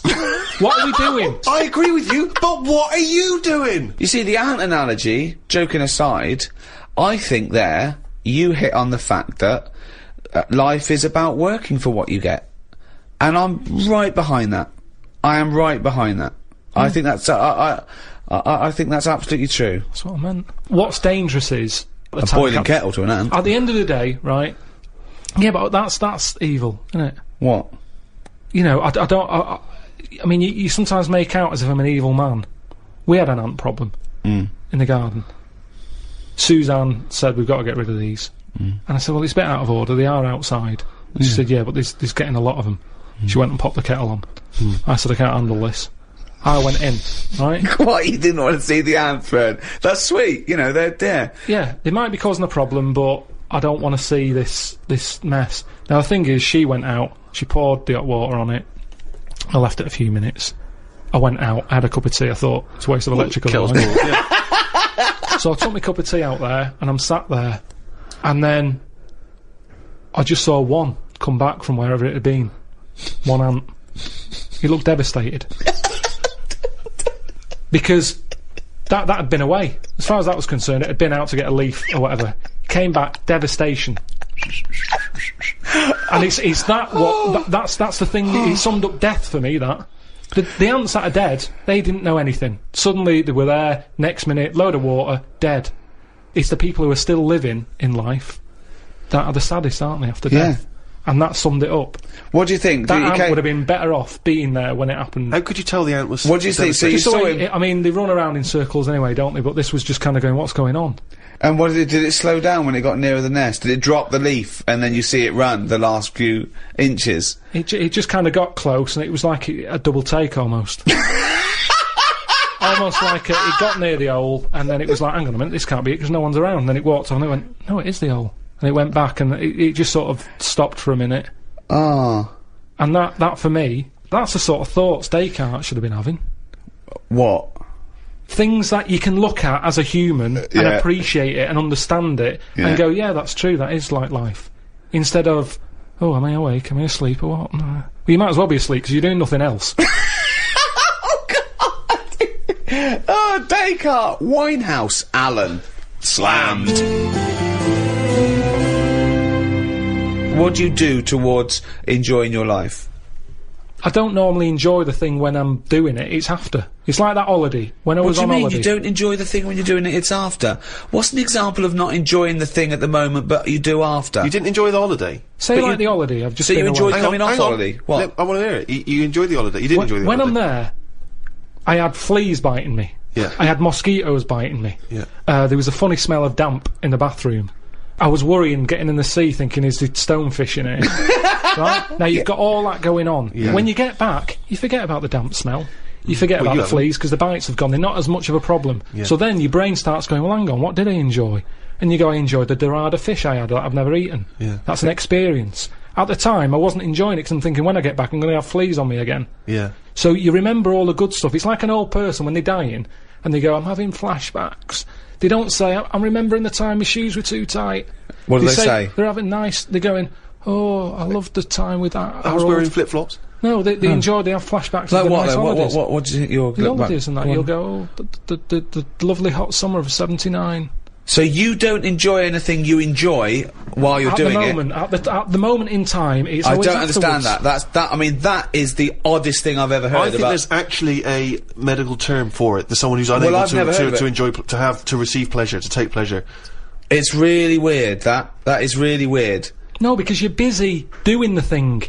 So you haven't got time to enjoy it. So you can't enjoy something you're busy doing, because you're busy doing it, you can't possibly enjoy it. Or, you don't know if you're going to enjoy it, because it hasn't finished yet. Well, Carl, but listen, I know from the, at the moment... say this. Listen, Bungee jumping. I'd love to be able to do it. I bet you get a brilliant feeling as you're falling. Yeah. But I wouldn't be enjoying it because I'd be going, is the thing going to snap? Right, okay, well there is something about that. Extreme sports, there is a reason why you're doing it. It is the after effect you enjoy, because it's the fear and then the endorphins that rush to you and you go, my God, I survived, isn't it brilliant? That's a feeling of euphoria, so that's... No, but you're having a nice dinner. Right, okay. Now, when I get a menu given to me in a restaurant... Yeah. I go, right, what am I going to do here? Yeah. Right, well, when I came here, I thought I'd have some lamb chops. They've got lamb chops, great. Wonder how much to give you, because I quite fancy this pudding they've got. Right. Now, I have the lamb chops, it comes with extra veg. I eat it, I enjoy it. The pudding I wanted, it's gone out the window, I've got no room for it now. Yeah. But you enjoyed the lamb chops. You enjoyed the lamb chops, you can only pack so much enjoy. If you're enjoying all your life all the time, there's no point in regretting anything. That's just greed. No, but I was looking forward to the pudding. Well, you shouldn't have eaten all the veg. Yeah, but I was enjoying it at that point. But then you take the pleasure that you had at that point. No, because I wanted a pudding. Yeah, but you didn't want a pudding, or you've had a pudding. No, because I would have had it for the sake of having it. And then it's yeah, ruined. but I don't know what the whinge is there. You had a lovely meal, you had some lovely lamb chops, you enjoyed the hour. Because when I read that they had like profiteroles on there, I thought I fancy a couple of them. Yeah, and the chance has gone, I'm probably not coming back to this restaurant now. Yeah, but you haven't missed a chance, you had the chance, you didn't want to take it because you were full up with lovely lamb.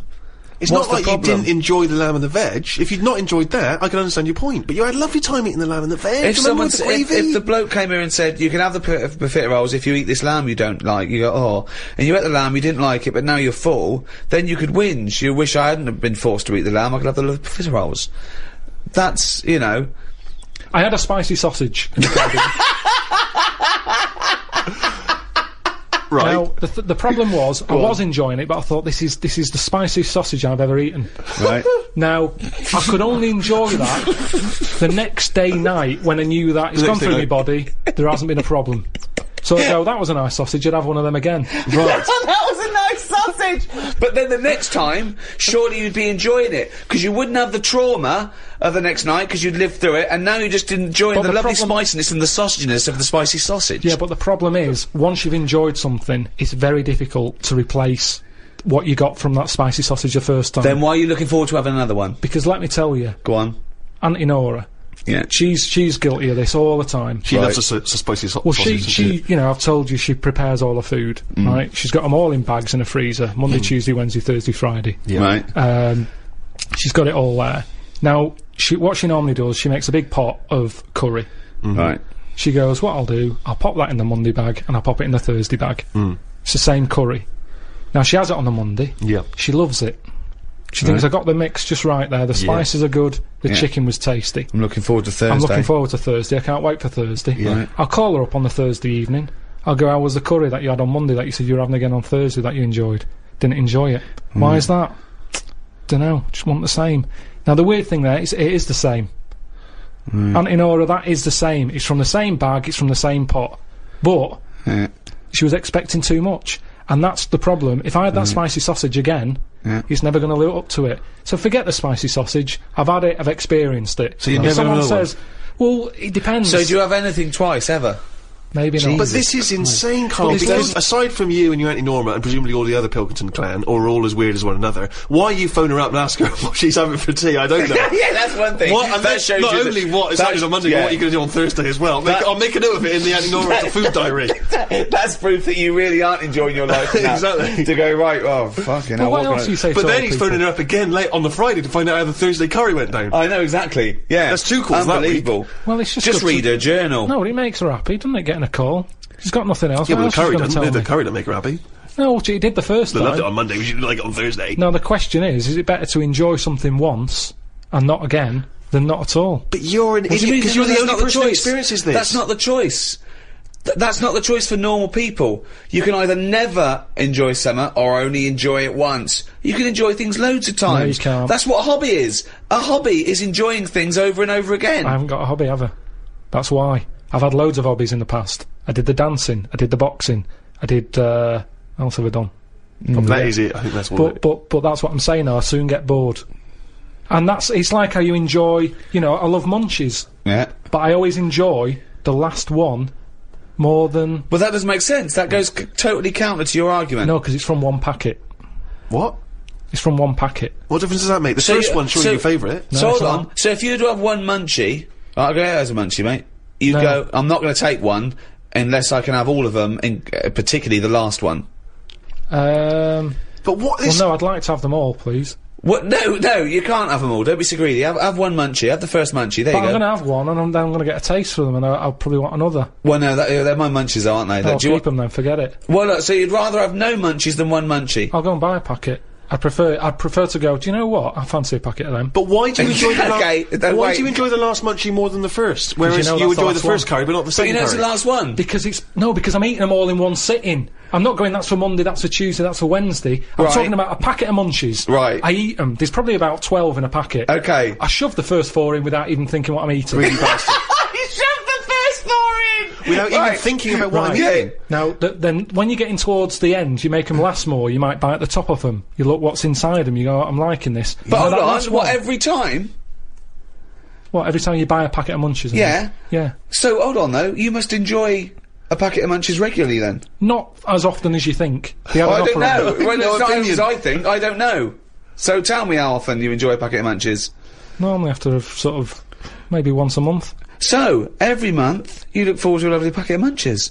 And the same experience. Yeah, You but like at the the first end, I one. like the last one. The only thing you know you enjoy, look forward to enjoy, and it fulfills all those expectations is a fucking packet of munchies once a month. Fuck me. What do you think happiness is? Again, you only know the happiness because of the badness. You've got to have a yin and a yang. Well, I know what you mean there. I agree with you on this, because it's sort of no good to be handed it on a plate. I mean, just from my own experience, working for someone does feel better. Because you've got a pride and a satisfaction. I genuinely think it's better to start a business, struggle, go bust, come back, than win the lottery. Yeah. I genuinely believe that, and the older I get, the more sure I am of that. That working hard is itself the reward, and I genuinely believe that. But where does it end? It's no point having the struggle till you die, and never get any happiness. So, what's your balance? We don't have to go into philosophical terms here. What's your balance? What's your yin and yang of a good life? And by good life, I mean one that you've enjoyed or been satisfied with, and one that you have no regrets or guilt or shame, and a bit of pride. What are you asking me? I've got a bit of all that. Right. But you need the mixture, don't you? So you find out what your favourite thing is. It's like a bag of Revels.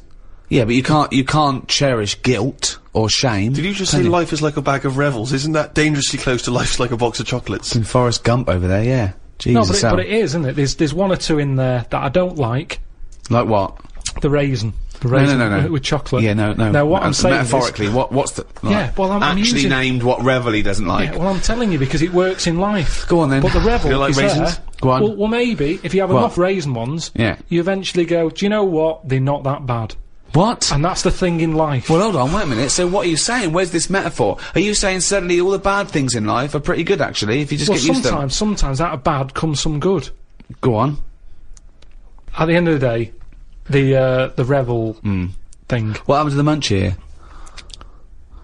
Well, again, with life, if you have too much munchies, you get sick of the munchies. So move on, mix it up.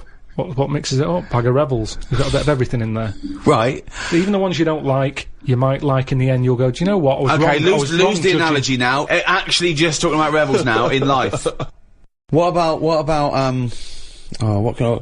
has he enjoyed before? What would you have written to Jim will fix it to fix for you? What would have given you pleasure as a kid? Dear Jim, can you fix it for me to do what?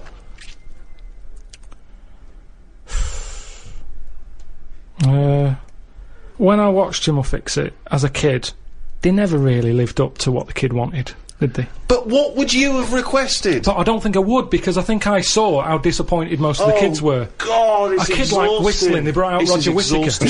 Yes, because they look at it and they go, can you fix it for me to go into space? No. Can I dance with Bananarama? No problem. That's the ones they pick. Yeah, so that's why I wouldn't write in, because whatever you ask for, you're always going to get a watered-down version. But if Jim could fix it for you to do anything, what would you have chosen?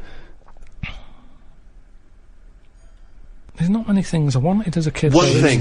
Just one thing. To choose one thing, please. That my name was Brett. Oh, fucking hell! It's not unbelievable! I mean, it's extraordinary. There is no predicting that. Okay, you know what? I can make that dream come true for you right now, Brett. We can just call you Brett from now on. Not a problem, Brett. Brett Pilkington. It sounds good. I love the fact that it's the Carl bit he wants to replace, not the fucking Pilkington. No, but that doesn't work either, because like then Why not, Brett? Because I told me mum and dad that that's what I wanted. They started calling me that, but then I forgot. They went along with it. Yeah. So you said, Mum, Dad, call me Brett from now on, and they went, all right. Yeah, but then I kept forgetting that I was Brett, so I wasn't answering, so they went back to Carl. Oh, it's amazing! So you've had that dream come true? Yeah, and it wasn't that good. And that's what I'm saying to you. Things never live up to what you want. Dreams, what are they?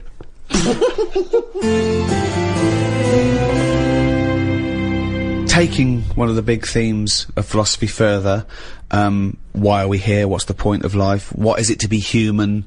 The ethical upshots of some of the technological and medical breakthroughs pose, you know, more of their own questions.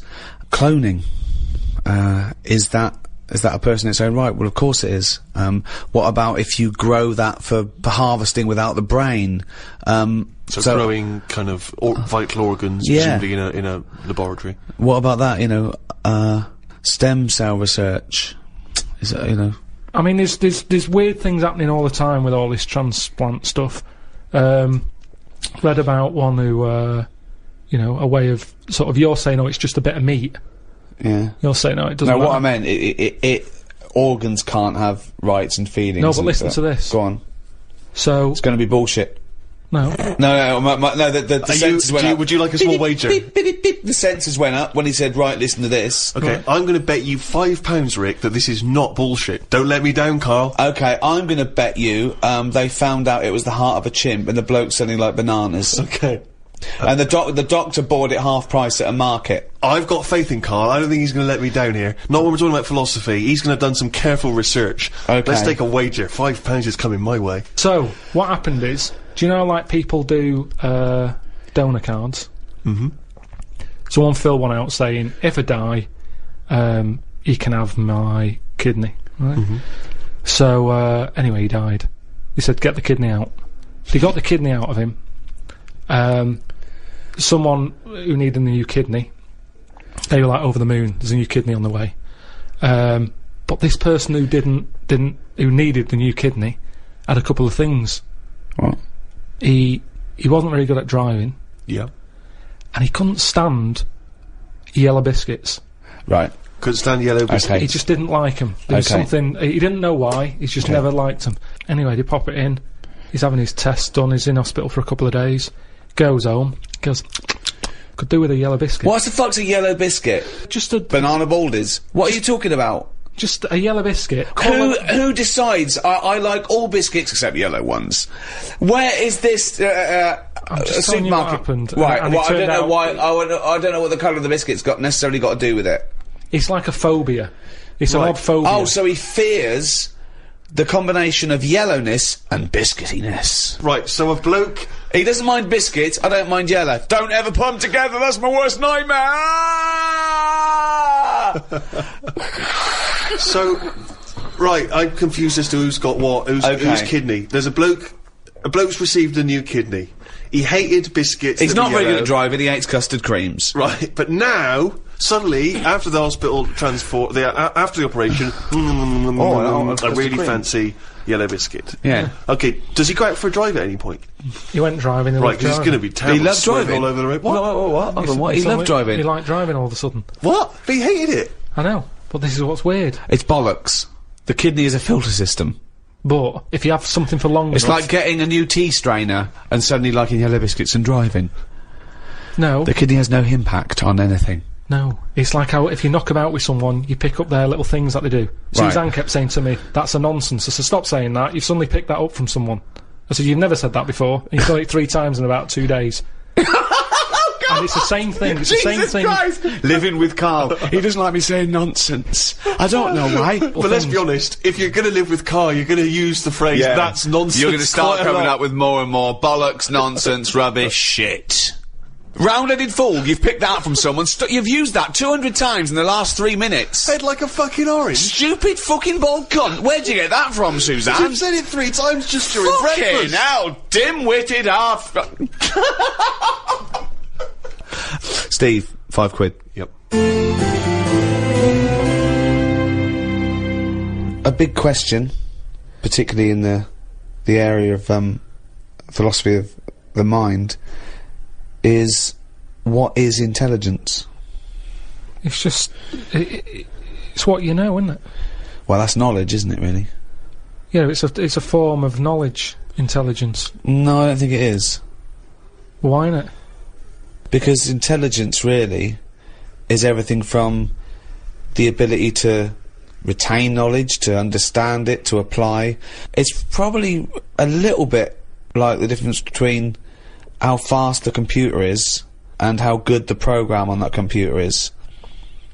It's no good. I'd say I've got a brain that can work stuff out. But sometimes if I tell it too much, it can't remember all of it. Now, if I had a brain that had loads of memory space, Yeah. tell me as much as you want. Well, that's important. That's And you important keep to. it. But yeah, but that some people say that's what intelligence is, isn't it? Memory. It's no good saying he's brilliant. He learns 10,000 facts a day. Really? Yeah, he forgets them the next day. Yeah. Well, that's Right. what I'm saying. Well, yeah, but what good is that? Trivia is nothing. It doesn't show intelligent. It's good for chat. It's good for chat, and when you're out and about, if you meet a stranger, it's good to drop something in, like, you know. Go on. What would you drop in? To show you're intelligent. Well, just to meet you've just met me at the bus stop. You think here's a nice fella. Steve's at the bus stop. There he is. He's there. He's got his little duffel coat on, his little scarf, his file. He's got his little glasses. They're a little bit mudded up where some ruffians are like thrown mud at him, and I've seen this, and he's cried and he shat himself. Well, that's not true. Yeah, and he's run to the bus stop to go home to his mum. That's okay, not true at all. so at the bus stop, there he is. You come along, you go, oh, who's this nerd who shat himself? That right? would never happen. Right, never right. happen. And you fought though. I know how to fight with them. yeah, and you go, okay, he's obviously intellectual. Look at him, and he's gone, and he's looked at you, and he's gone, Jesus Christ, you look thick. Prove him wrong. No, what I'd do... Go on. There's no point just having one fact. Right. I'd wait for him to start a topic, and I'd show my intelligence by having a fact on the topic he's brought up. Okay. Because we can all have one topic. Yeah. That you go, oh, I'll show this off, and then, you know, someone goes, oh, has he been talking to you about the peanut fact again? And you go, he's obviously telling everyone, then it's just a boring answer. Okay, so I might just say to you, you know, what are your views on mathematics? I'd just say the thing with numbers is, there's loads of them. I remember I told you an interesting fact, once again, to try and explain infinity to you, and I told you this. There are as many even numbers as even and odd numbers put together. Yeah. What do you think of that? I think I've said before that I don't think things like that are impressive, because numbers are man-made anyway. Right. If you were talking about, like, when you mentioned about, there's more insects we don't know about than what we do, then you're going, oh, where are they? Where are they hiding? It leaves a question. The fact that there's loads of numbers, it's like, yeah, but at the same time, you could rule numbers out of your life if you wanted to. Really? You could live a life. Do you really think that? Difficult. Yeah, you could. There's tribes. There's tribes in the Amazon. Yeah, but they're not getting their food from Sainsbury's, are they? They count to 3. They don't need any more numbers than 3. And they just have 3 because they go, 1, they know what 1 is, they go, pass us one of them. And they have one of them. What do you mean? Anything over 3, they just say, well, you're being greedy. So they don't need it. But what if they've got 5 children? How many kids you've got when you're living in a place like that, it doesn't matter. It's not about you're just part of the tribe. Yeah. So it doesn't matter. Right, where is this tribe that only counts to 3? It's somewhere like the Amazon or something. Really? And there's no more numbers than 3. They don't need it. Anything more than 3, they just say, I'll have more. Right. Or give us another 3. But Give they us don't another need 3? Well, yeah. Yeah. Or another 1, or another 2. But what if they need 200? That's complicated, isn't it? Well, you just keep going, give us 3, and then just keep This is asking a for slow 3. way of doing it. They've got nothing else to do. They're living in the Amazon. Alright, I'm at the bus stop. Oh, here's your bust. So far, you've told me nothing about maths whatsoever. So you're concluding that he is dim? Fucking idiot. When I was on holiday recently, Yeah. I got talking to an old fella, because where I went, it's mainly for old people. I got chatting with him. You could tell he had a lot of money. Yeah. He sort of tanned. He had that sort of rouge-coloured sort of jeans. Oh, yeah. Which is always sort of... Telltale sign. It's kind of like he's got money. Yeah. And the red jeans are twice as much, sir. It's okay, I've got money. yeah, it's sort of... It's either that colour or yellow. But you can carry it off when you're an old man, and especially with the tan, you think, yeah, he's got a few quid. I'm a millionaire. Do you have any yellow jeans? We've got one pair, sir, but They're the most expensive. Yeah, they're in the back room. Could I just see your bank account first? There it is. Oh, yeah, you can afford yellow jeans, all right, sir. Come this way. So I got talking to him, and it turns out he had a cruise ship. Right. Loads of money. Now, I was chatting to him for about 10 minutes. Yeah. What colour was his jacket? Said he didn't have a jacket on, just a white shirt. He's wearing red jeans and a white shirt. Yeah, sort of leather slip-on shoes, that I can remember. How old is he? It's hard to tell, because he was well tanned. Right. Was he an attractive man? He's a good-looking fella. So he's rich, so you saw this rich, good-looking bloke with just a shirt on. Oh, he had a shirt and his pink pants. his picture hands, and he just went over and struck up a conversation. I don't know. Why did you notice what colour the crotch area was? What? Why did you notice what you were looking very much at the arse. I can see why you could see if you're looking at his face, you could see a white shirt. But why could you see what colour the fabric around his testicles were? You saw a good-looking old man sat at the bar. You went out and bought him a drink. Right? Yeah, I was waiting for the barbecue to open. Right. Okay. And you noticed a man's. So you noticed a man's trousers. No. Yeah. No. I was annoyed. I don't like late nights on holiday. Okay. With jet lag. Suzanne said, let's go down there early tonight. Right. I get there, I find out the barbecue's not for another 40-odd minutes. What time was it? The holiday rep.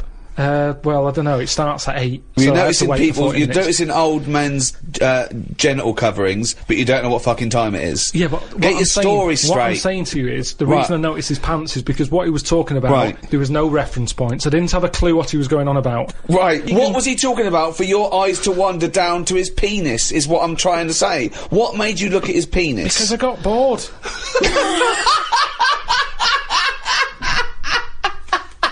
I didn't know. What I'm trying to say to you is reference points. I had no idea what he was going on about. He was talking about how he was in some Cuban war. He told me about how he'd met President Reagan. He told me something about how he'd cut up a cow once. There was, who is this bloke? I think he's a maniac who has spilt blood on his trousers whilst hacking up his dead wife. He's gone insane. He's jithering and chatting away, claiming he owns a cruise ship. He told me he spent 36 grand on furniture. And when I sort of looked at him like, what have you been buying? And he's going, oh, well, I needed a couple of shade lounges. And it was just, there was nothing I could relate to. Lounges? Wasn't she in a TV series? I don't understand why you have no interest in either being in a Cuban war, having met Ronald Reagan. Because why is that not interesting? Why have you got no reference? I don't know why the trousers were much more appealing to you. If someone was telling me, I was in a war, I met Che Guevara, Fidel Castro, and then why are you looking at my packet? So that's my point. It's just what's your point? That you can have a chat with a fella just like I'm talking to the geek at the bus stop. And sometimes you can't take part. What am I meant to say about him meeting Reagan? What am I meant to say about him being in the Cuban War? Aren't you just to ask him questions about he was in a war? When I sort of took it back to, I wonder what meat they're doing at the barbecue, he wasn't bothered. Yeah. I love the fact that that's your contribution. He's talking about the missile crisis, and you're going, he's met presidents and important people. He's experienced extraordinary things, which would be fascinating to anyone, and you're not interested. You just want to know whether there's sausages. But I mean, there it is, you see. He's come down, he's looked at you without prejudice and thought, I don't know this guy. The language barrier probably saved you. And he thought he's probably a smart guy. I'll tell him a bit about my life. Why is he looking at my fucking ass? Why is he looking at my meat and two veg? You don't like the barbecue, you don't need the barbecue, it's lovely little fucking sausage here. When you're talking to a stranger, aren't you meant to keep it... above the waist? Keep it, looking at his bollocks. Keep it... erect.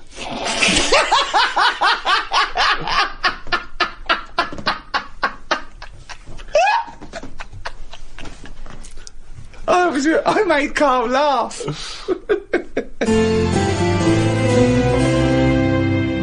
Well, there you have it. The in-depth study of the mother of science. The Ricky Gervais Guide to Philosophy. You can still enjoy the back catalogue of these guides, medicine, natural history, and the arts, and seasons 1 to 5 of the Ricky Gervais Show. Over the last few years, with all our explorations, our studies, what have you learnt? What's the one big thing you've learnt since we've been doing this, since you've met myself and Stephen, since we've been prodding you, since we've treated you like an ape that we want to teach to speak? What have you learnt about yourself and the world? One thing, if you had to take it with you. I don't think I've learned anything that substantial. Ever? During all this? There's not been anything groundbreaking, has there? We've chatted about midgets with no arms and legs. Gay ones. I don't know if that will ever crop up again in a chat. So even if I've learned something from it, I don't think it'll ever crop up again. So it's no use. That's what I'm saying to you about information and intelligence. It's if you can use it. There's so no you're point having a brainy saying head. this series of audiobooks at the price of £1.95 is absolutely worthless and pointless. Yeah, I suppose it is, yeah. Thanks, good night. On Radio 2, I'm Ricky Gervais, with me Steve Merchant. Good morning. And, our producer Karl Pilkington, but more about Karl later. We want to introduce the world to Karl, don't we? It's extraordinary to think that there's people that have not experienced Karl. A whole new audience is going to discover I think of me and Stephen as like Anthony Hopkins in The Elephant Man. Yeah. Just taking Karl round the country, the world. Maybe just letting, maybe some doctors and surgeons might want to, after today. We just drop a sheet, he's there nude, and they can just ask him questions, examine him, see what makes him tick. You know, that's Karl's favourite film, by the way, The Elephant Man. He said he loves it. He said, the title tells you exactly what you're gonna get. Yeah. He loved that, right? He said, 2, it's sad. And, I was saying, why is it sad? He said, well, there's that bit where, they take him, to show all the surgeons, and, the Elephant Man is all naked and that. And, the bloke goes, the genitals are normal. And Karl went, think of that, the one thing you would want like an elephant, and he gets the head. That's why he thought it was sad. That's the kind of mind process of Karl which we'll introduce to you later. In the meantime... Well, yeah, you know, if you're expecting Jonathan Ross, then, you're gutted. Yeah. You probably know me from such works as The Office, Extras, Alias. Yeah. Karl, you don't know about. Stephen is more familiar. Stephen co-wrote and, directed The Office and Extras with me. You may have seen him in Extras as the agent. You may have seen him briefly in The Office. He is a goggle-eyed freak. Are you referring to the character there, are you, or? Yeah, whatever. Thanks. No, it's just a little inconvenient. I'm just trying to paint a picture for people at Christmas. Sure. Steve. Yeah. I wouldn't say goggle-eyed, I think goggle-eyed freak's harsh. You know, these are these are designer specs. And, yeah, admittedly I'm a little bit tall, but, 6'7". Yeah, but let's not have a go at that. Karl, we've got more like this later. I think we should play a record. We've done introductions. Pop a little song on. But do you remember the first time you saw Steve? Well, let's pop a little song on that, alright? Chat about it in a bit. Alright. Bruce Springsteen. Bit of Bruce Springsteen. Santa Claus is coming to town. Merry Christmas, everyone. Yeah, Merry Christmas indeed. I'm Ricky Gervais, with me Steve Merchant. Hello. And, Karl Pilkington. If you have tuned in to, hear Jonathan, it's the last time I mention him. We haven't got him today. You've got, us for the next, couple of Saturdays. I feel like a stepfather. Sure. Do you know what I mean? I want to say to the listener, listen, you know, I never replace Daddy. Yeah. But I am here, and I do my best for you, and I love you. Yeah. On the other hand, I want to go, listen, I'm doing Mummy now, live with it. Yeah. Yeah, no, that's exactly right, yeah. And hopefully that people will appreciate us and enjoy us just as much as Jonathan. I don't care if they don't. In Really? fact, I intend to shave millions of listeners off this by the end of the You're doing 2 a good hours. job. But, the ones that have stayed listening to the end, they love it. Yeah, both of them. Yeah. And I think I've got to have Christmas dinner with them tomorrow anyway, so I could just have a chat. So we're introducing ourselves. I'm Ricky Gervais, Steve Merchant, Karl Pilkington. Now, it's difficult to describe Karl. I just think you'll have to get to know him over the next, 2 hours. But, we have, taken the liberty of getting some stuff ready for you if you want to find out more about him. If you go to rickygervais.com, we've put up a special little page. Go into Who's Karl. We've got a little biography up of him, and loads of pictures, and you have never seen a head rounder than— he looks like Mr. Spoon from Button Moon. Yes. Do you know what I mean? Yeah. Or Bod. Bod Grown is up. almost like There's it, a little bit of Charlie Brown in there. He's even got a little striped shirt. It's perfectly rounded. It's balding, and it's not a sort of like a good balding. It's sort of like, he looks like a worn tennis ball. Do you know what I mean? He's got a little bit of growth. It's not that sort of Telly Savalas cool bald. No.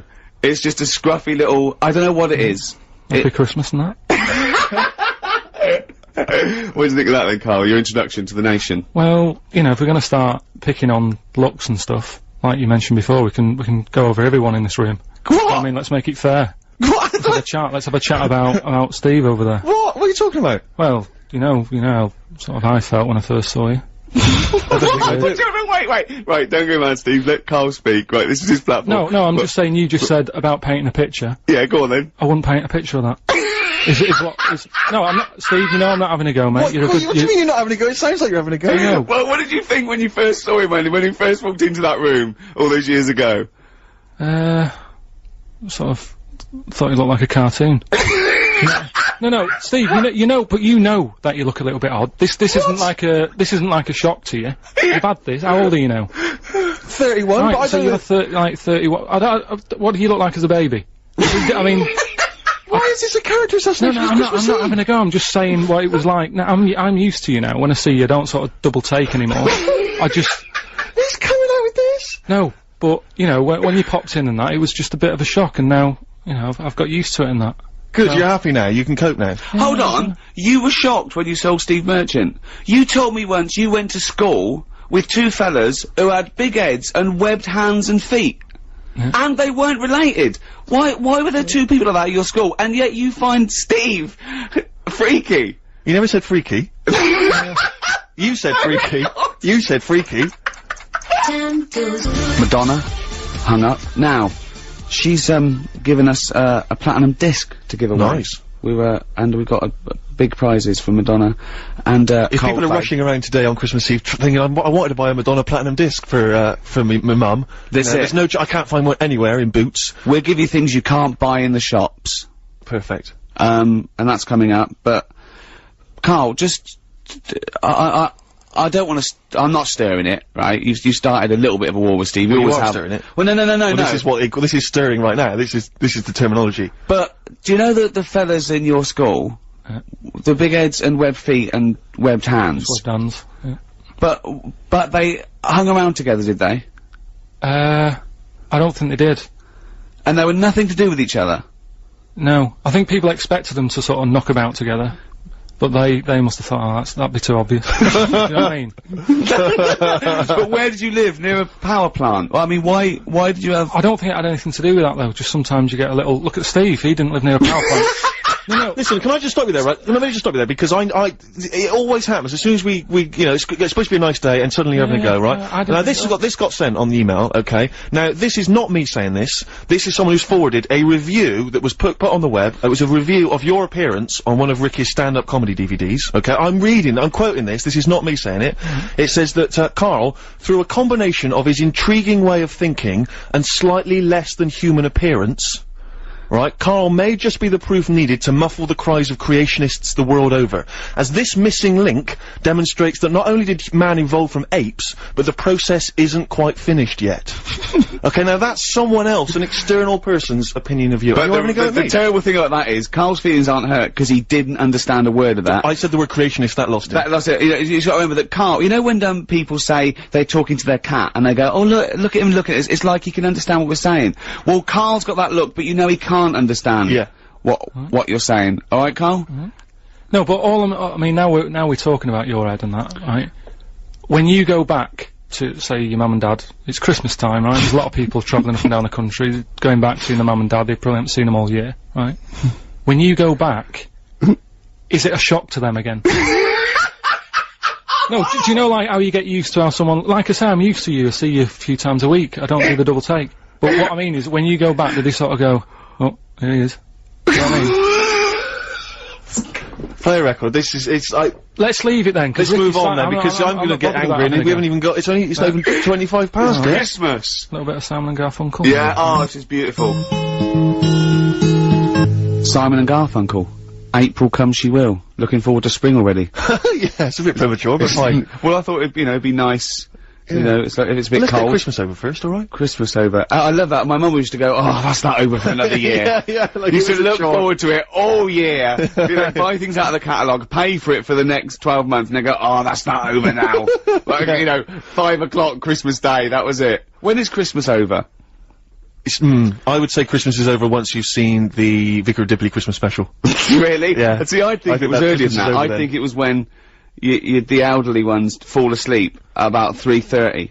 They wake up because the kid's playing with something noisy. Yeah. A game that goes something like that. Yeah. That's when Christmas is over. You know what you're getting this year then. Exactly. I do. Alright. I was shopping with Carl. Don't give anything away that I bought, right? Because you know. But I've got to tell you something.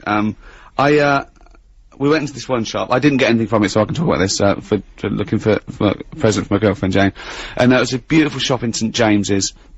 They're all beautiful around there, and it was this shop of sort of iconoclastic sort of antiquities, and it was things that this guy, you had to ring a bell for the bloke to come down. Karl was just so confused about that. He's used to someone standing there going, "Can I help you? Yeah. What size do you want?"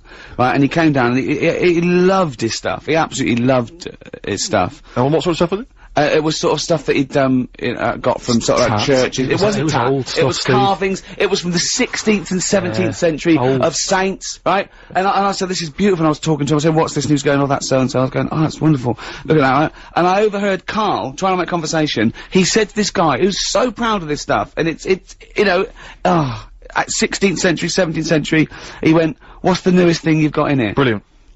And the bloke went, "We've got a statue, I think." From the 60s of then, and he went, "Alright." He went, "When was the last time you got something in?" Bloke went, "We get something in every day." And afterwards I said, "Why were you asking those questions?" He was going, "It always confused me with antiques. What happens when they sell that out? They're not making any more." I just thought it was a sort of good business to get into, that's all. Do you know what I mean? Why? There'll always be antiques, Well, Karl. you said it yourself. The place wasn't buzzing, was it? He had to pop down. He couldn't even be bothered sort of sat in the shop waiting for a customer, because probably days go by and nothing's happening. Doesn't it? For you to ring the bell to wake him up to say, "Oh, I'll come and look at this old stuff." Forget it. You know what I mean? So you've got all your Christmas shopping then, Karl? You're bang up to date, you don't? Yeah, I've sorted, you know, most stuff out. But here's one for you, right? Here's a little question. Go on. Right, I've finished a job, right, where I've been working somewhere for like about 10 years. You can say it. No, XFM, I've been working where there. we met. It was a good little place to work and everything, but I've had enough. You know what I mean, after 10 years. You're moving on. We've gone up in the move world. on, haven't you? You've got to, you know, try We're and on radio too. Yeah, no, it's good. Right, so you're moving on, yeah? Right. And, so they gave me a present, right? They sort of said to me, "What do you want?" Yeah. "You've done 10 years. Tell us what gift you want and we'll sort you out." Right? So I said, "Oh, brilliant, yeah." So, I knew Suzanne, my girlfriend, wanted a camera. No. Right? So, okay. they got me a camera, they wrapped it up, and they, you know, like me leaving do, they said, "Open it," and I go, "No, I don't want to open it." "No, what's going on?" So, "Well, I'm gonna give it to Suzanne for Christmas." No. Now, what? Why That's a disgrace. But why is it though? You can't, because It doesn't matter, because I could have had a gift for myself and I didn't, I decided. You can't, no. That's second hand. It's not second hand, it hasn't been used, I haven't even opened it. But surely the point about buying a gift for your girlfriend is that you've gone in the shop and done it. There's a sentimental attachment. It's not about that. It is though. It is about that. No, it is about. It's about them getting what they want. So if you're walking down the street and you saw a camera and it was brand new and you went, "Oh yeah, Suzanne, Happy Christmas." So are you going to tell her it was a gift? Well, no, she's at work today, so she doesn't need to know. So you're not even going to tell her? No So point. you've got deceit as well as meanness. Doesn't matter, does it? She's got what she That's wanted. disgraceful. Okay, I want to get the people on the text. Do you think that Karl's in the right? 882921, 882921. Should Karl be giving a gift to his girlfriend, which he's passing off she's getting as anyway. his own present? Wait a minute, right? It doesn't matter what the... You cannot. The thing is, it would be okay if you were giving it to a mate or something, but I'd still tell them. I'd even say, "Look, I didn't pay for this, but I know you wanted a camera." But you're not going to tell her, so she's going to think you spent 700 quid or something. Well, 250. He's not even a £700 free camera. She'll never think that I spent 700 quid on her. That is brilliant. Well, it's an improvement on last year. Do you remember what you got last year? I'd rather he told us. Come on. What did you get? What did you get? Your partner, your life partner, Your lover. your last year for Christmas. How long have you been with her first? 11 years. 11 years. What did you get her last year for Christmas? Some condoms. I mean, that's unbelievable. Bang up 2 packets. Yeah, no, you bought her a big bumper packet of condoms from Boots or something, and you got 1 packet free. Yeah, and they've all been used.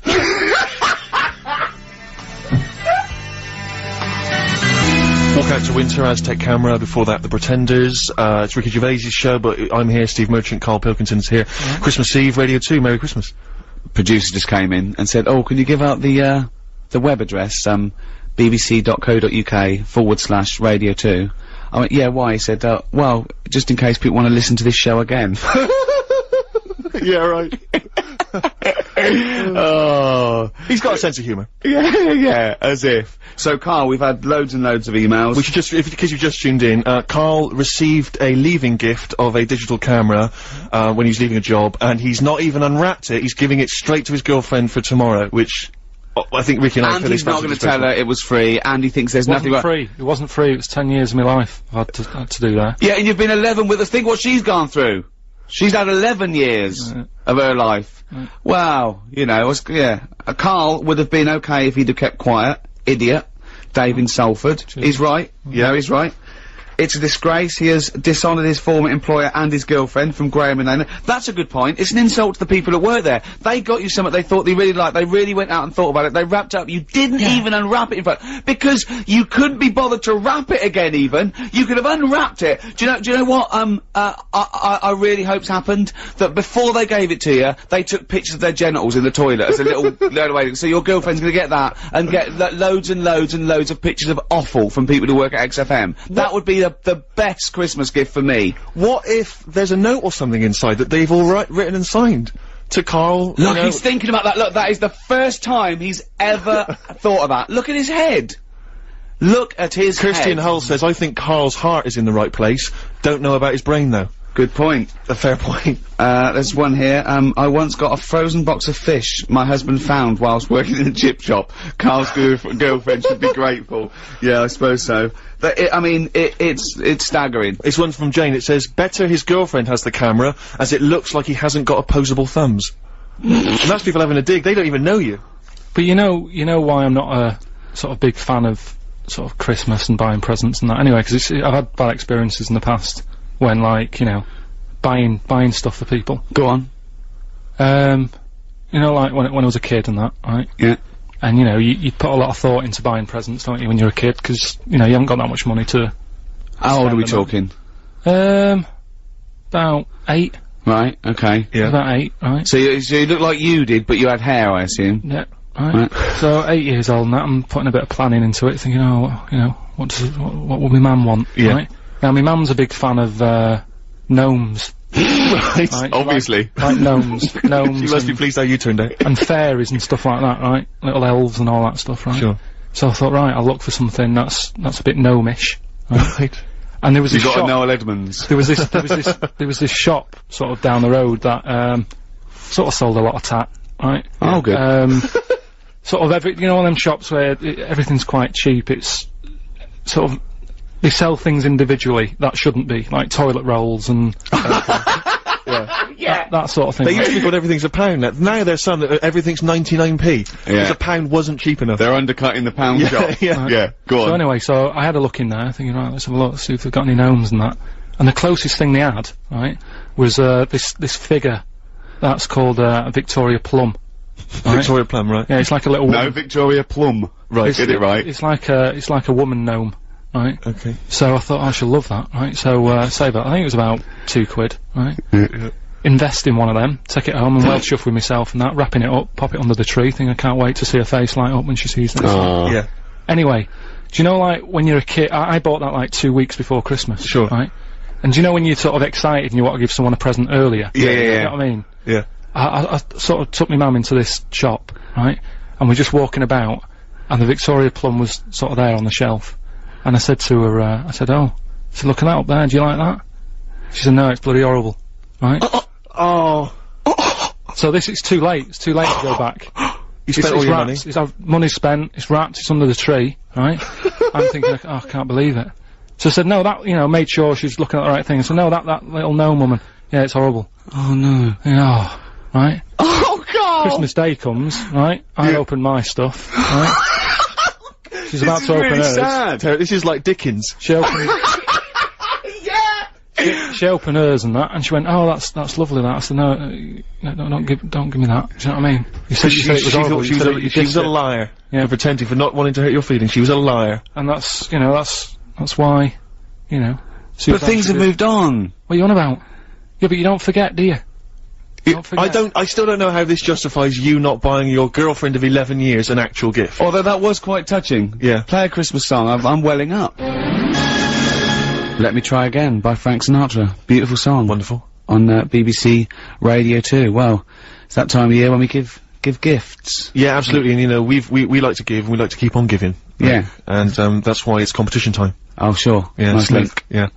Right. We have a platinum disc of Madonna's album Confessions on a Dance Floor. It's framed, classy. Giving that away. to a person who can climb inside Karl's brain and understand what the hell this is the challenge. he's doing. I think we should give him a chance. Or also, we've got, just because we can. This is like one of those gifts we made. Yeah. Isn't it? We didn't buy it, we made it. This is, extras on DVD, signed by both of us. See, that's like giving away my camera, in a way. You know what I mean? You've got loads of copies of them, there's no thought in it. You're having a go. You know what I mean? But, yeah, but we were involved with that. Yeah, we sort of did that. You did. I did 10 years. If you designed the camera and then built it in a little factory somewhere and gave it to Suzanne, I'd let you off, but you didn't. Also, a copy of More Flannel, which I signed, and, some Flannel collectibles. Now, they're handmade, you see. Now, listen, that's not a cheap gift. A set of, those Flannel collectibles, right, they're not toys, they're handcrafted, right? They went for £600 on eBay. So that's a good gift. So if you win them, pop them on eBay, 600 quid. Or 605, you know, they're very rare. Yeah. Davey in Belfast, by the way, just the last one, he says, I've bought my wife a silver necklace, and I got the shop to put it in a box, saying white gold instead of silver. Is this wrong?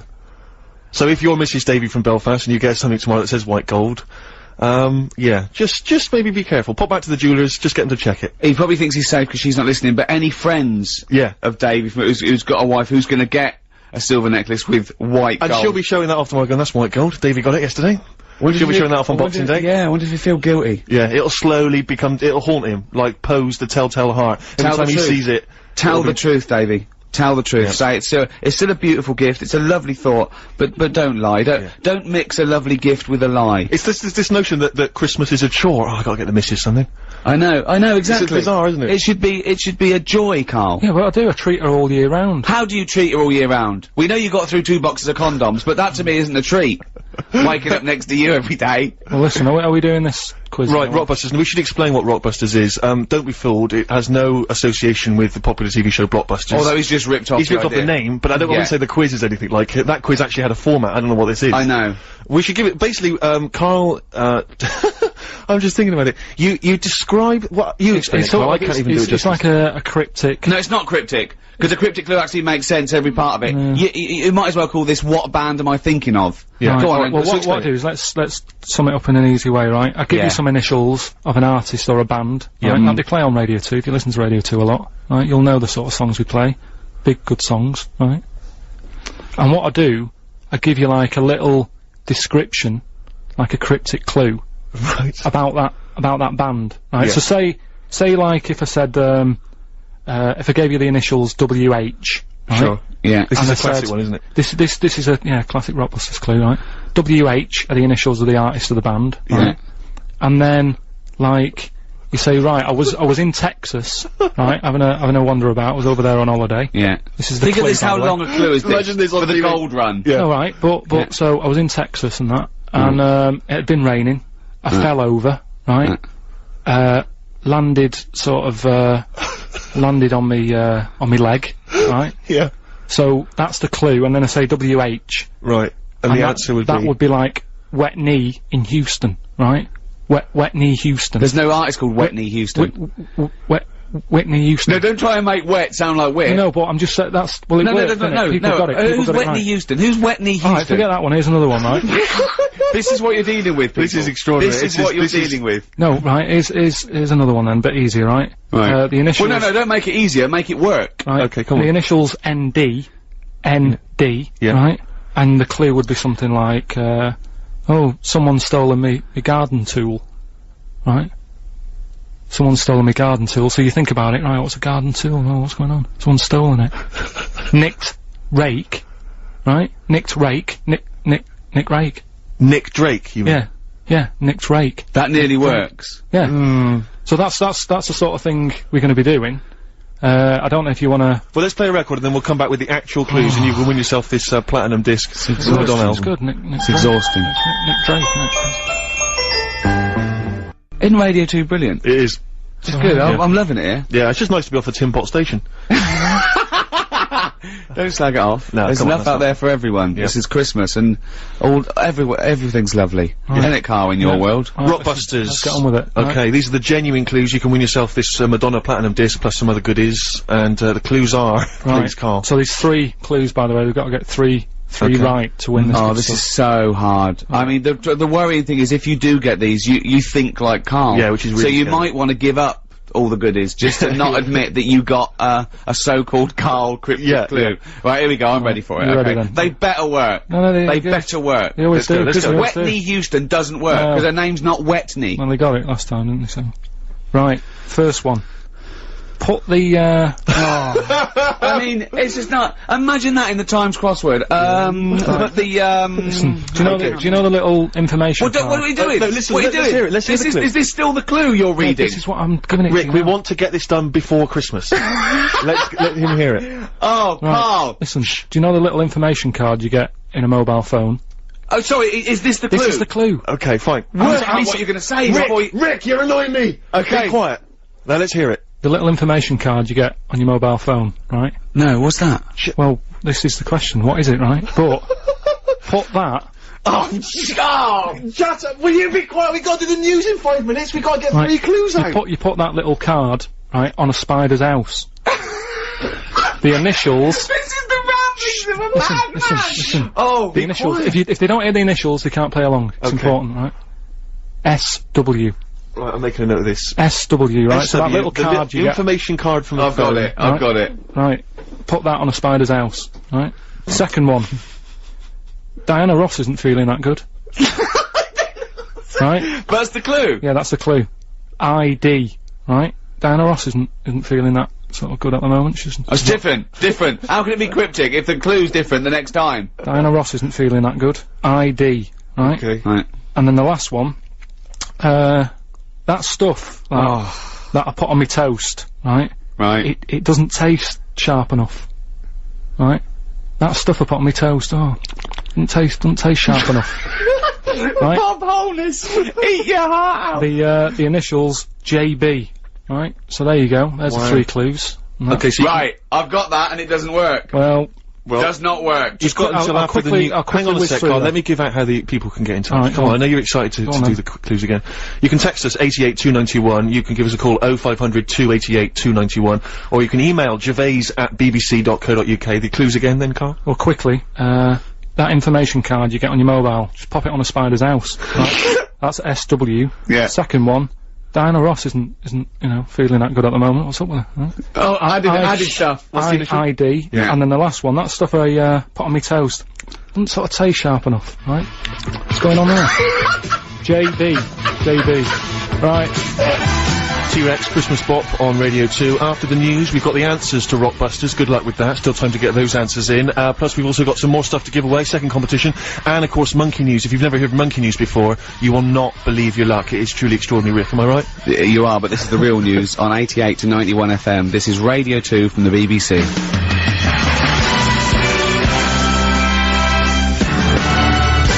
Talk by Coldplay. We've got some Coldplay stuff to give away in the second hour. Coming up soon, some collectibles and some signed stuff and albums and everything. But this is the Madonna one we're playing for. The Madonna gold disc plus Platinum disc. Platinum disc. Is that better or better than work? That's better, yeah. Is it better? More yeah, sales? yeah. Well, it's a gold one, but I just got the shop to put right platinum Sure. on it. Yeah. So it's a wonderful gift. So whoever wins this is sorted out, and we've got some other stuff that me and Steve have made for you as well. So Karl, give us the clues again and the answers. So we're doing it now. This Yeah. is it, Karl. This is it. This is the final moment where we actually get to see how your mind works. And you've got a winner and everything. We're The ready winner's to here. go, right? Right. First one was, you know that little card you get Yeah. in your mobile, right? Yeah.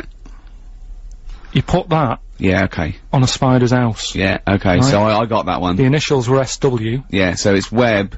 It's sim on web. Sim on Web. Yeah, Sim on Web. I've never Sim on heard of Web. him. I've never heard of Sim on Is Web. that a French artist? That's Simon Webb, isn't it? Oh, no, you said that Sim though, mate. No, but it still works. No, it doesn't work, mate. No, it does. Doesn't, mate, because you said Sim on Web, mate. Doesn't work, Well, they got mate. it. We've got a winner, so don't Yeah, it worry doesn't about work don't very, worry mate. yourself, Next, right? let's see if the Second next one works, because that one doesn't work. Right. Sim on Web. Right. From the pop band Blur. Right.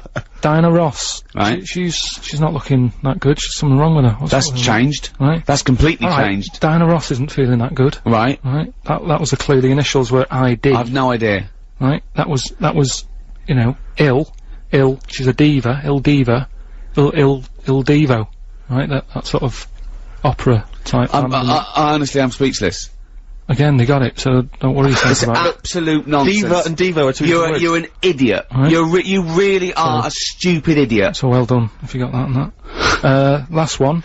That stuff I put on my toast. Yeah. Right, sort of doesn't taste right. It's not sort of sharp enough. No, well, I got it to be blunt, and I got jam. Jam blunt. But there's no artist called Jam There's Blunt. no jam, there's no artist called The Jam. No, but look like Jam's Blunt. Jam's Blunt. I don't know anyone called Jam's Blunt, though, mate. So there's your answer. No, what's the answer?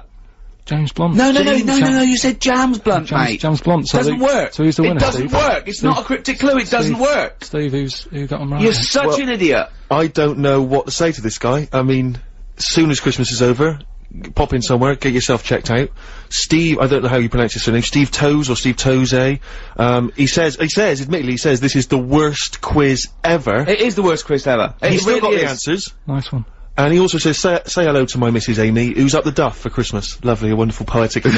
That's lovely, isn't it? Appropriate as well, you know, baby Jesus born this year in something or other. Don't be going into that. Why? Well, it's, you know, BBC and everything. You've got you know, there's a lot of people out there, different religions and that. Let's not talk about little baby Jesus and that. Why not? But you can talk Just about best, Jesus. just leave it. Well, we've just been saying Christmas all the time. What are you talking about? What have you been reading? I'm just saying. This is like last year when I was at the Christmas dinner table with my parents, and my sister is religious, I'm not, and we were arguing about Jesus, the meaning of Jesus, and my mum said, "Will you stop arguing about Jesus? It's not the time." I was thinking, well, this has got to be the time. I mean, there's no other time than his birthday. No, I agree with you. It's, 1 and 2. I think the time to talk about Jesus is Christmas and Easter. That's pretty much the big two. No, it's popular at this time of the year, but I'm just saying it's best. You know, there's other people out there. Do you know what I mean? We're going out to. But we're talking to everyone. It's just we just happen to be here at the Festival of Christmas. Right, yeah. Well, happy Christmas to everyone. That. Play a record. Seth Lakeman and Fight for Favour, one of my favourite songs of the year. Isn't that beautiful? It's very nice. Yeah, I've not heard it before. On Radio 2. Ricky Gervais, Steve Merchant, Karl Pilkington, Christmas Eve. You know that already. I don't know why I'm We're giving gifts. We're giving the gift of song. Yeah. And chat. The gift of chat, the gift of Rockbusters. The gift of gobbledygook. The gift of Karl. Yeah. To the nation. You cannot buy that. You can't bottle it. I'd like to see him bottled. That'd be ideal. Like a little frog. Pickled in a jar. Yeah, exactly, yeah. He will be one day. He will be in Ripley's. Yes. One day. Yeah. And they say he used to walk round amongst us. Exactly. It's quite normal. But, let's not forget why we give gifts. Well, yeah, just to cheer people up and that. Yeah. No, it's because the wise men gave gifts to the baby Jesus. Yeah. Yeah. So, that's why. What would you have got the baby Jesus? I'd have probably got him tokens. And let him decide, because it's very, you know what I mean, you don't want to get anything, you know, and then he doesn't like it, wants to take it back. Well, I'll tell you, in a recent poll Waterstones did, the favourite gift for children was Flanimals. Still available? That's so outrageous. That's so disgraceful. It's Christmas Eve. What would you have got him then? Probably extras on DVD. I don't make any money from Flanimals. Yeah. I like the fact that, one of the wise men turned up with gold. And the other two, frankincense and myrrh, which as I understand it is what, it's like incense or something? Incense or perfume? I don't know. I believe that's what it is. I just love the idea that one of them stood up. They've all got together, they've gone, okay, now guys, we're not gonna spend more than 50 quid each this year. Alright? Definitely not. Definitely not. So what have you all got? Before we go in and see him, what have you all got? I spent a bit more than 50. What are you talking about, man? We just say we weren't spending, we were just gonna whip just got him cheap, like a token. No, I got him some gold. Can't believe it, what? Well, I'm trying to make an impression, he's the son of God. But I didn't know, but we only got I got frankincense. And what did the other fella get? He got myrrh, and I don't even know what that is, and I'm a wise man. He'd have been, surely one of them must have been furious. Is myrrh still popular? Gold still very popular. Oh, I hope so, because this is what my grand's getting this year. Really? Yeah, lovely. Well, that's why we give gifts. Do you know, like, how he got them gifts? Right? Yeah. Little baby Jesus. Yeah. Were they for Christmas or his birthday? I don't know.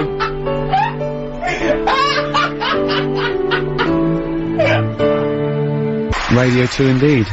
You heard the Pogues, Fairy Tale of New York. One of the best Christmas songs ever. I think the best Christmas song ever, and one of the best songs ever. Absolutely. No, there's no question. It's brilliant. Do you like that, Karl? It's alright, yeah. It's good. Enjoying yourself, Karl? What, being here? Yeah. Yeah, it's alright. I mean, we're getting looked after and that. I can't believe, like, you know, the amount of food and that we've got here. It's It's mental. Yeah, mince pies, fruit, it's all going on. Just like a little harvest festival going on. Yeah. Where you take the pineapple chunks for an old lady. Yeah. But yeah, it's going alright. I mean, I've been sort of listening to Radio 2, the last few weeks, enjoying it and that, and sort of, making sure we get the show right. Yeah. You know what I mean? We want it to fit into everybody else's shows and that. Oh yeah, this fits into everyone else's show. I've been thinking. Oh yeah, this is great. This show, this is perfect. Listen again, of course, on bbc.co.uk/Radio 2. But something that Wogan does, right, on breakfast, Terry Wogan, right? He does this little thing called Thought of the Day. Yeah. And I thought we could carry it on. I'd like a little. What, you're gonna do it? Just have a little thought. Well, if you ever have a little thought, please tell us and we'll put it up on the website. Oh. You want to do thought for the day? Yeah.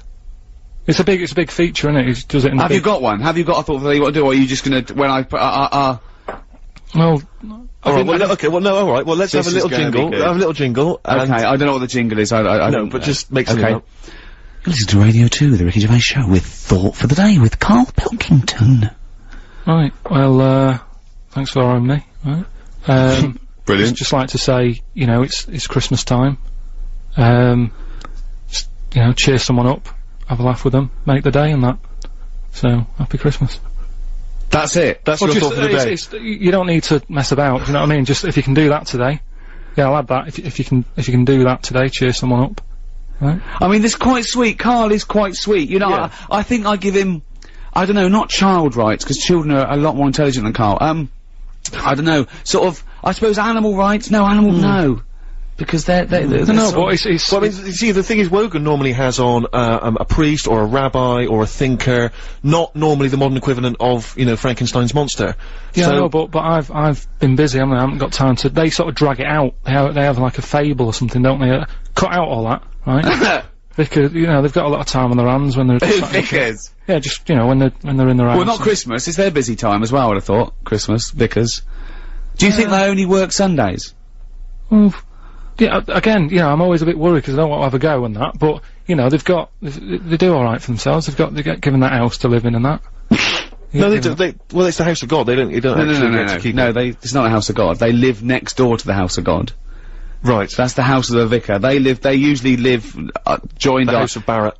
Yeah, the house of Fraser. Yeah. No, the vicar lives in a little vicar's house, little vicarage, and that's usually joined onto the house of God. Yeah. You don't get those addresses mixed up. He doesn't get all God's mail and he's going, ooh, for you again. Well, you've heard now the way that Karl's mind thinks. You've heard over the last hour and 25 minutes. We've got these, Coldplay collectibles and stuff to give away. If you have a question for Karl, okay, you've seen the way he thinks. Brilliant. A question that you want to ask him, you want to get his opinion on something, you might want to get his opinion on, the supernatural, on, civil rights. Anything you want. Just get his mind work, because he loves to learn, he loves to be educated, he loves to ask questions. You can text them in, 88291, you can email them in, gervais@bbc.co.uk. This is an example of how Karl thinks. Once, me and Steve were talking to Karl, and we told him that, they're gonna be able to bring back a mammoth soon. Bring a mammoth to life. He went, you're joking. And we thought, oh, that's interesting, and then we realised, I said, what do you think we said? He thought we said man moth. A man moth. Right? Yeah. And we said, what were you thinking when you thought it was a man moth? He said, I thought of a little moth with a fella's head bumping into a lamp. Stevie Wonder on Radio 2, I wish, Ricky Gervais, Steve Merchant, Karl Pilkington. You wish you were Stevie Wonder. I'd love to be Stevie Wonder. He's great, isn't he? Well, Karl has started offending everyone, as we thought, but we've got to explain, Karl does, he honestly means no harm. He does these things What bit? What? What for said? Well, this is from Reverend, Gwyn Owen from Stockwood. Yeah. A vicar, okay? When I'm tired of being a vicar and working one day a week, maybe I'll become a DJ and do bugger all week. And that's a vicar swearing. Yeah, you made a vicar swear! That's how infuriated well, hang on a minute, you are! Why does he listen to the radio if he's busy? He's done you, Reverend. Oh dear! No, anyway, if you have a question for Karl, we're going to give away these Coldplay collectibles. If you have a question that you think will really pique his interest, really make his mind work, then you can get in touch with us, and the best question will win those Coldplay collectibles and a few other odds and ends we got knocking around. gifts. Yeah. But did I ever tell you about giving. the gift? I think my father's favourite gift he ever received one Christmas. It was and I was so jealous of it because I was a kid and I thought this is How old this were is you? How old amazing. were you? Probably about 10. Right. And I thought this was dynamite. I was so jealous.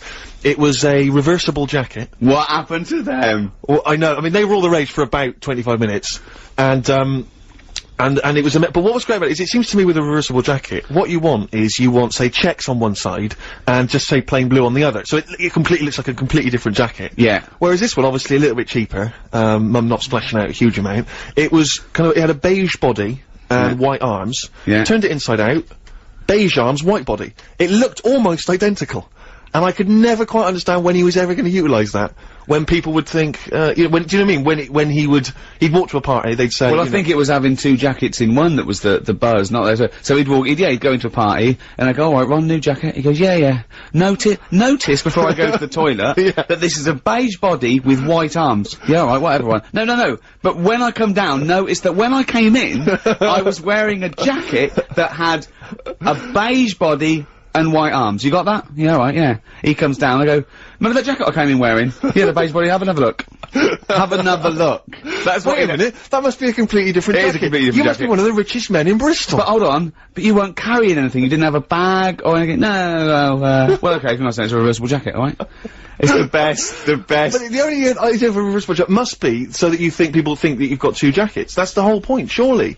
I know. I don't understand what's the appeal otherwise. One black, one white, one furry, one... sense. I know. Yeah. Yeah, so reversible, that's why they died out. Yeah, clearly. Like the dinosaur. Like the dinosaur, Carl, we didn't need them. Didn't need them. Still be here if we needed them. Well, they're bringing back a mammoth, though, aren't they? So, Yeah, they are bringing back a it's a different mammoth. thing. But listen, we're chatting about presents and all that, and before my little thought of the day about... It was a little thought. Just, cheer someone up if you can. Brilliant. Right? I mean, it's a nice sentiment, but it's... Yeah, okay, go on. Well, there's an old woman, right, who lives In a next shoe? door... Who lives next door to my mum and dad, right? And this is what I mean about, the old people, they might not have that many people cheering them up this time of year. So, if you can, get them a little gift and that, because what happened was, this old woman living next door to my mum and dad. How old are you? This was only about 2 years ago. Okay. Right? And, I think her son's left home, doesn't keep in touch, doesn't even phone her, I don't think, and that, right? Quite sad. And, I thought I'll give her a bit of my time, have a chat with her, try and cheer her up and stuff. And, I said, alright, how's it going? She said, yeah, not bad, I need a new, dishwasher. Right? I was going, yeah, and she was saying, but I don't get a chance to get out these days, I can't get about like I did. And all that, I'm going, yeah, it's bad that. Anyway, I go to, like, one of those big superstores where they sell all electrical stuff and that, right? I'm in there, I think, I'll get her a little catalogue so she can have a look, right? Got back, gave her that, I said, there you go, whilst I was in the superstore, get you a little catalogue so you can have a look at dishwashers and that. She's over the moon, she still goes on about it. It was years ago. What, that you got her a catalogue? I got her a catalogue. I thought you said you were going to buy her a dishwasher.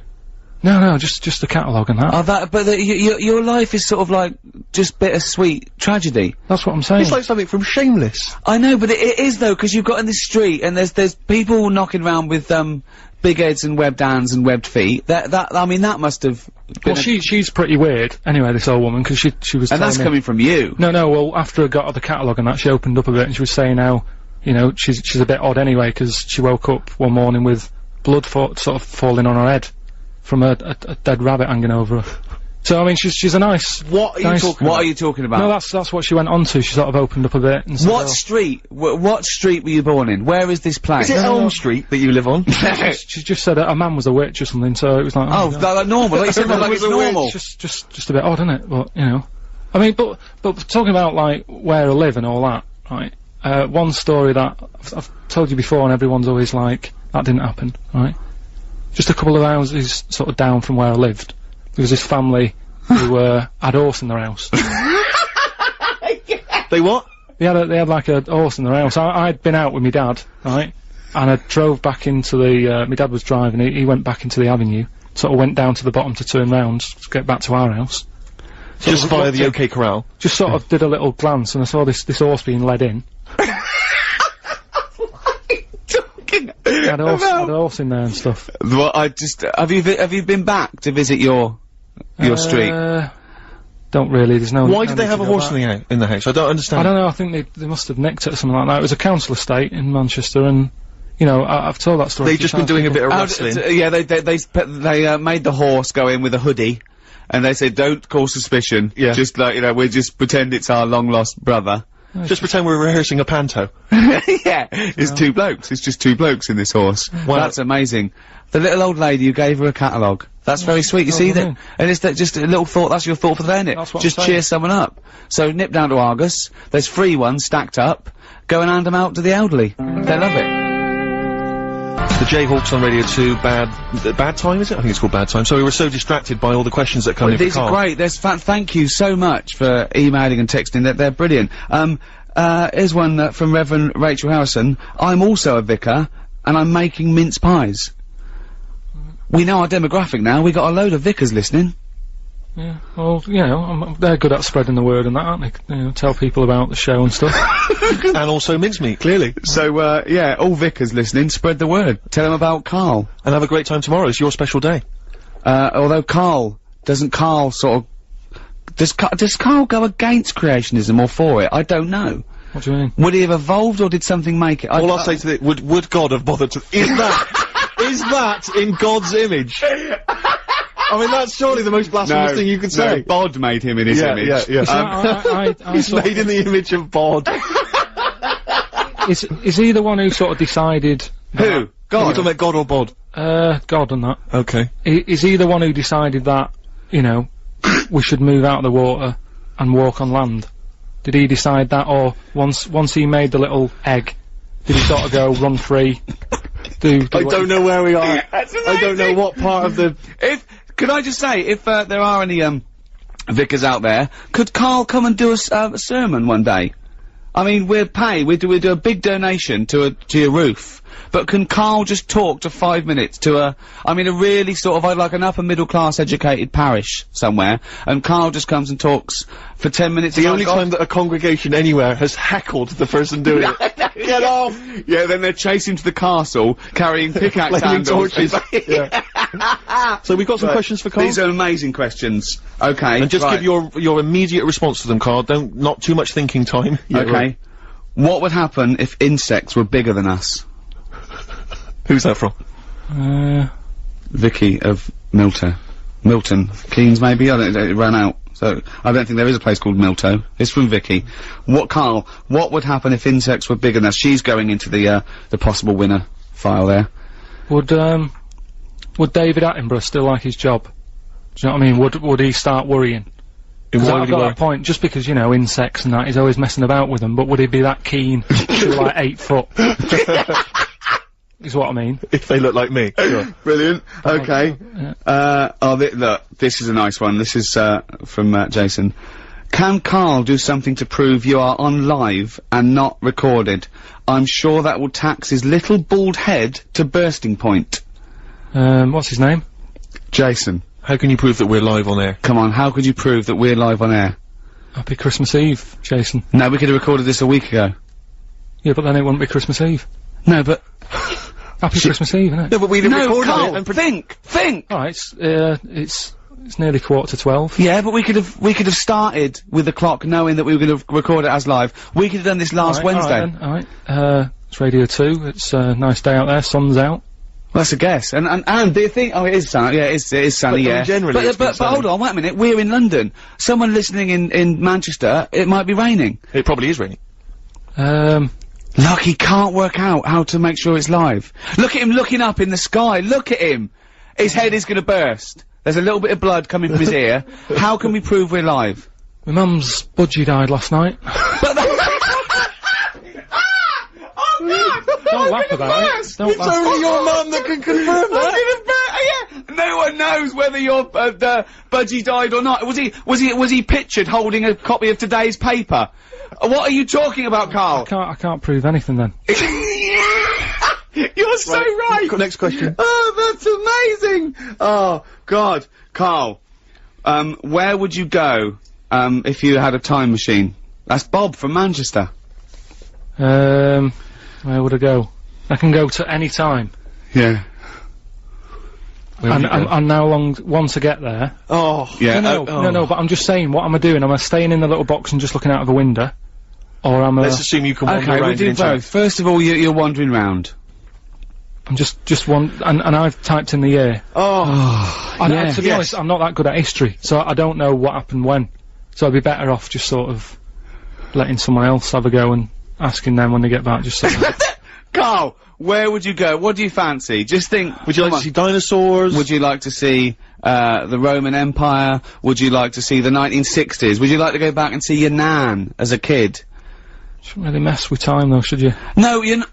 It's not actually gonna happen. No one's actually invented one yet. What period of history are you interested in? Probably, I mean, I sort of like the 60s. But we still sort of, you know, we don't really... Next question. Unbelievable. Everyone's got an answer to that. Everyone wants to know where they can go back in time, well, except where would you go back in time to? I'd go back to religious times. I'd go back to the birth of Jesus, see what was going on. Really? Yeah. See how the frankincense and myrrh went down. There was this, thing started, I saw it in the paper about 15 years ago. A guy put an advert in a local paper, I think it was in Sheffield, saying, I've been reincarnated. I was a cow at the birth of Jesus. Is anyone else out there that was reincarnated? It was the birth of Jesus. Fella got in touch, said I was a cow too, and they started a society called Cattle for Christ.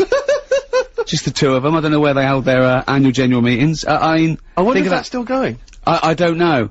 But imagine if you were at the birth of Christ and they're going, oh, do you remember it? He goes, yeah, but I couldn't quite see. There was just a bit of wood in it. I didn't really see that. I remember the men, they were arguing over spending. All I could see was your backside. I know, yeah. So, think of that, Carl. Okay, final question. Right, okay. Carl, if you could, travel back in time to ancient Rome and take one modern invention with you to set yourself up as a god king, what would it be? What would you take back? That's from Amy.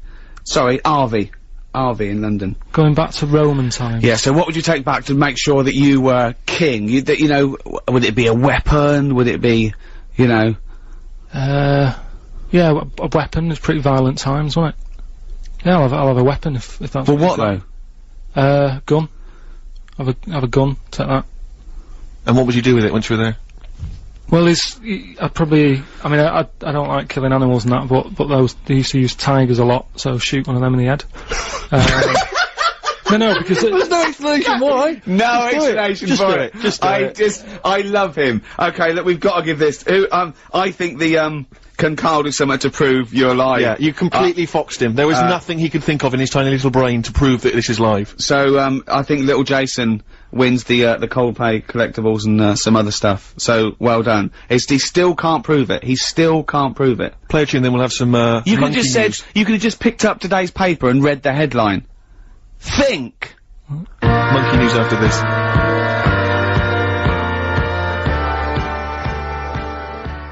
Carl, we have just had, a communique from Gillian Oliver, who's the communications, director for the Church of England. Okay? She wants to take you up on your offer. She would like to take, you, to Manchester and let you give a sermon. About what? Well, don't you think that's she's in charge of the press and communications for the Church of England, and you've got to do this, Carl, for my sake. I'll go to church if you do this. I've been, I didn't really like it. I had to go once to church. It was years ago when I was a kid, and I swore, right? My mate Jamie said, right, if you don't come with me to church, because he was Catholic, he had to go. Right? So if you don't come with me now, I'm gonna tell your mum that you swore and that.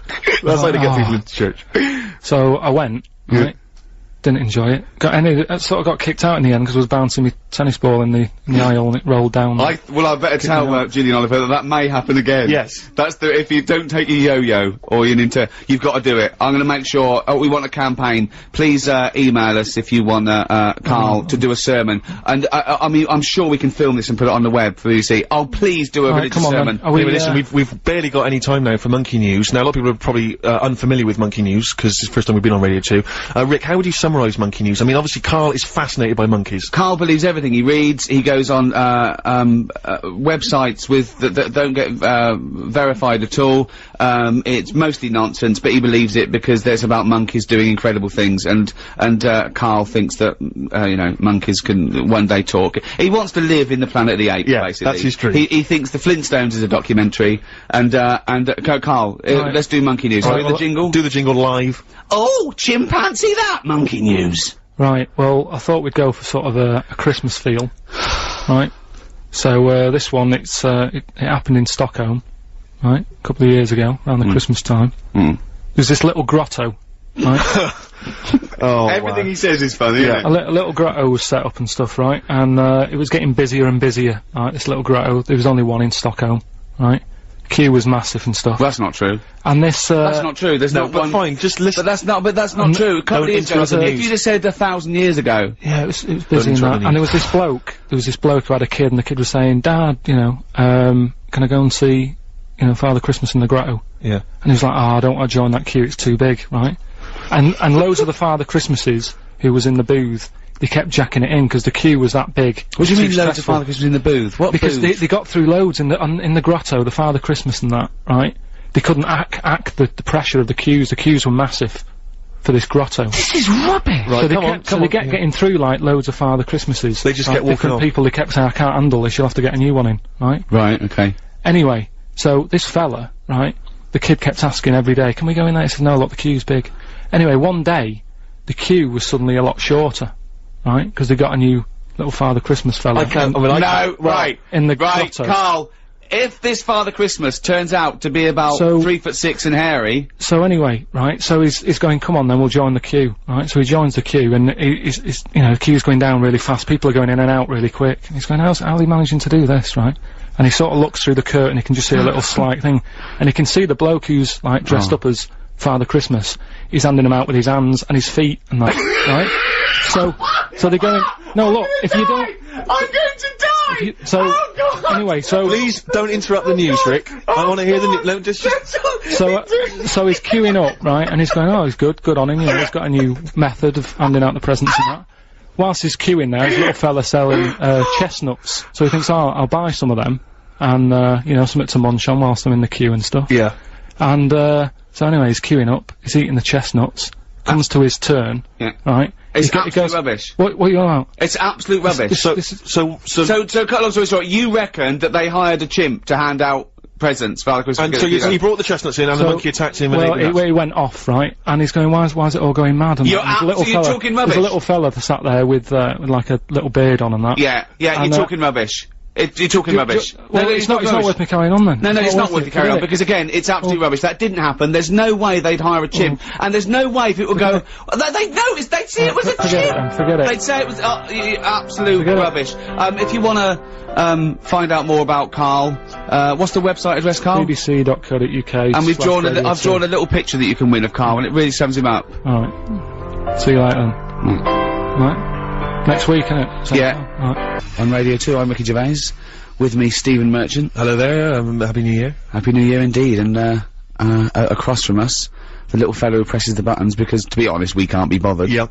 Karl Pilkington. How would you describe Karl Pilkington for people who didn't hear the show last week? For who didn't hear the show, Karl is, and he won't want me saying this, because he won't fully understand it, one of the most stupid men I've ever met. Yes, that's absolutely right. He has a perfectly round head. Yeah. I mean, unbelievable. You can see pictures of him. Go to rickygervais.com. We've put up some, photographs, just snapshots, and honestly, his head looks like an egg. It's not an issue though, is it? What? We're on the radio.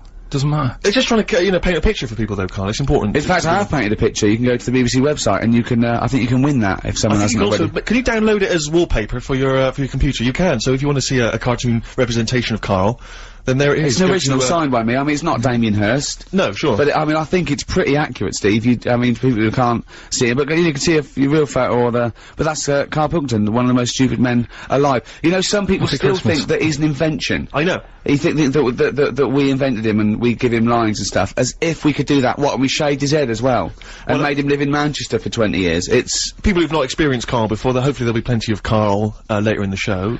Well, actually, we've got Carl doing a sermon. Brilliant. For, the Church of England. It's been requested, by the Church of England, which is unbelievable. Yeah. And, I actually went and bought him a little Bible, right? He did have a Bible.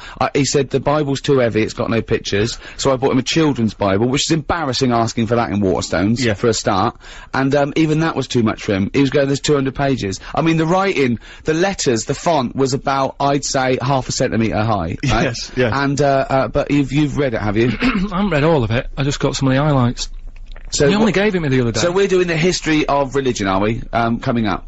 What do you mean? Well, what do you mean, what do I mean? No, I'm just doing a little taster. What the problem was, right, last week... What do you mean, little taster? What are we Just in trying to case sell someone hasn't- Bibles? It's No, the no. biggest selling book in the world. They don't need it. I thought you were going to do a message, a New Year's message. No, but it's kind of been forgotten about a little bit, hasn't it? Oh, yeah. Because of Harry Potter and Yeah, stuff you like say that. the Bible these days. He goes, what's that? What do you mean, the Bible? No, but I'm just saying, there's probably, you know, a lot of people out there who've sort of gone, oh, you know, it's an old book, and once something's been around for a bit, you don't sort of visit it. It's like, So this isn't Harry Potter we're talking about. This is the Bible. yeah, I know, but... It's still very popular, Carl. But this film's out. Do you know what I mean? There's films Brilliant. that have been and gone, and it's like, oh, no one's talking about it anymore, I won't bother. So you're giving the Church of England a little bit of boost. Yeah, why not, yeah, Christmas. Excellent. That coming up. Well, Now, last week, like I just asked, last week, on the show, we were, talking about the gift that you'd arranged to, for your girlfriend. how long have you been going out with her again? I think it's about 11 years. 11 years, your life partner, he got a gift when he left his old job of a camera. He didn't even unwrap it, he just passed it on straight away, like, passed the parcel to his girlfriend. We were giving him some stick. Everyone, about 90% of people phoning and saying, you are a skinflint, it's awful. How did it go down? She loved it. Did you tell her? Did she love it? Yeah, I think she likes it, Okay. yeah. I mean, she didn't really have a go on it. I was playing about with it on Christmas Day. Brilliant. Showing her how to use it and that, and said, you know, she's paid for a holiday for us to go away. I said, take it on that, use it. She's loving it. Did you tell her before you gave it to her that you'd got it as a leaving gift for your previous job? Yeah, just before. I mean, I wasn't going to, but because of last Saturday, you sort of put a bit of pressure on and stuff, and I went off and bought her a watch. Nice. Because I thought a little extra. One of those ones with a little present. calculator on? From a Texaco? No, it's alright. It's like a little square Art Deco, the fella said it was. It is nice, I've seen it. Oh, yeah, okay. yeah, no, So but she- it's And how did you tell her when you came in with the big news? What, about the that you camera? hadn't bought the gift? I just I said, oh, you said you wanted a camera, didn't you? And here's one I got from work. Anyway, here's another one. Right. So I just sort of told Fudged her, it. but moved on quick. Brilliant. fine. And also, you gave us the devastating news last week that just before Christmas, your mum's budgie died. How was Christmas in your household? Was it? Little bit down. Little bit down, you know, with any death, it's always sad, isn't it, no matter what it is. Yeah. Yeah. Particularly budgie. Well, I mean, how long she had it? Probably lasted about 8 years or something, which is pretty good, isn't it, for a budgie? Right. Yeah, I think so. Came unexpected. Wasn't ill. Right. And, I spoke to her the other day and I said, you know, how's it going? 'Cause on Christmas Day she was down. Yeah. Been calling her up every day. And I spoke to her the other day and said, you know, how are things? And she said, well, the other bird that's in the cage, she's got, some sort of parrot that's in the same cage as it. Right. It's been a bit down. Sure. It's missing its mate. So what she did, she kept a few feathers from the budgie that died, right? She got a rock, a couple of, sandwich fasteners, stuck the feathers on the rock.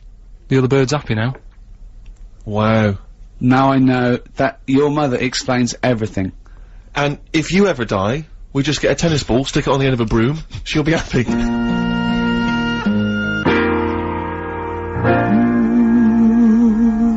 Handbags and Glad Rags by Rod Stewart. That would make a good theme tune. Brilliant. Wouldn't And it? then it would work really well, perhaps on a DVD. presumably that would still be available in the shops. Great for any, you know, New Year's vouchers you've got. You're listening to Ricky Gervais on Radio 2 with Steve Merchant and Karl Pilkington. So good Christmases, yeah, all round. Definitely for me. Had a great time, yeah. Carl? It's alright. How does it rate with, what did Suzanne get you? She got me, you see, you were having a go at me about giving her, a camera, right? Which Which know, was I given can to use. you, which was second-hand. Essentially second-hand. It doesn't really matter that bit. But it's a present that both of us could use, right? And you were making me feel bad about that. That's why I got her a watch, right? Which in a way I can use because I can say what time is it. Sure. But it's Chico time, isn't it? But the thing is, right? She got me she got me a little printer. Oh, yeah, Brilliant. that's good, yeah. Well, What, you mean a little fella who works in a print shop? just a little printer to go with a computer and that. But for me, again, that's a present that, you know, we can all be using. You are so ungrateful. It's not that, it's just that, you know, when, it's good when you're a kid, isn't it? When Christmas is all about, like, your presents. What did you want when you were a kid? What's your best present you ever had? There's a few things. I mean, one that I always remember one Christmas, right? It was the year when computers first came out. Right. And there was one called the Sinclair Spectrum that I wanted, right? What year are we talking? 80? Must be 80, 83, 84, right, yeah. And, anyway, I think my mum and dad's got me one. You know, it's under the tree in a big box. I'm thinking, yeah, that's about right. Yeah. About the size of a computer. Brilliant. Anyway, Christmas Day comes, you know, I couldn't sleep and all that, excited like you are as a kid. Yeah. Get up, open it. It's not the one I wanted, right? Really? It's not the Spectrum, it was a ZX81, Okay. right? So I thought, well, I've best not show that I'm disappointed in that. You know, even as a kid, you have sort of, you know, that thing of You've saying, lost that, now you say, oh, it's not what I wanted, Suzanne, but go on. yeah, but, you know, so I sort of, you know, pretended I liked it and that. I thought, oh, just play some games on it, I'll just get on with it, right? Anyway, I try and load even as a kid, he had the weight of the world. I know. His parents have saved up for it. Look at his frown lines. Look, he's frowned since he was about 4. Yeah. Look at those lines. Right. So, yeah, but this is why. You'll understand in a minute when I tell you the end of this story. Go on. So, I load up a computer game, which used to take about 10 minutes. Was it on cassette? Oh, yeah. Yeah, it sounds like a fax machine, doesn't it? Yeah. Right? Anyway, it wouldn't load. I was thinking, what's up with this? Is it broke? Right? And I kept trying it. And my dad sort of, my mum used to get up early to open the presents with me. My dad got up at about midday, he couldn't be bothered. Right? Anyway, he comes down, I'm so telling. This is the picture he paints is so heartbreaking. Like Alan Bennett or something. Or Dickens. Yeah, or some one of those kind of 60s back, like Kathy Come Home, sort of, you know, really in sync dramas. So anyway, so I'm there, right, frown growing and that. Yeah. Try to read this book, thinking, why isn't it working? So my dad has a look, and he goes, oh, you're missing a bit. I said, what? He goes, you need a RAM pack, right? Which is a bit that you put in the back of it that gives it extra memory. Yeah. So I'm like, what do you need one of them? I'm like, what do you mean? It's Christmas Day, right? And we're talking about the days when, like, Tandy wasn't open. Sure. It wasn't open for days. Yeah. Do you know what I mean? It's like now, by lunchtime Christmas Day, everything's open again. Right? Yeah. Then, you had to wait about 2 weeks. Everyone, like, had a big holiday and everything. Yeah. So I'm like, oh, God. I actually started to be sick, right, with frustration. Oh, no! What? How old were you? Do you know what? How old were you? Well, like I say, I don't know, it must have been about 8 or something. Oh. But that thing of like, what, it's Christmas Day and I can't play with it, and I had to wait for like 2 weeks and what have you. Sat over the kitchen sink, sort of going, stressing out. Hated it, it was a rubbish Christmas. Wow. I love the idea of you going, It's just stress, isn't it? What did your dad say? He just sort of said, look, calm down, we'll get you one when the shop's open. And it's like, yeah, but 2 weeks, isn't it? I have never heard anyone being sick from stress. Oh, poor little kid, just so stressed.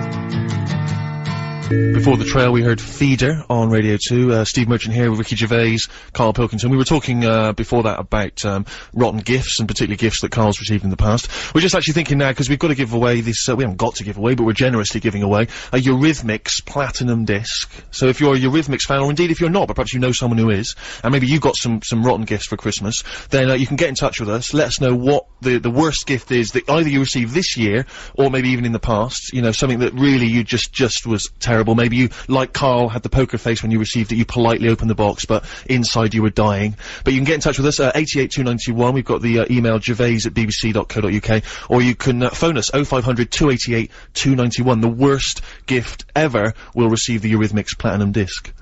Well, talking of gifts, I got my girlfriend a few gifts, a trip to Paris and a few little bits and pieces, and one of which was a trip to the theatre. Nice. Thing we'd walked past before and we'd wanted to look really great. The Woman in Black, which is on at the Fortune Theatre in Covent Garden. I bought 4 tickets so, you know, we could, she could take some people. She chose to take, Karl and Suzanne. Well, of course, now I think it's a scary play, isn't it? It's a spooky play. It's a scary thing. So it's you about thought instantly Karl's the man? Absolutely. And wasn't it great, wasn't it? And the theatre was so lovely, and the production is so lush, and it's genuinely really it's been going for 17 years. They really honed it, and and it was great watching Karl.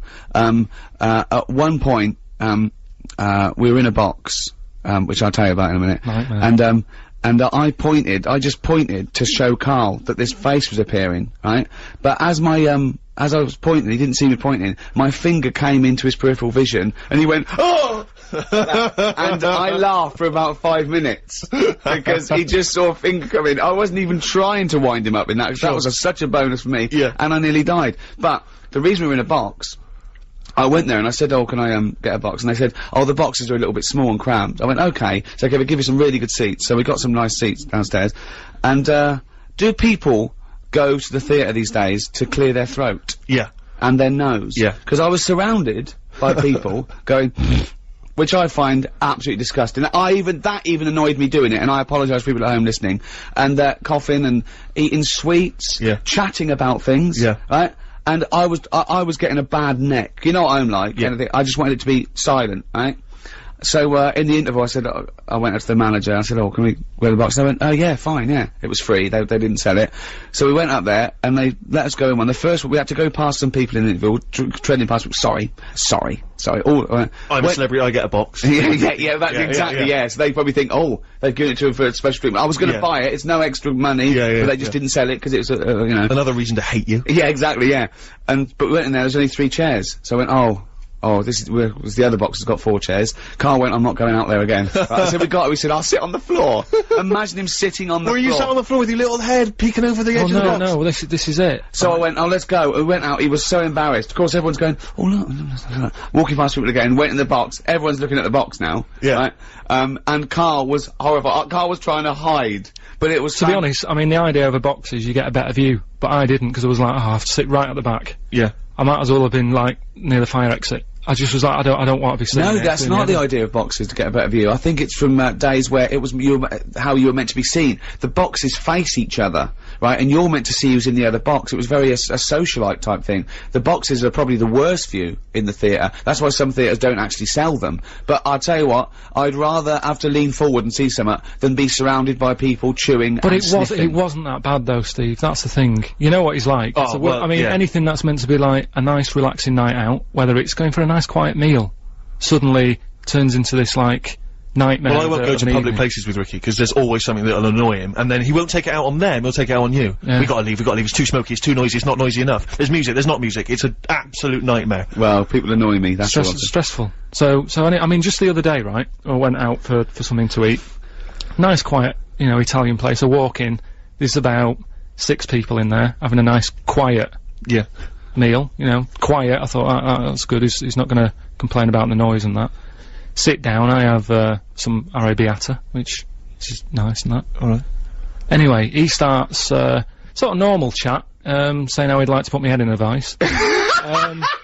Sorry, he'd like to put your head in a vice? In a vice, yeah. Not really. Sort of normal, sort of. Yeah? Yeah, and I was just thinking that it would be lovely to put him in one, you know the vice that are sort of attached to workbenches? Yeah. Just so, not to, just put it in there so he's caught there, and then I can sort of do what paint his head or something, or feel it squeezing. And I just imagined sort of squeezing it too tight, didn't I? So he's saying all this, right, which I'm getting the sort of picture enough without sounds, right? But then he thinks, well, why not add sounds? It's quiet in here, right? Starts sort of going, so your head's in the vice, tighten it, and you're sort of going, right? So he's sat in a chair, quiet restaurant, doing that. It's like the scene out of When Harry Met Sally, right? All these, like, tourists and that sat there sort of going, oh, Ricky Gervais over there. And then suddenly, like, from a look of like, oh, that's good, it's Ricky Gervais, to what the hell is going on? But I just imagine this little head, because what he did, I just imagine him in a tighten, I go, Is there any other radio show that's ever been on Radio 2 that has had this discussion? Well, no. Does Johnny Walker, OBE, ever say, I'd love to put Terry Wogan's head in a vice and see what happens? Oh dear. Eurythmics, Here Comes the Rain Again on Radio 2. We've got a Eurythmics Platinum disc to give away, and we'll get to that shortly. Keep your worst Christmas gifts ever coming in. You're talking about, Rick, about the you know, nightmarish people you find now in any kind of, you know, theatre and the cinemas, because I love the cinemas, you know, and I'm a big movie buff. And for me, I feel that when I go into the cinema, it should be the red carpet treatment. I go all the time, you know, I'm a big cinema fan. I shouldn't have to sit with, for want of a better word, the scum of the world. Do you know what I mean? By scum you mean anyone who isn't you. Anyone who isn't me. But sometimes, you know, you end up going to the cinema you know, on a Friday or Saturday evening because you want to be, you know, you don't want to be a sad loner who goes on the Wednesday afternoon. So sometimes you're forced to sort of see these people. And I went to cinema once to see, remember that film Crouching Tiger, Hidden Dragon? Yeah. And I sat there, I thought this is great. I was a nice big seat, it was fine. And this woman comes trundling in. She was huge. I mean, properly mammoth, like the marshmallow monster at the end of Ghostbusters. Do you know what I mean? Kind of waddling in like that, with this tiny little flake of a husband. And she had everything. She had nachos, hot dogs, big soft drink cartons. You know what I mean? It's like, you know, those people who they've gone out to eat. And they pop into the cinema, and if a film happens to be showing there, they'll go and watch that. Brilliant. They've gone for a picnic. They've come to, yeah, they've come to raise. Yeah. And, so they've arbitrarily chosen this film, so she's in there, the trailer's come on, and it's not only is she greedy, but you can tell she's stupid. This trailer comes on for AI, remember that film, Spielberg film, AI? Yeah. And the trailer is something like, Jimmy is a 12-year-old boy, he feels like a human, he experiences emotion like a human, but he's not a human, he's a robot. Right, everyone goes quiet, and she went to her husband, how old was he again? Oh. So already I'm on my backside, do you know what I mean? Crouching Tiger, Hidden Dragon comes on, right? It comes up, and you know it's in Mandarin, I think it's an Asian film. And it comes up, Crouching Tiger, Hidden Dragon. She says, bear in mind she's paid the money to come in, she says, funny name for a film. Which is pretty weird. So, it comes up, it says Mandarin subtitles, she goes, not subtitles. It comes on, right, they're all speaking in Mandarin. She, to her husband, turns to him, she starts going, ching chang chong chong chang chang chong, no. Ching chang chong chong chang chang ching. Like, during the film. I mean, it's the film started and she's doing that. She's going funny language, wing wang chang wing ching chang chong chong, and they start both doing it, right? Oh, God. So I get up, I'm so angry, I want to make, again, of course, not too polite to actually say anything, so I think I'll make it clear what my feelings are. So I get up, hoping that the seat will flip back loudly and I can storm off. Knock her popcorn all over her. Over his stupid face. But, sadly the seats didn't flip up, so I just kind of huffily climbed over a few seats, sat down, brilliant, next to a teenage girl on her mobile phone. Oh. And she's on there, she's chatting away, I'll meet you after, And I wanted to grab the phone for her and say, I'll be honest with you, you're 14, and unless this is your broker in Hong Kong saying the big deal's about to go through, which I suspect it's not, I suspect it's Gavin saying, can we meet behind the bike sheds later? Put the phone down. People who are on the phone in the cinema. I know. It drives, I know, I cannot believe it. I cannot believe it. See, you're like me. But people always say, why'd you get so angry? Your New Year's resolution should be calm down, chill out, you know. But how can you chill out when this stuff's going on? What's your New Year's resolution, no, just Karl? with that though, I mean, surely people are allowed to, like, have a chat if a film's got subtitles. Why? Because you can read it, it doesn't matter about the noise. That is the most stupid thing I have ever heard in my life. No, I mean, that really is the most stupid thing I've ever... So go along with your iPod on. Yeah, take a ghetto blaster. Yeah, you could if you can multitask. I mean, that would do my head in, having music, and I don't know what to sort of concentrate on. But it's only like reading a book when you're on a train, innit? You've got noise around you. What are you talking about? These films cost millions of dollars. Everything's perfect. The music, the sound effects, the whole montage, this mixed and someone comes along and goes, oh, I might as well talk to Gavin on my phone. Well, I was reading it anywhere. You're an idiot. You're an idiot, Karl. I think your New Year's resolution should be less stupid. No, I'm doing, I'm gonna try and learn something new every day through 2006. What have you learned today? Well, I did a lot yesterday, so I'm having a day off today. but no, you know, just well, I did, didn't I? I did the Bible stuff and that. So I'm gonna. Oh yeah, we've got that coming up. What's your New Year's resolution to be less annoyed? I suppose I should be more tolerant of others. Do you know what Ricky said his is going to be? What? It's going to be more annoying. Yeah, well, I just thought. But this is the wonderful hypocrisy of it, because you've just been agreeing with me about how you hate people who are annoying. Yeah, but only to friends. People like. The thing is, right. I've got to say a couple of things, right. The reason I sort of torture Karl is because I don't know, I've got friends with defects. I don't know why. All my friends are slightly weird or stupid or something wrong with them. Karl's little round head, the brain of a fish, right? Yes. I can't get my hands off his head. Robin Ince, he's got glasses, he waddles funny, he's got little thumbs, his thumbs are too short, right? Sure. I can't keep my hands off him, right? My mate, Rob, who did flannels with me, he's got a perfectly round head, his teeth protrude slightly. He's in America though for when you need a round bald head, isn't he? Yeah, exactly. When I go to New York, or and he looks like Dave Hill from Interesting that you're collaborating on a book, but he chooses to live in America. No, yeah, Yeah, but could I just say also that I do not advocate the use of vices on friends' heads. It's dangerous. Do not squeeze your mate's head in a vice. That's just between me and Carl, and you know. And Ricky Gervais is an experienced annoyer. And he probably wouldn't let me do it, to be honest. I have to offer him an awful lot of money. Also, do not smoke. There's no point. And floss. I wish I'd flossed when I was a kid. Also, if you've got a bicycle or anything like that for Christmas, please wear the correct safety gear. Whoa. What? Well, I got a bike as a kid. Yeah. Right? And my dad, you know, I think the helmets used to come with them and what have you. I popped it on, went out on my bike, coming back into the garden. Dad sees me. He said, "Come here." I said, "What?" He said, "I never want to see you wearing that helmet again. You look ridiculous." Oh, wow. He'd rather take the risk. No one looks good in them though, do they? Yes, they do. Wear the helmet.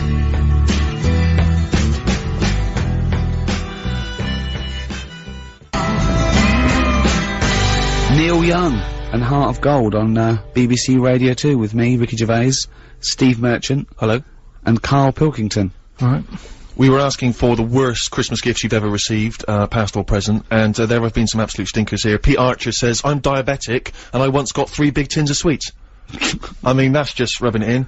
Cheska says, "I once got a Christmas tree from my brother on Christmas Day."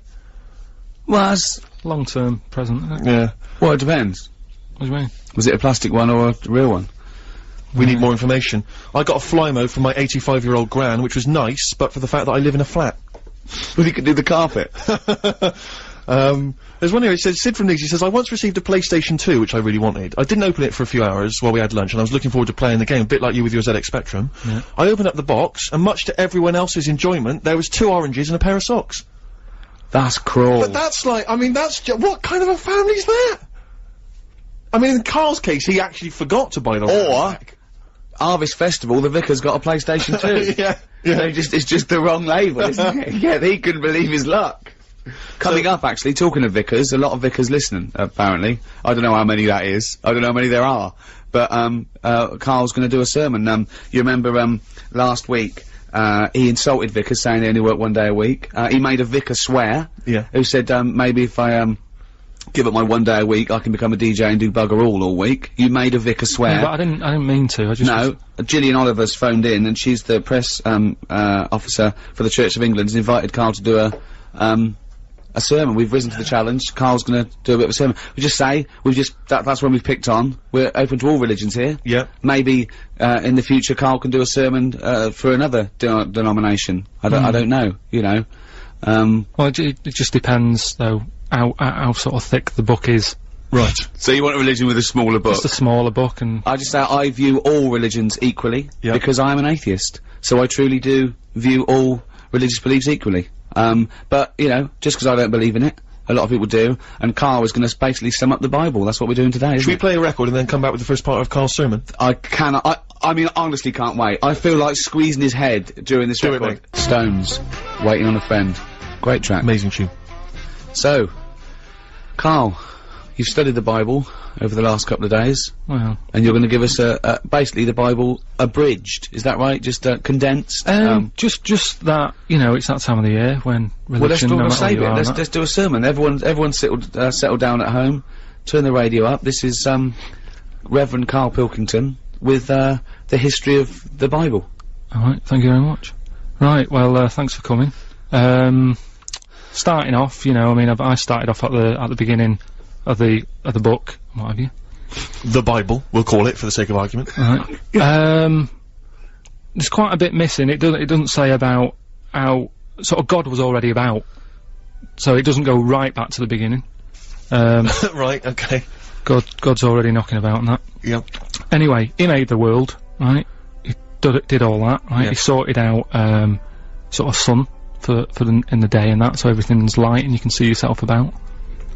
Right. He did the stars and the moon for at night, right? I was thinking about that. If I was him, I probably would have just let it be day all the time rather than having two systems. We're not criticising. No, I'm not having a go. I'm just saying. I mean, it's easy now, isn't it, in hindsight, to sort of say, do you know what? It's easy to really criticise him, but he was working. He's sort of loosened the top. You just got it off. Yeah, sure. Yeah, he did a lot of the work. Yeah, cheers. No, I'm just saying though, like they mess about with the clocks and that because of farmers getting up in the dark and that. If it was day all the time, less crime and that. I'm just saying it might have been worth an idea. He missed a trick there, is what you're saying. But he moves in mysterious ways, so you don't know why he's done that. He might be thinking something that your small brain can't really. Fair enough. I'm not having a go. Like I say, I'm just reading it and thinking about it. That's what it's all about, isn't it? Education, get yourself thinking. Yeah, go on. Anyway, so he did all that. He made the sun and that, and then he said, "Oh, make some creatures and stuff." He made a load of birds, loads of different birds, creatures, animals, and that. Because with the world being so big, it's like if you buy a big house, you need more furniture, don't you?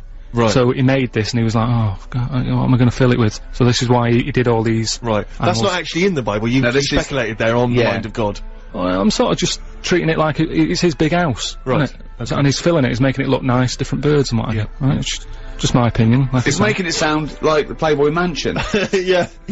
So anyway, right. So he does all that, and he thinks, right, I'll make a little man and a woman. Sure. Who we all know as like Adam and Eve. Yep. Everyone knows their names, but at no point is their surname mentioned. Right? Well, he's not going to have trouble with the post, is he? So anyway, right, Adam and Eve are knocking about. God says to him, look, just enjoy yourselves and that, right? Do what you want, but I'll tell you this. I'm only telling you once, he said. He said, don't be eating fruit from that special tree. Yeah. So, they were like, alright, fair enough. He said, the tree that I'm talking about is the tree of knowledge. Yeah. So that's sort of made it a little bit worse, because it sounds good and that, and you're like, oh, knowledge. Yeah. Well, don't go in that door. Yeah, it's that sort of thing. Instead of just sort of not telling them. Because I don't know, see, the tree of knowledge, what it had on it, by what I can work out, is, it's an apple tree, right? And it's pretty tempting, innit, to a little cheeky apple, because I don't know what they were eating back then. Right. Do you know what they were getting by on? No, I don't know. Right, so anyway, so they were like, yeah, alright, whatever. Eve goes for a wander about. Yeah. Right? Killing time and that. Bumps into this snake. Oh, yeah. And, snake said, said, alright, you got an apple, right? And, he was selling it to her, he was going, it tastes good and that, right? And she's like, well, shouldn't really, but, you know, I've been told that I shouldn't eat that, because I think God said to her at some point, get on with it. You're on page 1 at the moment. This is absurd. This is just unbelievable. I know, but I'm just get to the point. You're on page 1. You haven't moved on. Okay, we know Adam and Eve. What have you learned? Yeah, I know, but I'm just saying, he was saying don't eat it, because it's dangerous. I know, we know. Get on with it. Just get on But the thing is, people do eat things that are dangerous, don't they? Like, and pufferfish, even to this day, people are eating stuff that can kill them. Yeah. So it's not a threat, they're not that bothered, it's an apple, right? They're gonna have a little cheeky apple. Anyway, they eat it, right? God goes mental at them. He said, I told you not to do that, I've told you can enjoy yourself and everything. You've gone against what I said. You've eaten the apple. Adam and Eve sort of got told off and what have you. They went off and had kids. That added extra pressure, a lot of arguments happened, and that's kind of part 1. That is amazing. That is amazing. So, you're an idiot. Really, you are an idiot. Well, part 2 later then. You better buck up your ideas in part 2.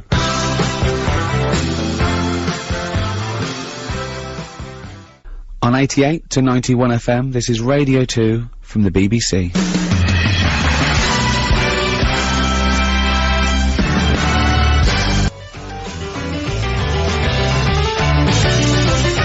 Great track. Amazing. Lynyrd Skynyrd. Sweet Home Alabama. On BBC Radio 2 with me, Steve Merchant. and me, Ricky Gervais. And over there, both of us. Yeah. Karl Pilkington. Alright. Still to come, we should also point out we've got Rockbusters on the way. It's the quiz that's not sweeping the nation. No one cares. Oh no, that's not fair. Well. No, look at him. Look, he's probably been sweating over that. He's been reading the children's Bible. Yeah. But, I mean, and that's all he came up with. The first people were Adam and Eve. Yeah. I mean, and we don't know what their surname is. Unbelievable. What an idiot you are. Also in the third hour, Monkey News, which I think we're all looking forward to. It's sort of like Darwinism versus creation, isn't it? Monkey News, Adam and Eve. Yeah. Which do you like? Do you like Monkey News or do you like Adam and Eve? Also, it's probably worth kind of digesting some of the year's big events, Rick. So maybe we should just cast our eyes back on some of the big. I news think stories people are waiting to see our three opinions on the review of the year. Yeah. I should just give away this Eurythmics platinum disc that we offered up in the first hour. We were asking for the worst Christmas gifts you've ever received, and I want to give it to this guy because well, it's not like, I'm sure it's fine, but it's just something about it which really amused me. It's from Toby in London. He says, when I was younger, I got a book about crude oil. I'd never expressed an interest in oil, and certainly not crude oil. But what I love is the parents, it's thinking of that gift. They were shopping, they were going, what oil is it that Toby likes? Yeah. I don't even, does he like it's olive oil, probably, I don't know. No, he thinks olive oil is sissy. What's that one he loves the spouting out the ground one? Crude oil? Get him the book on crude oil, Mary. Unbelievable. So, Toby in London, you get the Eurythmics Platinum disc, well done to you. Also in this hour, we've got some, Kylie collectibles to give away. So we'll probably do Rockbusters, and the lucky winner of that gets those. But I was just looking through the papers, of course, and it's the New Year's Honours list today, and I imagine you're very excited about that, Carl. New Year's Honours and all that. Yeah, you're familiar with that, when people get knighthoods and OBEs? I've heard about it. Sir Tom Jones, you got to call him Sir Tom now. You pleased with that? Do you think Tom Jones deserved it? Well, they sort of chuck him out to anyone now, don't they? So if he wants one, let him have one. Well, it's just, I mean, the way I saw it was, like, the Queen used to give them out to people who, did like big things like killing dragons and all that. Yeah, that was a while ago, but yeah. Now it's, from dragon killers to sort of Joe Pasquale. Yeah, I see what you mean, yeah. You went in the jungle with Ant and Dec.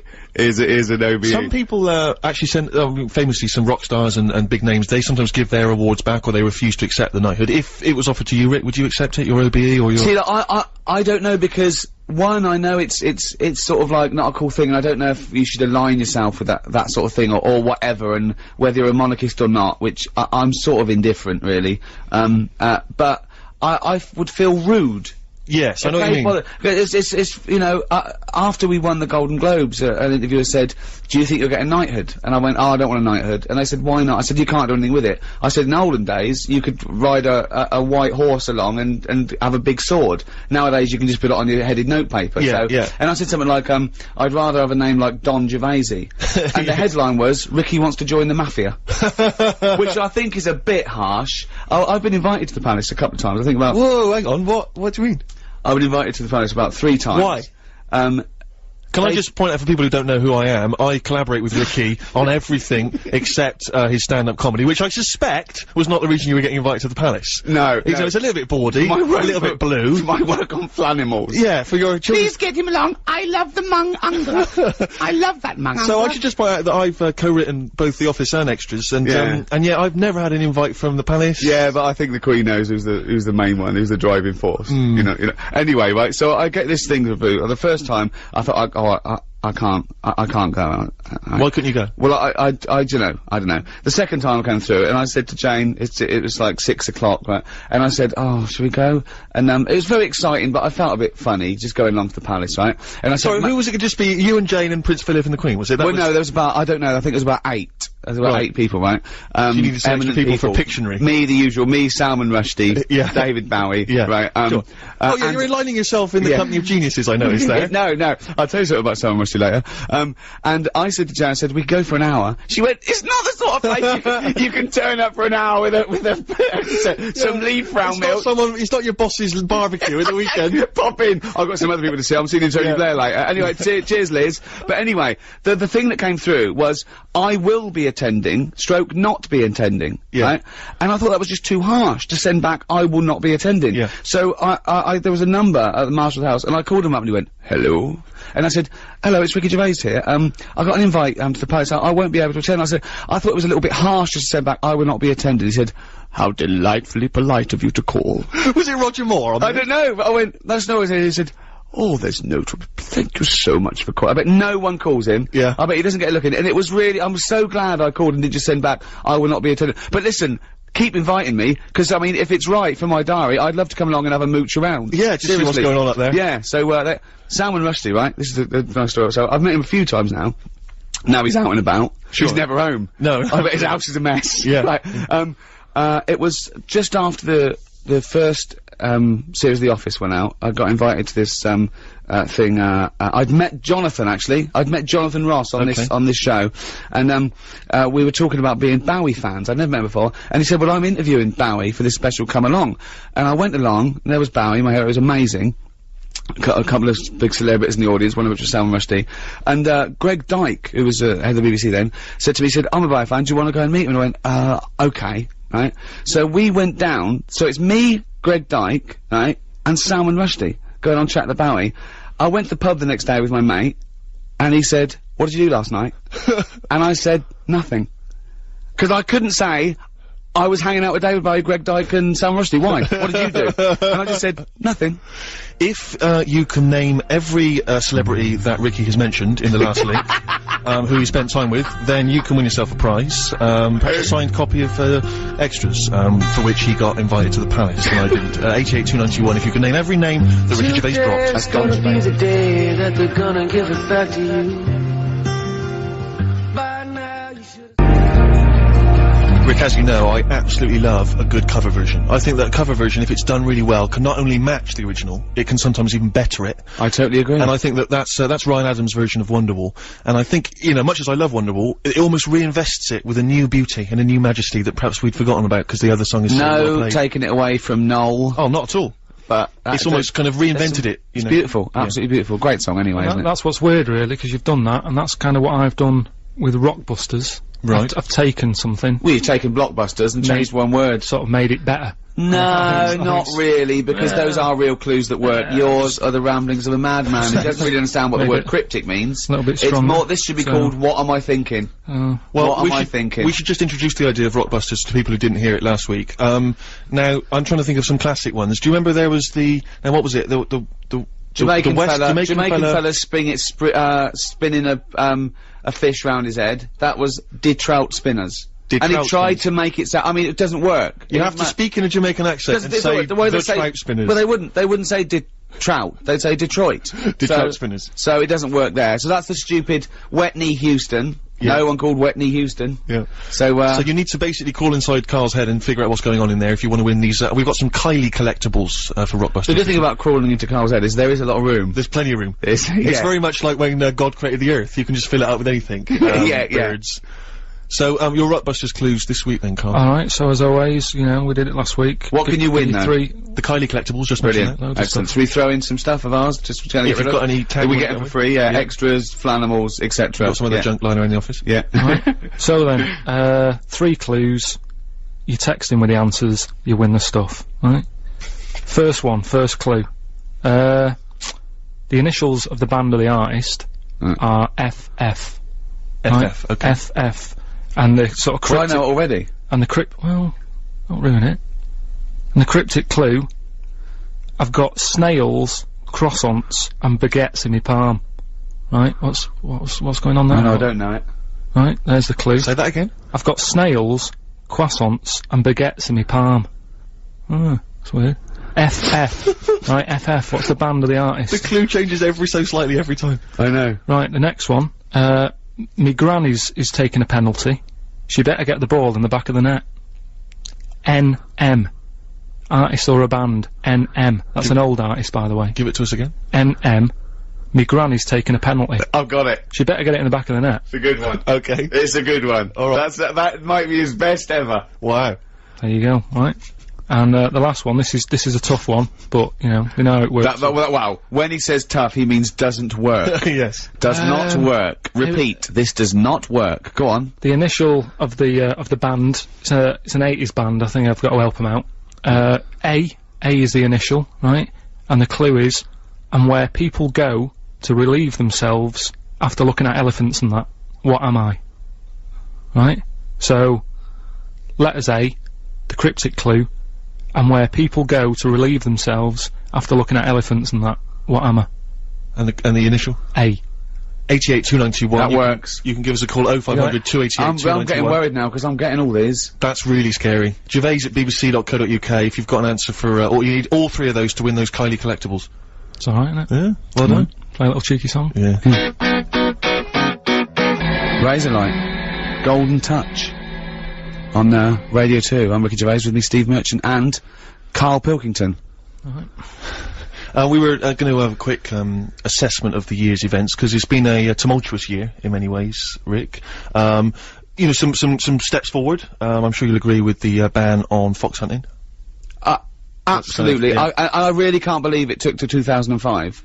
And then people moaning, we can't go and hunt fox. Oh, why not? You can't go and have a fox ripped to pieces. Oh, what do you want to do instead? I never understood it, because it was people getting up in arms, and it's a sport for them. It's a game, so it's like you can't play Yahtzee anymore. You've got to play Guess Who. Well, alright. And all this rubbish about, oh, well, you know, it's what foxes do. Oh, is it? Oh, but why do you like it? You wouldn't want a robot fox, because you want to see blood. My brother-in-law was doing this job, he's a driver, and he went to this sort of really posh school, and he was talking to someone there, they're into fox hunting and stuff, and he said, I don't agree with, just chatting, he said, I don't agree with fox hunting. They went, oh, why, are you a vegetarian? He went, no, I eat meat. They went, you eat meat, but you don't agree with hunting? He went, why, do you eat fox? Yeah. I mean, it's such a ridiculous argument. Are you pleased with that ban, Carl? What sort of? I don't think, you know, we should sort of any animal, should we? I totally agree. And yeah. sort of, you know, respect their place and that. I mean, I went on holiday once, right? Went into the sea, right? Was only up to my knees, right? Got stung by a jellyfish, right? Sure. And what I mean is, like, you know, the sea.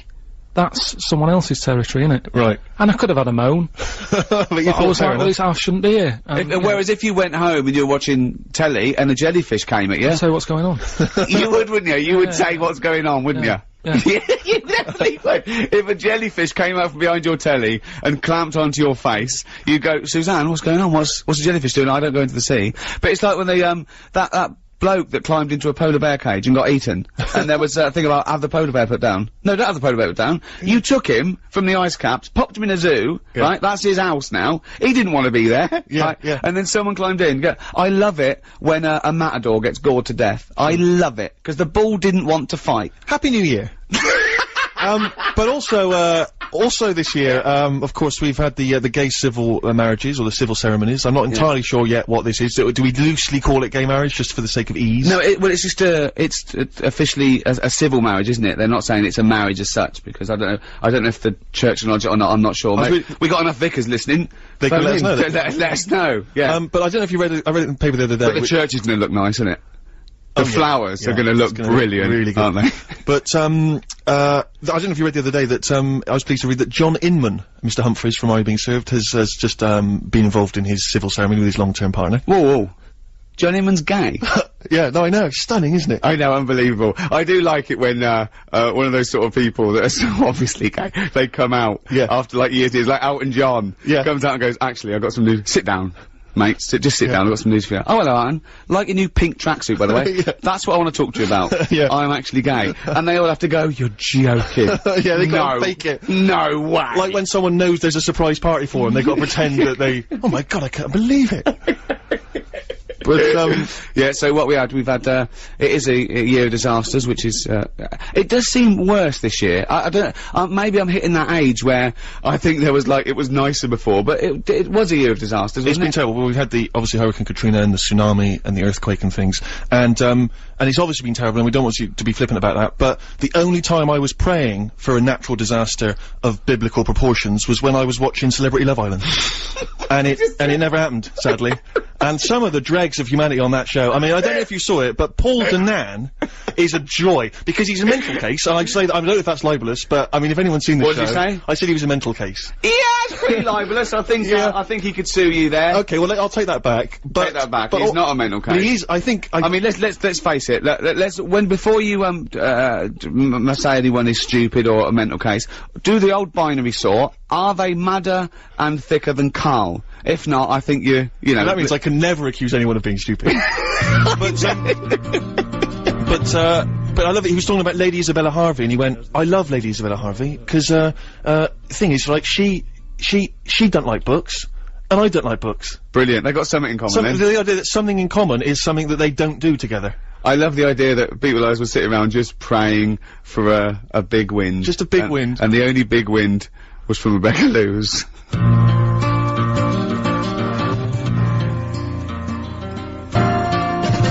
In the Ghetto by Elvis. That's one of the 10 songs that Karl likes. Yes. I mean, I've never met anyone who is I don't know, so underwhelmed by music and the plethora of No, I tunes. do like it. But it was said about when I got my iPod, which I absolutely love, okay, and I was downloading, I said it's got 10,000 songs, he went, what do you need that many for? He said, I like a Walkman. He said, you know, you're going for a walk, listen to that. He said, how long's the walk? When do you need 10,000 records? And he was trying to work with the ones he put on, and he got to about 7. And what do you like? You only like songs with a story. Mainly, a song that, you know, when you pop it on, you go, right, I'm gonna listen to this for however long it is, and you've got to check it all out. You can't just turn it off and fade it off, because you've got to hear how the story ends. But how many times can you hear the same story? I mean, it's a great tune, but it's not because it's a story, it's because the lyrical content, apart from the story aspect, and the beautiful tune, and the way he sings, and the production. No, it's not about that. Otherwise you just go, bloke, he born on the wrong side of the tracks, tries to nick a car, gets shot. I mean, that's... Yeah, but think about what you just said, and what I'm saying is, if you get up to, oh, he was born on the wrong side of the tracks or whatever, I'll turn it off now, you'd be going, oh, I wonder what happened to him. So you listen to it all. What other songs are there, songs with the story? There's one, Johnny Cash, when he's nicking a car from a factory. What happens there? I don't remember that song. He works in a car factory, and every day he's going, right, I'll nick a little bolt, right? Yeah. Then he nicks a wing mirror, and I think he nicks, like, a gear stick and that. So if you've got 7 songs that you like, I mean, it must be, what's your favourite song? But how could you do that? Because you haven't heard how that ended now, you see. I've just told you there what he was doing. Because you've probably got it wrong. I haven't. I know I assume everything you say is probably wrong. There you go then, you'll never know. And that will annoy you now. So, other songs I like, Rod Stewart, Killing a Georgie. Oh yeah, that's your favourite song, isn't it? That's good. Because it's, yeah. What's the story there? Just about a little gay fella goes to New York, because that's, like, I think it was in the 70s when, like, you know, if you were gay and that, New York was brilliant. Yeah. That was like, you know, where they all went and stuff. Had a good life there. His dad didn't, I think his dad kicked him out or something. No, I'm sure you're thinking of, Small Town Boy by Bronski Beat. I'm sure you're getting all these mixed up just because it's another little gay fella, as you call him. Anyway, he goes to New York. He goes to New York. He's having a wedding time. Yeah, having a good time in the 70s. Oh, you're right. His dad said, how can a son of mine not be straight? I take it all back, I'm sorry, yeah, you're right. Yeah. And, he goes to New York and that. They go out late, don't they? They have, like, late nights out and stuff. What do you mean? No, I just mean, you know, gays like to party and that, they know how to live, you know what I mean, they get the most out of life and that. Partying late. He was on his way home. I'm sorry, that's such a general Everyone goes out late and parties. What do you mean they like to go out late? No, it's just if you go in Soho in London, right, at like 5 in the morning, you think it was like rush hour. But you assume anyone who takes a bit of pride in their appearance is gay? Well, I mean, no, you can look after yourself and that without being a little gay fella, but I'm just saying that's what that song's about. Can I just say, anyone's offended by this, he means no harm, he doesn't know, he knows not what he says, really, everything from Karl is totally genuine, he's not having a go, you live and let live, don't you? He's a bit like Mork from Mork and Mindy. He hasn't got a prejudicial bone in his body, but go on then. Yeah, so, and then because he was out late, he was walking back and sort of, it's a bit of a sad ending, he gets attacked and that, but it's a good song if you want a song with a story. Rod Stewart, Killing a Georgie. Brilliant. Right. So. Well, I'm thinking maybe we should get people to just text in, just a few people, if they've got any songs they can recommend to Karl. We may be, getting played to him. Pinball Wizard. Pinball Wizard Love. That was a good one. That's about, blind fella. Right. Deaf, dumb and blind kid. Oh yeah, deaf, dumb and blind, right, but he loves pinball. I don't know if he knows what he's playing. No, it's just that, he's a pinball wizard, but, you know, if he's deaf, dumb and blind, does he know what game he's playing? Sure. Does he even bother putting money in it? Well, no, forget it. If you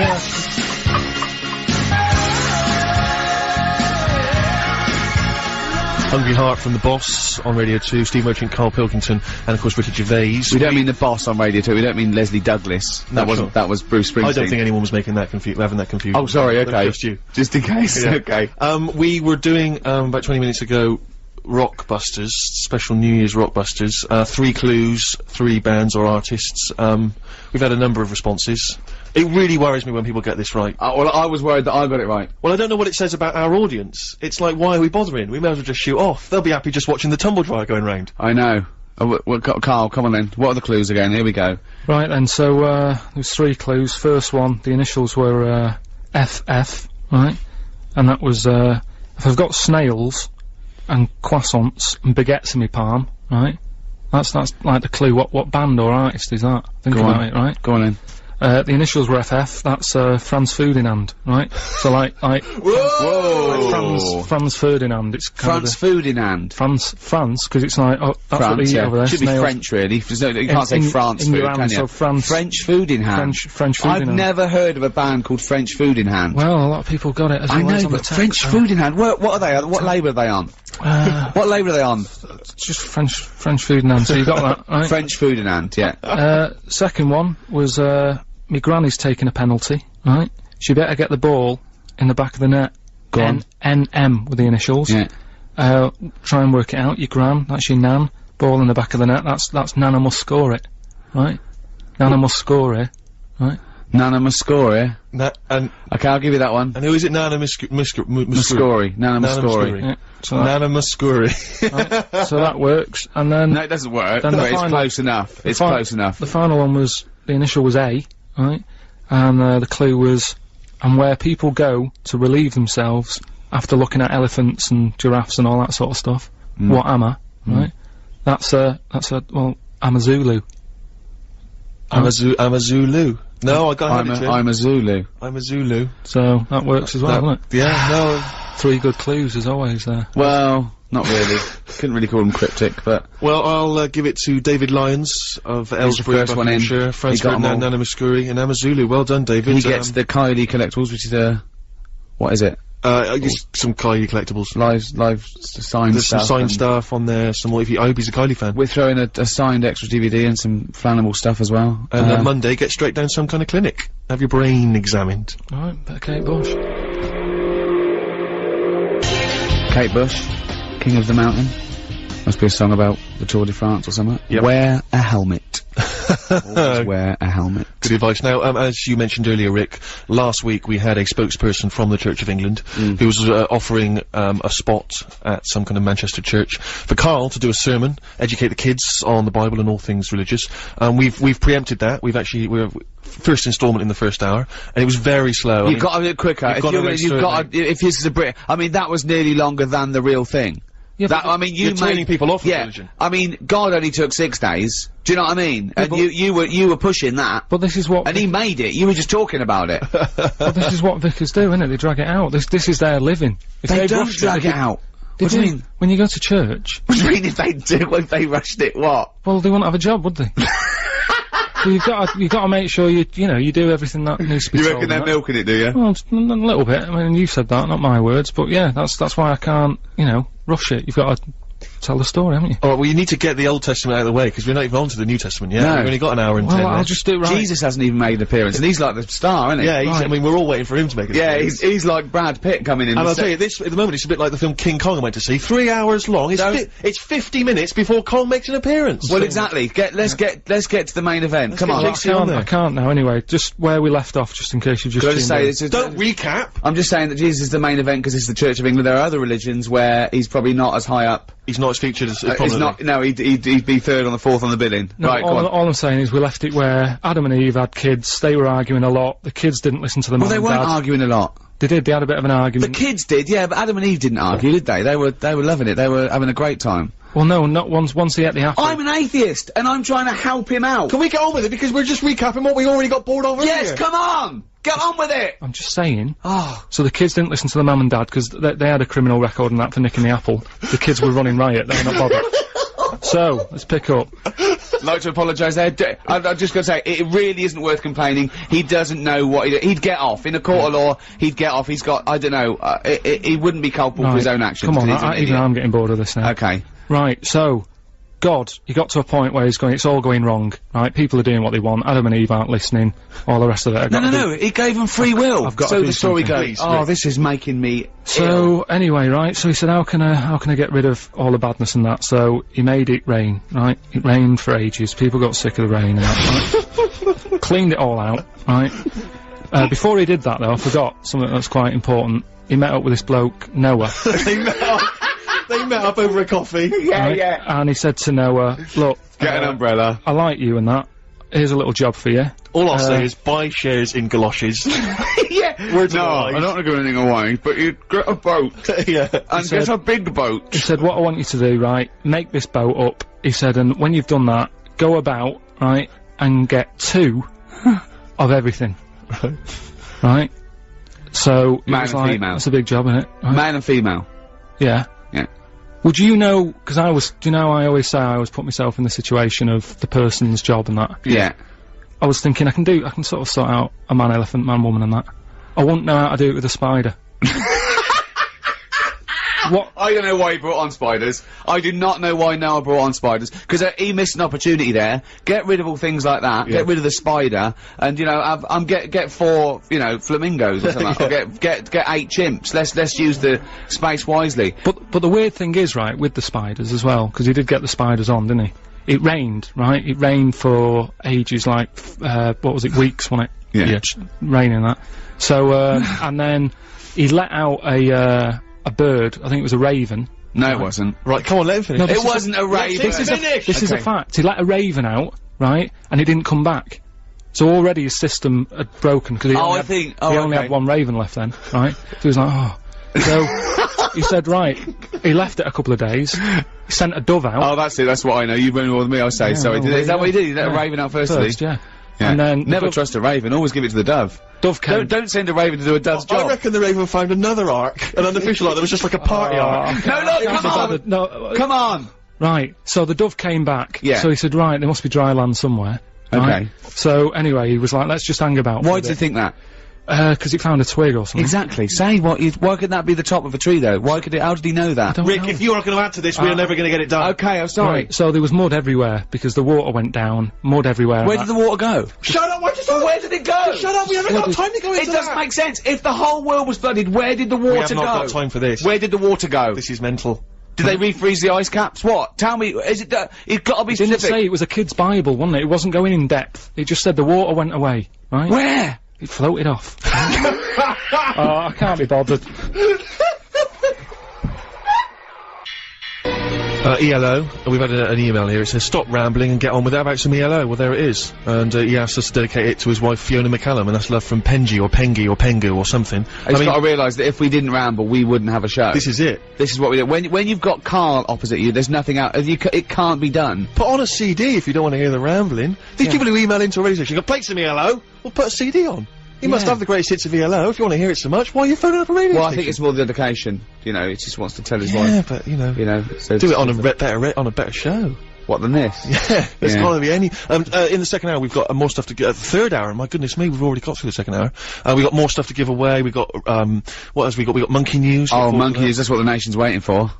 But, plus, Karl, we've got more of your, biblical, retelling. French food, you know. On 88 to 91 FM, this is Radio 2 from the BBC.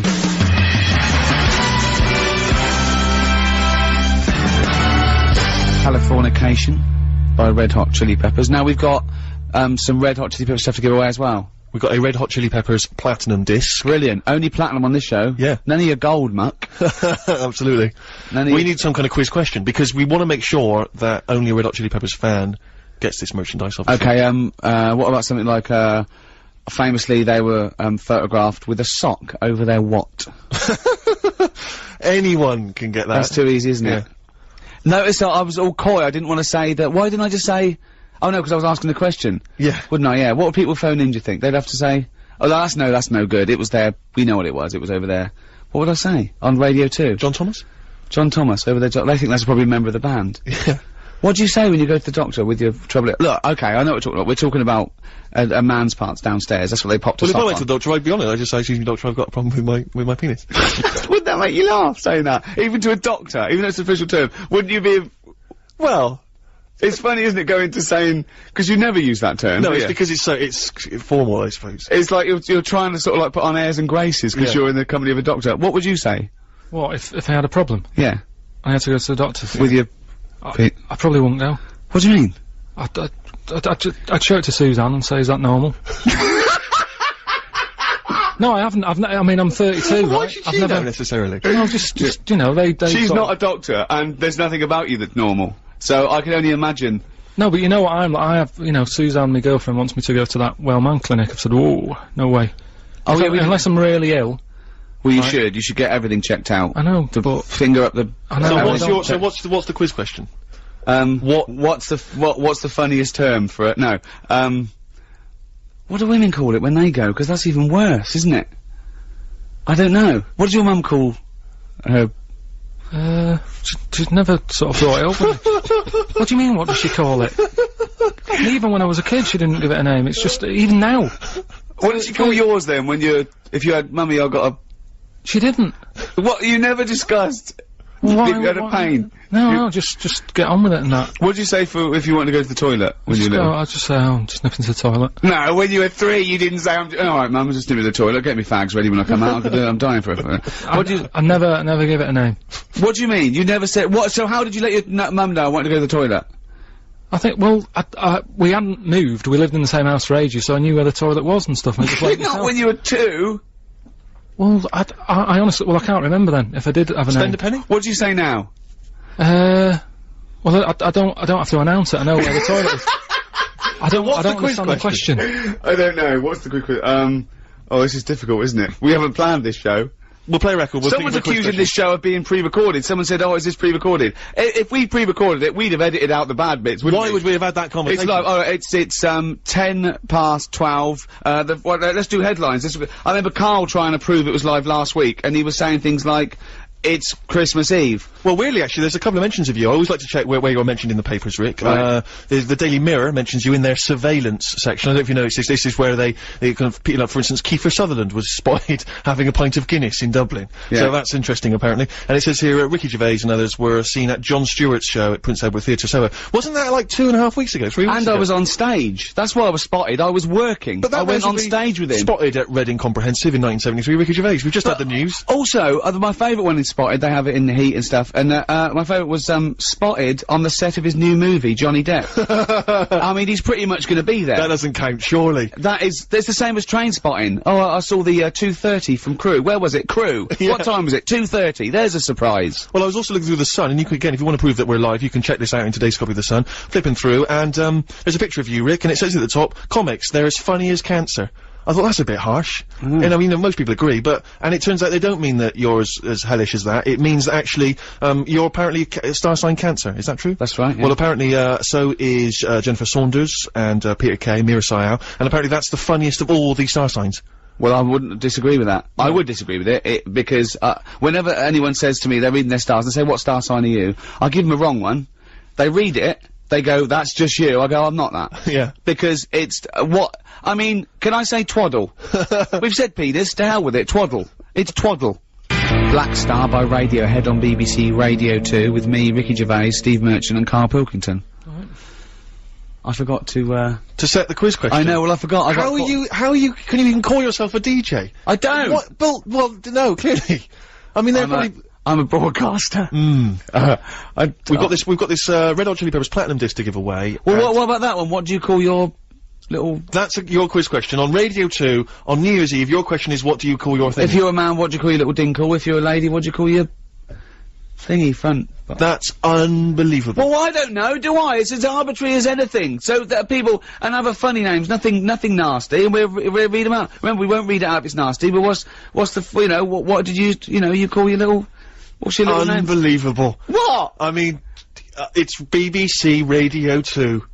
So? And that's the best you've come up with. Have you seen the dregs they put on these shows? I mean, people who couldn't get a job anywhere else. What are you talking about? It's top caliber broadcasters on this station. Who? I can't name off the top of my head. It's people who they don't want on Radio 1 anymore. That's true, isn't it? Alright, well, 88-291, 0500 288 291, or you can email gervais@bbc.co.uk. And what you research, I'm not even mentioning I'm not sullying my mouth. What do you call your little ding-dong, your little willy wanky woo? What'd you call it? What'd you call... Unbelievable. Well, but there's some... we learned something. And yeah. And we'll give away this platinum disc to, whoever's got the most droll, the most amusing, the most charming. After what do you call yours, another Bible reading. One of my songs of the year, it's Emily, by Stephen Fretwell. I really enjoyed that one. Beautiful. We are looking back at some of the big news stories of the year. Still to come, of course, I should just point out, we've got Monkey News. Oh, that's the big one. We've got the final part, it certainly is. We've got the final part of, Carl's sermon, and we haven't even got to Jesus Christ yet, so, you know, it's gonna be dynamite when that guy makes an appearance. Yeah. So we're all looking forward to that. He better, because if he doesn't, you've missed out on quite a big thing in the Bible. Well, anyway, go on. Plus, of course, you've just set this, possibly the worst quiz question I've ever heard on any radio station ever. Do you want to recap? What do you call your, little... Your little fellow or your little madam? Yeah, sure. Exactly. And you can win the, you can win the Being platinum disc. rewarded for that. Yeah. Being rewarded with sharing with the nation what you call your little thingy. Red Hot Chili Peppers platinum disc to give away. Carl, what have been some of the big news stories that have hit you this year? Oh, this is gonna be good. Well, I don't really watch the news, do I? It gets me down a bit. Sure. Sometimes, you know, you're better off not knowing. I sometimes wonder about, you know, the way we've got satellites and stuff, and you know what's going on the other side of the world. Should we know? You know what I mean? Does it do us any good? Right. Knowing stuff? So, I mean, you've That is mentioned... brilliant coming from Karl. Yeah. I mean, that's an amazing quote, isn't it? I mean, it's not we will fight them on the beaches, but, does it do you any good knowing stuff? It's pretty much what sums you up. I thought your New Year's resolution was to learn one thing a day. all I'm saying is, normally, when you see people who are brainy, they never look like they're that happy. Like who? Einstein, Hawking. They all look a bit, like, fed up and that. They've got loads of knowledge. Let's leave Hawking aside, with the way he looks, please. Look at You're Einstein. such an idiot, Karl. You're such an idiot. Look at Einstein, then. Well, yeah, yeah. Then look at me. I'm happy. Right? You have no reason to be, though. Anyway, And Einstein was happy. He was gallivanting around, he was having a laugh, he was going to parties, he was hanging out with Marilyn Monroe, he was loving it, he was inventing nuclear weapons, he was having a whale of a time. Anyway, all I'm saying He was, you know, hanging out with, what's his name, McFly? Right. It was brilliant. So, normally, I just pick up on the stories that sort of make me go, oh, that's quite interesting. Yeah. Right? Two that stuck out for me, in 2005. Blind people, not always using dogs now, they've got horses. Well, that's ridiculous, that's not true. What are you talking about? It is true. What do you mean? They're trying it out. People, you know, they've got guide dogs and that. Yes. They're sort of saying, why stop there? They're giving Well, do you know why? You can't get a horse in a library. Exactly. What? Because dogs can go into Tesco's with you, and go round to visit your auntie, and sit at your feet. What do you do with a horse? No, well, it just cuts out the middleman. If the horse knows where it's going, person gets on the back, off it goes. Oh, don't talk rubbish. Where did you read this? Where do you read this, I've got it printed off, I can show it to you. Oh, so it's the internet. Of course it was the internet. Yeah. I mean, when will you learn? But why is that such a mad idea? Because you haven't got the whole idea. I bet it is something. I bet there's a grain of truth to it, right? But there's no way that they're gonna be used like guide dogs. I mean, just think! I'll look at the news story during the next song and we'll get to the What bottom else? of it. What else? Well, there must be another news story that's got that. Yeah, there's another one. Go on. Chickens and that. Go on. A fella had a problem with a chicken, wasn't laying enough eggs and that. He got an axe, put it next to its little house that he was living in, panicked it a bit, laid loads of eggs. I don't know, how is that a major news story? No, it's not major, but it's interesting, isn't it? What? Frightening a chicken into laying an egg? Yeah. No, they're sort of the two things That's the only two news stories That's of the year that amazing. have caught your attention. I mean, that's plus monkey news, obviously, every week you keep up to date with monkey news. But what do you think about when you hear about that chicken? What? I don't think anything of it because it came from you, so you probably got something wrong.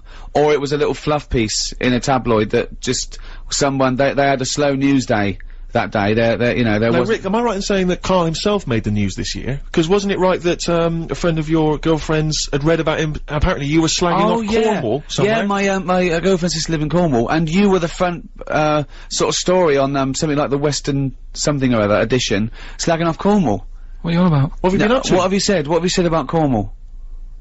I haven't said anything. I like Cornwall. Yeah, but you must have said something, or they wouldn't have they mentioned Karl Pilkington. You've been slagging off, apparently. I love Cornwall. I love going there.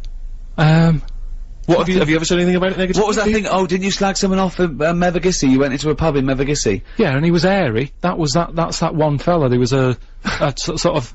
I went in there, and they're really friendly and everything in Cornwall. Yeah. If you're listening, Don't creep. No, but I like it. If I wanted to retire and that early, that's where I'd go and live. I wouldn't now. But I went there, right, in this little place called Mevagissey, and went into a pub, and the woman behind the bar was all friendly and going, it was around Christmas time, and she said, oh, what we normally do is like have a fancy dress and stuff. She said, yeah, I'll show you some pictures, right?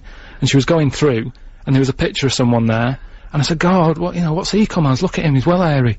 And she said, oh, he just works behind the bar, he wasn't dressed as anything. And he came out round the corner, hairy fella.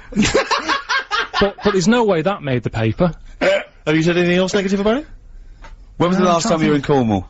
It was, we took someone for a wedding present, we took someone on holiday there for a week. There was a fella on the beach who, he worked in one of them huts, you know how they sell deck chairs and stuff. Oh, yeah. And I think that's a pretty nice job, especially in the summer, innit? The sun's out, you sat there, all you've got to do is talk to people, say, what do you want, 2 deck chairs, there you go, no problem, see you later. But this fella, right, I went in there, got the chairs, took them back, he was being really moody. He said, so you got a lot of sand on them. I said, well, there's loads of it out there. It's not a surprise that it's stuck on, and he had a bit of a moan at me. And I don't know if I've ever mentioned that sort of. Well, maybe he recognised you. But that isn't a diss. That's one person, isn't it? If you're from Cornwall and you've got any reason to dislike Karl. But there's not many people live in Cornwall. It's a very small community. I mean, no wonder they don't want to be part of us with people like you slagging them off. I love Cornwall. Got so do I. I think Cornwall's beautiful. You're an idiot. Don't. Anyone in Cornwall, do not judge the rest of the nation by Karl Pilkington. It's not fair. I sometimes wonder imagine if he's the one that archaeologists dig up in a million years' time and find some of his notes, and they measure the head and everything, and then some of the ramblings that he did. Do you know or if an alien comes down, it would just be him that they'd bump into. That would be just our luck, wouldn't it? I'll tell you what, though, talking of, like, education and that, I know I'm sort of not the brightest bloke knocking about and that, right? But I treat myself the other day to a new, mobile, right? And, going through it, getting used to how to send text and all that. And you know the predictive text? Yeah. So if you send a text, you type it in, and that sort of guesses what you're gonna write out, right? And it's new, so it doesn't really know me yet, right? And I was sending a text to someone to say something like, I ain't got a clue or something, right? Wrote ain't, right? A-I-N-T. Looked up at the screen to make sure that he'd written it right. That had written up biotechnology.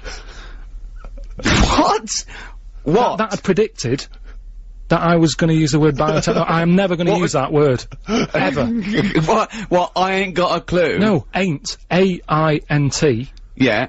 I wrote that, just A-I-N-T on the phone. Looked up. I love the fact that you've got a cleverer phone than you.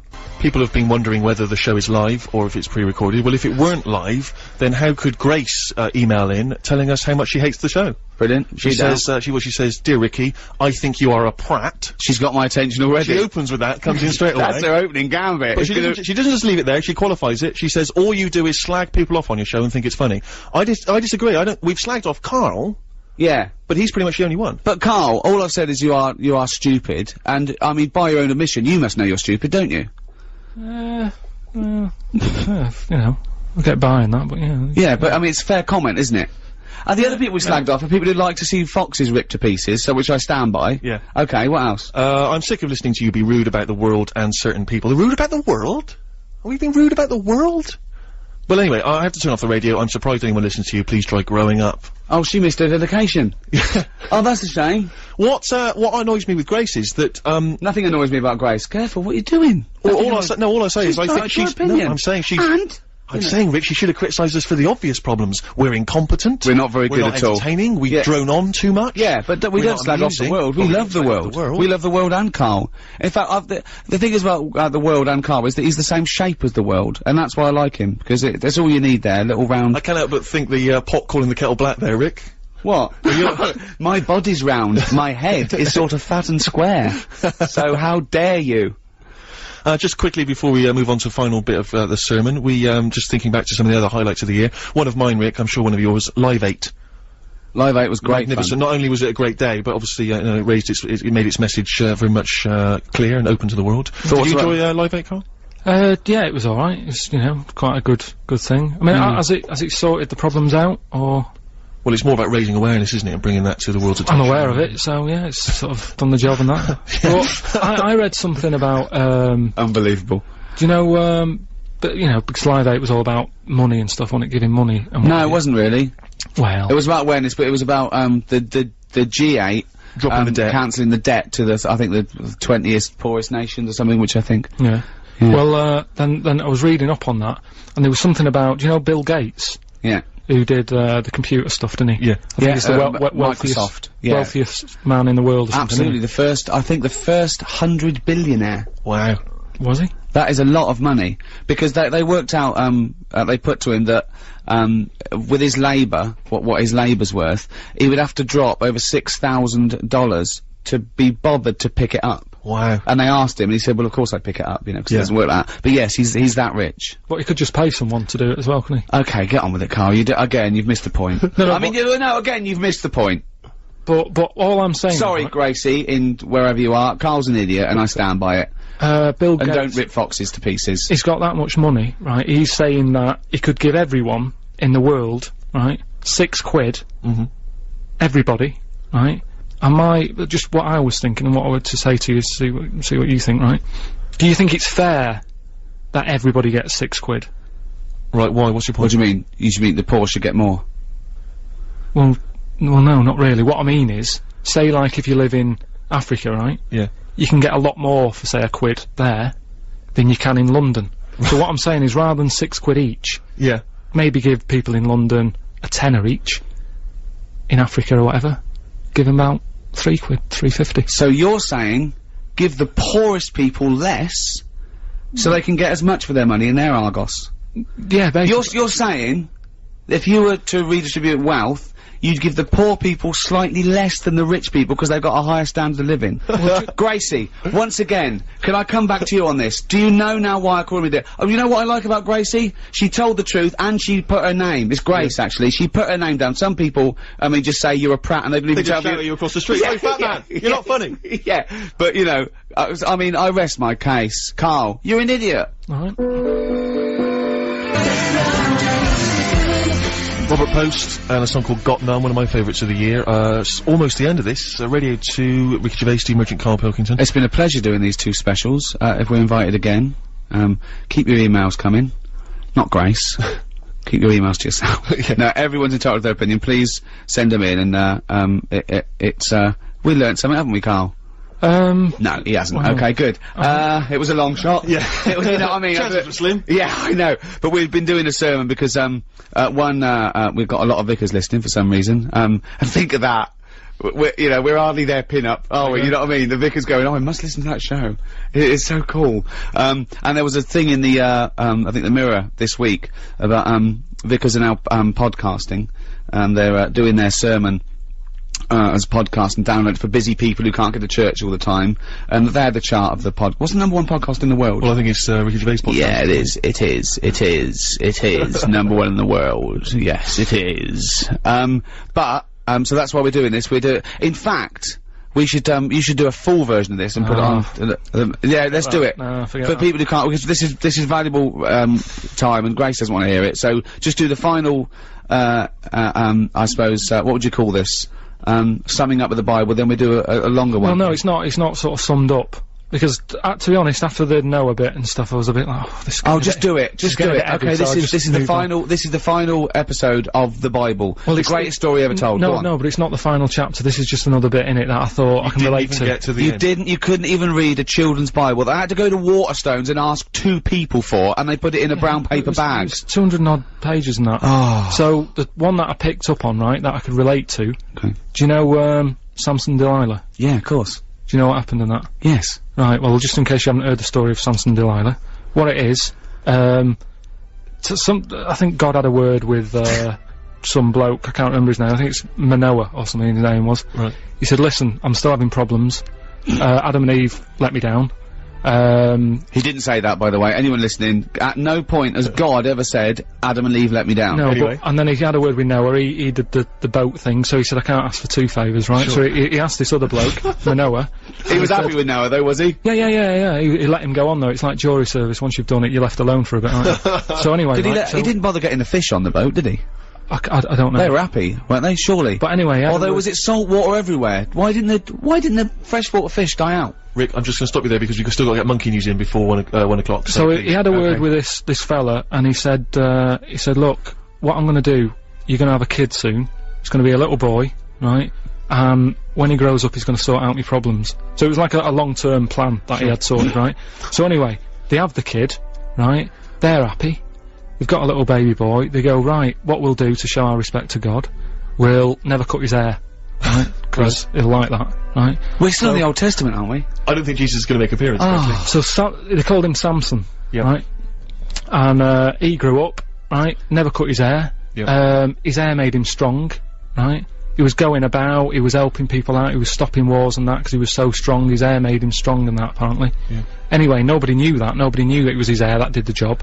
So, this is right so far, isn't it? I don't know the ins and outs. So anyway, what happened is, women are loving him all of a sudden. He's got nice long hair and that, he looks the part, he's stopping problems. Women are going, he's a good fella, isn't he, this Samson bloke? Like Stringfellow. Anyway. That's the power of pulling, is in Stringfellow's hair. That's why he never cuts it. Exactly. Whatever the decade, Peter Stringfellow never cuts his hair, because that's where the power lies. Anyway, he didn't realise he had this power until one day, he got up, right, did his hair and that, went out, a lion jumped out. He killed it with his hands, with his bare hands. Wow. Right? So again, Noah was a bit annoyed, because that's one of the ones that he saved. But anyway, right, so he goes, I can't believe this power I've got, right? I'm gonna, like, sort out the world's Didn't the lion have long hair, though, as well? Well, no, we'll just what? No, but, you're always picking on to be honest, though, that's as far as I got, anyway. So... That's it. So if you were interested by those, you can buy the Bible in all good bookshops and read the rest. Is that what you're saying? Or any religious book. Yes, we don't remember the Torah, the Quran. Somewhere Only We Know by Keane on BBC Radio 2. Right, it's that time again. It's what the nation's been waiting for. Yeah. Oh, chimpanzee that monkey news. Right, this is something that I do know about. All right, if monkeys have been up to anything in the world, this is what I'm on. Do you know? This is what I'm on top of this. This one, it's pretty recent. Monkey was knocking about New York. Right? He got locked up for like nicking stuff and all the rest of it, right? Anyway, that's the part. I don't know where I'd point this. Well, hang on, Steve, does that? But you know what I mean? If that's the opening gambit, if I don't come in there, when do I come in? Right. You know I mean, if I don't pick him up on that, when do I come in? Steve, I can show you the original. Nicking stuff. Anyway, so he worked on a plan to escape. Oh, shut up! Right, and he'd worked it all out. He saw the bloke with the keys and that. How do we know this? How do we know this? This isn't even the main bit of the story. I wouldn't even worry about it. Because please. No, because he's embellished and it's. So anyway, I said this before. I'm going to say it now. You do not interrupt the news. It's the news. So anyway, right. So the monkey gets out. He's roaming about free. Word gets out that he's escaped and that, right? The copper, I think his name's P.C. Wilcox of NYPD, right? Police Constable Wilcox of the New York Police Constable Wilcox. Leave it. Yeah. We've only got a few minutes left, please. Dixon of Queens. So he got a call to sort of assist, you know, this monkey roaming about. P.C. Wilcox of the New York PD. Ricky! Because they were having problems catching it. Right? So he was called in. So he was out on his motorbike looking what's going on. Anyway, cut a long story short, he manages to catch up with the monkey. Right? Why did the monkey have a car? He got it in like a little alleyway. Why did the monkey steal a car, Carl? Anyway, so he had him, he gave him the rights and everything, you know, everything he used to say and all that business. He said, whoa, Steve. Monkeys don't talk. So Carl, monkey, he didn't need to say anything you say, maybe take it down. So anyway, Carl, look Steve, at me right? as well. No, Carl, I'm just telling Steve because he's listening. But, Carl, think what you're saying. Put stuff down. So anyway, the cop, you know, the monkey's like, fair cop, right? He's on the back of the motorbike being taken back to the station. Yeah. Oh, God! Anyway, Wilcox gets a call on the radio, saying, you know, listen, there's been another problem. Oh no. Right? Will you? There was a diversion. There was a gang. There was a gang. Right? Oh. So he said, "Can you go and sort it out?" And he's like, "Well, I've got a monkey on my back." He said, "Well, take it with you." Was he on drugs? So anyway, isn't that what junkies say? So he goes down to the scene where it's all kicking off. Monkey's just sat on the motorbike, thinking, "I'm not going to try and get away. It'll just make the matter worse." Right? He's sat there. The gang. Hold on, was he wearing a crash helmet? The gang, sort of, you know, he saw all that going off. Copper goes up. Sorry, was this a gang of humans? So anyway, it's kicking off, right? There's a gang, and they're all having a fight and what have you. Anyway, it gets out of hand, because Wilcox, even though he sort of helps out the person who was being beaten up, he walks off, the gang starts picking on the copper. Oh, no. So, the monkey thinks, best help out here. Oh, God! So he goes down to the He goes up, Oh, right? no. Anyway, cut a long story short. Yeah. They let the monkey off. He got keys to the city. Steve, How did he help out the policeman? have a look at that. Have a look. There's the facts. It's not facts. It never happened. That's the fact. I mean, everything about it's wrong. Everything about it is nonsense. Steve. Well, all I say is there's a picture here of a monkey brandishing a gun. If that's not truth, if that's not fact, Have a look. then there it is right there. What is it? Should we have some real news? Wow.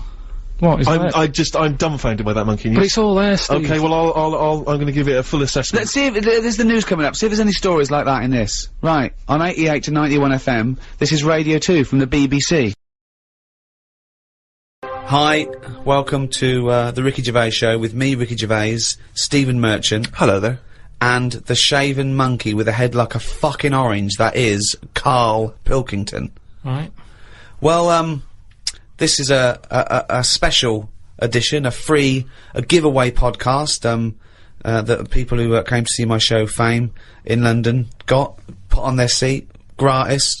Thanks for coming. Well, unless you didn't even come and still got this free. Unless someone went and said, I don't want it, it was rubbish, and gave it to you, you're listening to it for free. Or, you've sort of downloaded it illegally. It was free anyway. Oh, forget it. We've been away for a while, now we're back together. The old team. The old team back together, in a little room, in central London. Karl, looking back on the year, what's happened? I remember last year the most memorable thing that happened was you saw a grub eating a biscuit. So, that was a highlight. That made it into his diary. Yeah. So, what's the big thing of this year? What's the big thing so far of 2007 that, if I say 2007, you'll go, oh yeah, that was the year that... You know, in 10 years' time... years to come, yeah, I'll go, remember 2007? You go, of course I do. It was the year that... I haven't really been following what's going on because of other like personal. Well, yeah. issues. What's the big? Okay, what's the big thing? My boiler's playing up still. Sick of it. Your what? My boiler. Your boiler? The boiler that heats the water up and stuff. Which it doesn't. You know what I'd do in that situation? I'd instantly get a repairman out to sort it out. Done that twice. It was 80 quid for him just to say, it looks like you need a new one. Why did you get a new one then? Call out. Because then you wondered, are you meant to believe him or is he out to sort of... Well, he's the expert. Yeah, but is he? It's like you're meant to get a second opinion, aren't you? Like. So that was the first time then. So what was the second time? Who came out the second time? Same fella. And what did he say? Well, I thought you were going to get a second opinion. I know, yeah, but and I also called up the company and they just sent him again because it. Well, call a different company. What was his second opinion? 80 quid. I undercharged you. It's 150. No, because they must look in the book and sort of go, oh, you know, Harry went round there or whatever, and they must think, well, he went there last time, so he knows the situation. Yeah. And got the same fella again. Well, so and got the same opinion, I assume. Same answer, yeah. Well, so okay, so it's so twice you've called someone out. They said you need a new boiler. He had the overalls on, holding a monkey wrench again. He came in a van. Yeah. He charged you. He's the professional. Why haven't you got a new boiler? Because then he went on to say that, you know, it's a dangerous setup I've got. It shouldn't be set up the way it is. It's dangerous. Something about gas leaking out of it. He said, you don't sleep close to this, do you? And it's like, well, the bedroom's there. It's not a big flat. You've seen it, Steve. Yeah. Everything's en suite, isn't it? So he went on to say... Everything's en suite! So anyway, he's just sort of said, look, you know, he doesn't want to touch it. He said, you need to get someone in who can sort this out for you, but... What, and it took him 2 visits, 160 quid to figure that out? Yeah. This is what they do, isn't it? Yeah. So what's his advice? He just said, you know, there are people out there who will touch it if you pay the right money. Well, okay, so you're going to get an expert in who does this thing and sorts it out, so... Well, no, I called up my dad. Oh, yeah. He always knows someone who can sort stuff out. And he said, one of your cousins is a boiler man. And, yeah, they're coming round, but I've never met them. And it turns out that person, because like the whole family, you know, I'm not into sort of keeping in touch with people. Sure. I haven't spoke to my brother for like, I don't know, 12 years and sister about 15 years and that. So the idea of this cousin, who he might as well not have said he's my cousin, because I'm not going to know him anyway. I mean, that last fella, Harry, might as well have been related. So they're going to turn up, and now it turns out that because they haven't seen the rest of the family, they're going to like use this as a reunion. Oh, what? So they're all going to come round whilst they're all coming round whilst he fixes the boiler. Yeah. And I hate it. I hate family things anyway. So they're going to come round and just look at you? Well, yeah, apart from the one who's fixing it, he'll be fixing it, and the others will just be sat around, sort of going, so, how have you been? It's like, well, where do you start? I haven't seen... seriously, I mean, they are strangers. When they buzz, I could be letting anyone in. They buzz the door. And so you're going to entertain them all in your flat? Well, I said to my dad that I might just say that I've got to go to a meeting, let them in, and then shoot off. I love that. So now they're strangers that you're letting in your flat and you're not even being there. That's the best thing. That's the security. Now, Karl says he remembered this year for his boiler being a bit of a pain, but now everyone knows over the past sort of like few years, my big pet project hasn't been my own career, it's been get Karl famous. Yeah. I want people to recognise him in the street, come up to him and say, you bald-headed mank twat. Make his luck. Well, let me tell you now, Rick, I've been out and about, and a lot of people have said to me, they've come up to me and said, has Karl Pilkington got a head like a fucking orange? Well, and I've had to instantly confirm the answer to be yes. Well, I'm in America quite a bit, and it doesn't matter when I'm talking to David Bowie, The Simpsons, all these people on 24, all these people who have got these amazing careers and lives say, is Karl Pilkington really like that? I say yes. He's not 2 short planks, he's 3 or 4 fucking short planks. Thick but short but thick fucking planks. lumps of thickness. But he's had a call. He had a call recently from a film company asking him if he's got any ideas for movies. Now, how desperate, in what dire straits must the British film industry be that they're going, well, they're turning to cover, yeah, we need Karl Pilkington. We have hit rock bottom. And he went along for an interview. So what, and you went in and you... I went along and, had a meeting, in a cafe. And, they just said, right, you know, got any ideas? And, sort of said, you know, what are you thinking? What sort of thing are you after? Are you after action? Thriller? Whatever? Because you can provide any of that. I love that he's playing it cool, like you've come to the right person. My time's precious, what do you need? Yeah, I'm Karl Pilkington, they call me the movie doctor, what do you need, Papa? So, thought of this idea sort of on the spot. Good. That'll whiz by 'em.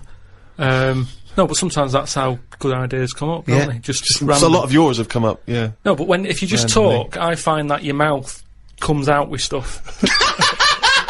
Right, there's another quote. Right. There is another quote. If you talk, your mouth comes out with that to me stands along with what were those things in Gremlins called? Does your brain rule you, or do you rule your brain? No, but what I mean, if you sit there and try and use your brain to do it, right, it doesn't work the same. Just keep talking. Just keep your mouth talking, and eventually it will come out with something pretty good. That is exactly what Plato said. So anyway. Aristotle, he said, sit down, I've got an idea for you.